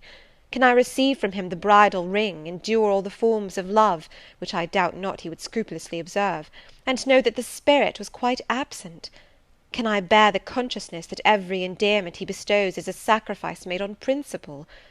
No, such a martyrdom would be monstrous. I will never undergo it. As his sister, I might accompany him, not as his wife. I will tell him so. I looked towards the knoll. There he lay, still as a prostrate column. His face turned to me, his eye beaming watchful and keen. He started to his feet and approached me. I am ready to go to India, if I may go free. "Your answer requires a commentary," he said. "It is not clear." "You have hitherto been my adopted brother, I your adopted sister. Let us continue as such. You and I had better not marry." He shook his head. "Adopted fraternity will not do in this case. If you were my real sister, it would be different. I should take you, and seek no wife. But as it is, either our union must be consecrated and sealed by marriage, or it cannot exist. Practical obstacles oppose themselves to any other plan. Do you not see it, Jane? Consider a moment, your strong sense will guide you." I did consider, and still my sense, such as it was, directed me only to the fact that we did not love each other as man and wife should, and therefore it inferred we ought not to marry. I said so. "St. John," I returned, "I regard you as a brother, you me as a sister, so let us continue." "We cannot, he answered, with short, sharp determination. "It would not do. You have said you will go with me to India. Remember, you have said that." "Conditionally." Well, to the main point. The departure with me from England, the cooperation with me in my future labours, you do not object. You have already as good as put your hand to the plough. You are too consistent to withdraw it. You have but one end to keep in view, how the work you have undertaken can best be done. Simplify your complicated interests, feelings, thoughts, wishes, aims. Merge all considerations in one purpose, that of fulfilling with effect, with power, the mission of your great master. To do so, you must have a coadjutor, not a brother, that is a loose tie, but a husband. I, too, do not want a sister. A sister might any day be taken from me. I want a wife, the sole helpmeet I can influence sufficiently in life, and retain absolutely till death." I shuddered as he spoke. I felt his influence in my marrow, his hold on my limbs. "Seek one elsewhere than in me, St. John. Seek one fitted to you." "One fitted to my purpose, you mean? Fitted to my vocation? Again, I tell you, it is not the insignificant private individual, the mere man with the man's selfish senses, I wish to mate. It is the missionary." "And I will give the missionary my energies. It is all he wants, but not myself. That would only be adding the husk and shell to the kernel. For them he has no use. I retain them." "You cannot. You ought not. Do you think God will be satisfied with half an oblation? Will he accept a mutilated sacrifice? It is the cause of God I advocate. It is under his standard I enlist you. I cannot accept on his behalf a divided allegiance. It must be entire." "Oh, I will give my heart to God," I said. "You do not want it." I will not swear, reader, that there was not something of repressed sarcasm both in the tone in which I uttered this sentence, and in the feeling that accompanied it. I had silently feared St. John till now, because I had not understood him. He had held me in awe, because he had held me in doubt. How much of him was saint, how much mortal, I could not heretofore tell; but revelations were being made in this conference, the analysis of his nature was proceeding before my eyes. I saw his fallibilities, I comprehended them. I understood that, sitting there where I did, on the bank of heath, and with that handsome form before me, I sat at the feet of a man, caring as I. The veil fell from his hardness and despotism. Having felt in him the presence of these qualities, I felt his imperfection, and took courage. I was with an equal, one with whom I might argue, one whom, if I saw good, I might resist. He was silent after I had uttered the last sentence, and I presently risked an upward glance at his countenance. His eye, bent on me, expressed at once stern surprise and keen inquiry. "Is she sarcastic, and sarcastic to me?" it seemed to say. "What does this signify?" "Do not let us forget that this is a solemn matter," he said ere long, "one of which we may neither think nor talk lightly without sin. I trust, Jane, you are in earnest when you say you will serve your heart to God. It is all I want. Once wrench your heart from man, and fix it on your Maker. The advancement of that Maker's spiritual kingdom on earth will be your chief delight and endeavour. You will be ready to do at once whatever furthers that end. You will see what impetus would be given to your efforts and mine by our physical and mental union in marriage. The only union that gives a character of permanent conformity to the destinies and designs of human beings, and passing over all minor caprices, all trivial difficulties and delicacies of feeling, all scruple about the degree, kind, strength, or tenderness of mere personal inclination, you will hasten to enter into that union at once." "Shall I?" I said briefly. and I looked at his features, beautiful in their harmony, but strangely formidable in their still severity; at his brow, commanding but not open; at his eyes, bright and deep and searching, but never soft; at his tall imposing figure, and fancied myself in idea his wife. Oh, it would never do! As his curate, his comrade, all would be right. I would cross oceans with him in that capacity, toil under eastern suns, in Asian deserts with him in that office, admire and emulate his courage and devotion and vigour, accommodate quietly to his masterhood, smile undisturbed at his ineradicable ambition, discriminate the Christian from the man, profoundly esteem the one, and freely forgive the other. I should suffer often, no doubt, attached to him only in this capacity. My body would be under rather a stringent yoke, but my heart and mind would be free. I should still have my unblighted self to turn to, my natural unenslaved feelings with which to communicate in moments of loneliness. There would be recesses in my mind which would be only mine, to which he never came, and sentiments growing there fresh and sheltered, which his austerity could never blight, nor his measured warrior march trample down. But as his wife, at his side always, and always constrained, and always checked, forced to keep the fire of my nature continually low, to compel it to burn inwardly, and never utter a cry, though the imprisoned flame consumed vital after vital, this would be unendurable. "St. John," I exclaimed, when I had got so far in my meditation. "Well," he answered icily. "I repeat, I freely consent to go with you as your fellow missionary, but not as your wife. I cannot marry you, and become part of you." "A part of me you must become," he answered steadily, "otherwise the whole bargain is void. How can I, a man not yet 30, take out with me to India a girl of 19, unless she be married to me? How can we be for ever together, sometimes in solitude, sometimes amidst savage tribes, and unwed?" "Very well," I said shortly, "under the circumstances, quite as well as if I were either your real sister, or a man and a clergyman like yourself." "It is known that you are not my sister. I cannot introduce you as such. To attempt it would be to fasten injurious suspicions on us both. And for the rest, though you have a man's vigorous brain, you have a woman's heart, and it would not do." "It would do," I affirmed with some disdain, "perfectly well. I have a woman's heart, but not where you are concerned. For you, I have only a comrade's constancy, a fellow soldier's frankness, fidelity, fraternity, if you like, a neophyte's respect and submission to his hierophant. Nothing more, don't fear." "It is what I want," he said, speaking to himself; "it is just what I want. And there are obstacles in the way, they must be hewn down. Jane, you would not repent marrying me. Be certain of that. We must be married. There is no other way. And undoubtedly enough of love would follow upon marriage to render the union right even in your eyes." "I scorn your idea of love," I could not help saying, as I rose up and stood before him, leaning my back against the rock. "I scorn the counterfeit sentiment you offer. Yes, St. John, and I scorn you when you offer it." He looked at me fixedly, compressing his well-cut lips while he did so. Whether he was incensed or surprised, or what, it was not easy to tell. He could command his countenance thoroughly. "I scarcely expected to hear that expression from you," he said. "I think I have done and uttered nothing to deserve scorn." I was touched by his gentle tone, and overawed by his high, calm mien.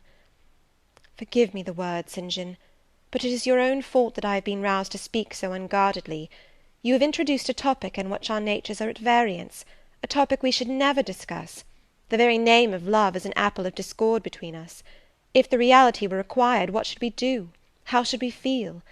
My dear cousin, abandon your scheme of marriage, forget it." "No," said he, "it is a long-cherished scheme, and the only one which can secure my great end, but I shall urge you no further at present. To-morrow I leave home for Cambridge. I have many friends there to whom I should wish to say farewell. I shall be absent a fortnight. Take that space of time to consider my offer, and do not forget that if you reject it, it is not me you deny, but God. Through my means he opens to you a noble career; as my wife only can you enter upon it. Refuse to be my wife, and you limit yourself for ever to a track of selfish ease and barren obscurity. Tremble lest in that case you should be numbered with those who have denied the faith, and are worse than infidels." He had done. Turning from me, he once more looked to river, looked to hill. But this time his feelings were all pent in his heart. I was not worthy to hear them uttered. As I walked by his side homeward, I read well in his iron silence all he felt towards me, the disappointment of an austere and despotic nature, which has met resistance where it expected submission, the disapprobation of a cool, inflexible judgment, which has detected in another feelings and views in which it has no power to sympathize. In short, as a man, he would have wished to coerce me into obedience.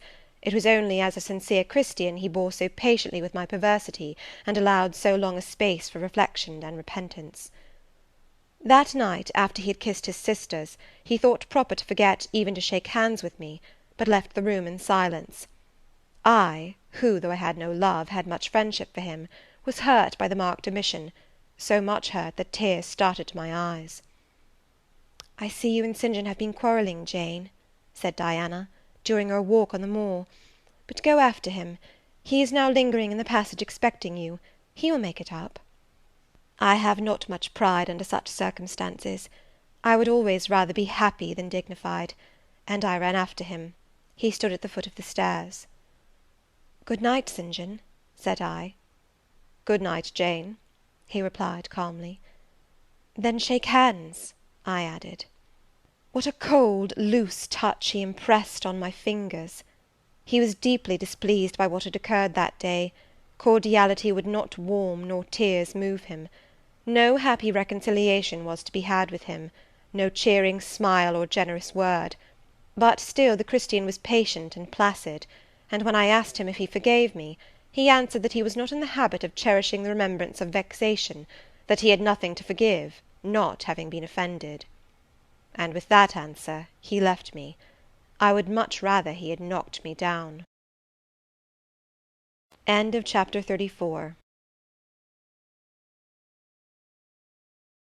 Chapter 35 of Jane Eyre. He did not leave for Cambridge the next day, as he had said he would. He deferred his departure a whole week, and during that time he made me feel what severe punishment a good yet stern, a conscientious yet implacable man can inflict on one who has offended him. Without one overt act of hostility, one upbraiding word, he contrived to impress me momently with the conviction that I was put beyond the pale of his favour. Not that St. John harboured a spirit of unchristian vindictiveness, not that he would have injured a hair of my head, if it had been fully in his power to do so. Both by nature and principle, he was superior to the mean gratification of vengeance. He had forgiven me for saying I scorned him in his love, but he had not forgotten the words, and as long as he and I lived, he never would forget them. I saw by his look, when he turned to me, that they were always written on the air between me and him. Whenever I spoke, they sounded in my voice to his ear, and their echo toned every answer he gave me. He did not abstain from conversing with me. He even called me as usual each morning to join him at his desk, and I fear the corrupt man within him had a pleasure unimparted to, and unshared by, the pure Christian, in evincing with what skill he could, while acting and speaking apparently just as usual, extract from every deed and every phrase the spirit of interest and approval which had formerly communicated a certain austere charm to his language and manner. To me he was in reality become no longer flesh, but marble. His eye was a cold, bright, blue gem, his tongue a speaking instrument, nothing more. All this was torture to me, refined, lingering torture. It kept up a slow fire of indignation and a trembling trouble of grief, which harassed and crushed me altogether. I felt how, if I were his wife, this good man, pure as the deep sunless source, could soon kill me, without drawing from my veins a single drop of blood, or receiving on his own crystal conscience the faintest stain of crime. Especially I felt this when I made any attempt to propitiate him. No ruth met my ruth. He experienced no suffering from estrangement, no yearning after reconciliation. and though more than once my fast-falling tears blistered the page over which we both bent, they produced no more effect on him than if his heart had been really a matter of stone or metal. To his sisters, meantime, he was somewhat kinder than usual, as if afraid that mere coldness would not sufficiently convince me how completely I was banished and banned, he added the force of contrast; and this, I am sure, he did not by force, but on principle. The night before he left home, happening to see him walking in the garden about sunset, and remembering as I looked at him that this man, alienated as he now was, had once saved my life, and that we were near relations, I was moved to make a last attempt to regain his friendship. I went out and approached him as he stood leaning over the little gate. I spoke to the point at once. "St. John, I am unhappy because you are still angry with me. Let us be friends." "I hope we are friends," was the unmoved reply, while he stood watching the rising of the moon, which he had been contemplating as I approached. "No, St. John, we are not friends as we were. You know that." "Are we not? That is wrong. For my part, I wish you no ill, and all good." "I believe you, St. John, for I am sure you are incapable of wishing any one ill. But as I am your kinswoman, I should desire somewhat more of affection than that sort of general philanthropy you extend to mere strangers." "Of course," he said, "your wish is reasonable, and I am far from regarding you as a stranger." This, spoken in a cool, tranquil tone, was mortifying and baffling enough. Had I attended to the suggestions of pride and ire, I should immediately have left him; but something worked within me more strongly than those feelings could. I deeply venerated my cousin's talent and principle. His friendship was of value to me. To lose it tried me severely. I would not so soon relinquish the attempt to reconquer it. "Must we part in this way, St. John? And when you go to India, will you leave me so, without a kinder word than you have yet spoken?" He now turned quite from the moon, and faced me. "When I go to India, Jane, will I leave you? What? Do you not go to India?" "You said I could not unless I married you." "And you will not marry me? You adhere to that resolution?" Reader, do you know, as I do, what terror those cold people can put into the ice of their questions? How much of the fall of the avalanche is in their anger, of the breaking up of the frozen sea in their displeasure? No, St. John, I will not marry you. I adhere to my resolution. The avalanche had shaken and slid a little forward, but it did not yet crash down. "Once more, why this refusal?" he asked. "Formerly," I answered, "because you did not love me. Now, I reply, because you almost hate me. If I were to marry you, you would kill me. You are killing me now." His lips and cheeks turned white, quite white. "I should kill you. I am killing you. Your words are such as ought not to be used, violent, unfeminine, and untrue. They betray an unfortunate state of mind. They merit severe reproof. They would seem inexcusable, but that it is the duty of man to forgive his fellow even until 77 times. I had finished the business now. While earnestly wishing to erase from his mind the trace of my former offence, I had stamped on that tenacious surface another and far deeper impression. I had burnt it in. "Now you will indeed hate me," I said. "It is useless to attempt to conciliate you. I see I have made an eternal enemy of you." A fresh wrong did these words inflict, the worse because they touched on the truth. That bloodless lip quivered to a temporary spasm. I knew the steely ire I had whetted. I was heart-wrung. "You utterly misinterpret my words," I said, at once seizing his hand. "I have no intention to grieve or pain you. Indeed, I have not." Most bitterly he smiled. Most decidedly he withdrew his hand from mine. "And now you recall your promise, and will not go to India at all, I presume?" said he, after a considerable pause. "Yes, I will, as your assistant," I answered. A very long silence succeeded. What struggle there was in him between nature and grace in this interval I cannot tell. Only singular gleams scintillated in his eyes, and strange shadows passed over his face. He spoke at last. "I before proved to you the absurdity of a single woman of your age proposing to accompany abroad a single man of mine. I proved it to you in such terms as, I should have thought, would have prevented your ever again alluding to the plan. That you have done so, I regret, for your sake." I interrupted him. Anything like a tangible reproach gave me courage at once. "Keep to common sense, St. John. You are verging on nonsense. You pretend to be shocked by what I have said. You are not really shocked, for with your superior mind you cannot be either so dull or so conceited as to misunderstand my meaning. I say again, I will be your curate if you like, but never your wife." Again he turned lividly pale, but as before controlled his passion perfectly. He answered emphatically but calmly, "A female curate, who is not my wife, would never suit me. With me, then, it seems you cannot go. But if you are sincere in your offer, I will, while in town, speak to a married missionary, whose wife needs a coadjutor. Your own fortune will make you independent of the Society's aid, and thus you may still be spared the dishonour of breaking your promise and deserting the band you engaged to join." Now I never had, as the reader knows, either given any formal promise or entered into any engagement, and this language was all much too hard and much too despotic for the occasion. I replied, "There is no dishonour, no breach of promise, no desertion in the case. I am not under the slightest obligation to go to India, especially with strangers. With you I would have ventured much, because I admire, confide in, and as a sister I love you. But I am convinced that, go when and with whom I would, I should not live long in that climate." "Ah, you are afraid of yourself," he said, curling his lip. "I am. God did not give me my life to throw away, and to do as you wish me would, I begin to think, be almost equivalent to committing suicide.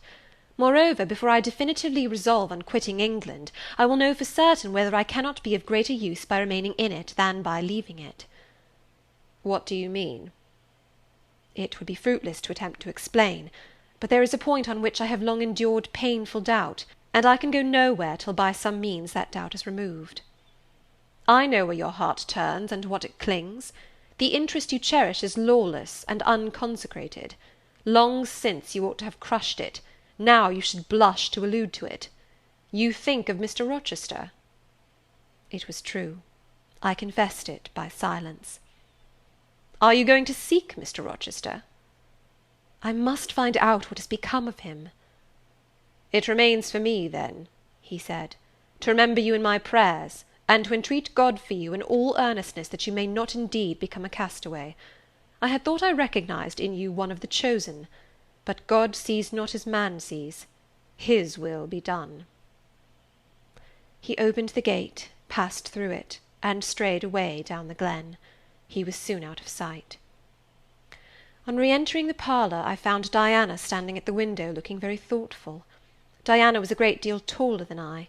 She put her hand on my shoulder, and stooping, examined my face. "Jane," she said, "you are always agitated and pale now. I am sure there is something the matter. Tell me what business St. John and you have on hands. I have watched you this half hour from the window. You must forgive my being such a spy, but for a long time I have fancied I hardly know what. St. John is a strange being." She paused. I did not speak. Soon she resumed. "That brother of mine cherishes peculiar views of some sort respecting you, I am sure. He has long distinguished you by a notice and interest he never showed to any one else. To what end? I wish he loved you. Does he, Jane?" I put her cool hand to my hot forehead. "No, Di, not one whit." "Then why does he follow you so with his eyes, and get you so frequently alone with him, and keep you so continually at his side? Mary and I had both concluded he wished you to marry him." "He does. He has asked me to be his wife." Diana clapped her hands. "Oh, that is just what we hoped and thought! And you will marry him, Jane, won't you? And then he will stay in England." "Far from that, Diana. His sole idea in proposing to me is to procure a fitting fellow labourer in his Indian toils." "What? He wishes you to go to India?" "Yes." "Madness!" she exclaimed. "You would not live 3 months there, I am certain. You never shall go. You have not consented, have you, Jane?" "I have refused to marry him." "And have consequently displeased him?" she suggested. "Deeply. He will never forgive me, I fear. Yet I offered to accompany him as his sister." "It was frantic folly to do so, Jane. Think of the task you undertook, one of incessant fatigue, where fatigue kills even the strong, and you are weak. St. John, you know him, would urge you to impossibilities. With him there would be no permission to rest during the hot hours, and unfortunately I have noticed, whatever he exacts, you force yourself to perform. I am astonished you found courage to refuse his hand. You do not love him then, Jane?" "Not as a husband." "Yet he is a handsome fellow." "And I am so plain, you see, Di. We should never suit." "Plain? You? Not at all. You are much too pretty, as well as too good, to be grilled alive in Calcutta." And again she earnestly conjured me to give up all thoughts of going out with her brother. "I must indeed," I said, for when just now I repeated the offer of serving him for a deacon, he expressed himself shocked at my want of decency. He seemed to think I had committed an impropriety in proposing to accompany him unmarried, as if I had not from the first hoped to find in him a brother, and habitually regarded him as such. "What makes you say he does not love you, Jane?" "You should hear himself on the subject. He has again and again explained that it is not himself, but his office he wishes to mate. He has told me I am formed for labour, not for love, which is true, no doubt. But in my opinion, if I am not formed for love, it follows that I am not formed for marriage. Would it not be strange, Di, to be chained for life to a man who regarded one but as a useful tool?" "Insupportable, unnatural, out of the question." "And then," I continued, "though I have only sisterly affection for him now, yet, if forced to be his wife, I can imagine the possibility of conceiving an inevitable, strange, torturing kind of love for him, because he is so talented, and there is often a certain heroic grandeur in his look, manner, and conversation. In that case my lot would become unspeakably wretched. He would not want me to love him, and if I showed the feeling, he would make me sensible that it was a superfluity, unrequired by him, unbecoming in me. I know he would." "And yet St. John is a good man," said Diana. "He is a good and a great man, but he forgets, pitilessly, the feelings and claims of little people in pursuing his own large views. It is better, therefore, for the insignificant to keep out of his way, lest in his progress he should trample them down. Here he comes. I will leave you, Diana." And I hastened upstairs as I saw him entering the garden. But I was forced to meet him again at supper. During that meal he appeared just as composed as usual. I had thought he would hardly speak to me, and I was certain he had given up the pursuit of his matrimonial scheme. The sequel showed I was mistaken on both points. He addressed me precisely in his ordinary manner, or what had of late been his ordinary manner, one scrupulously polite. No doubt he had invoked the help of the Holy Spirit to subdue the anger I had roused in him, and now believed he had forgiven me once more. For the evening reading before prayers, he selected the 21st chapter of Revelation. It was at all times pleasant to listen while from his lips fell the words of the Bible. Never did his fine voice sound at once so sweet and full, never did his manner become so impressive in its noble simplicity, as when he delivered the oracles of God. And to-night that voice took a more solemn tone, that manner a more thrilling meaning, as he sat in the midst of his household circle, the May moon shining in through the uncurtained window, and rendering almost unnecessary the light of the candle on the table. As he sat there, bending over the great old Bible, and described from its page the vision of the new heaven and new earth, told how God would come to dwell with men, how he would wipe away all tears from their eyes, and promise that there should be no more death, neither sorrow nor crying, nor any more pain, because the former things were passed away. The succeeding words thrilled me strangely as he spoke them, especially as I felt, by the slight, indescribable alteration in sound, that in uttering them his eye had turned on me. "He that overcometh shall inherit all things, and I will be his God, and he shall be my son.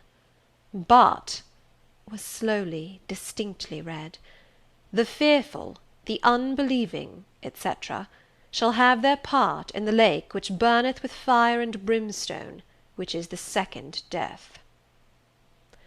Henceforward I knew what fate St. John feared for me. A calm subdued triumph, blent with a longing earnestness, marked his enunciation of the last glorious verses of that chapter.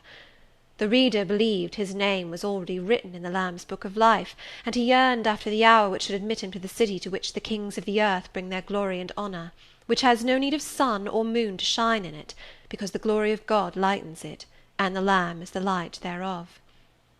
In the prayer following the chapter, all his energy gathered, all his stern zeal woke. He was in deep earnest, wrestling with God, and resolved on a conquest. He supplicated strength for the weak-hearted, guidance for wanderers from the fold, a return, even at the 11th hour, for those whom the temptations of the world and the flesh were luring from the narrow path. He asked, he urged, he claimed the boon of a brand snatched from the burning. Earnestness is ever deeply solemn. First, as I listened to the prayer, I wondered at his. Then, when it continued and rose, I was touched by it, and at last awed. He felt the greatness and goodness of his purpose so sincerely, others who heard him plead for it could not but feel it too. The prayer over, we took leave of him. He was to go at a very early hour in the morning. Diana and Mary, having kissed him, left the room, in compliance, I think, with a whispered hint from him. I tendered my hand, and wished him a pleasant journey. "Thank you, Jane. As I said, I shall return from Cambridge in a fortnight. That space, then, is yet left to you for reflection. If I listened to human pride, I should say no more to you of marriage with me. But I listen to my duty, and keep steadily in view my very first aim, to do all things to the glory of God. My Master was long-suffering, so will I be. I cannot give you up to perdition as a vessel of wrath. Repent, resolve, while there is yet time. Remember, we are bid to work while it is day, warned that the night cometh when no man shall work. Remember the fate of Dives, who had his good things in this life. God give you strength to choose that better part which shall not be taken from you." He laid his hand on my head as he uttered the last words. He had spoken earnestly, mildly. His look was not indeed that of a lover beholding his mistress, but it was that of a pastor recalling his wandering sheep, or better, of a guardian angel watching the soul for which he is responsible.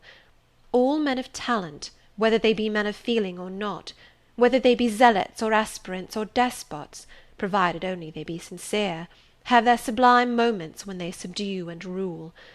I felt veneration for St. John, veneration so strong that its impetus thrust me at once to the point I had so long shunned. I was tempted to cease struggling with him, to rush down the torrent of his will into the gulf of his existence, and there lose my own. I was almost as hard beset by him now as I had been once before, in a different way, by another. I was a fool both times. To have yielded then would have been an error of principle, to have yielded now would have been an error of judgment. So I think at this hour, when I look back to the crisis through the quiet medium of time, I was unconscious of folly at the instant. I stood motionless under my hierophant's touch. My refusals were forgotten, my fears overcome, my wrestlings paralysed. The impossible, i.e. my marriage with St. John, was fast becoming the possible.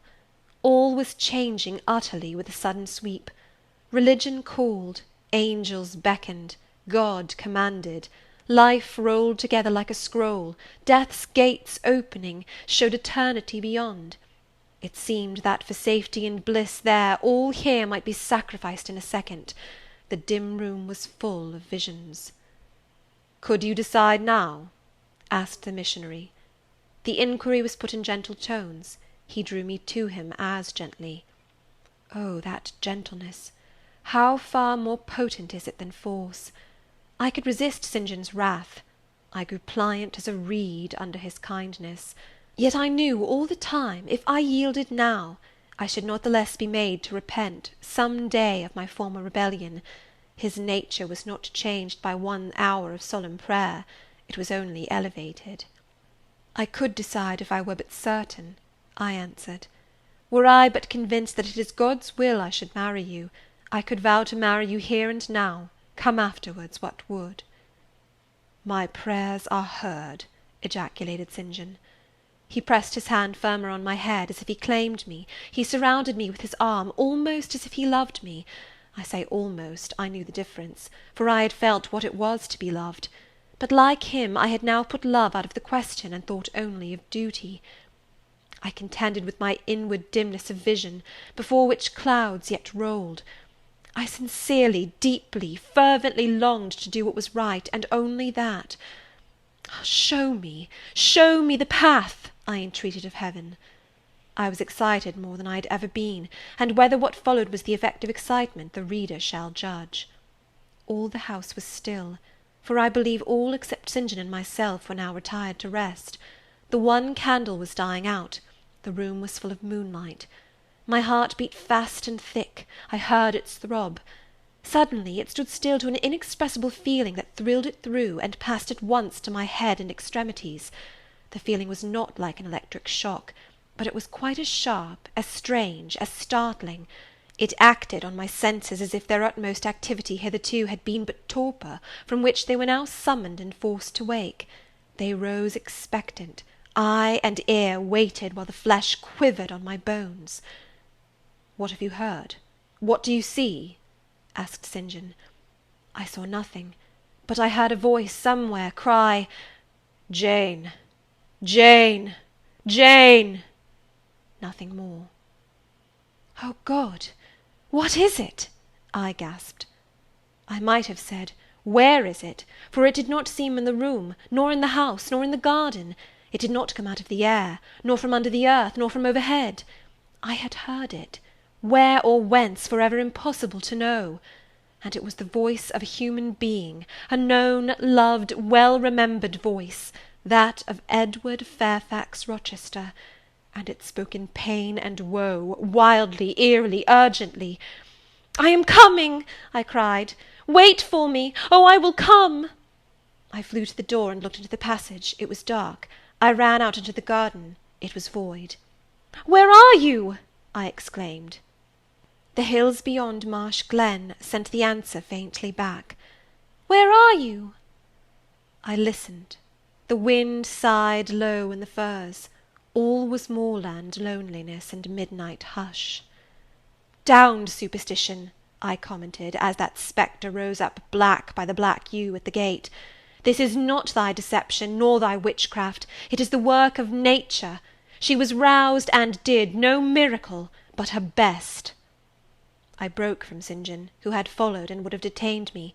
It was my time to assume ascendancy. My powers were in play and in force. I told him to forbear question or remark. I desired him to leave me. I must and would be alone. He obeyed at once. Where there is energy to command well enough, obedience never fails. I mounted to my chamber, locked myself in, fell on my knees, and prayed in my way, a different way to St. John's, but effective in its own fashion.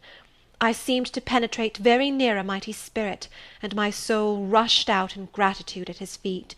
I rose from the thanksgiving, took a resolve, and lay down, unscared, enlightened, eager but for the daylight. End of chapter 35. Chapter 36 of Jane Eyre. The daylight came. I rose at dawn. I busied myself for an hour or two with arranging my things in my chamber, drawers, and wardrobe, in the order wherein I should wish to leave them during a brief absence. Meantime I heard St. John quit his room. He stopped at my door. I feared he would knock. No, but a slip of paper was passed under the door. I took it up. It bore these words: "You left me too suddenly last night. Had you stayed but a little longer, you would have laid your hand on the Christian's cross and the angel's crown. I shall expect your clear decision when I return this day fortnight. Meantime, watch and pray that you enter not into temptation. The spirit, I trust, is willing, but the flesh, I see, is weak. I shall pray for you hourly. Yours, St. John." My spirit, I answered mentally, is willing to do what is right, and my flesh, I hope, is strong enough to accomplish the will of heaven, when once that will is distinctly known to me. At any rate, it shall be strong enough to search, inquire, to grope an outlet from this cloud of doubt, and find the open day of certainty. It was the 1st of June, yet the morning was overcast and chilly. Rain beat fast on my casement. I heard the front door open and St. John pass out. Looking through the window, I saw him traverse the garden. He took the way over the misty moors in the direction of Whitcross. There he would meet the coach. In a few more hours I shall succeed you in that track, cousin, thought I. I too have a coach to meet at Whitcross. I too have some to seek and ask after in England, before I depart for ever. It wanted yet 2 hours of breakfast time. I filled the interval in walking softly about my room, and pondering the visitation which had given my plans their present bent. I recalled that inward sensation I had experienced, for I could recall it in all its unspeakable strangeness. I recalled the voice I had heard.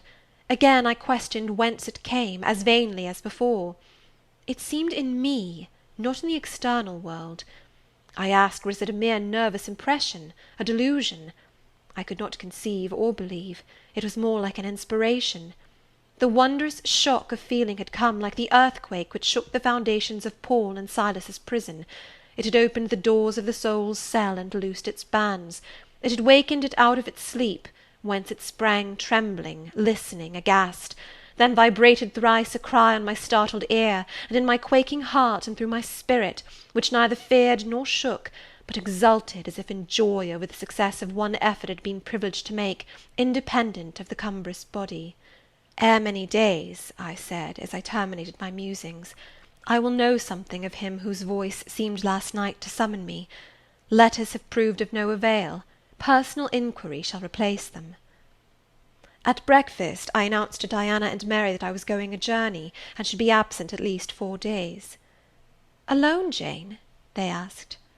Yes, it was to see or hear news of a friend about whom I had for some time been uneasy.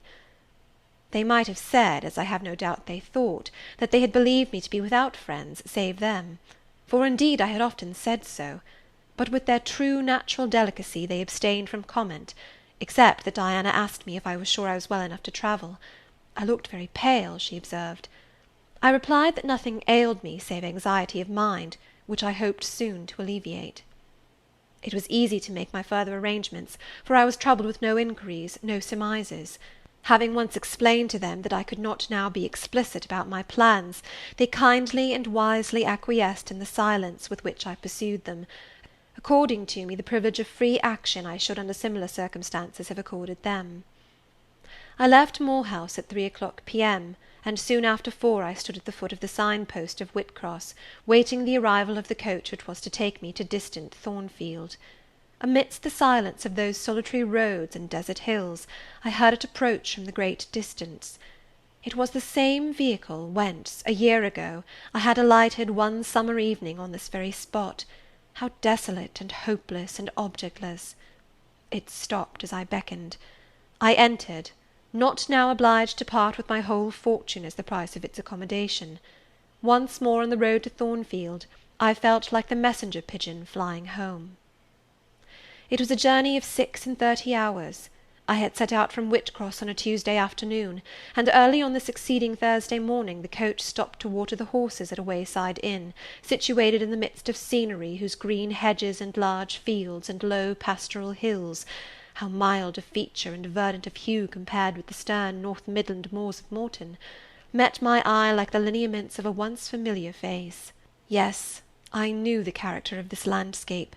I was sure we were very near my bourne. "How far is Thornfield Hall from here?" I asked of the ostler. "Just 2 miles, mum, across the fields." My journey is closed, I thought to myself. I got out of the coach, gave a box I had into the ostler's charge, to be kept till I called for it, paid my fare, satisfied the coachman, and was going. The brightening day gleamed on the sign of the inn, and I read in gilt letters, "The Rochester Arms." My heart leapt up. I was already on my master's very lands. It fell again. The thought struck it.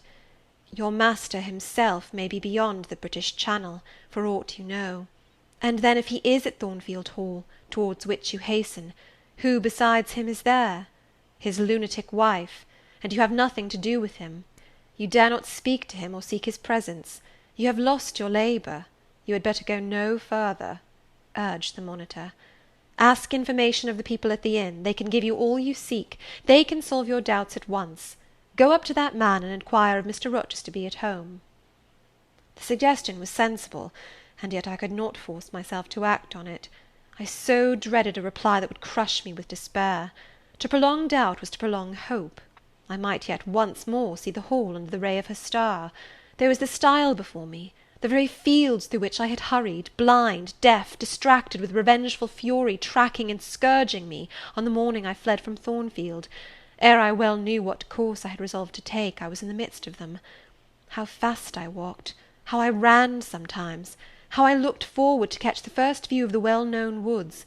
With what feelings I welcomed single trees I knew, and familiar glimpses of meadow and hill between them!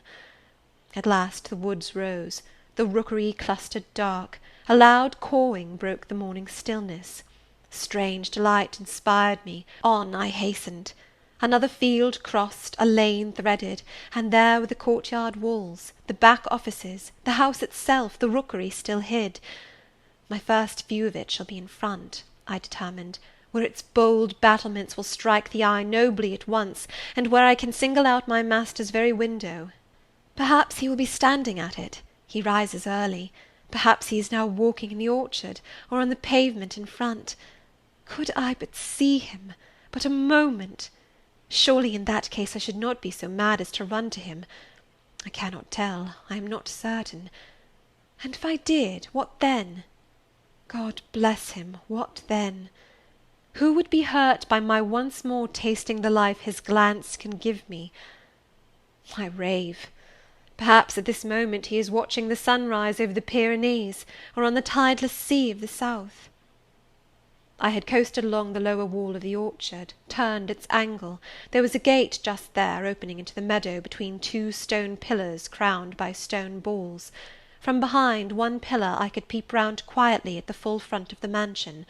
I advanced my head with precaution, desirous to ascertain if any bedroom window blinds were yet drawn up. Battlements, windows, long front, all from this sheltered station were at my command. The crows sailing overhead perhaps watched me while I took this survey. I wonder what they thought. They must have considered I was very careful and timid at first, and that gradually I grew very bold and reckless. A peep, and then a long stare, and then a departure from my niche, and a straying out into the meadow, and a sudden stop full in front of the great mansion, and a protracted hardy gaze towards it. What affectation of diffidence was this at first? They might have demanded. What stupid regardlessness now? Here an illustration, reader. A lover finds his mistress asleep on a mossy bank. He wishes to catch a glimpse of her fair face without waking her. He steals softly over the grass, careful to make no sound. He pauses, fancying she has stirred. He withdraws, not for worlds would he be seen. All is still. He again advances, he bends above her, a light veil rests on her features. He lifts it, bends lower. Now his eyes anticipate the vision of beauty, warm and blooming and lovely in rest. How hurried was their first glance! But how they fix! How he starts! How he suddenly and vehemently clasps in both arms the form he dared not a moment since touch with his finger! How he calls aloud a name, and drops his burden, and gazes on it wildly! He thus grasps and cries and gazes because he no longer fears to waken by any sound he can utter, by any movement he can make. He thought his love slept sweetly.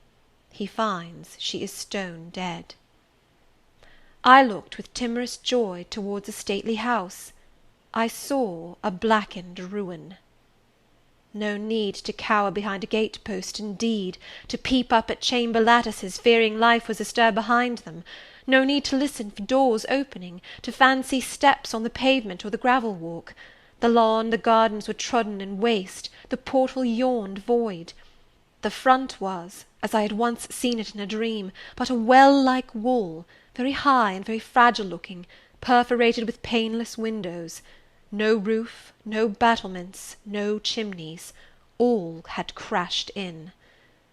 And there was the silence of death about it, the solitude of a lonesome wild. No wonder that letters addressed to people here had never received an answer, as well dispatch epistles to a vault in a church aisle.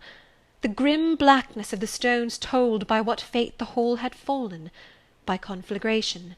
But how kindled? What story belonged to this disaster? What loss besides mortar and marble and woodwork had followed upon it? Had life been wrecked as well as property? If so, whose? Dreadful question! There was no one here to answer it, not even dumb sign, mute token.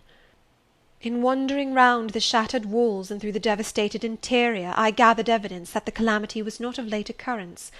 Winter snows, I thought, had drifted through that void arch, winter rains beaten in at those hollow casements; for amidst the drenched piles of rubbish, spring had cherished vegetation; grass and weed grew here and there between the stones and fallen rafters. And oh, where, meantime, was the hapless owner of this wreck? In what land? Under what auspices? My eye involuntarily wandered to the grey church tower near the gates, and I asked, is he with Dame Eyre de Rochester sharing the shelter of his narrow marble house? Some answer must be had to these questions.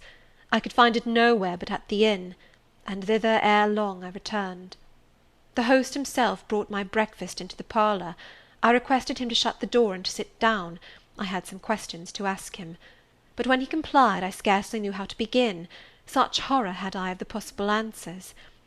And yet the spectacle of desolation I had just left prepared me in a measure for a tale of misery. The host was a respectable-looking, middle-aged man. "You know Thornfield Hall, of course?" I managed to say at last. "Yes, ma'am, I lived there once." "Did you? Not in my time, I thought. You are a stranger to me." "I was the late Mr. Rochester's butler," he added. The late! I seemed to have received with full force the blow I had been trying to evade. "The late!" I gasped. "Is he dead?" "I mean the present gentleman, Mr. Edward's father," he explained.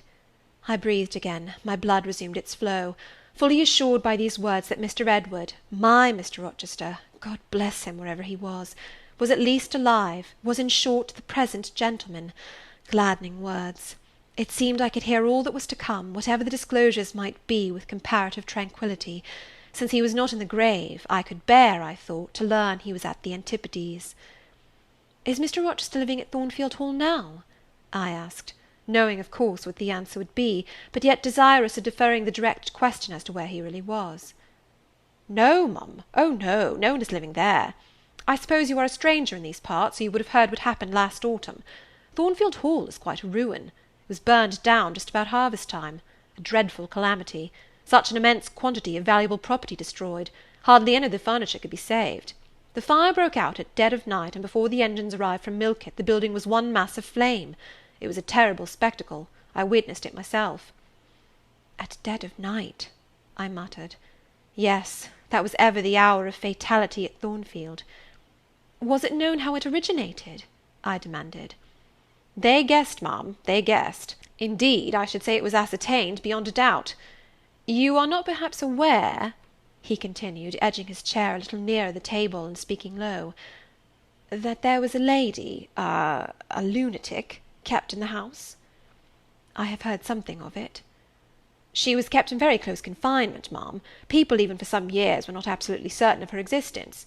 No one saw her; they only knew by rumour that such a person was at the Hall, and who or what she was it was difficult to conjecture. They say Mr. Edward had brought her from abroad, and some believed she had been his mistress. But a queer thing happened a year since, a very queer thing." I feared now to hear my own story. I endeavoured to recall him to the main fact. "And this lady?" "This lady, ma'am," he answered, "turned out to be Mr. Rochester's wife. The discovery was brought about in the strangest way. There was a young lady, a governess at the Hall, that Mr. Rochester fell in—" "But the fire," I suggested. "I'm coming to that, ma'am. The Mr. Edward fell in love with. The servants say they never saw anybody so much in love as he was. He was after her continually. They used to watch him. Servants will, you know, ma'am. And he set store on her past everything. For all, nobody but him thought her so very handsome. She was a little small thing, they say, almost like a child. I never saw her myself, but I've heard Leah, the housemaid, tell of her. Leah liked her well enough. Mr. Rochester was about 40, and this governess not 20, and you see, when gentlemen of his age fall in love with girls, they are often as like as if they were bewitched. Well, he would marry her." "You shall tell me this part of the story another time," I said. "But now I have particular reason for wishing to hear all about the fire. Was it suspected that this lunatic, Mrs. Rochester, had any hand in it? You've hit it, ma'am. It's quite certain that it was her, and nobody but her, that set it going. She had a woman to take care of her called Mrs. Poole, an able woman in her line, and very trustworthy, but for one fault, a fault common to a deal of them nurses and matrons. She kept a private bottle of gin by her, and now and then took a drop overmuch. It is excusable, for she had a hard life of it, but still it was dangerous, for when Mrs. Poole was fast asleep after the gin and water, the mad lady, who was as cunning as a witch, would take the keys out of her pocket and let herself out of her chamber, and go roaming about the house, doing any wild mischief that came into her head. They say she had nearly burnt her husband in his bed once, but I don't know about that. However, on this night she set fire first to the hangings of the room next her own, and then she got down to a lower story, and made her way to the chamber that had been the governess's. She was like as if she knew somehow matters had gone on, and had a spite at her, and she kindled the bed there, but there was nobody sleeping in it, fortunately. The governess had run away 2 months before, and for all Mr. Rochester sought her as if she'd been the most precious thing he had in the world, he never could hear a word of her, and he grew savage, quite savage on his disappointment. He never was a wild man, but he got dangerous after he lost her. He would be alone, too. He sent Mrs. Fairfax, the housekeeper, away to her friends at a distance, but he did it handsomely, for he settled an annuity on her for life, and she deserved it. She was a very good woman. Miss Adele, a ward he had, was put to school. He broke off acquaintance with all the gentry, and shut himself up like a hermit at the Hall. What? Did he not leave England? Leave England? Bless you, no. He would not cross the door-stones of the house, except at night, when he walked just like a ghost about the grounds and in the orchard, as if he had lost his senses, which it is my opinion he had, for a more spirited, bolder, keener gentleman than he was before that midge of a governess crossed him, you never saw, mum. He was not a man given to wine, or cards, or racing, as some are, and he was not so very handsome, but he had a courage and a will of his own, if ever man had. I knew him from a boy, you see, and for my part I have often wished that Miss Eyre had been sunk in the sea before she came to Thornfield Hall. Then Mr. Rochester was at home when the fire broke out? Yes, indeed was he, and he went up to the attics when all was burning above and below, and got the servants out of their beds, and helped them down himself, and went back to get his mad wife out of her cell. And then they called out to him that she was on the roof, and where she was standing, waving her arms above the battlements, and shouting out till they could hear her a mile off. I saw her and heard her with my own eyes. She was a big woman, and had long black hair. We could see it streaming against the flames as she stood. I witnessed, and several more witnessed, Mr. Rochester ascend through the skylight to the roof. We heard him call Bertha. We saw him approach her. And then, mum, she yelled and gave a spring, and the next minute she lay smashed on the pavement. Dead? Dead. Ay, dead as the stones on which her brains and blood were scattered. Good God! You may well say so, ma'am. It was frightful. He shuddered. And afterwards? I urged. Well, ma'am, afterwards the house was burnt to the ground. There are only some bits of walls standing now. Were any other lives lost? No. Perhaps it would have been better if there had. What do you mean? Poor Mr. Edward, he ejaculated. I little thought ever to have seen it. Some say it was a just judgment on him for keeping his first marriage secret, and wanting to take another wife while he had one living. But I pity him for my part. You said he was alive? I exclaimed. Yes, yes, he is alive, but many think he had better be dead. Why? How? My blood was again running cold. Where is he? I demanded. Is he in England? Ay, ay, he's in England. He can't get out of England, I fancy. He's a fixture now. What agony was this? And the man seemed resolved to protract it. He is stone blind, he said at last. Yes, he is stone blind, is Mr. Edward. I had dreaded worse. I had dreaded he was mad. I summoned strength to ask what had caused this calamity. It was all his own courage, and a body may say his kindness in a way, ma'am. He wouldn't leave the house till every one else was out before him. As he came down the great staircase at last, after Mrs. Rochester had flung herself from the battlements, there was a great crash. All fell. He was taken out from under the ruins, alive, but sadly hurt. A beam had fallen in such a way as to protect him partly, but one eye was knocked out, and one hand so crushed that Mr. Carter, the surgeon, had to amputate it directly. The other eye inflamed, He lost the sight of that also. He is now helpless indeed, blind and a cripple." "Where is he? Where does he live now?" "At Ferndean, a manor house on a farm he has, about 30 miles off. Quite a desolate spot." "Who is with him?" "Old John and his wife. He would have none else. He is quite broken down, they say." "Have you any sort of conveyance?" "We have a chaise, ma'am, a very handsome chaise." "Let it be got ready instantly, and if your post-boy can drive me to Ferndean before dark this day, I'll pay both you and him twice the hire you usually demand."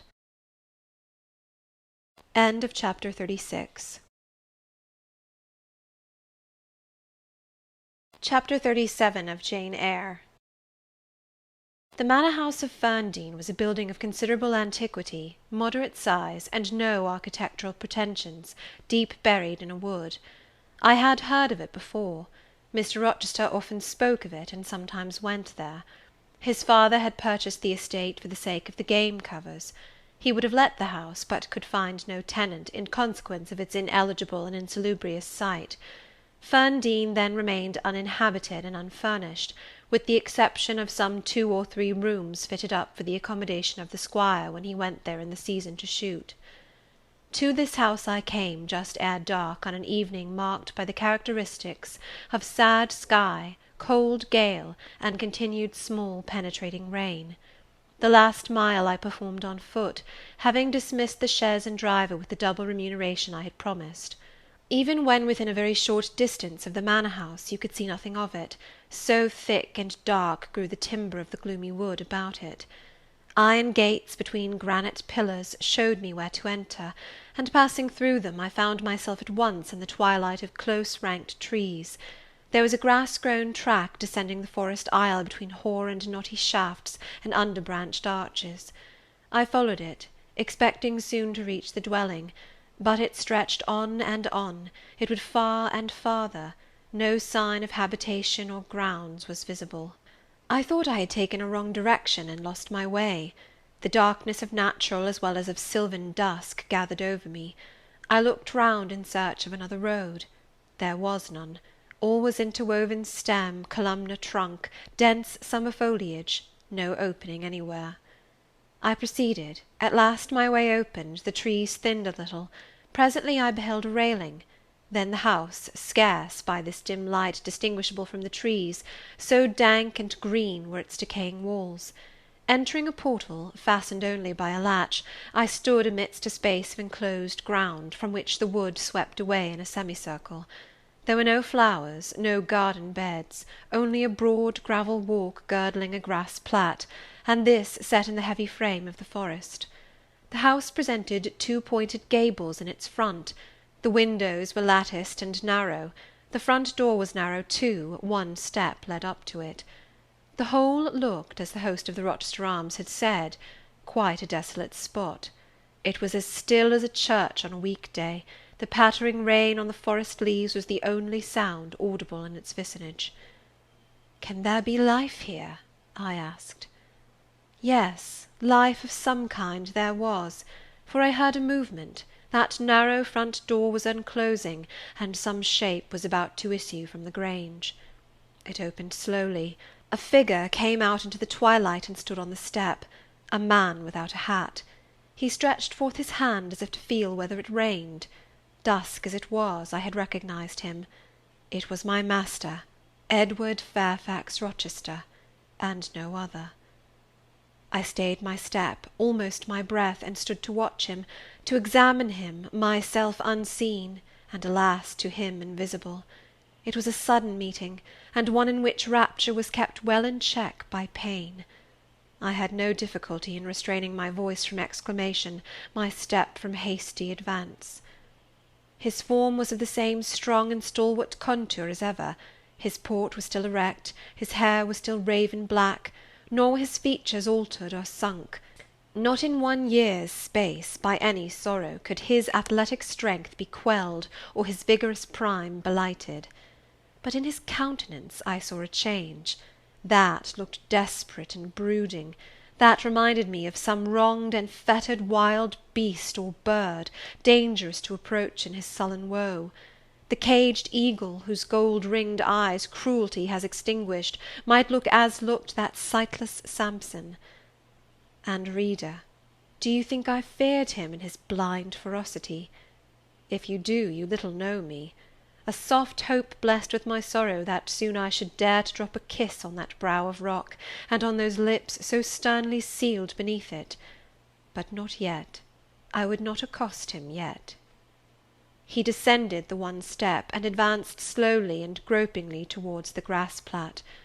Where was his daring stride now? Then he paused, as if he knew not which way to turn.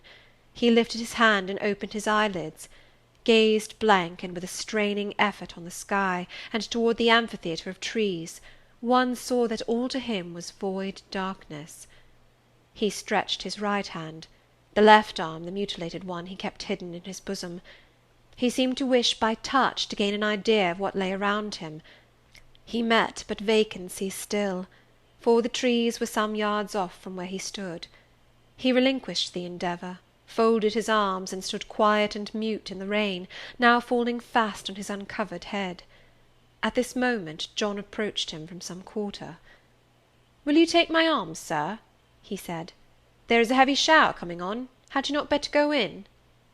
"Let me alone," was the answer. John withdrew without having observed me. Mr. Rochester now tried to walk about. Vainly. All was too uncertain. He groped his way back to the house, and re-entering it, closed the door. I now drew near and knocked. John's wife opened for me. "Mary," I said, "how are you?" She started as if she had seen a ghost. I calmed her. To her hurried, "Is it really you, miss, come at this late hour to this lonely place?" I answered by taking her hand, and then I followed her into the kitchen, where John now sat by a good fire. I explained to them in few words that I had heard all which had happened since I left Thornfield, and that I was come to see Mr. Rochester. I asked John to go down to the turnpike house, where I had dismissed the chaise, and bring my trunk, which I had left there; and while I removed my bonnet and shawl, I questioned Mary as to whether I could be accommodated at the manor house for the night; and finding that arrangements to that effect, though difficult, would not be impossible, I informed her I should stay. Just at that moment the parlour bell rang. "When you go in," said I, "tell your master that a person wishes to speak to him, but do not give my name." "I don't think he will see you," she answered. "He refuses everybody." When she returned, I inquired what he had said. "You are to send in your name and your business," she replied. She then proceeded to fill a glass with water, and place it on a tray, together with candles. "Is that what he rang for?" I asked. "Yes. He always has candles brought in at dark, though he is blind." "Give the tray to me. I will carry it in." I took it from her hand. She pointed me out to the parlour door. The tray shook as I held it. The water spilled from the glass. My heart struck my ribs loud and fast. Mary opened the door for me, and shut it behind me. This parlour looked gloomy. A neglected handful of fire burnt low in the grate, and leaning over it, with his head supported against the high old-fashioned mantelpiece, appeared the blind tenant of the room.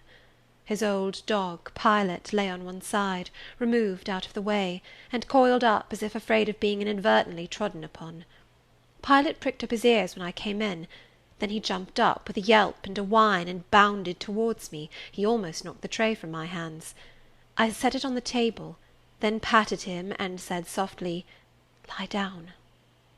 Mr. Rochester turned mechanically to see what the commotion was, but as he saw nothing, he returned and sighed. "Give me the water, Mary," he said. I approached him with the now only half-filled glass. Pilot followed me, still excited. "What is the matter?" he inquired. "Down, Pilot," I again said. He checked the water on its way to his lips, and seemed to listen. He drank, and put the glass down. "This is you, Mary, is it not?" "Mary is in the kitchen," I answered. He put out his hand with a quick gesture, but not seeing where I stood, he did not touch me. "Who is this? Who is this?" he demanded, trying, as it seemed, to see with those sightless eyes, unavailing and distressing attempt. "Answer me! Speak again!" he ordered, imperiously and aloud. "Will you have a little more water, sir? I spilt half of what was in the glass," I said. "Who is it? What is it? Who speaks?" "Pilot knows me, and John and Mary know I am here. I came only this evening," I answered. Great God! What delusion has come over me? What sweet madness has seized me? No delusion, no madness. Your mind, sir, is too strong for delusion, your health too sound for frenzy. And where is the speaker? Is it only a voice? Oh, I cannot see, but I must feel, or my heart will stop and my brain burst. Whatever, whoever you are, be perceptible to the touch, or I cannot live." He groped. I arrested his wandering hand, and prisoned it in both mine. "Her very fingers," he cried, "her small, slight fingers. If so, there must be more of her." The muscular hand broke from my custody, my arm was seized, my shoulder, neck, waist, I was entwined and gathered to him. "Is it Jane? What is it? This is her shape, this is her size?" "And this is her voice," I added. "She is all here, her heart too. God bless you, sir. I am glad to be so near you again." "Jane Eyre! Jane Eyre!" was all he said. "My dear master," I answered, "I am Jane Eyre. I have found you out. I am come back to you." "In truth? In the flesh? My living Jane?" "You touch me, sir. You hold me, and fast enough. I am not cold like a corpse, nor vacant like air, am I?" "My living darling! These are certainly her limbs, and these her features. But I cannot be so blessed, after all my misery. It is a dream, such dreams as I have had at night when I have clasped her once more to my heart, as I do now, and kissed her, as thus, and felt that she loved me, and trusted that she would not leave me." "Which I never will, sir, from this day." "Never will," says the vision. But I always woke and found it an empty mockery, and I was desolate and abandoned, my life dark, lonely, hopeless, my soul athirst and forbidden to drink, my heart famished and never to be fed. Gentle, soft dream, nestling in my arms now, you will fly too, as your sisters have all fled before you. But kiss me before you go. Embrace me, Jane." "There, sir, and there." I pressed my lips to his once brilliant and now rayless eyes. I swept his hair from his brow, and kissed that too. He suddenly seemed to arouse himself. The conviction of the reality of all this seized him. "It is you, is it, Jane? You are come back to me, then?" "I am." "And you do not lie dead in some ditch under some stream? And you are not a pining outcast among strangers?" "No, sir. I am an independent woman now." "Independent? What do you mean, Jane?" "My uncle in Madeira is dead, and he left me £5,000. "Ah, this is practical, this is real," he cried. "I should never dream that. Besides, there is that peculiar voice of hers, so animating and piquant as well as soft. It cheers my withered heart. It puts life into it. What, Janet? Are you an independent woman? A rich woman?" "If you won't let me live with you, I can build a house of my own, close up to your door, and you may come and sit in my parlour when you want company of an evening." "But as you are rich, Jane, you have now, no doubt, friends who will look after you, and do not suffer you to devote yourself to a blind lamenter like me." "I told you I am independent, sir, as well as rich. I am my own mistress." "And you will stay with me?" "Certainly, unless you object. I will be your neighbour, your nurse, your housekeeper. I find you lonely. I will be your companion, to read to you, to walk with you, to sit with you, to wait on you, to be eyes and hands to you. Cease to look so melancholy, my dear master. You shall not be left desolate so long as I live." He replied not. He seemed serious, abstracted. He sighed. He half opened his lips as if to speak. He closed them again. I felt a little embarrassed. Perhaps I had too rashly overleaped conventionalities. and he, like St. John, saw impropriety in my inconsiderateness. I had indeed made my proposal from the idea that he wished and would ask me to be his wife. An expectation, not the less certain because unexpressed, had buoyed me up, that he would claim me at once as his own. But no hint to that effect escaping him, and his countenance becoming more overcast, I suddenly remembered that I might have been all wrong, and was perhaps playing the fool unwittingly, and I began gently to withdraw myself from his arms, but he eagerly snatched me closer. "No, no, Jane, you must not go. No, I have touched you, heard you, felt the comfort of your presence, the sweetness of your consolation. I cannot give up those joys. I have little left in myself. I must have you. The world may laugh, may call me absurd, selfish, but it does not signify. My very soul demands you. It will be satisfied, or it will take deadly vengeance on its frame." "Well, sir, I will stay with you. I have said so." "Yes, but you understand one thing by staying with me, and I understand another. You, perhaps, could make up your mind to be about my hand and chair, to wait on me as a kind little nurse, for you have an affectionate heart and a generous spirit which prompt you to make sacrifices for those you pity, and that ought to suffice for me, no doubt. I suppose I should now entertain none but fatherly feelings for you. Do you think so? Come, tell me." "I will think what you like, sir. I am content to be only your nurse, if you think it better." "But you cannot always be my nurse, Janet. You are young. You must marry one day." "I don't care about being married." "You should care, Janet. If I were what I once was, I would try to make you care. But a sightless block." He relapsed again into gloom. I, on the contrary, became more cheerful, and took fresh courage. These last words gave me an insight as to where the difficulty lay, and as it was no difficulty with me, I felt quite relieved from my previous embarrassment. I resumed a livelier vein of conversation. "It is time some one undertook to rehumanize you," said I, parting his thick and long uncut locks, "for I see you are being metamorphosed into a lion, or something of that sort. You have a faux air of Nebuchadnezzar in the fields about you, that is certain. Your hair reminds me of eagle's feathers. Whether your nails are grown in like bird's claws or not, I have not yet noticed." "On this arm I have neither hand nor nails," he said, drawing the mutilated limb from his breast and showing it to me. "It is a mere stump, a ghastly sight. Don't you think so, Jane?" "It is a pity to see it, and a pity to see your eyes, and the scar of fire on your forehead, and the worst of it is, one is in danger of loving you too well for all this, and making too much of you." "I thought you would be revolted, Jane, when you saw my arm and my cicatriced visage." "Did you? Don't tell me so, lest I should say something disparaging to your judgment. Now let me leave you an instant to make a better fire, and have the hearth swept up. Can you tell when there is a good fire?" "Yes. With the right eye I see a glow, a ruddy haze." "And you see the candles?" "Very dimly. Each is a luminous cloud." "Can you see me?" "No, my fairy, but I am only too thankful to hear and feel you." "When do you take supper?" "I never take supper." "But you shall have some to-night. I am hungry. So are you, I dare say, only you forget."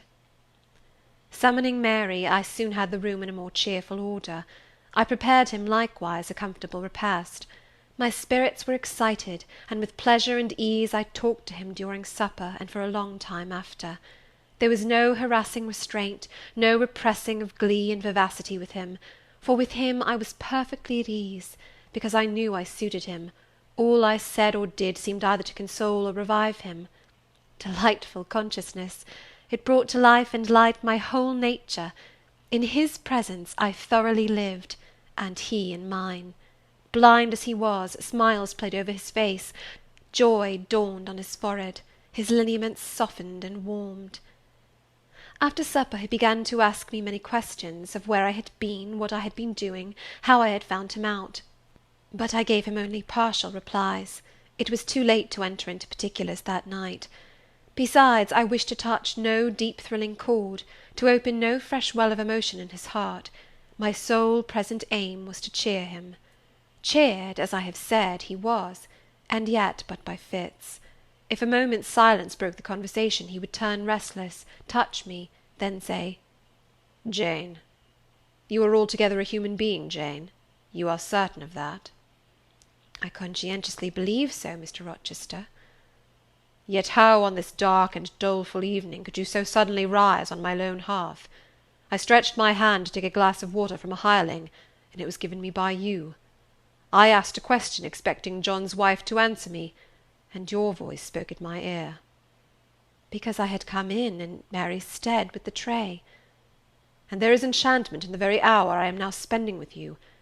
Who can tell what a dark, dreary, hopeless life I have dragged on for months past, doing nothing, expecting nothing, merging night in day, feeling but the sensation of cold when I let the fire go out, of hunger when I forgot to eat, and then a ceaseless sorrow, and at times a very delirium of desire to behold my Jane again.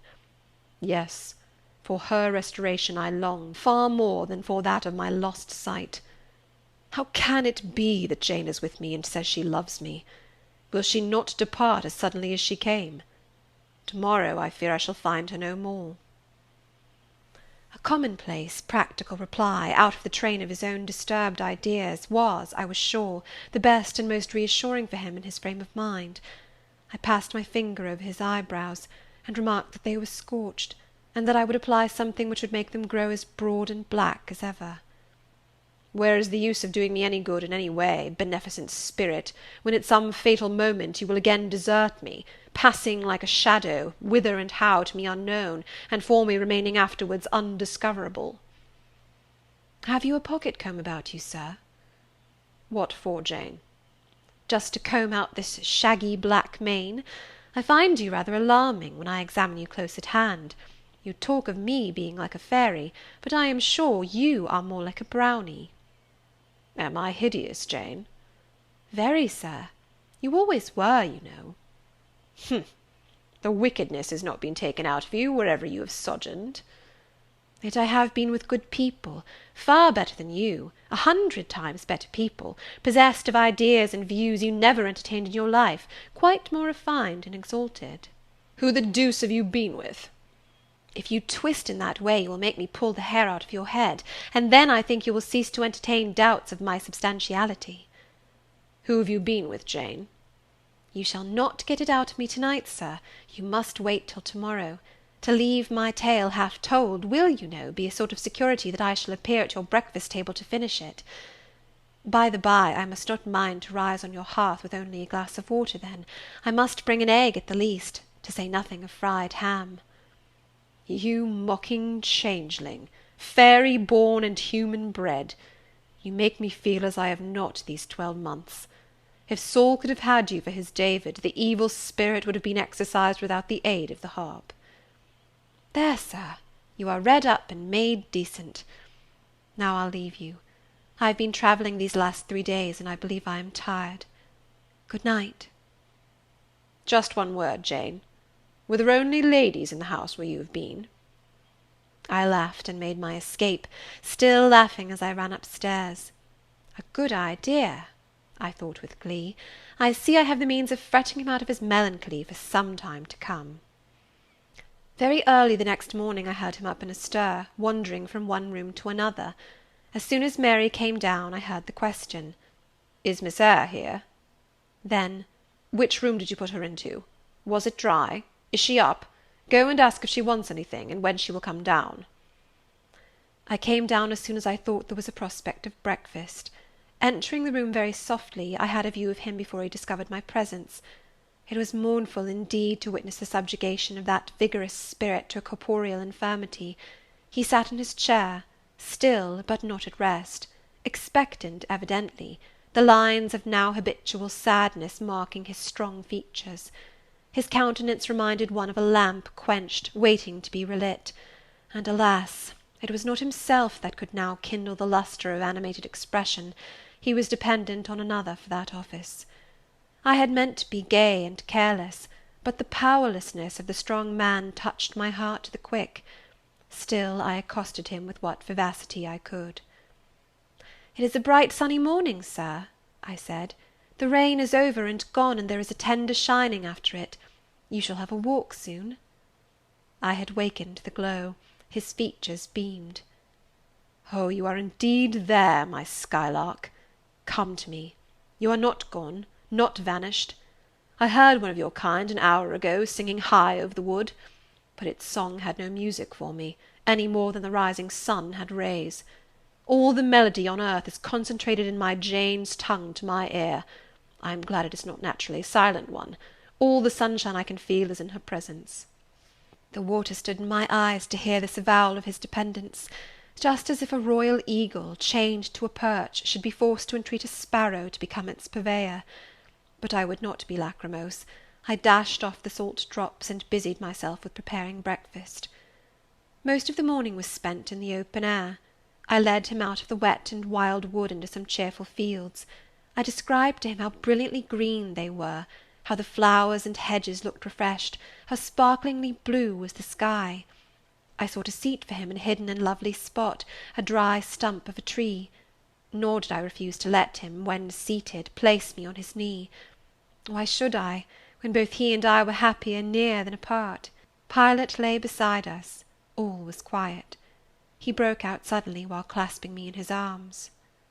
"Cruel, cruel deserter! Oh, Jane, what did I feel when I discovered you had fled from Thornfield, and when I could nowhere find you, and after examining your apartment, ascertained that you had taken no money, nor anything which could serve as an equivalent? A pearl necklace I had given you lay untouched in its little casket. Your trunks were left corded and locked as they had been prepared for the bridal tour. What could my darling do, I asked, left destitute and penniless? And what did she do? Let me hear now." Thus urged, I began the narrative of my experience for the last year. I softened considerably what related to the 3 days of wandering and starvation, because to have told him all would have been to inflict unnecessary pain. The little I did say lacerated his faithful heart deeper than I wished. I should not have left him thus, he said, without any means of making my way. I should have told him my intention. I should have confided in him. He would never have forced me to be his mistress. Violent as he had seemed in his despair, he in truth loved me far too well and too tenderly to constitute himself my tyrant. He would have given me half his fortune, without demanding so much as a kiss in return, rather than I should have flung myself friendless on the wide world. I had endured, he was certain, more than I had confessed to him. Well, whatever my sufferings had been, they were very short, I answered. And then I proceeded to tell him how I had been received at Moor House, how I had obtained the office of schoolmistress, etc. The accession of fortune, the discovery of my relations, followed in due order. Of course, St. John Rivers' name came in frequently in the progress of my tale. When I had done, that name was immediately taken up. "This St. John, then, is your cousin?" "Yes." "You have spoken of him often. Do you like him?" "He was a very good man, sir. I could not help liking him." "A good man? Does that mean a respectable, well-conducted man of 50, or what does it mean?" "St. John was only 29, sir." "Jeune encore, as the French say. Is he a person of low stature, phlegmatic and plain? A person whose goodness consists rather in his guiltlessness of vice than in his prowess in virtue?" "He is untiringly active. Great and exalted deeds are what he lives to perform." "But his brain, that is probably rather soft. He means well, but you shrug your shoulders to hear him talk." "He talks little, sir. What he does say is ever to the point. His brain is first rate. I should think not impressible, but vigorous." "Is he an able man, then?" "Truly able." "A thoroughly educated man?" "St. John is an accomplished and profound scholar." "His manners, I think you said, are not to your taste, priggish and parsonic?" "I never mentioned his manners, but unless I had a very bad taste, they must suit it. They are polished, calm, and gentlemanlike." "His appearance, I forget what description you gave of his appearance. A sort of raw curate, half strangled with his white neckcloth, and stilted up on his thick-soled high-lows, eh?" "St. John dresses well. He is a handsome man, tall, fair, with blue eyes and a Grecian profile." Aside. "Damn him." To me. "Did you like him, Jane?" "Yes, Mr. Rochester, I liked him, but you asked me that before." I perceived, of course, the drift of my interlocutor. Jealousy had got hold of him. She stung him, but the sting was salutary. It gave him respite from the gnawing fang of melancholy. I would not, therefore, immediately charm the snake. "Perhaps you would not rather sit any longer on my knee, Miss Eyre?" was the next somewhat unexpected observation. "Why not, Mr. Rochester?" "The picture you have just drawn is suggestive of rather a too overwhelming contrast.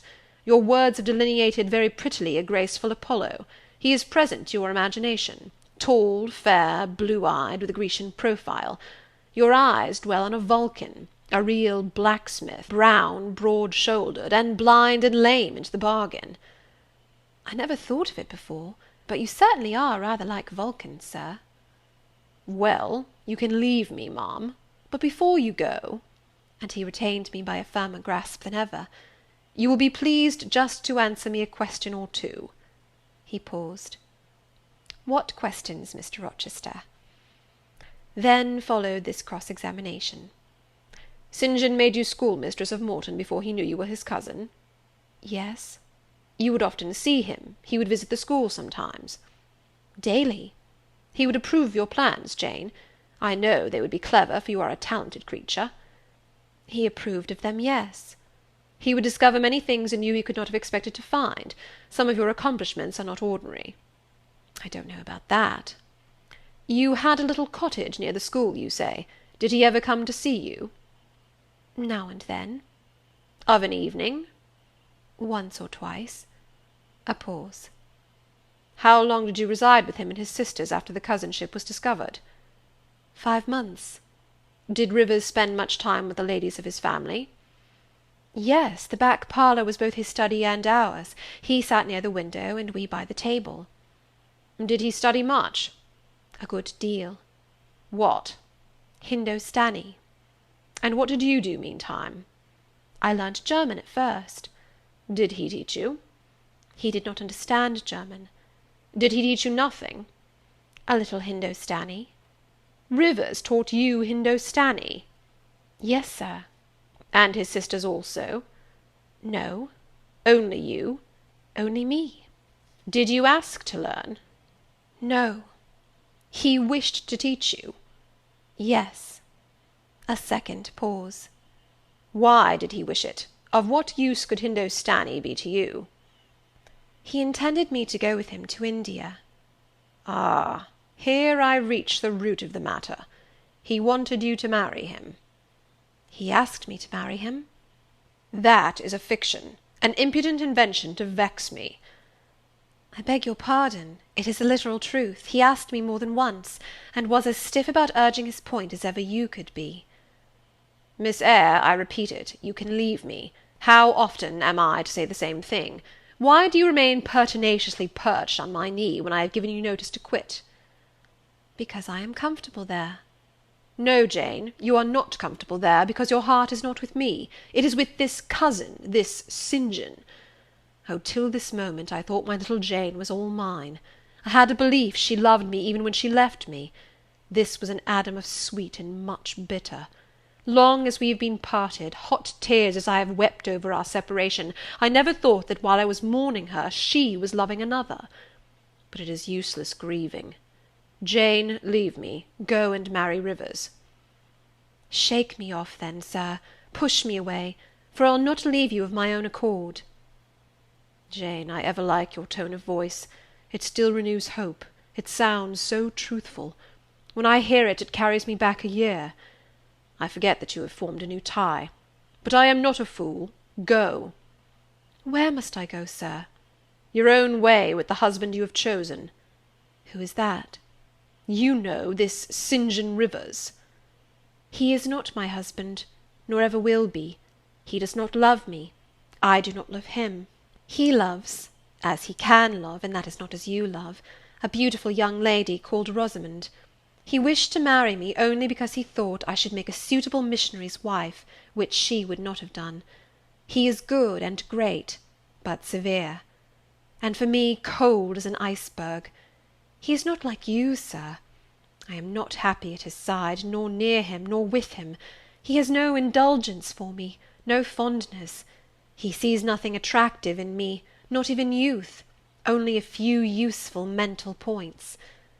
Then I must leave you, sir, to go to him." I shuddered involuntarily, and clung instinctively closer to my blind but beloved master. He smiled. "What, Jane, is this true? Is such really the state of matters between you and Rivers?" "Absolutely, sir. Oh, you need not be jealous. I wanted to tease you a little to make you less sad. I thought anger would be better than grief. But if you wish me to love you, could you but see how much I do love you, you would be proud and content. All my heart is yours, sir. It belongs to you, and with you it would remain, were fate to exile the rest of me from your presence forever."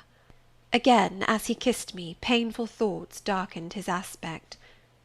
"My seared vision, my crippled strength," he murmured regretfully. I caressed in order to soothe him. I knew of what he was thinking, and wanted to speak for him, but dared not.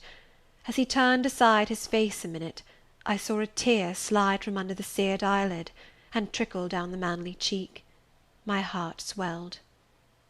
"I am no better than the old lightning-struck chestnut tree in Thornfield orchard," he remarked ere long.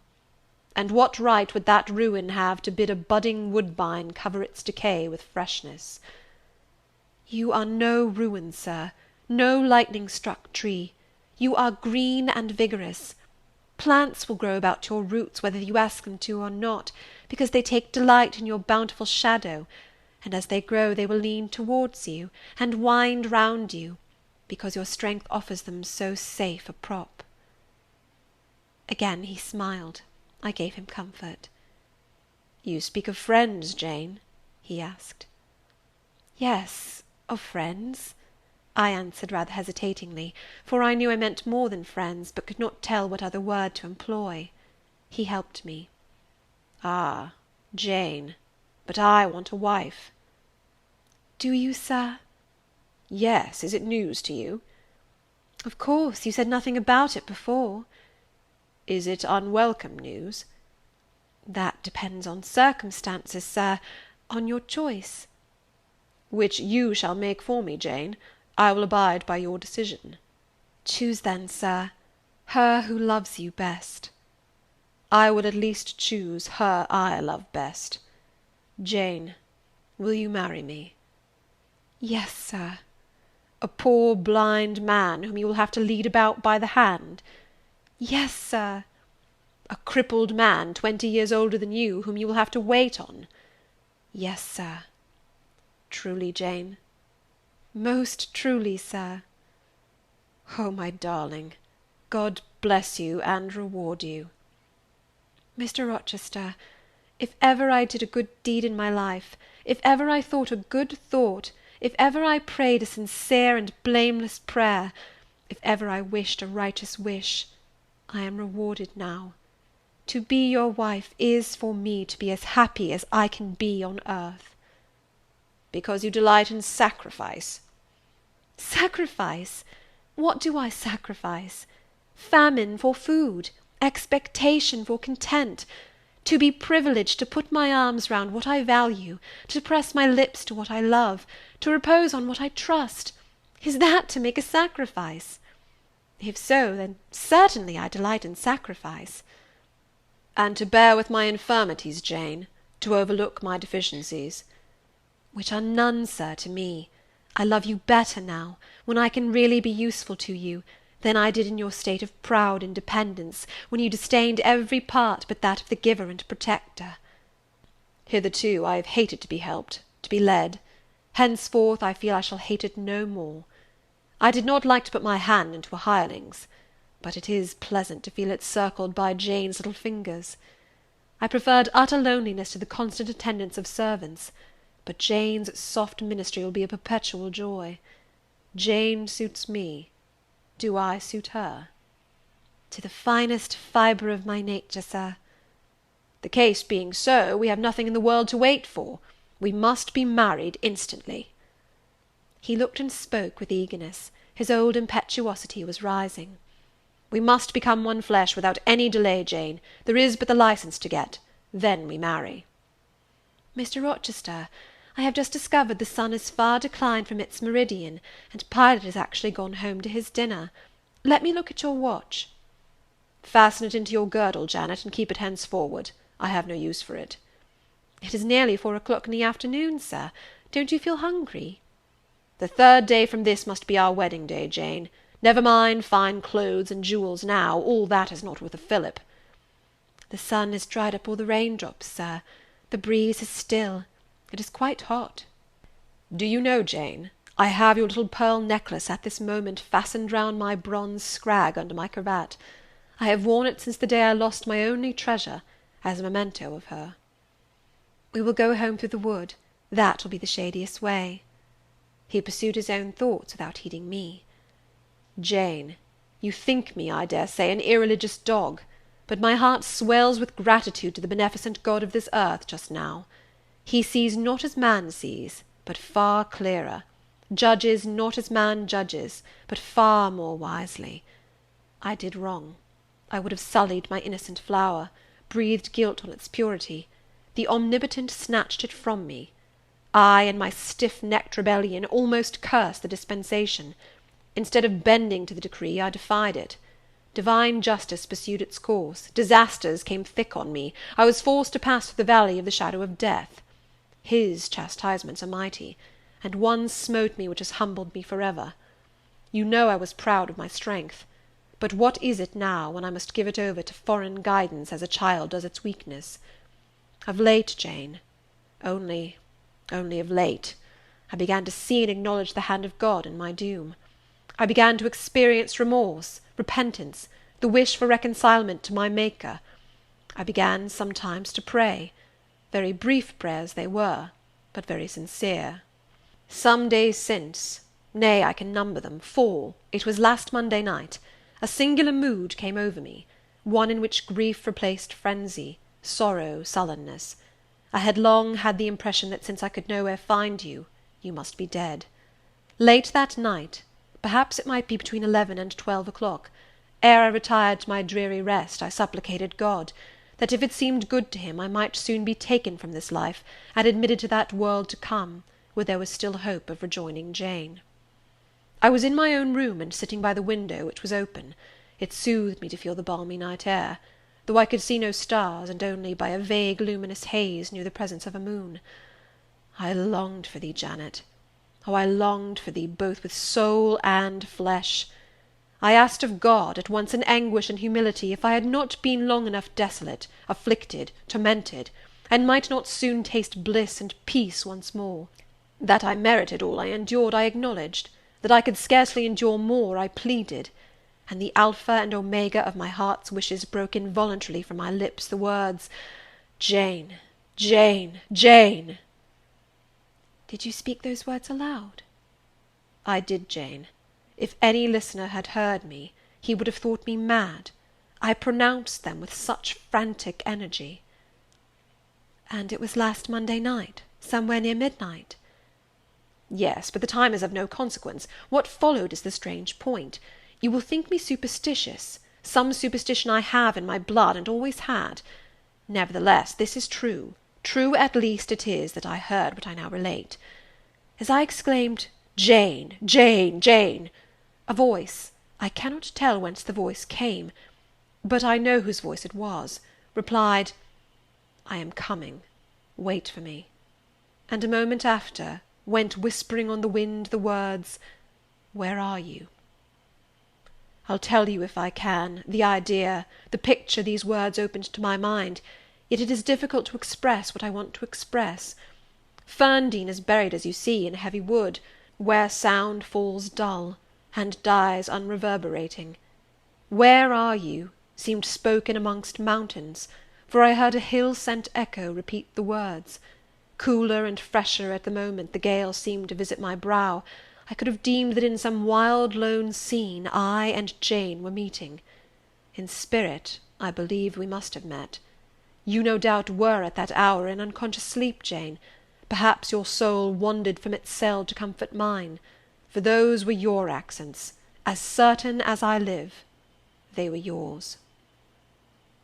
Reader, it was on Monday night, near midnight.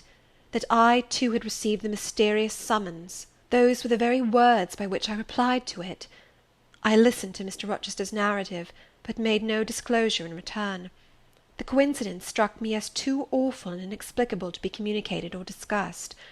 If I told anything, my tale would be such as must necessarily make a profound impression on the mind of my hearer, and that mind, yet from its sufferings too prone to gloom, needed not the deeper shade of the supernatural. I kept these things then, and pondered them in my heart. "You cannot now wonder," continued my master, "that when you rose upon me so unexpectedly last night, I had difficulty in believing you any other than a mere voice and vision, something that would melt to silence and annihilation, as the midnight whisper and mountain echo had melted before. Now I thank God, I know it to be otherwise. Yes, I thank God." He put me off his knee, rose, and reverently lifting his hat from his brow, and bending his sightless eyes to the earth, he stood in mute devotion. Only the last words of the worship were audible. "I thank my Maker, that in the midst of judgment he has remembered mercy. I humbly entreat my Redeemer to give me strength to lead henceforth a purer life than I have done hitherto." Then he stretched his hand out to be led.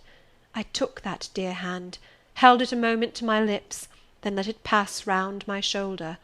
Being so much lower of stature than he, I served both for his prop and guide. We entered the wood, and wended homeward. End of chapter 37. Chapter 38 of Jane Eyre. Conclusion. Reader, I married him. A quiet wedding we had. He and I, the parson and clerk, were alone present. When we got back from church, I went into the kitchen of the manor house, where Mary was cooking the dinner and John cleaning the knives, and I said, "Mary, I have been married to Mr. Rochester this morning." The housekeeper and her husband were both of that decent, phlegmatic order of people, to whom one may at any time safely communicate a remarkable piece of news without incurring the danger of having one's ears pierced by some shrill ejaculation, and subsequently stunned by a torrent of wordy wonderment. Mary did look up, and she did stare at me. The ladle with which she was basting a pair of chickens roasting at the fire did for some 3 minutes hang suspended in the air, and for the same space of time John's knives also had rest from the polishing process. But Mary, bending again over the roast, said only, "Have you, miss? Well, for sure." A short time after she pursued, "I seed you go out with the master, but I didn't know you were gone to church to be wed," and she basted away.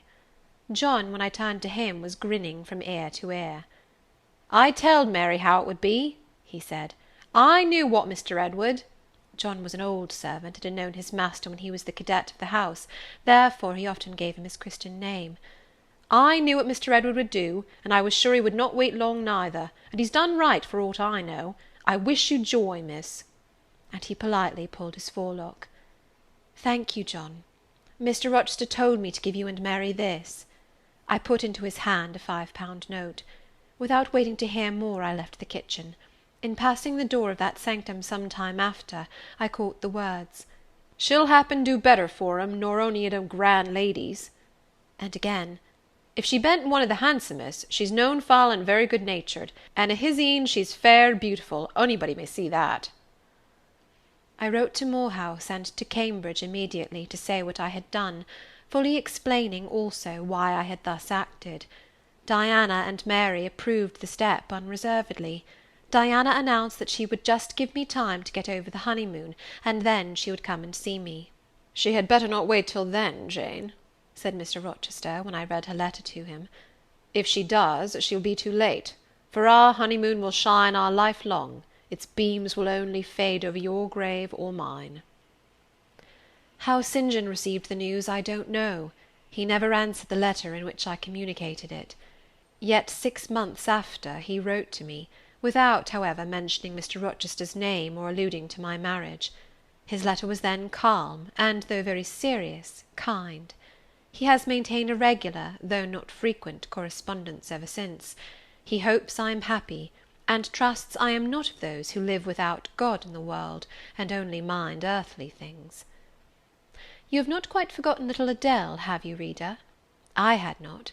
I soon asked and obtained leave of Mr. Rochester to go and see her at the school where he had placed her. Her frantic joy at beholding me again moved me much. She looked pale and thin. She said she was not happy. I found the rules of the establishment were too strict, its course of study too severe for a child of her age. I took her home with me. I meant to become her governess once more, but I soon found this impracticable. My time and cares were now required by another. My husband needed them all. So I sought out a school conducted on a more indulgent system, and near enough to permit of my visiting her often, and bringing her home sometimes. I took care she should never want for anything that could contribute to her comfort. She soon settled in her new abode, became very happy there, and made fair progress in her studies. As she grew up, a sound English education corrected in great measure her French defects, and when she left school, I found in her a pleasing and obliging companion, docile, good-tempered, and well-principled. By her grateful attention to me and mine, she has long since well repaid any little kindness I ever had it in my power to offer her. My tale draws to its close. One word respecting my experience of married life, and one brief glance at the fortunes of those whose names have most frequently recurred in this narrative, and I have done. I have now been married 10 years. I know what it is to live entirely for and with what I love best on earth. I hold myself supremely blessed, blessed beyond what language can express, because I am my husband's life as fully as he is mine. No woman was ever nearer to her mate than I am, ever more absolutely bone of his bone and flesh of his flesh. I know no weariness of my Edward's society.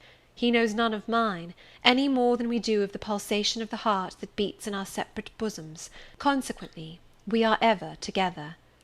To be together is for us to be at once as free as in solitude, as gay as in company. We talk, I believe, all day long. To talk to each other is but a more animated and an audible thinking. All my confidence is bestowed on him, and all his confidence is devoted to me. We are precisely suited in character. Perfect concord is the result. Mr. Rochester continued blind the first 2 years of our union. Perhaps it was that circumstance that drew us so very near, that knit us so very close, for I was then his vision, as I am still his right hand. Literally, I was, what he often called me, the apple of his eye. He saw nature, he saw books through me, and never did I weary of gazing for his behalf, and of putting into words the effect of field, town, tree, river, cloud, sunbeam; of the landscape before us, of the weather round us, and impressing by sound on his ear what light could no longer stamp on his eye. Never did I weary of reading to him, never did I weary of conducting him where he wished to go, of doing for him what he wished to be done; and there was a pleasure in my services, most full, most exquisite, even though sad, because he claimed these services without painful shame or damping humiliation. He loved me so truly, that he knew no reluctance in profiting by my attendance. He felt I loved him so fondly, that to yield that attendance was to indulge my sweetest wishes. One morning at the end of the 2 years, as I was writing a letter to his dictation, he came and bent over me, and said, "Jane, have you a glittering ornament round your neck?" I had a gold watch chain. I answered, "Yes." "And have you a pale blue dress on?" I had. He informed me then, that for some time he had fancied the obscurity clouding one eye was becoming less dense, and that now he was sure of it. He and I went up to London. He had the advice of an eminent oculist, and he eventually recovered the sight of that one eye. He cannot now see very distinctly, he cannot read or write much, but he can find his way without being led by the hand. The sky is no longer a blank to him, the earth no longer a void. When his first-born was put into his arms, he could see that the boy had inherited his own eyes as they once were, large, brilliant, and black. On that occasion, he again, with a full heart, acknowledged that God had tempered judgment with mercy. My Edward and I then are happy, and the more so, because those we most love are happy likewise. Diana and Mary Rivers are both married. Alternately, once every year, they come to see us, and we go to see them. Diana's husband is a captain in the navy, a gallant officer and a good man. Mary's is a clergyman, a college friend of her brother's, and from his attainments and principles, worthy of the connection. Both Captain Fitzjames and Mr. Wharton love their wives, and are loved by them. As to St. John Rivers, he left England, he went to India. He entered on the path he had marked for himself, he pursues it still. A more resolute, indefatigable pioneer never wrought amidst rocks and dangers. Firm, faithful, and devoted, full of energy and zeal and truth, he labours for his race, he clears their painful way to improvement, he hews down, like a giant, the prejudices of creed and caste that encumber it.